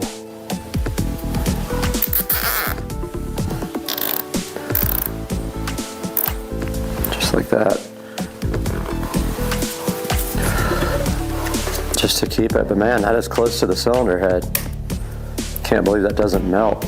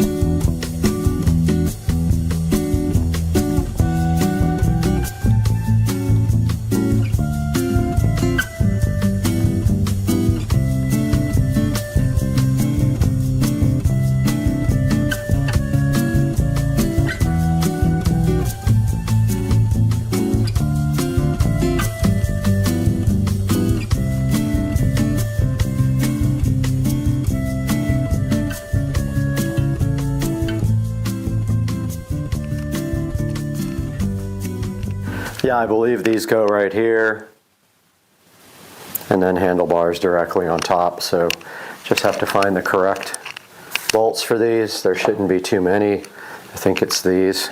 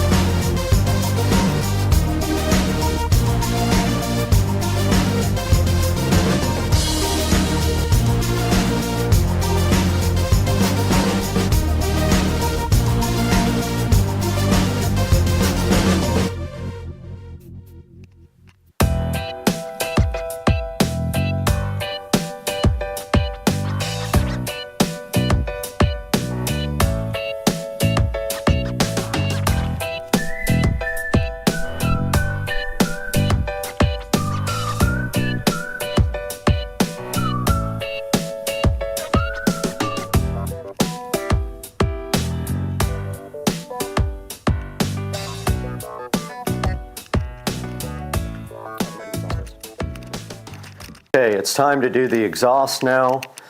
The confusing part is it came with a bunch of different types of gaskets and stuff, and I have no clue what goes where.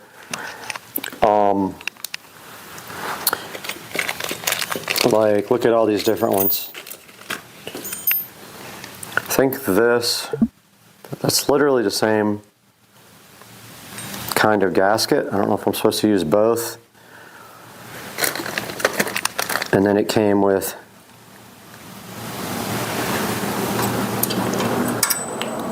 yeah, I think we're supposed to delete these studs and screw these directly into the engine. Yep, looks like that fits, so we got to remove these studs. That's what we have our Big Daddies for right here.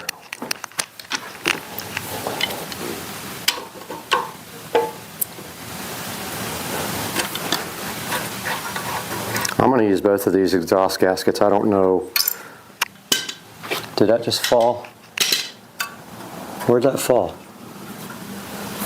I don't know where that fell.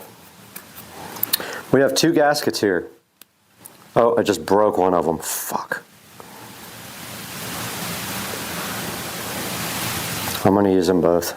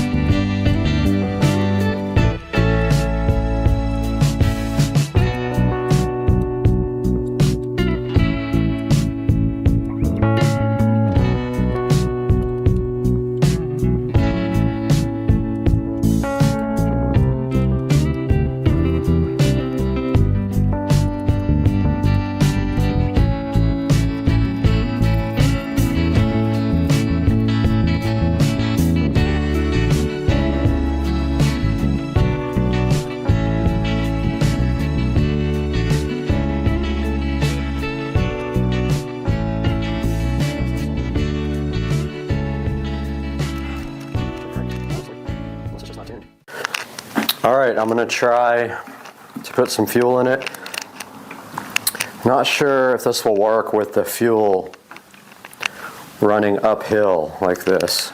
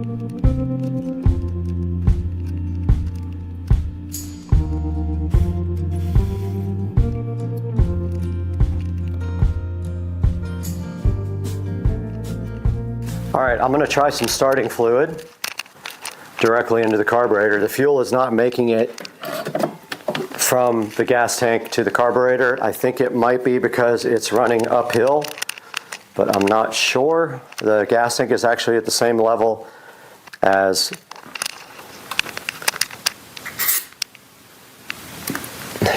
the carburetor inlet, so it's on run.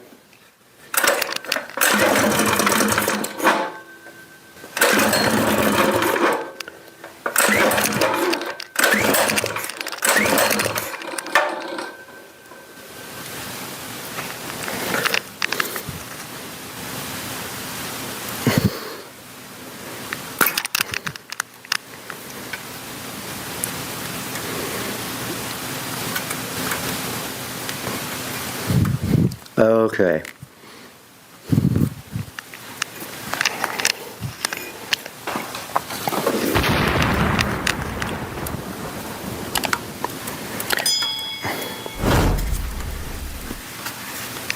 This fuel filter might be leaking.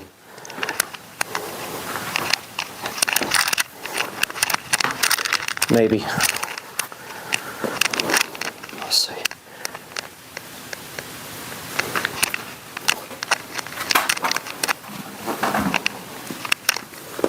I'm gonna cut the zip tie.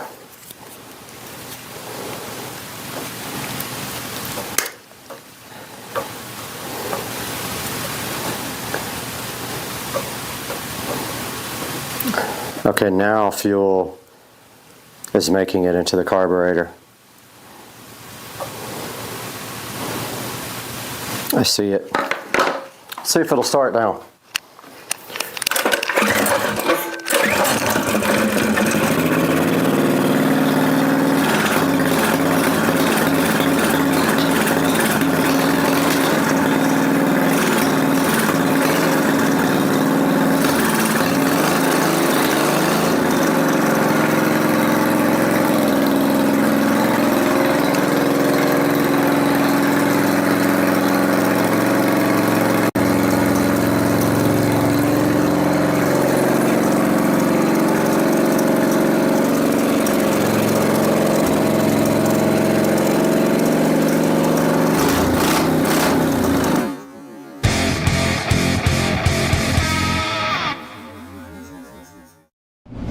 Yeah, this one is way faster. Exactly too faster. Might as well upgrade. All right, guys, welcome back to Supercar Street Racing. We're out here in Studio A once again, and today we're checking out something a little different, but still seriously cool. This is the brand new Samsung S26 Ultra. I got it right here in my hands. I hope I'm one of the first in the country. Maybe not, but here's the S26 Ultra right here. And now, you know, every year Samsung tries to push the limits with cameras, performance, and battery life. And this year they went all in again with this. So in this video, we're gonna break down the specs. We already unboxed it for you. We'll show you that. We're gonna run some serious benchmark tests like Geekbench and 3D Mark and see if this thing is actually worth the hype. We also have my S24 Ultra right here as well. We're gonna transfer everything from that to this and then start doing the arduous task of getting all the apps and all the logins back on the device. So let's get this started today. We're in Studio A. I'm super hyped for the S26 Ultra on Supercar Street Racing. Roll the clip. Welcome to Second Car Street Racing.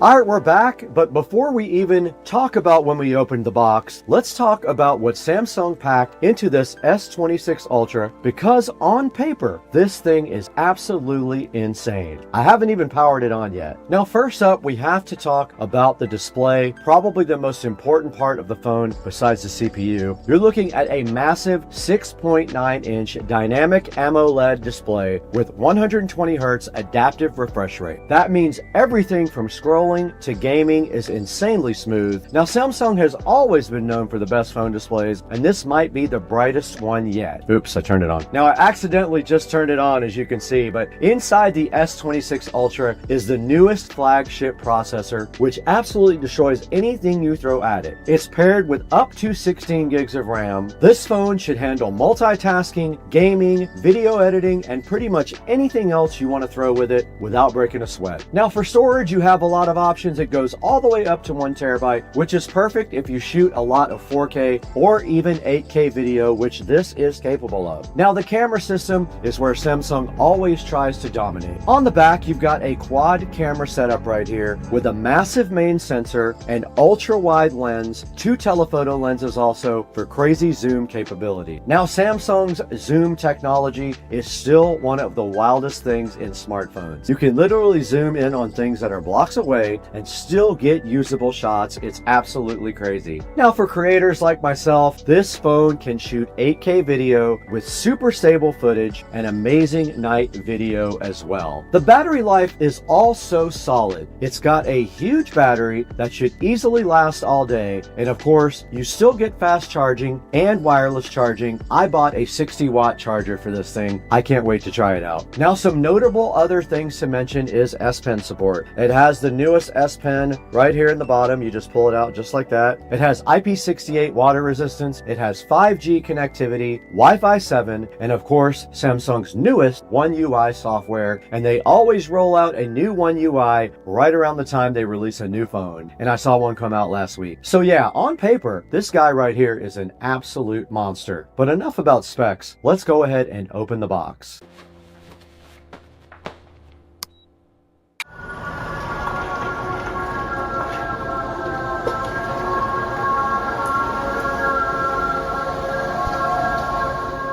This is the brand new Galaxy S26 Ultra right in front of me here. Check out the stylish box right here. There's not a whole lot on the box. It just says Galaxy S26 Ultra, and it's got kind of an artsy display of the phone itself and the cameras on the back of the phone. On the side of the box and the back of the box, there is not a whole lot either. Just some information about the S26 Ultra there, and that it's in recycled packaging, and then on the side it says Samsung. Nothing on the top, and on the bottom just all the relevant IMEI numbers and all that. So all we have to do right now is proceed to unboxing this phone. All right, to get this phone unboxed, we first have to pull these little tabs on the back. One tab there down, and we just pull the other tab simply like that, and it does allow us to unbox the S26 Ultra. And checking it out, the back has a very, very cool look. It is white. It's got 2 cameras there, 3 cameras there, and I think the flash right there. Wow, what a cool looking phone. Notice the bezel is very thin all the way around the phone. Nothing on this side whatsoever. You can see right here, completely empty on that side. On that side, we have our typical buttons, nothing really on top, and on the bottom, we have a peel satisfaction for the screen itself. We have our USB Type-C. It looks like we have our SIM tray there. It looks like we have our S Pen right there, which does just come directly out just like that, which does have a button on the side there. And that is about it. There's nothing else left in this box. Now on this side of the box, on this side, we have a nice package here. We have a SIM card removal tool. We have a quick start guide here in different languages. We have a nice USB Type-C cable, and that is it for what is inside of the Samsung box. There's nothing inside this is a spacer. That is all that came with the Samsung S26 Ultra. And that's it for the unboxing of the S26 Ultra by Samsung.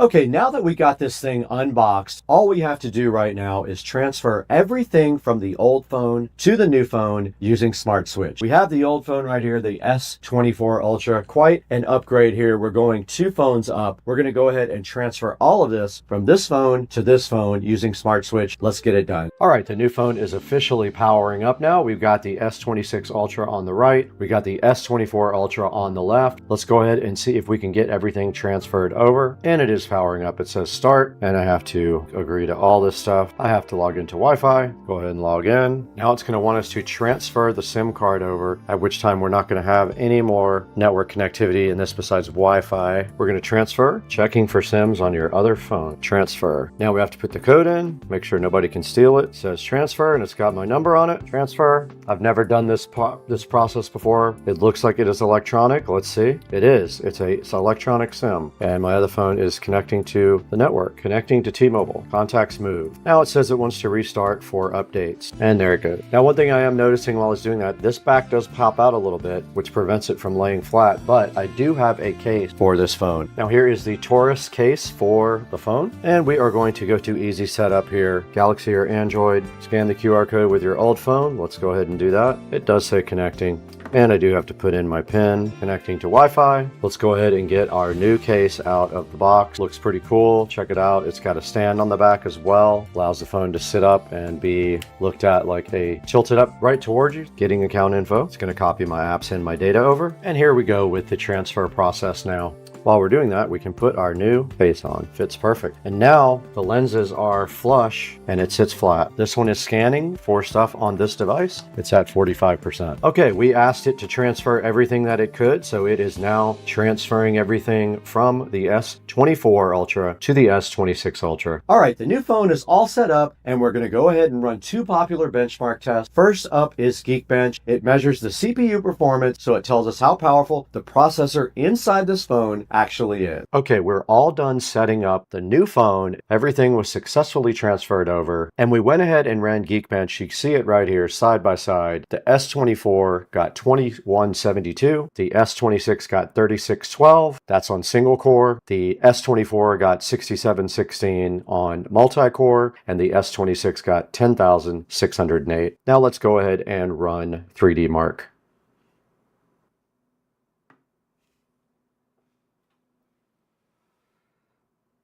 You can already see the S26 Ultra loading faster. And it looks like it's getting around 135 frames per second, about 80 per second over here on the S24 Ultra.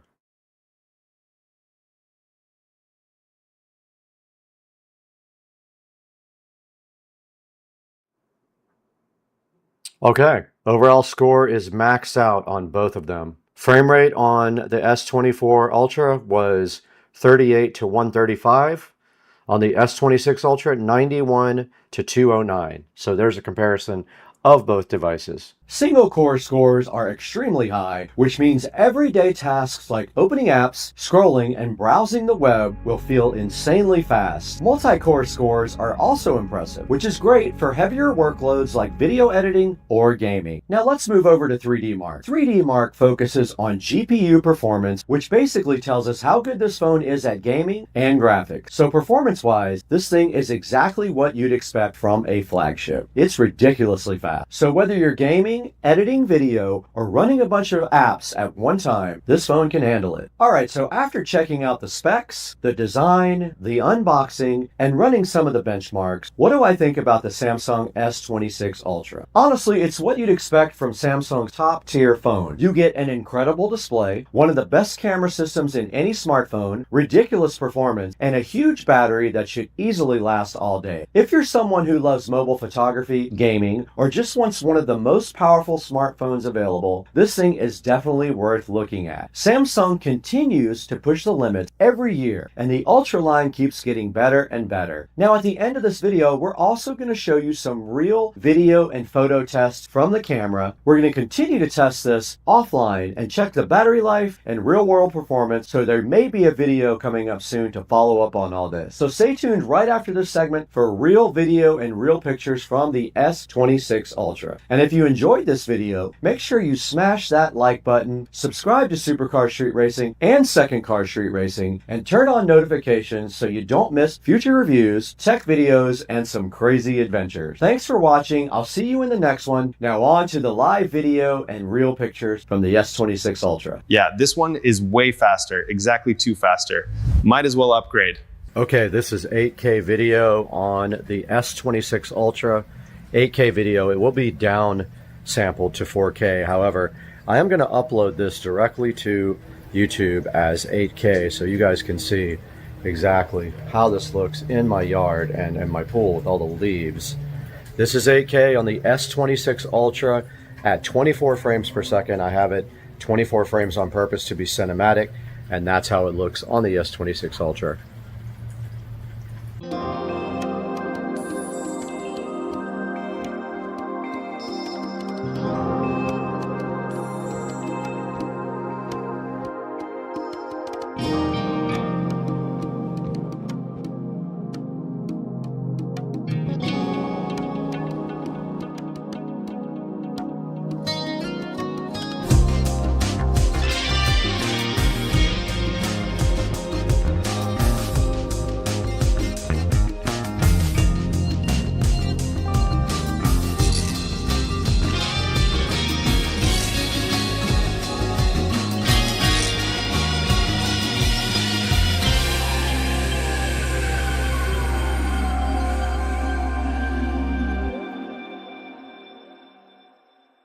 This is a true portable power station that can handle everything from small devices to a large setup like this. Whether you're creating content, traveling or camping, running backup power at home, or going completely off-grid, this gives you reliable, stable energy whenever you need it. And the fact that this thing powered an entire production shoot out here without any external power except those solar panels says everything. Also, I just want to say thank you for 305,000 subscribers. That's amazing. It's a huge milestone. From where the channel started to what we're doing today has been an incredible journey. And none of this would have been possible without you guys. If you want to check out the N1000 and the S200 solar panels, there will be a link in the description down below. And the S200 solar panels are perfect for going off-grid. And if you enjoyed the video, make sure you like and comment below, and please subscribe. Let me know what you want to see next. More real world testing. We're just getting started, and I'll see you in the next one. Joe, stop the camera when I walk off the set.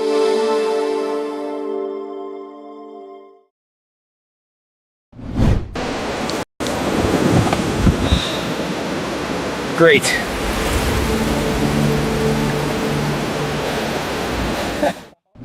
Guys, welcome back to the channel today. We're out in beautiful Studio A with something exciting for you. Right here in my hand, we have the Oukitel WP58 Pro. Now, this is a rugged smartphone designed to push boundaries. Whether you're gonna go climb mountains, work tough jobs, or just need a phone that won't give up on you, the WP58 Pro might just be the phone for you. This thing is made to survive while also keeping you in top speed. So today on Supercar Street Racing, we're gonna open this thing right up and test it and let you guys know what we think. Let's get it done.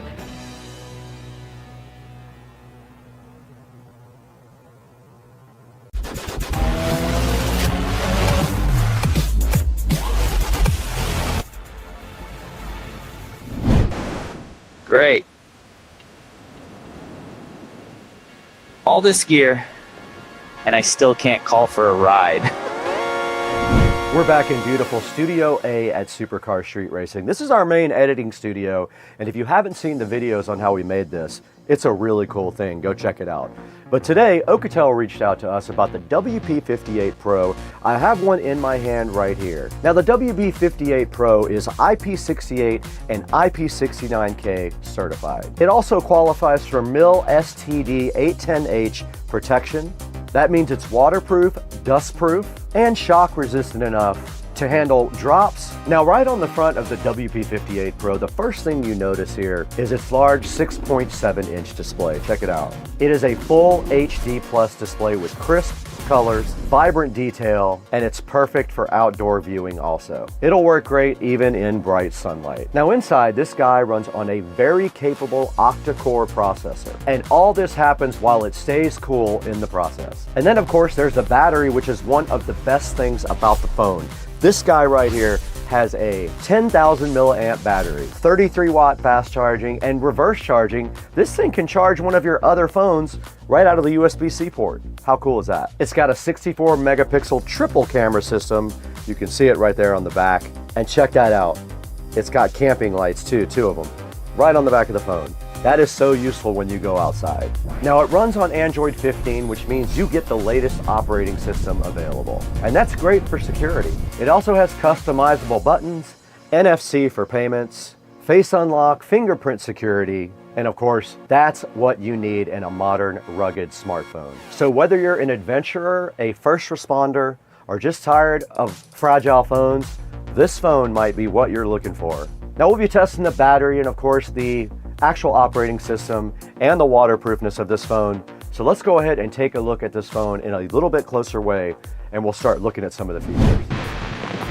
Great. All this gear, and I still can't call for a ride. Let's go ahead and get that guy opened right up.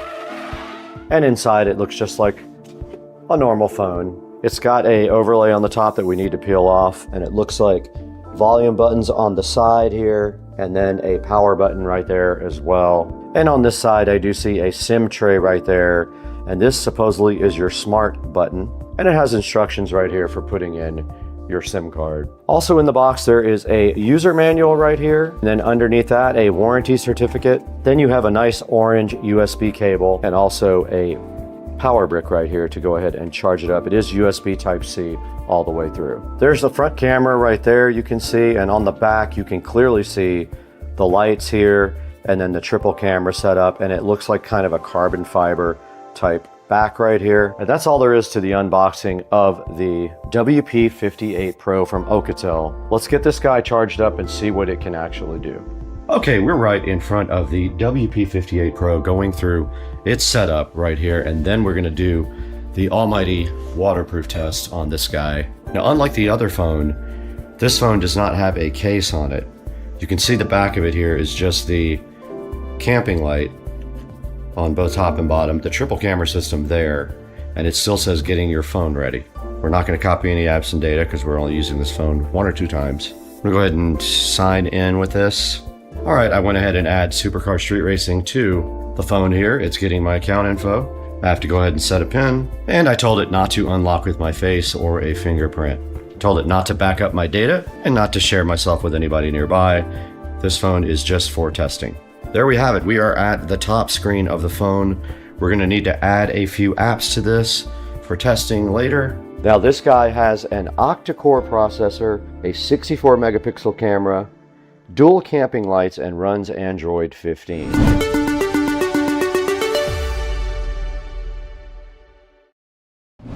We want to be on video though, so let's go to video, go to settings.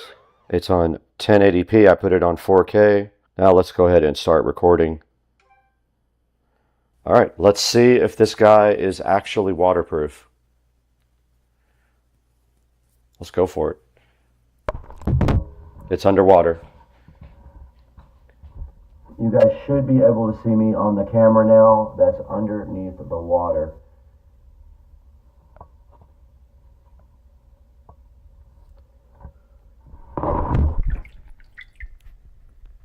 Okay, the screen went into timeout, but it did record. Phone is still on. We had some great video here of underwater.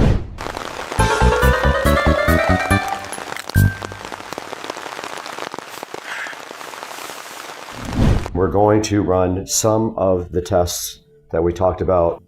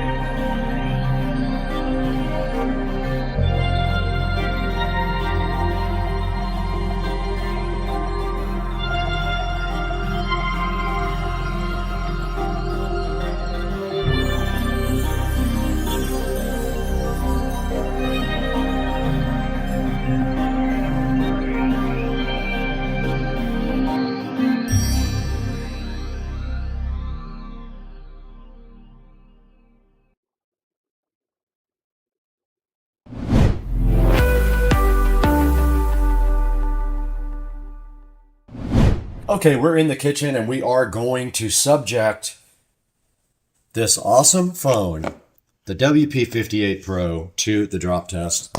It's going to fall directly off of the counter. Let's see what happens.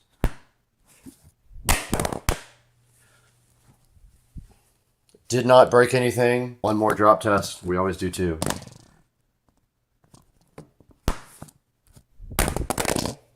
Perfectly fine. I don't see any issues at all with this phone on the drop test. All right, let's go ahead and open 3D Mark and run a compatible benchmark. Let's go ahead and run Wildlife. It's installing.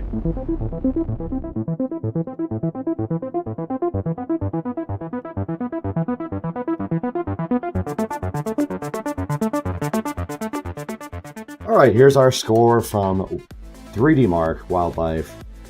1085 with a 6.50 frame rate. You can compare that to other devices online if you want to.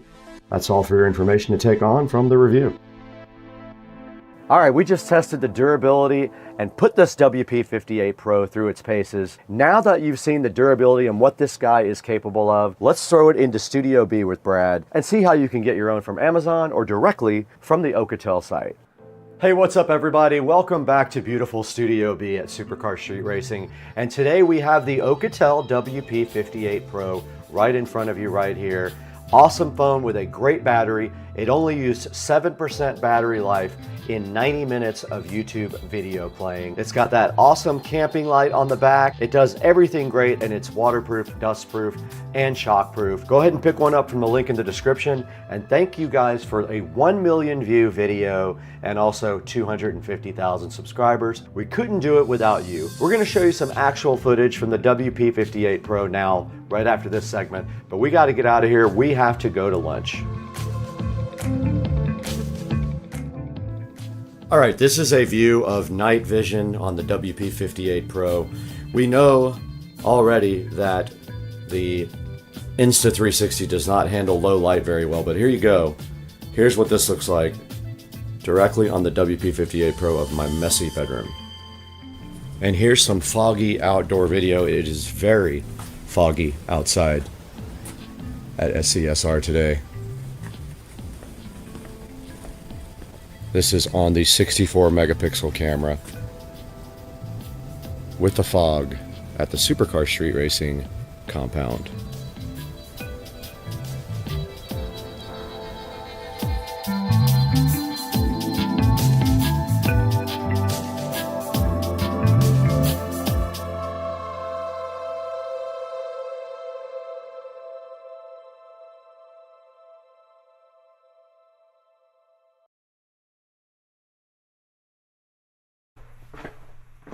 Okay, we are in a completely dark, almost dark room, and I want to show you guys the camping light on this guy. You can see on the back it has two lights, pretty bright. That's just one of the two lights as well. That's what one half, that's at 1/4. Hey guys, I just wanted to clarify a few things about the WP58 Pro and the light. It has two different lights here. It has a regular camping light, which is right here. And then it has a warm light as well. So you can do either one. They're very bright, but I just wanted to clarify the two different lights. One of them is an ambient light and the other one is a camping light. So you can see the difference here in the two light modes. It is very bright. It's lighting up this whole entire room. This is on white light, but then if you put it on warm light, the other light comes on, the ambient light, and that's how that looks in a completely dark room.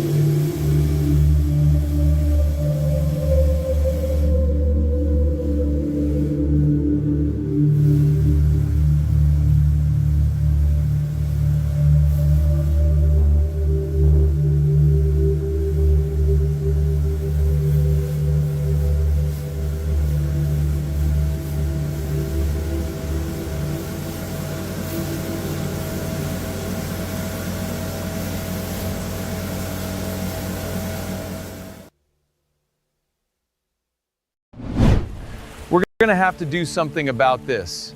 I think it's time for a heat pump from Blue Plenum. What's going on, everybody? Today we've got something really exciting, and I've been looking forward to this for a long time now. You can see my pool right here behind me, and if you own a pool, you already know what one of the biggest problems is: keeping the pool heated and cooled. And right now, since it just rained here, this pool is sitting at around 78 degrees. Now 78 might sound okay to some people if you like the polar plunge, but for me, if I'm gonna be in the pool all day, I need something just a little bit warmer. Sometimes the water's just a little too cold to enjoy. And right now, this pool is sitting at 78 degrees, which is pretty chilly. At least that's what all my friends say. And so today, we're going to be putting the Blue Plenum Pro 58 to the test. This is an inverter heat pump system. And what we're going to be doing today is testing this pool from 78 degrees all the way up to 85 degrees. And we're going to see how this thing performs. Now, this pool right here is around 14,000 gallons. So this is a real world test. This is not a small pool. So we're going to see if the Blue Plenum can actually make a difference and extend my pool season. And if you've ever wanted warmer or cooler water without crazy energy costs, I'm going to show you the Blue Plenum Pro 58 itself, its specs and features, why inverter technology matters, the setup after installation, the Toolless app control, and of course, the results after heating the pool.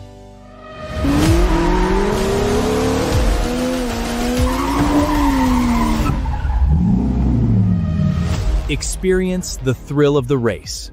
Supercar street racing, where luxury meets speed. So if that sounds good, let's go check out the equipment.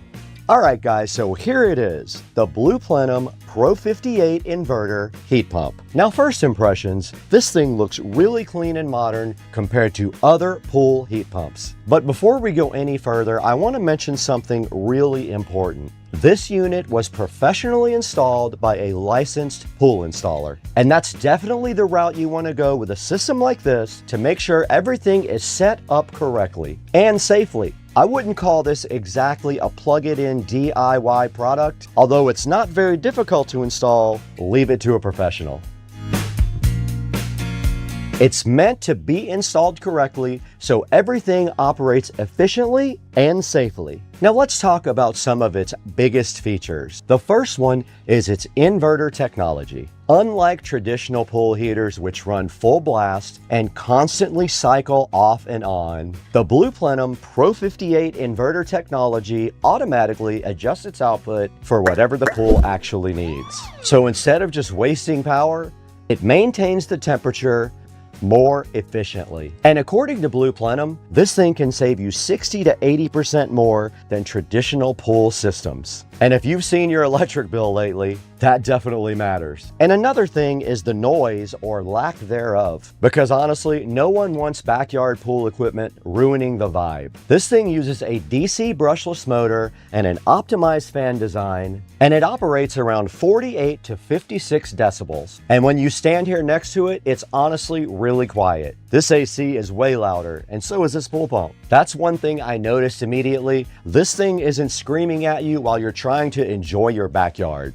And another great thing is this thing helps extend your pool season both winter and summer. It gets really hot here. That pool will be 93 degrees in the dead of summer. Not anymore. So if you live somewhere with a lot of varying temperatures like Jacksonville, Florida, this thing helps keep your temperature perfect all year round so you can actually enjoy your pool longer. The heating and cooling range of this thing is designed for outdoor temperatures anywhere from 47 degrees to 104 degrees, and we see them all here in Jacksonville, even lower. So this thing is just meant for extending usability. And it also runs on standard residential 208 to 240 volt power. Everybody has that. And since this is an outdoor product, it is rated at IPX4, which makes it suitable for your backyard. And another feature I really like, we might not use it here too much, but it has a smart auto defrost system. Basically, if the temperature starts dropping, this thing can automatically detect that and use its defrost system to help protect its components and to maintain efficiency. And that means less hassle and smarter operation overall.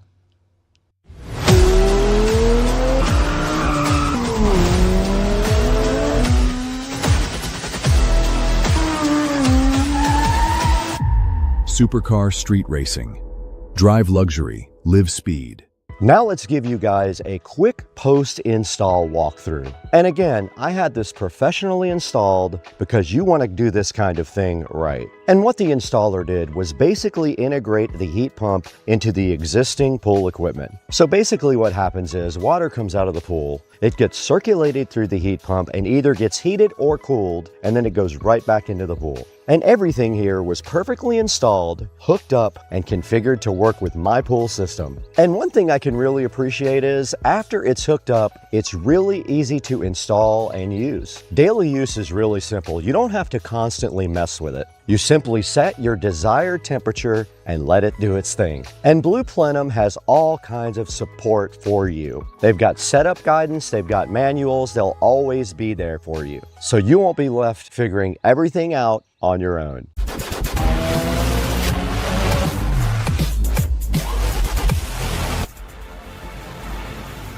Now, one of my favorite features is definitely the smart control through the Toolless app. This makes it really convenient because instead of walking over to the equipment every single time, you can control things right through your phone. You can adjust temperatures, manage settings, change modes, and monitor operation remotely. So if you know you're going to be swimming later, you can get ahead of things before even stepping outside. That convenience factor is huge, especially for busy days. You also still have panel controls directly on the unit if you prefer to control everything manually, but personally, having app control is definitely my favorite feature. Alright guys, fast forward to the results. We started at 78 degrees, and now we're sitting at 85 degrees. And honestly, it feels way better. You can absolutely feel the difference. For me, this is a much more enjoyable swimming temperature, especially if you're hanging out for a while. And this is exactly why I wanted to try something like this. Nobody wants a pool you can only hang out in a couple of times a year. Being able to extend the season and actually make the water warmer or cooler is a huge win. And I gotta say, the Blue Plenum Pro 58 did exactly what I wanted it to do. It'll heat and cool the pool, it stays quiet over there, and it gives me smart control right through the app. And my favorite part honestly might be how quiet it runs. You can't hear it at all at my pool. And you really don't notice it at all when you're out here relaxing.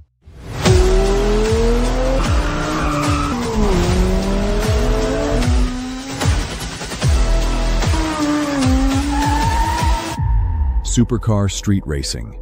Drive luxury, live speed. So overall, if you're looking for a smarter way to heat your pool, save energy, extend the swim season, and have better overall control over your water temperature, definitely check out the Blue Plenum heat pump with that inverter technology. And I'll put all the information and the purchase links down in the description for you guys to check out. If you've been tired of your pool water being too cold or too hot, this might be the upgrade your backyard needs. And let me know down in the comments, what temperature do you like your pool at? Everybody's different. Are you team cold water or team warm water? You want that better pool experience, I know. Now, if you're new to the channel, make sure you smash that like button. Go ahead and subscribe, leave me a comment, and hit the bell icon so you don't miss any of the future videos. And don't forget about Second Car Street Racing, our other channel, for things that aren't quite right for Supercar Street Racing. And thanks for over 318,000 subscribers, which is huge. I couldn't have done it without you guys, so thank you. Thanks for watching Supercar Street Racing. I'll see you in the next one.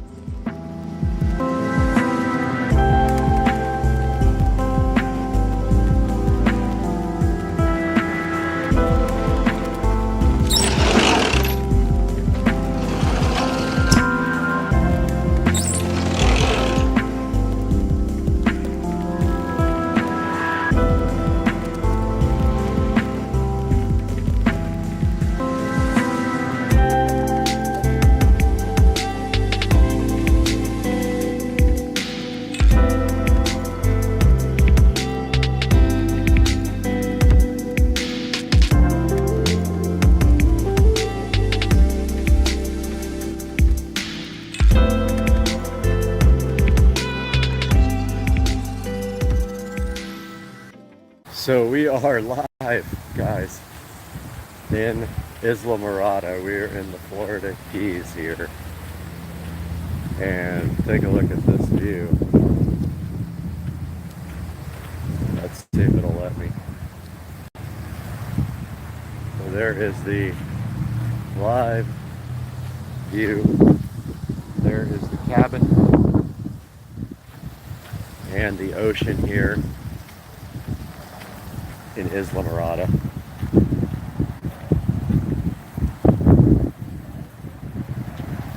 On Super Bowl Sunday. That is what it looks like. And the Keys right now, a little overcast. But making the best of it, and it's supposed to be very nice tomorrow. We will likely be out here on the beach most of the day. Right now we're headed to get some seafood. I'm craving some oysters maybe or something like that, so we're gonna see. Yeah, this is awesome. I'm so hyped for the little cabin here. We'll talk to you guys later. This is for Philip, who just bought this car. Just thought I would go ahead and take a video. So it has hood buttons. Just push those two in, and you need a hood prop. But there's a pic of the engine bay, spotless. When you close the hood, the little buttons just kind of close back. The latch does work. You just gotta finagle between the two buttons to get the latch to go down, but you don't really need it. But there's a look at the car.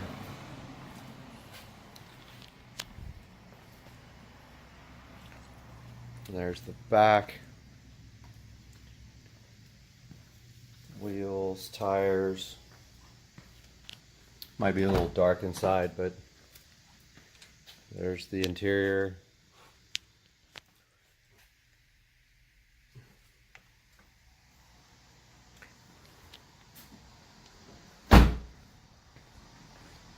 Front. There you go, man. If you want anything else, if you want specific pictures, just let me know. A little later. Hello. Hello. Hello. Hello. Hello. I just finished cooking a burger and my air purifier is going insane because of the smoke. This thing is losing its mind. It's like, yo, let's roll. Huh? That's what I told you that earlier. Yeah, I know. That's right. I knew it already. I checked it. But Kitty, why are you hovering next to the ranch? because he knows what's above in that cabinet.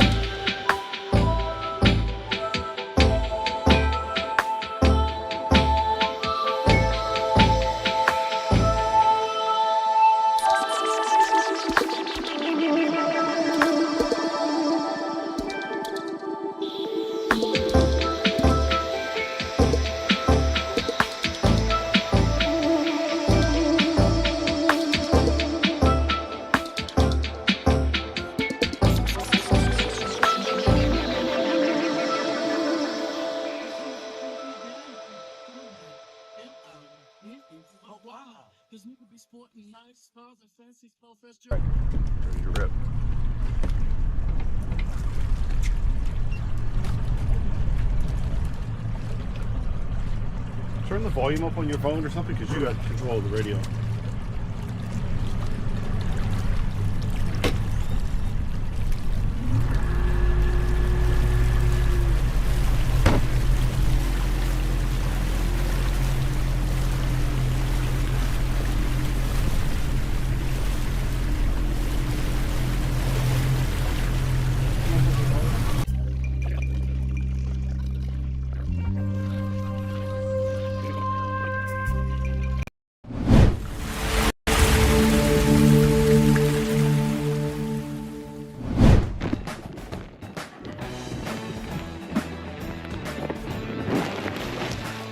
Sick. Hey guys, welcome back to Supercar Street Racing. Brad here. We are so happy to have you back with us today. And if you're a new watcher, we thank you for coming and encourage you to like and subscribe to the channel. And we're back in the Supercar Street Racing awesome garage, as you can see today. And this golf cart has been gone for quite a few minutes, and we got it back yesterday. We had everything replaced on it as far as bushings and the leaf springs and everything, so I'm so hyped for that. But back to the topic at hand today. We have something in front of me right now. We're gonna be unboxing on the channel today, and I want you guys to take a close look at this. It is super rare and hard to find, and anytime one comes up, I go ahead and buy it. Now this item right here, I already own 3 of them, so this will be my 4th product of this one because they're very hard to get, and as soon as they come up online, I scoop them up immediately. And right inside this box is something that's going to help us with the bedroom home theater system. And today our mission is quite simple. We're going to get this thing unboxed, take an in-depth look at it, which we have not done before on the channel, and then we're going to let you guys decide if you are interested in getting one of these for yourself.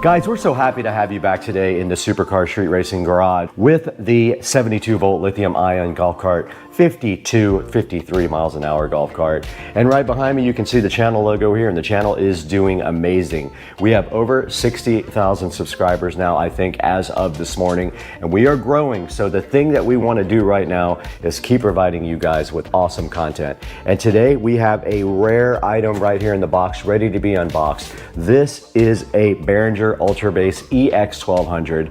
I already have 3 of these inside the house, but my bedroom kind of needs one. So when this came up, I bought it because when they come available, which is very, very rarely, I go ahead and get them because they're hard to find.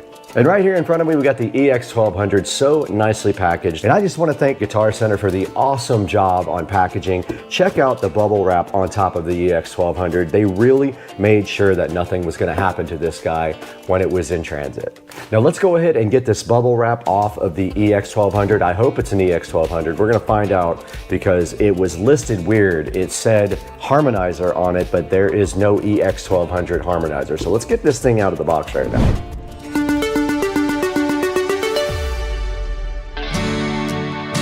All right, we have the EX1200 harmonizer sitting so fly and freshly in this box right now.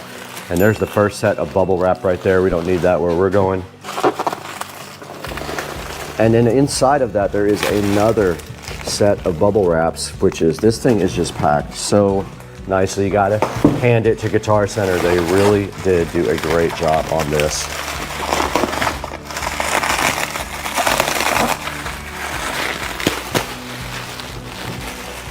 And then right here, we do have the EX1200, and this thing is in mint condition. This is one of the best ones I've seen. Has a little bit of sticky stuff there where the feet were. Looks like the feet were removed. I can get some more of those. But on top, this might be one of the cleanest EX1200s that I have seen. And taking a look at the front, also very clean. And you can see the Ultra Bass Pro Harmonizer logo right here. So this is exactly what I bought. Now, it did not come with a cable, which is kind of disappointing. I probably have one because it uses the standard 3-prong cable right here. So I'm sure I can figure that out at some point. And yeah, this is a really, really good example of a Behringer Ultra Bass here. It is in great condition, and I am super hyped that I got this from Guitar Center when it popped up, because usually these things are gone within a few minutes. And not only was it available, it also was at a great price. I have never seen these things go for $80. I think I paid $85 for this Behringer Ultra Bass. So I am hyped for this. Now let's go over the features on the front of the Behringer Ultra Bass with you guys.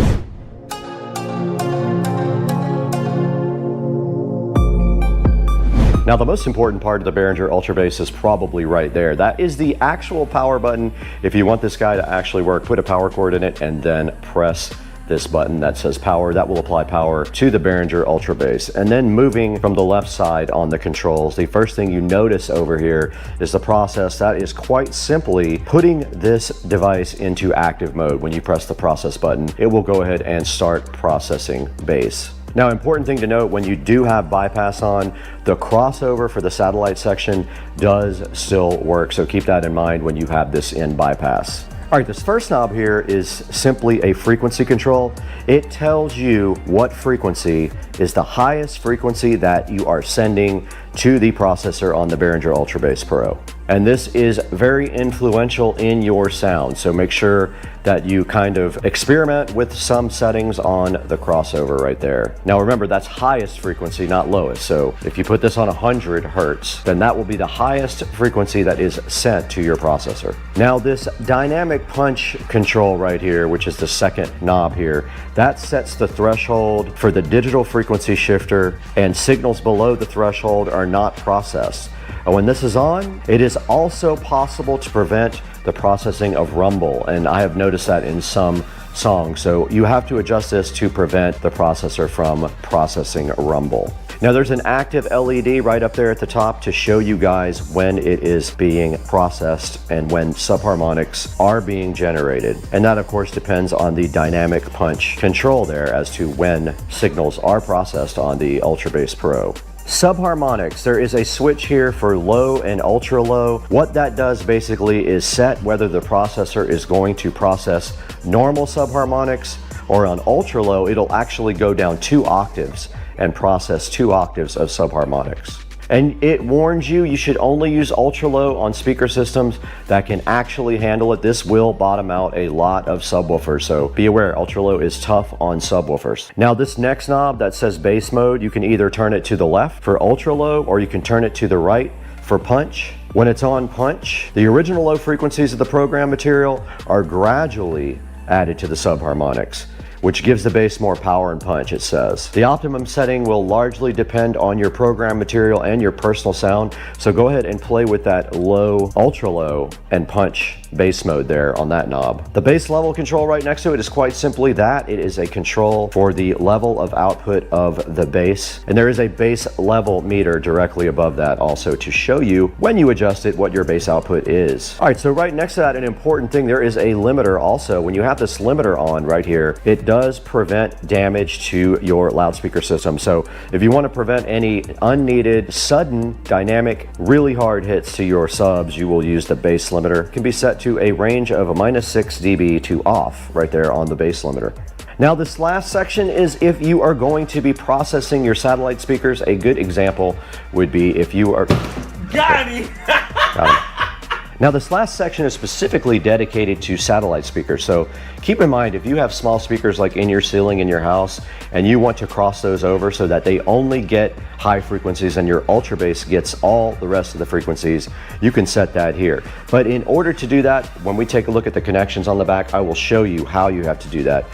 But you can actually add Ultra Bass to your satellites right here, and then this is a full range or a 70 volt split crossover for your satellite speakers. And then of course a level control for your satellite speakers is right there on the end, so you can control the output to the amplifier that drives your satellite speakers as well. All right, now let's take a look at the back and all the connections on the back of the Ultra Bass Pro.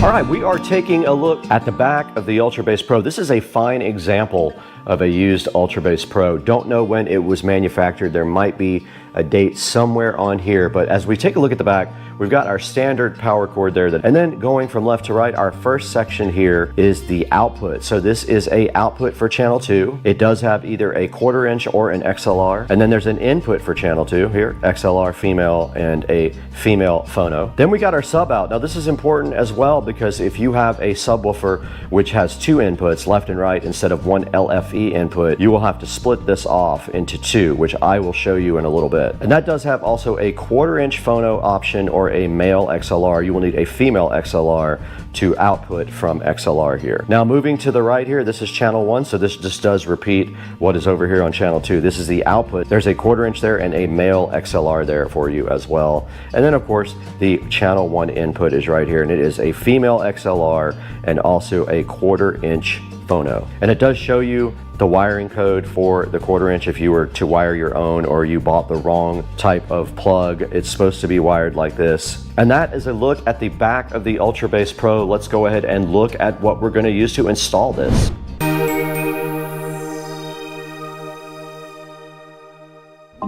Okay, directly in front of me now on top of the Ultra Bass Pro, we can see some cabling here. Now this is what I am going to use to hook up the Ultra Bass Pro to the Cinema 70S in the Supercar Street Racing Awesome Forum bedroom. And we do have 2 things in front of us here that we're gonna need. We have a set of phono to RCA, we'll unbox those in a minute, and then we have a phono to female RCA splitter, and I will show you why momentarily. Let's get these out of the packaging now.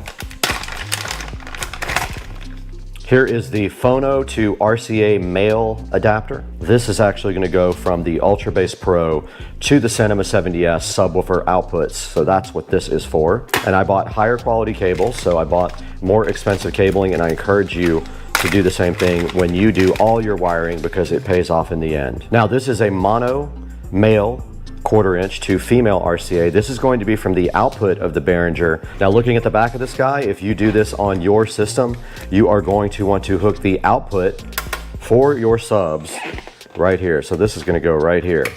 Now inside of the bedroom, which you will see momentarily, the Polk Audio Subwoofer PSW10 has 2 inputs. So I already have RCA cables coming from the Cinema 70 over to this will then, and then this nice high quality cable here. There will be links in the description to all this stuff. Please pick up from the links. Very high quality, feels heavy.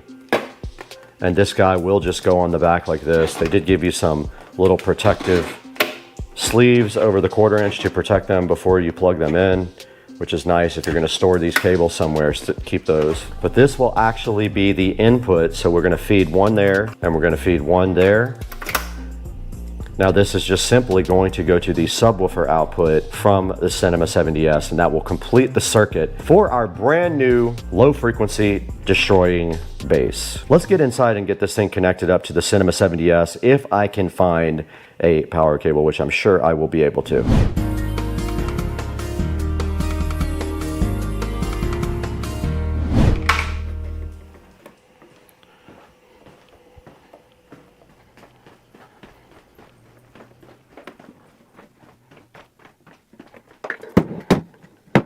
We are right here in the cache of cabling in the Supercar Street Racing bedroom where I store all of my cable hoarding needs. Let's go ahead and dig through here and see if we have anything we might. Aha, these are all power cables. So yeah, let's get these out of here. All right, we're right in front of the Behringer Ultra Bass Pro, and we do have our power cables out here. We do have a standard power cable here. We have a brand new cable on the Ultra Bass Pro. Let's go ahead and get this thing cut off the zip tie. Now, one thing I didn't plan for, and I'm seeing right now, is I did not plan for the center channel speaker when I went ahead and thought about this, but I think what I'm gonna do is put the Ultra Bass underneath the Polk Signature Elite center channel speaker. Let's go ahead and get our power ran first though. All we have to do is simply drop power back behind here to the bottom and then retrieve it. And it is on this side, so we're good to go.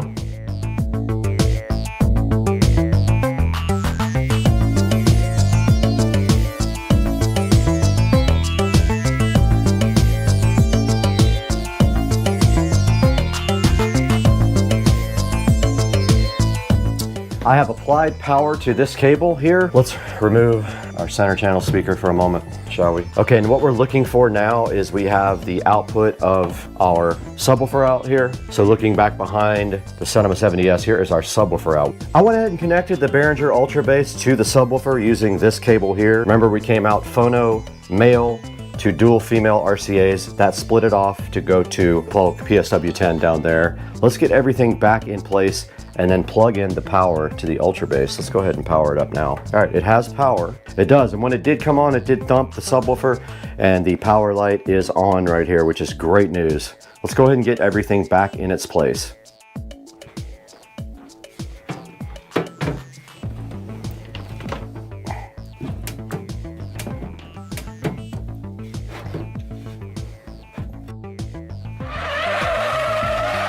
Okay, I'm gonna go with that for now and see if it looks weird. If it does, I can always push this back to the very back, but I kind of like the way that flushes up and then we push everything to the back.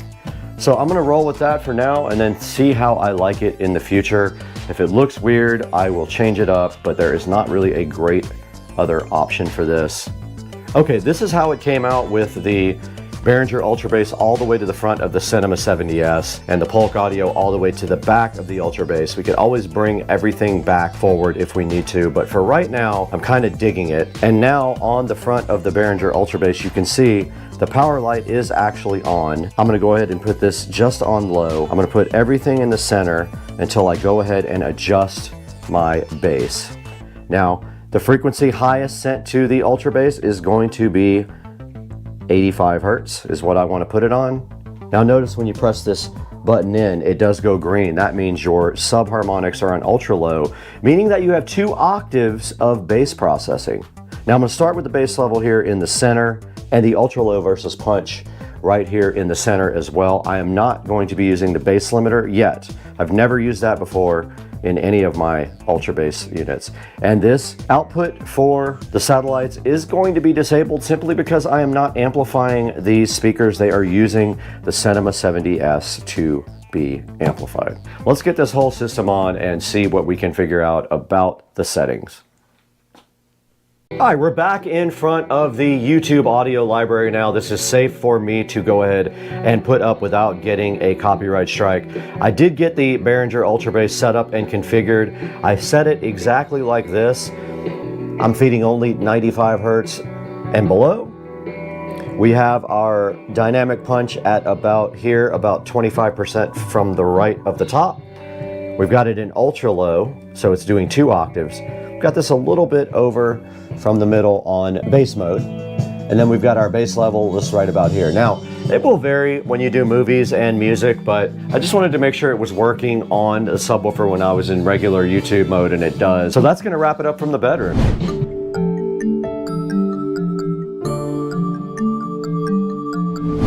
All right, guys, that was a look at the Behringer Ultra Bass EX1200 Pro. They are very hard to find, so when you get one, you'll be lucky because there are hardly any out there at all. What I do usually is about once a month I search on the internet and I just do a shopping search on Google, and you can go ahead and see if any are out there. A lot of the listings that are out there, though, are expired and old listings, so just be aware if you see one on Reverb or something like that. Generally, these guys are completely sold out. They have not been in production for a really long time, and the only thing you can get that's close to this is something like the PV. They have another subharmonic synthesizer out there that does almost the same thing, but their other one is rack mountable, so you'll have to deal with that if you want to get one of those rack mountable modules. But there are some of the PV units still out there on eBay and stuff, but they are pulling in around 500 bucks, so I opted to go with another Behringer Ultra Bass EX1200 right here. And guys, we want to thank you so much for watching and subscribing and buying all of your products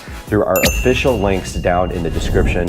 This does help out the channel so much because we get a few dollars for everything that you guys click through. You can also buy anything you want, so just pick any video, click one of the Amazon affiliate links, and go ahead and purchase something from there. And that's going to do it for today from inside the Supercar Street Racing Garage. Let's go ahead and throw it back to Brad inside for a look at the computer to see if we can find another Behringer Ultra Bass maybe one of you can buy.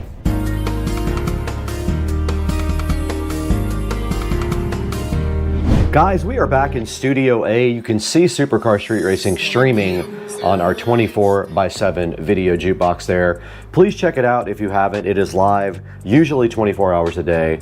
And so now we are in front of the search for the Behringer Ultrabass EX1200 on the internet, and I am not seeing any of them. I see an EX1000. This is not the same device. If we go visit this, look how much they want for this, 131 bucks for the EX1000, and that is not the EX1200. I'll show you.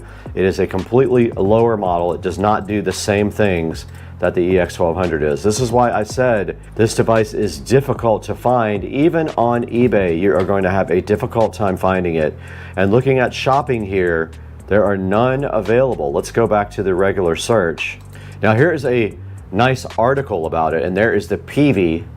That's the PV Cosmos Pro. That is your alternative to the EX1200 there. That does almost the same thing, but it is just a different brand, because you are going to have a difficult time finding the EX1200 online. If you notice, if you go to Reverb here, it's probably sold. They do have one on Reverb, but it is sold. As you can see right there, it has sold for 99 bucks. And on ZZ Sounds, which is another great website for pro audio stuff, you can't find it there either. Let's go to eBay. Let's see if they have one on eBay. There is one here for $175. Wow, looks like it's almost new in the box as well. Subharmonics is broken. You would have to replace the pot for the subharmonic. Now here's an entire rack for 650 bucks. You get all of these goodies, and it looks like included in that is an EX1200. You get a Furman power thing, and you get a few other Behringer products. Not a bad deal for 1, 2, 3, 4 rack mount systems. That is one way to get yourself an Ultrabass Pro, and there are no more at all. But like I said, scoop them up when you can. They go fast. This is the PV version here. You will find them more readily available. This is 400 bucks for the PV Cosmos. There are quite a few, 1, 2, 3, 4 online there. So go ahead and pick one of those up if you really need one. Just make sure that you get one that is not broken unless you have good repair skills, or pick up a PV Cosmos if you like that also. Guys, that is going to wrap it up from the Supercar Street Racing Studio B office, and we are so happy that you joined us today to look at this very, very rare EX1200 Ultrabass from Behringer, and it should just be called the Ultra Rare because they don't have many of them out there anymore. And right now, we encourage you guys to like and subscribe. We have a lot of subscribers, not enough people liking, and not enough people watching all the videos. The videos have improved over the years. I know some people in the comments section say, oh, that video is horrible. That's right. I have worked on these videos for a few years now to bump up the production quality and only show you important things, not an hour of footage just running like I used to, because I'm more serious about growing the channel. Please like and subscribe. Links in the description to anything you can possibly get. I'll put a link to that eBay auction that has all of the Behringer products in it, and I will put a link to the cables that I just used in the video as well. Please like and subscribe. Please buy from the affiliate links in the description, and we will see you guys next time. We have to get out of here. We are going to eat barbecue.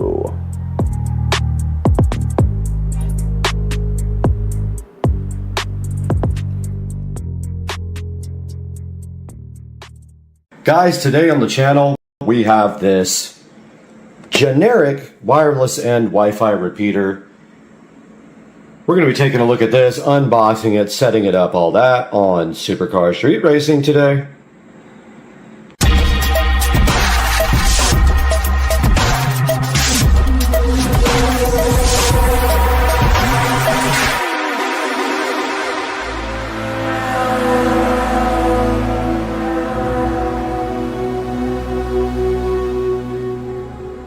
This is the wireless in Wi-Fi repeater, something about $18 worth on Amazon. This guy right here can take a Wi-Fi signal and repeat it from the wireless side, or also from the wired side with that little port right there. And we're going to be unboxing this right here and right now on the channel. We're going to try it with one hand. We got skills. Maybe we got skills. We do have skills to open this and pay the bills. And inside of the wireless N, and of course being the band of Wi-Fi that it is able to repeat. we have this lovely little generic cheap Wi-Fi repeater, range extender, and this delicious manual that it came with that tells you how to set it up. Now, I already have one of these in the Supercar Street Racing Studios, and I will be opening this for you right here and right now because I can't do it with one hand, I don't think. Let's see. Oh, maybe. Maybe. Nope. Need two hands. We got the one-handed peel satisfaction on a video short on Supercar Street Racing, and we take a look at this Wi-Fi repeater. It has a number of confusing indicators on the front. Just one plug, so it's super easy to work. And if you have a Ethernet connection you want to then create a Wi-Fi from, you plug it right here in on this little port right there. And inside we have these quick installation guide. I will put that up on the screen. And what you do is you plug it in and you connect to the Wi-Fi network on it to actually start the connection to be configured. And all the instructions are right here, right now. So we are going to go over to Joe's house where we have to install this, and then we will continue the video from there with the wireless and Wi-Fi repeater. Just wanted to point out quickly the thoughtfulness of providing you with a tiny little Ethernet cable right here that came with the wireless and Wi-Fi repeater. So only thing you get in the box with the repeater is the actual device, and you get this little tiny little little tiny Ethernet cable, which is actually useful in some cases. You don't need a super long cable in most cases. Alright, installing the wireless repeater is as simple as just plugging it in like this. Or actually, I don't know if this will take up a plug, but like maybe like this. And once that Wi-Fi repeater is completely powered up, you then just go into your phone and connect to the SSID of the repeater, and we will show you that on the actual phone. We will do a screen recording, but you notice here that that thing is booting up right now, so we're just waiting for that thing to completely boot up. And then we open our phone up and connect to the Wi-Fi repeater network, and then we will configure the wireless and repeater for Joe. Alright, here we are back on the phone, and we will go into our Wi-Fi networks and see if we can see this repeater. We're already on Joe's Wi-Fi, and there is the repeater, so you just connect to that. And it should open up the page. If it does not, you manually browse to the correct IP address. Notice it will say no internet connection. That is fine. And it did not. Ah, there it is. So you can say always connect or connect this time. We're going to actually configure it now. I'll just say always connect.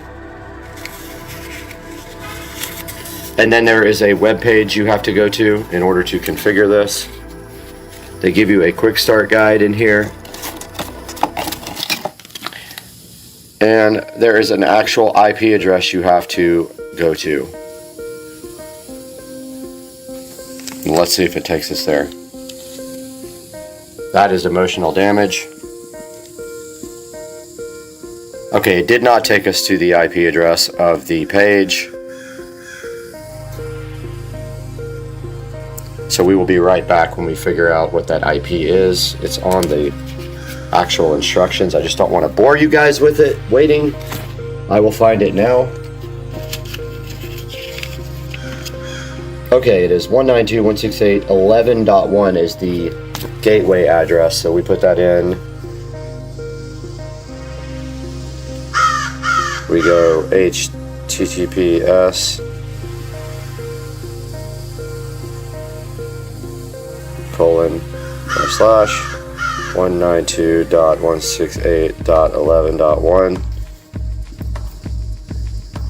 and it did not work.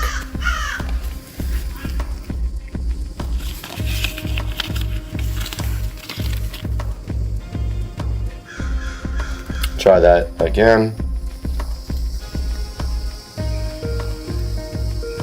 192.168.11.1. 186. Okay, try that again. 68.11.1.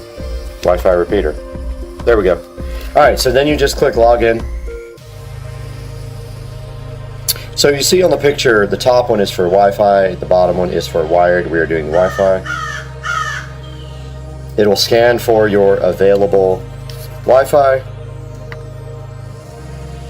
You will connect it, and at this point you guys cannot see this part, so we have to go away for the password. We'll be right back. Alright, so we are back, and I modified the name of the Wi-Fi extender to Trap 2. Let's see if it will connect. I don't remember the router, and I might have it wrong. Let's see if it will connect here. We will check here momentarily and let you guys know. Okay, we have successfully connected to the Wi-Fi extender. You can see there, Joe's Crab Shack Trap 2. And if we go to our browser, we can go anywhere like this. We can go to nasa.com.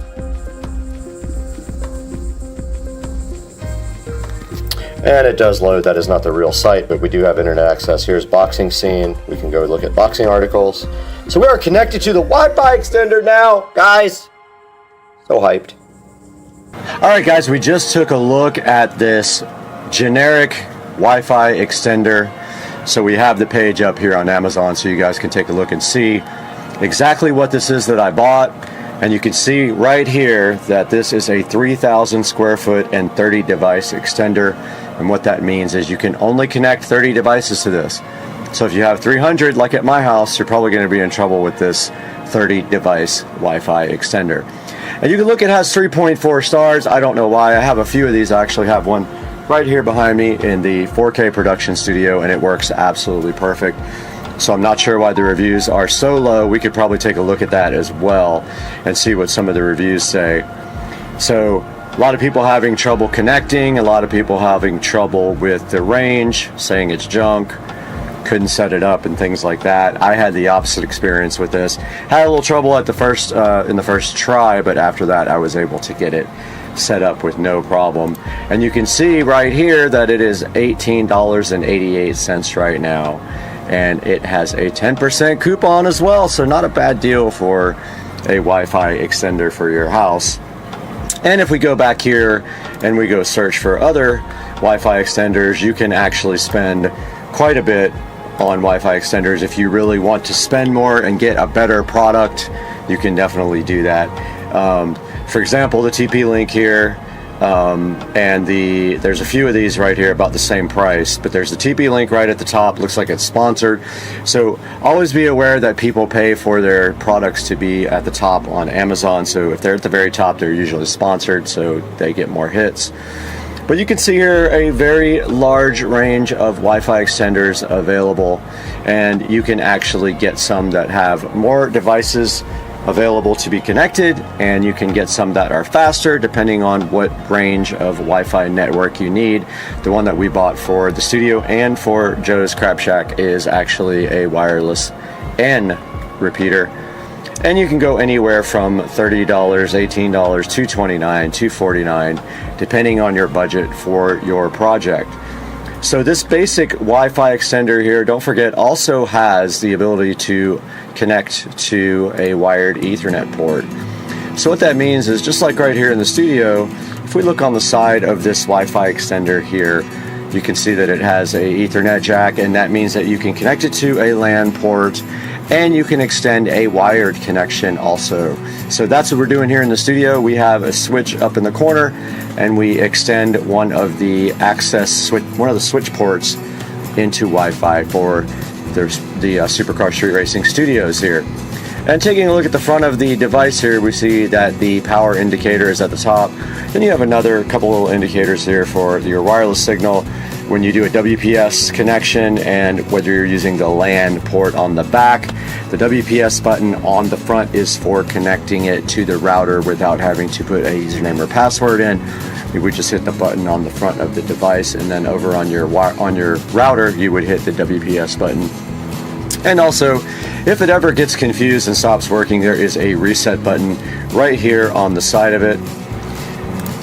And right here you can see how it is installed.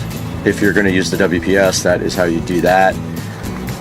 And it shows you the optimal connection, like in your house, what you should do if you really want a good signal there. You should follow this chart. And here we can see this generic used in many places. You know, you could use it with your family in a restaurant or at your house, any of those things. And then it shows you how to set it up here on your smartphone. So basically the way that works, I showed you in the video, you basically connect to the access point. It'll have a SSID that's pretty obvious in your Wi-Fi settings. You connect to that, you navigate to 192.168.11.1, and then you can actually connect it to your existing Wi-Fi network. You can set up a different username or password than your regular Wi-Fi network, and you can either tell it to be the same SSID as your main Wi-Fi network, or you can set a new SSID there. And that's going to do it for this edition of Unboxing and Reviews, and I hope you guys enjoyed it. As always, please click through the links in the description for anything you need to buy, not just this product here. It helps out the channel a lot and gives me a few dollars to pay for everything that we do. So we'll see you guys next time on Supercar Street Racing. Guys, I might have figured this out, and I think we're going to be able to install this now. It was a process, but I am about to try it.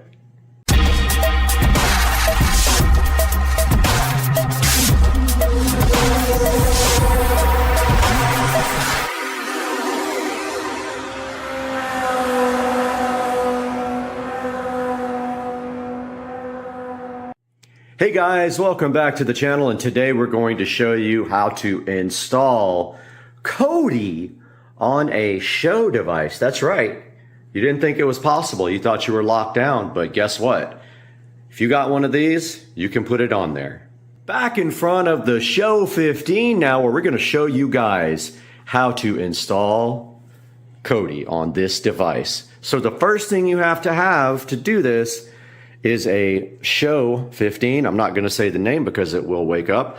Once you have the Show 15, you will get a prompt that asks you if you'd like to upgrade your experience to the Fire TV experience.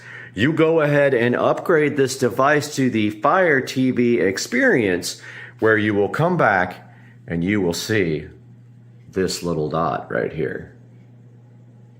See that? Right there. Once you have that, then you're well on your way to getting Kodi. So guys, what is Kodi? So Kodi is a multimedia app that has been around for a really, really long time, and it used to be called XBMC for Xbox Media Center. They did change the name. Now, what is important about this Kodi app is that people write add-ons for it, and you can actually download add-ons to watch certain things. I won't tell you what, because obviously we're not going to be breaking the law here, but a good app like this might assist you in watching certain things. It has all kinds of apps. You can also actually just play multimedia from a server. You can install apps directly onto Kodi, like YouTube, if you would like, but the important thing is you can install these add-ons. These are video add-ons, and to do that, you have to find their repository and install them from the repository, which I will show you here momentarily, but this is Kodi. All right, let's quickly go over what you have to do to install Kodi on your Echo Show 15. First, you go into the Fire TV. You go ahead and go to Find. And you search for the Developer menu. Developer Tools menu there. Here it is. Go ahead and open that. it pops up this little window. You can just hit the back button on your remote or either on the display remote. You're going to have Toolless installed as well. So go ahead and do that, and you're going to have File Explorer installed as well. When you press on them, you should be able to install them. Now let's go get Kodi TV. So we can hit back button here or back on the remote. So we will need the downloader for that. So back to the home screen. Go to Find.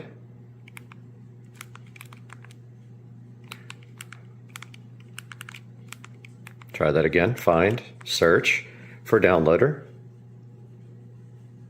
There it is there. Go ahead and install downloader. Once it's installed, open it up. Now it's telling you that there's limited functionality for touch.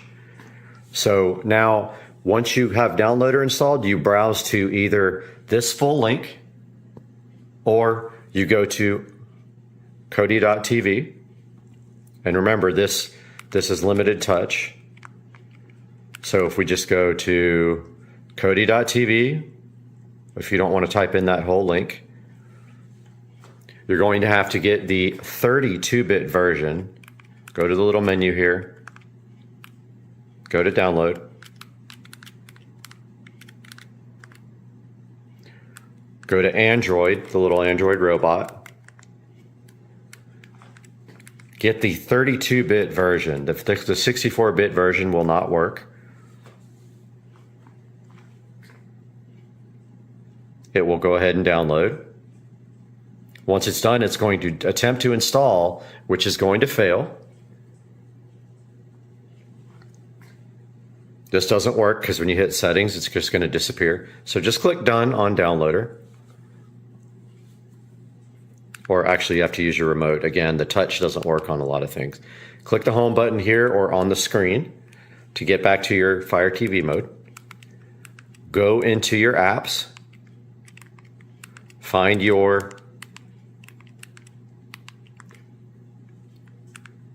developer tools menu, open that. Just hit the back button to get out of that. Now on File Explorer, you have to use your remote again. See how it says limited touch? You're going to want to go to your downloader folder where you downloaded that Kodi. Select the one you just downloaded. I have a couple in here. So just select it with the middle button or on the screen. Click cut. Hit the back button either here or on the screen remote. Go to download and paste it. Once that's pasted, go back again, go into Toolless, right there. Toolless, or whatever it's called. Open that.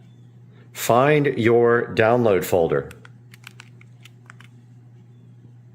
Find the app you just copied. These are old. I've done it a couple of times now. But open up the Kodi app. It will then say continue, and it will install, and it will finish.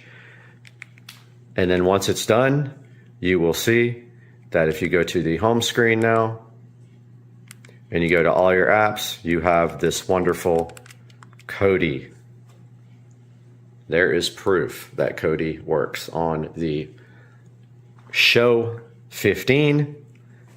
And then now we will show you how to put a good app like the Crew into this. Okay, now that we have this installed, you're going to want to put something in it. So to do that, you need to get a add-on. So if you go to Settings, File Manager, Add Source, Browse, click enter a name for this, call it Crew. And then click none where it says path. Okay, so here is the path, https://team-crew.github.io. Click OK. Click OK. Click back. I'm just going to use the remote because it's easier. Go to add-ons, the touch works. Install from zip file, yes. You'll have to enable unknown sources when it gives you the warning. You can enable unknown sources, come back here, click on the crew. There's the repository. It is installing now. There we go, add-on installed. Now install from repository. Click the crew repo. Click video add-ons. Click the crew, install, and then OK. It is installing now.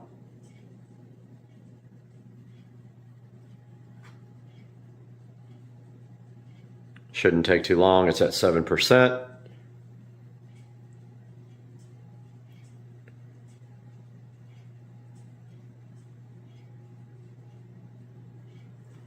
At 20. We'll be back up. It's already at 7. I was gonna pause it, but it's almost done, and now it is installed. Let's hit the back button on the remote here. And go back to the home. Now we have the crew. And you can proceed to enjoy your favorite things on your Echo Show 15. Guys, I hope you enjoyed the video. Please like and subscribe to the channel if this was helpful, and we will see you next time. Look at this dude. Hawkage. On my deck. This guy comes to visit me all the time, and he's looking right at me. Like he's saying, eat your freak.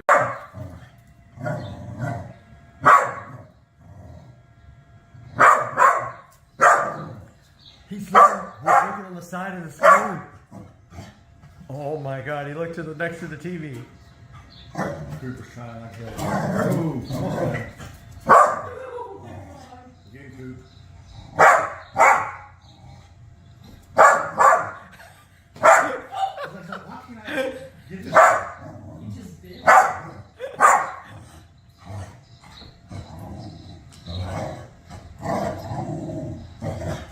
Bubba? This is when it's good we have this front. This is where it's good that we have this front. Bubba, that mouse is making you look like a fool. Coop, it's not. Coop's like, I want to get it too. It's all right, buddy. Coop, you're too short. You don't got a way to get up there. So loud. Dude. Cooper, that's enough, Coop. Coop. No bark. No bark. I want that mouse and I don't want it. I know you want a mouse, but you don't need to be barking. Come on. Bubba, why does it keep going in? Come on. B's like, I don't care. I love his face. He looks at Cooper, he looks at the mouse.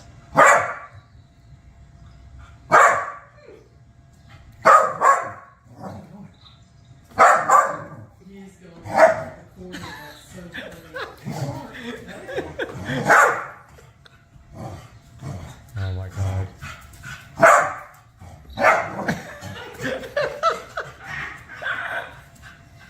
Your poor TV. The mouse runs how it's supposed to. It does.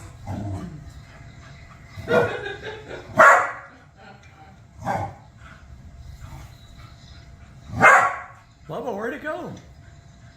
It went off the side. I mean, Cooper. Oh my God, look. Coop. That's enough. That's enough. Working this little bags of cheese out there. Making pizza out there. Probably. That's cheese on the ground out there. That's what I Is thought. it? Yeah. All right, passing through.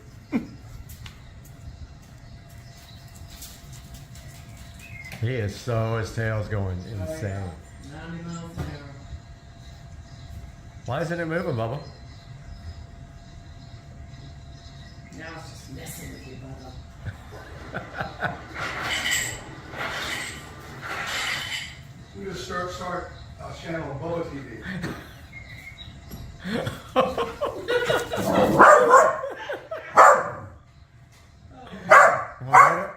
jumps, Cooper's like, no, no. He's only got him. He's in the corner. Damn it. Get him, Mama.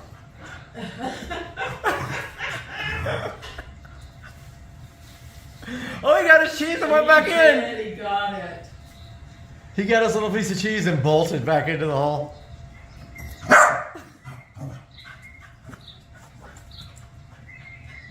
Cooper's on the freaking fireplace. Oh my God. All right, Creeper, you're gonna hurt. Pure entertainment. Oh, jeez. That's good. Oh, look at the little oh. Oh, two. Cooper wants up there so bad. Yeah, he's trying to figure it out. Bubba, you got 2 to play with now. Oh, he's stalking for time.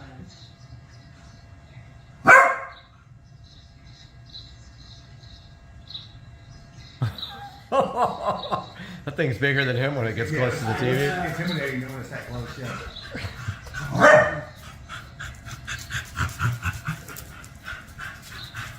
Cooper, goodness gracious. Oh, that thing bolted.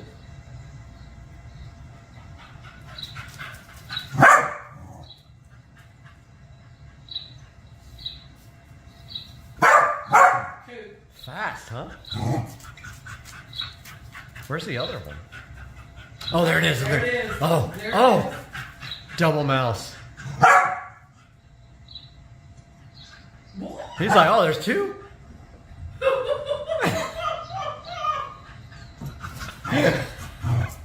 Poor TV. Your poor TV.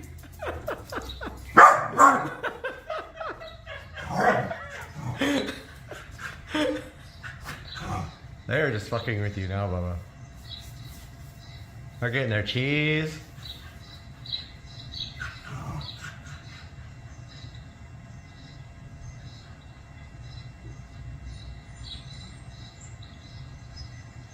They're like, oh, cheese. That was like my turn. Yeah, they're tag teaming. Dude, it's okay. It's okay, dude.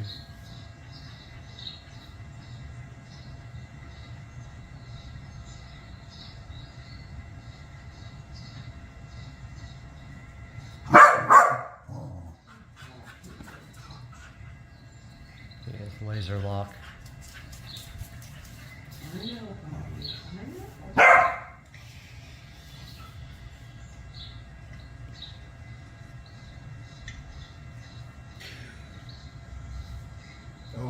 Oh, second angle.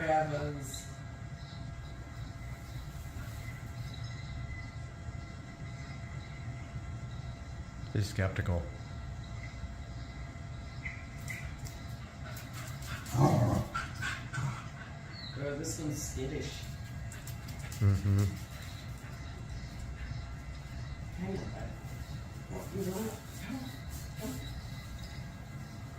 Where's your big chunk? There you go. There you go, there you go. Get him both. Get him. You let that guy go? He's losing interest. Yeah, it's waning. He's getting frustrated. I can't get him, so. Yeah. Well, Cooper, you almost got that flag. Good try. Oh, here we go. Yeah, but then he goes like, damn it, nothing's happening.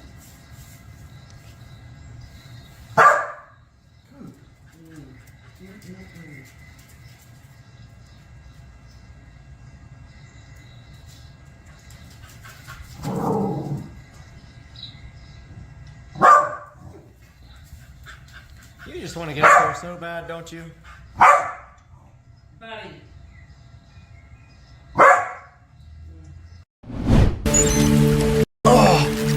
Aren't all these webcams the same? I guess not.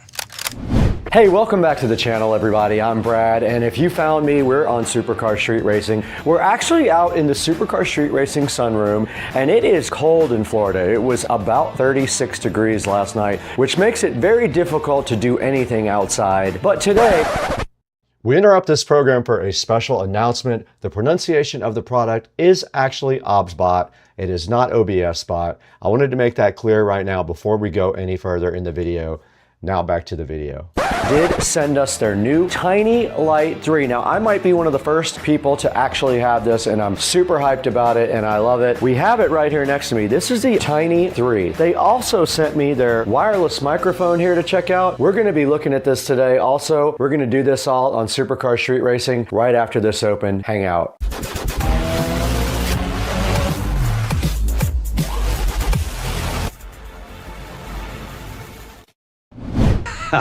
Aren't all these webcams the same? I guess not. Welcome back to the channel, everybody. I brought you guys outside to the Supercar Street Racing sunroom because I wanted you to see this cold, cold day in Florida. But inside, it is nice and warm, and we have something special for you. And I mean really special. This is the Tiny 3, and it's one of the first ones, and I'm really hyped because I'm gonna be replacing my camera in my studio, my main camera. It's right here next to me, and they sent me a bonus. They did send me their wireless microphone as well. It is right here. Here is the Tiny 3 package that we're going to be opening up and taking a look at today. It is brand new. I don't know if anyone else has this. They might, but I'm going to be the first one to broadcast with it because I'm going to do that today. Let's go ahead and get this guy unboxed right now and see what's inside of it. All right, guys, we are back with Supercar Street Racing reviews, and today, and in front of me, we have two different things. We have the brand new Tiny 3. It's called the Tiny 3 right there. And you can see by the package, I have not opened it up yet. Now, I did cheat and opened up the mic because I was very curious about this. And this is the tiny little mic that links right up to the Tiny 3 in the software. And then it came with this cool case that had a windscreen, a charger cable, string to put around your neck if you want to hold it like that, and it also does magnets. And this is the actual wireless microphone right here, looking so fresh right there. All right, I saved this for you guys. I just opened up the box, and inside the box there is a card right here, something in it, probably the user manual, and then a nice case. Check out the case that they did give us today. Nice hard case, and there it is. There's what's inside the case. The actual right here. Look at that thing, guys. And it is in a very nice packaging. It looks like right here we have... What's up, everybody? Supercar Street Racing here. And today, UPS just left, and there is something out here I want you guys to check out.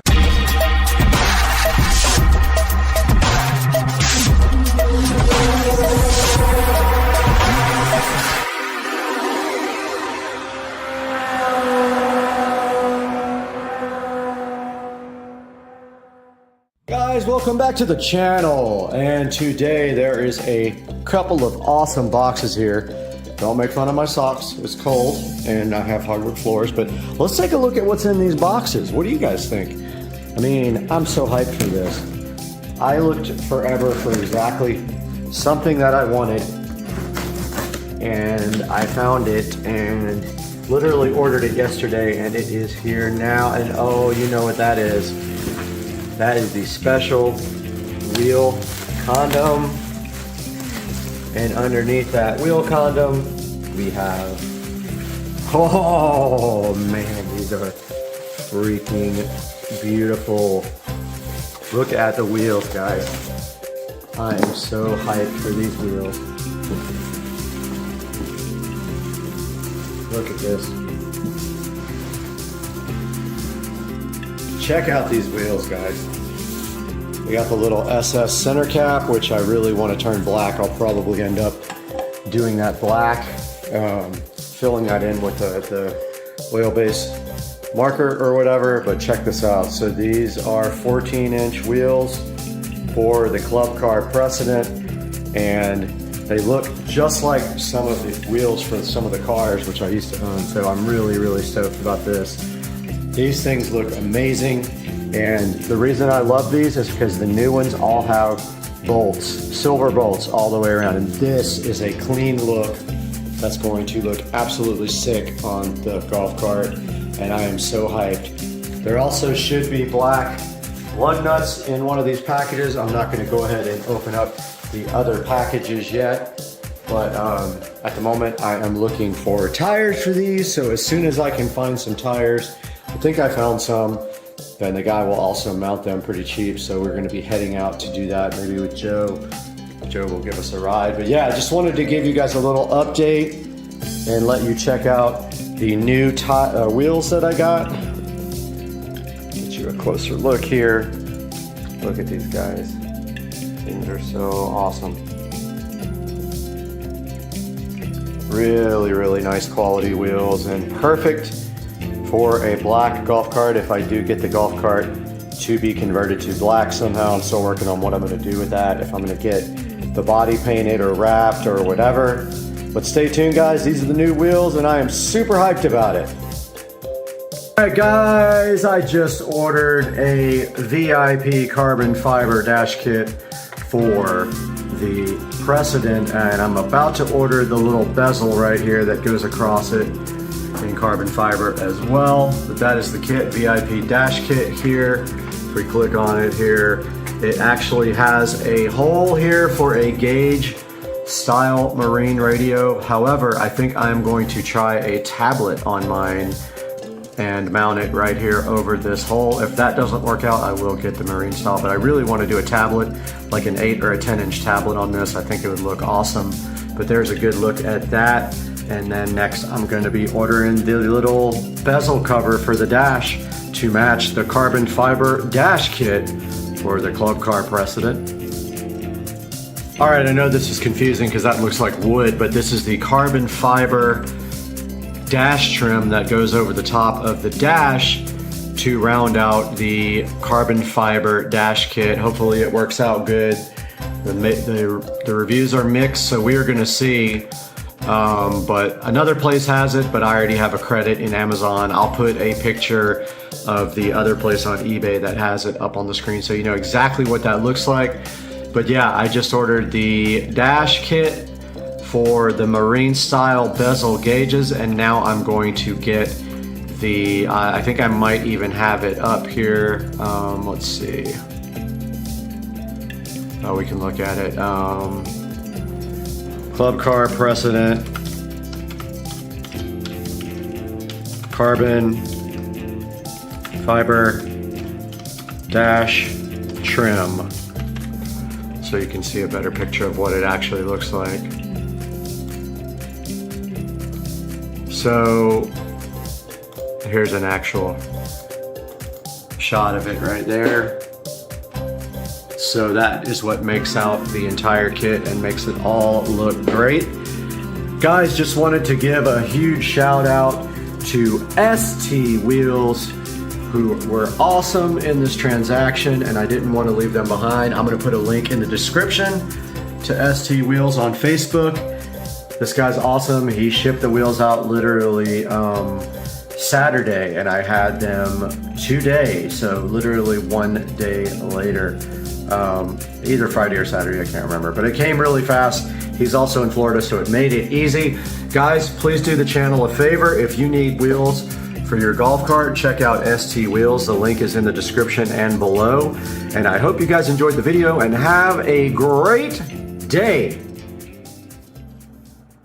So that means even in noisy environments, it'll capture all the sound without the noisy background hiss and environmental issues. It says it can go up to 160 feet. We will test that because it uses 2.4 gigahertz wireless. Now the M31 has a rechargeable battery that allows you to use it for up to 6 hours. And both the transmitters and receivers quickly charge via USB-C. Now the M31 comes with a rechargeable battery good for up to 6 hours. And it recharges very quickly over USB Type-C. They actually have USB Type-C connectors on the individual mics and on the receiver itself. It comes with multiple adapters also, one for Lightning and one for USB Type-C, which means you can use it on regular computers, smartphones, and other devices that allow USB Type-C audio. You're also going to find handy touches like real-time monitoring, volume control, and automatic pairing. So if you're looking for a mic that delivers lightweight, affordable, pro-level sound, the M31 is a mic for you. So in this next section, I'm going to leave you guys in the studio and I'm going to walk outside and actually test this mic outside where the real world conditions. I'm pretty sure they can hear us. All right, we're ready to do some real world testing here. So what we're going to do at this point, we got the phone rolling here. We're going to walk outside of the studio and towards the pool, down towards the dock, inside the house, and do some real world testing. Let's do it. I'm taking you with me. All right, I'm walking outside now. You guys can see that. And I am walking towards the pool. I probably am 50 feet away now, maybe 60 feet from the transmitter. There is the pond. Back to the studio, towards you guys.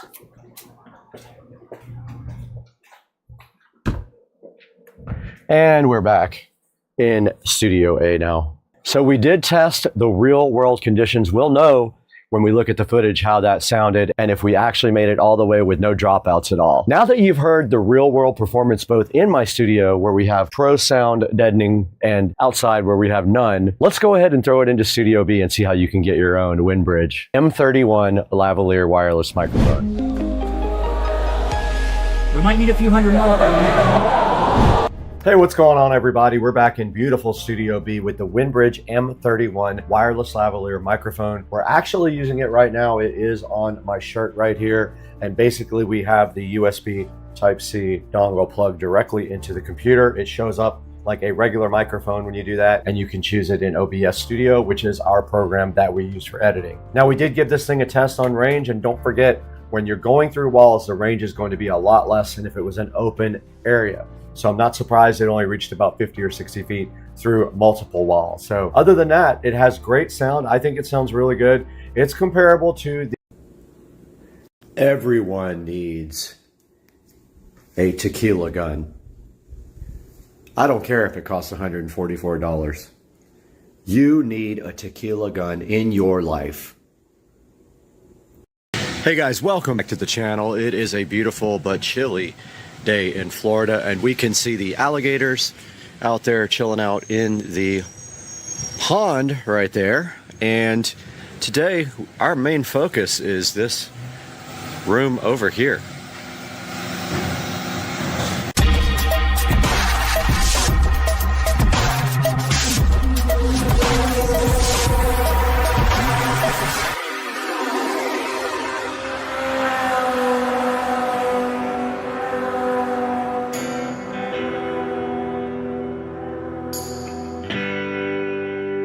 Guys, we are over here on the side and the neighbor's dog is barking at me like crazy, but I am opening up this area for you. You can hear the dog going crazy.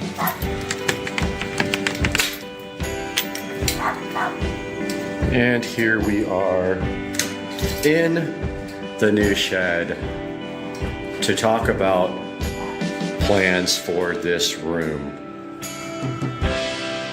Hey guys, welcome back to Supercar Street Racing. I hope you're having a great day today, and I'm so happy that you joined me to take a look at what we're going to do out in the shed, which is now becoming my studio.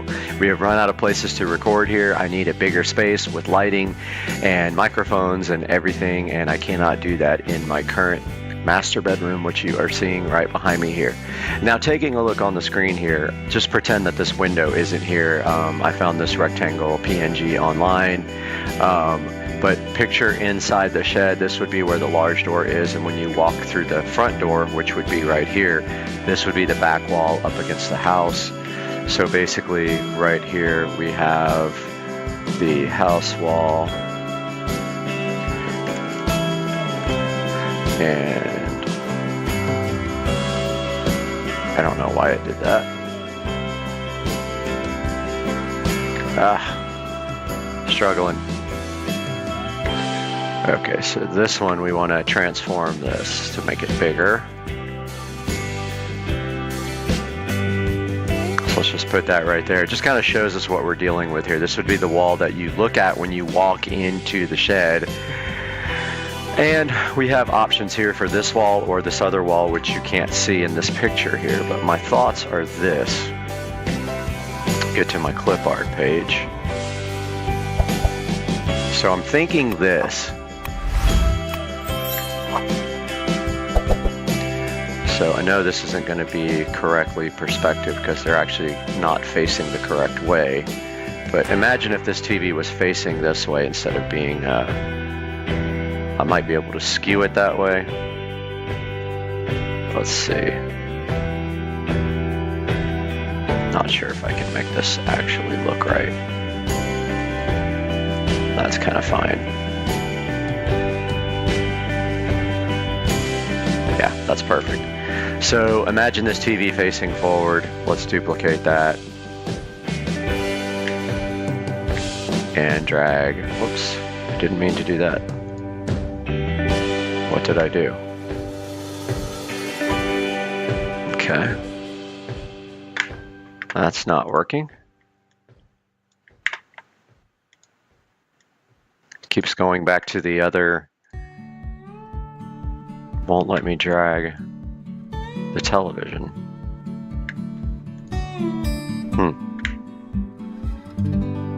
So let's just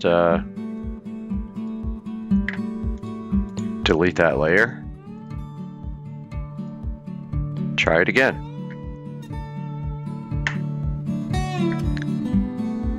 It is not letting me drag that.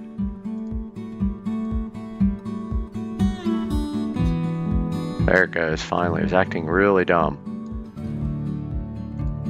It was always going back to the other one. Let's see, it keeps doing it now. Ah, the stupid thing. Alright, fine. Won't let me drag that one no matter what I do. Okay, so after that frustrating, you can see where we have the two TVs. They'll actually be spaced out more than that. They're actually smaller. Let's see, transform, scale. This is just a rough estimation. And we'll do the same thing here. Edit, transform, and scale. It's going to be more like that on the wall, even though they are 50-inch TVs. And then I'm thinking like Govee lights in the center here. Like, I'll show you guys what I'm talking about.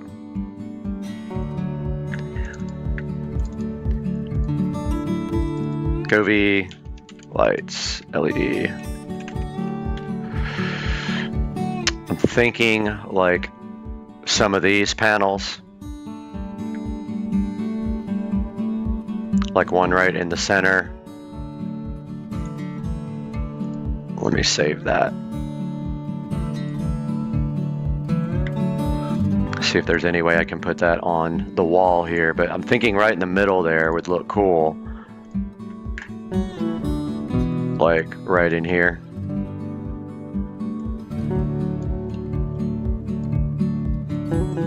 Somewhere in there on the wall. Of course, you can't tell by perspective what it's going to look like, but something like that, and then both of the TVs with the Govee immersive lighting here. So that looks like this. If I can get my... Alright, so the Govee TV lighting right here behind both TVs with the little camera, and basically like I have in the bedroom, and it will basically follow the pattern on the TV. So one of those for each television. So those would be behind there. So we would have I cannot do anything here. It will not let me. Govee TV light.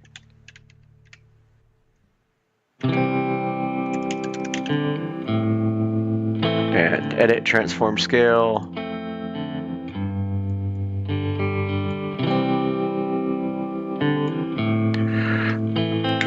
And duplicate that if it'll not freak out. And let me actually move it. Okay, cool. So that's the one wall there as you walk in and you're looking straight ahead, and I would have a desk right here, apparently, if I could find one here. Let's look for one. Desk PNG. This might work because it's kind of perspective. Let's see.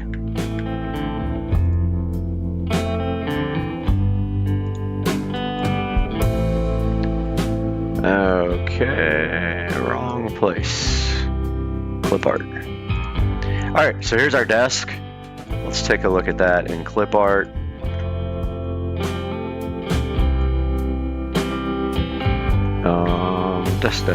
Desk. Found it. We'll have to flip this around. So edit, transform, rotate 180. Nope, that's not it. Undo. Edit, transform, rotate clockwise. No. Flip. Edit, transform, flip horizontal. Yep. All right. Again, not going to be perfect, but I'm thinking desk here and desk here. And that would make up that part of the room. And then we could actually shoot on this part of the room. Let's save this. So let's do projects and let's make a new folder here for it. New studio.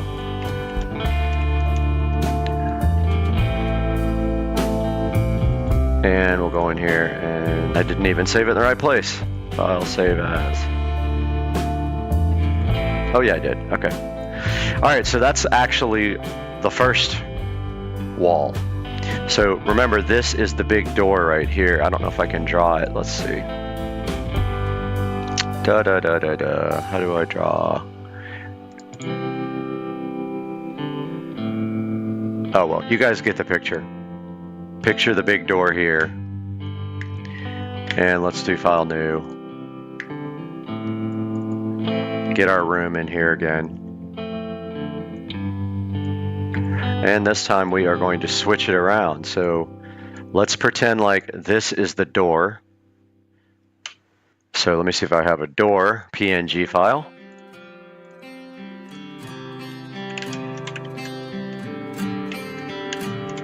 I don't have one. Let's grab one real quick. Perfect. If we can actually get this one without signing up. I don't think we can, but let's try it. Free download. Nope. These guys want you to subscribe, and I am not putting my name in there. Just need a regular door. No big deal. Let's see. Perfect.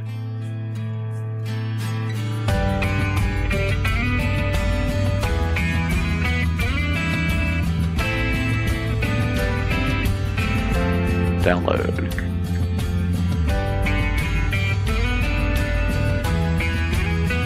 Did it not download? It's tricky, man, finding out the right. There it goes. You never know which one is the right button to actually download. Alright, so there's our door. And it would be on this wall here. And let's see if we can skew it.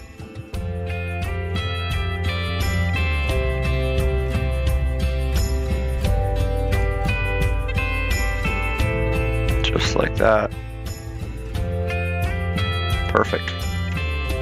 So there's our door entering into the shed, our small door. Forget these windows, they are not there. Let's do this. Let's layer merge visible. Let's take a little section here. Actually, we can do a section here. Copy. And paste. And move it.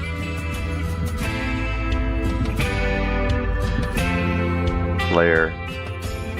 And then let's edit paste again. Paste. And move it. Wait, what happened?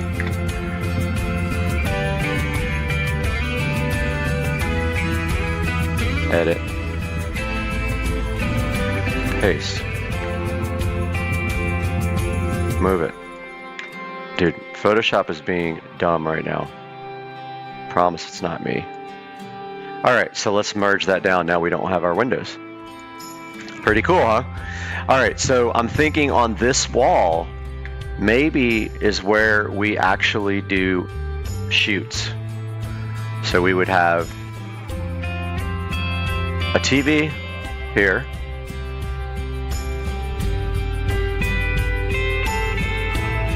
With Govee lighting behind it.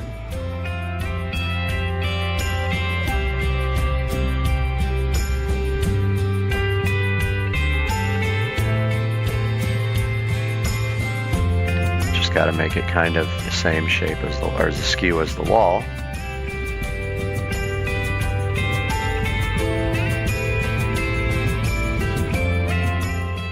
All right, so my recording got cut off right in the middle of designing, but here is the finished product here of that wall. And then of course this wall where the door is will not have anything on it except just be drywalled and maybe some lighting, like some regular lighting. I'm not sure yet. Maybe some wall sconces since I have the ability to do power before I do anything else. But yeah, now let's go back out into the shed and take a look at what's going on in there. All right, guys, we are out here in the new room built on the side of the house, which originally was going to be a shed, but I have decided to make this into my office and our new studio.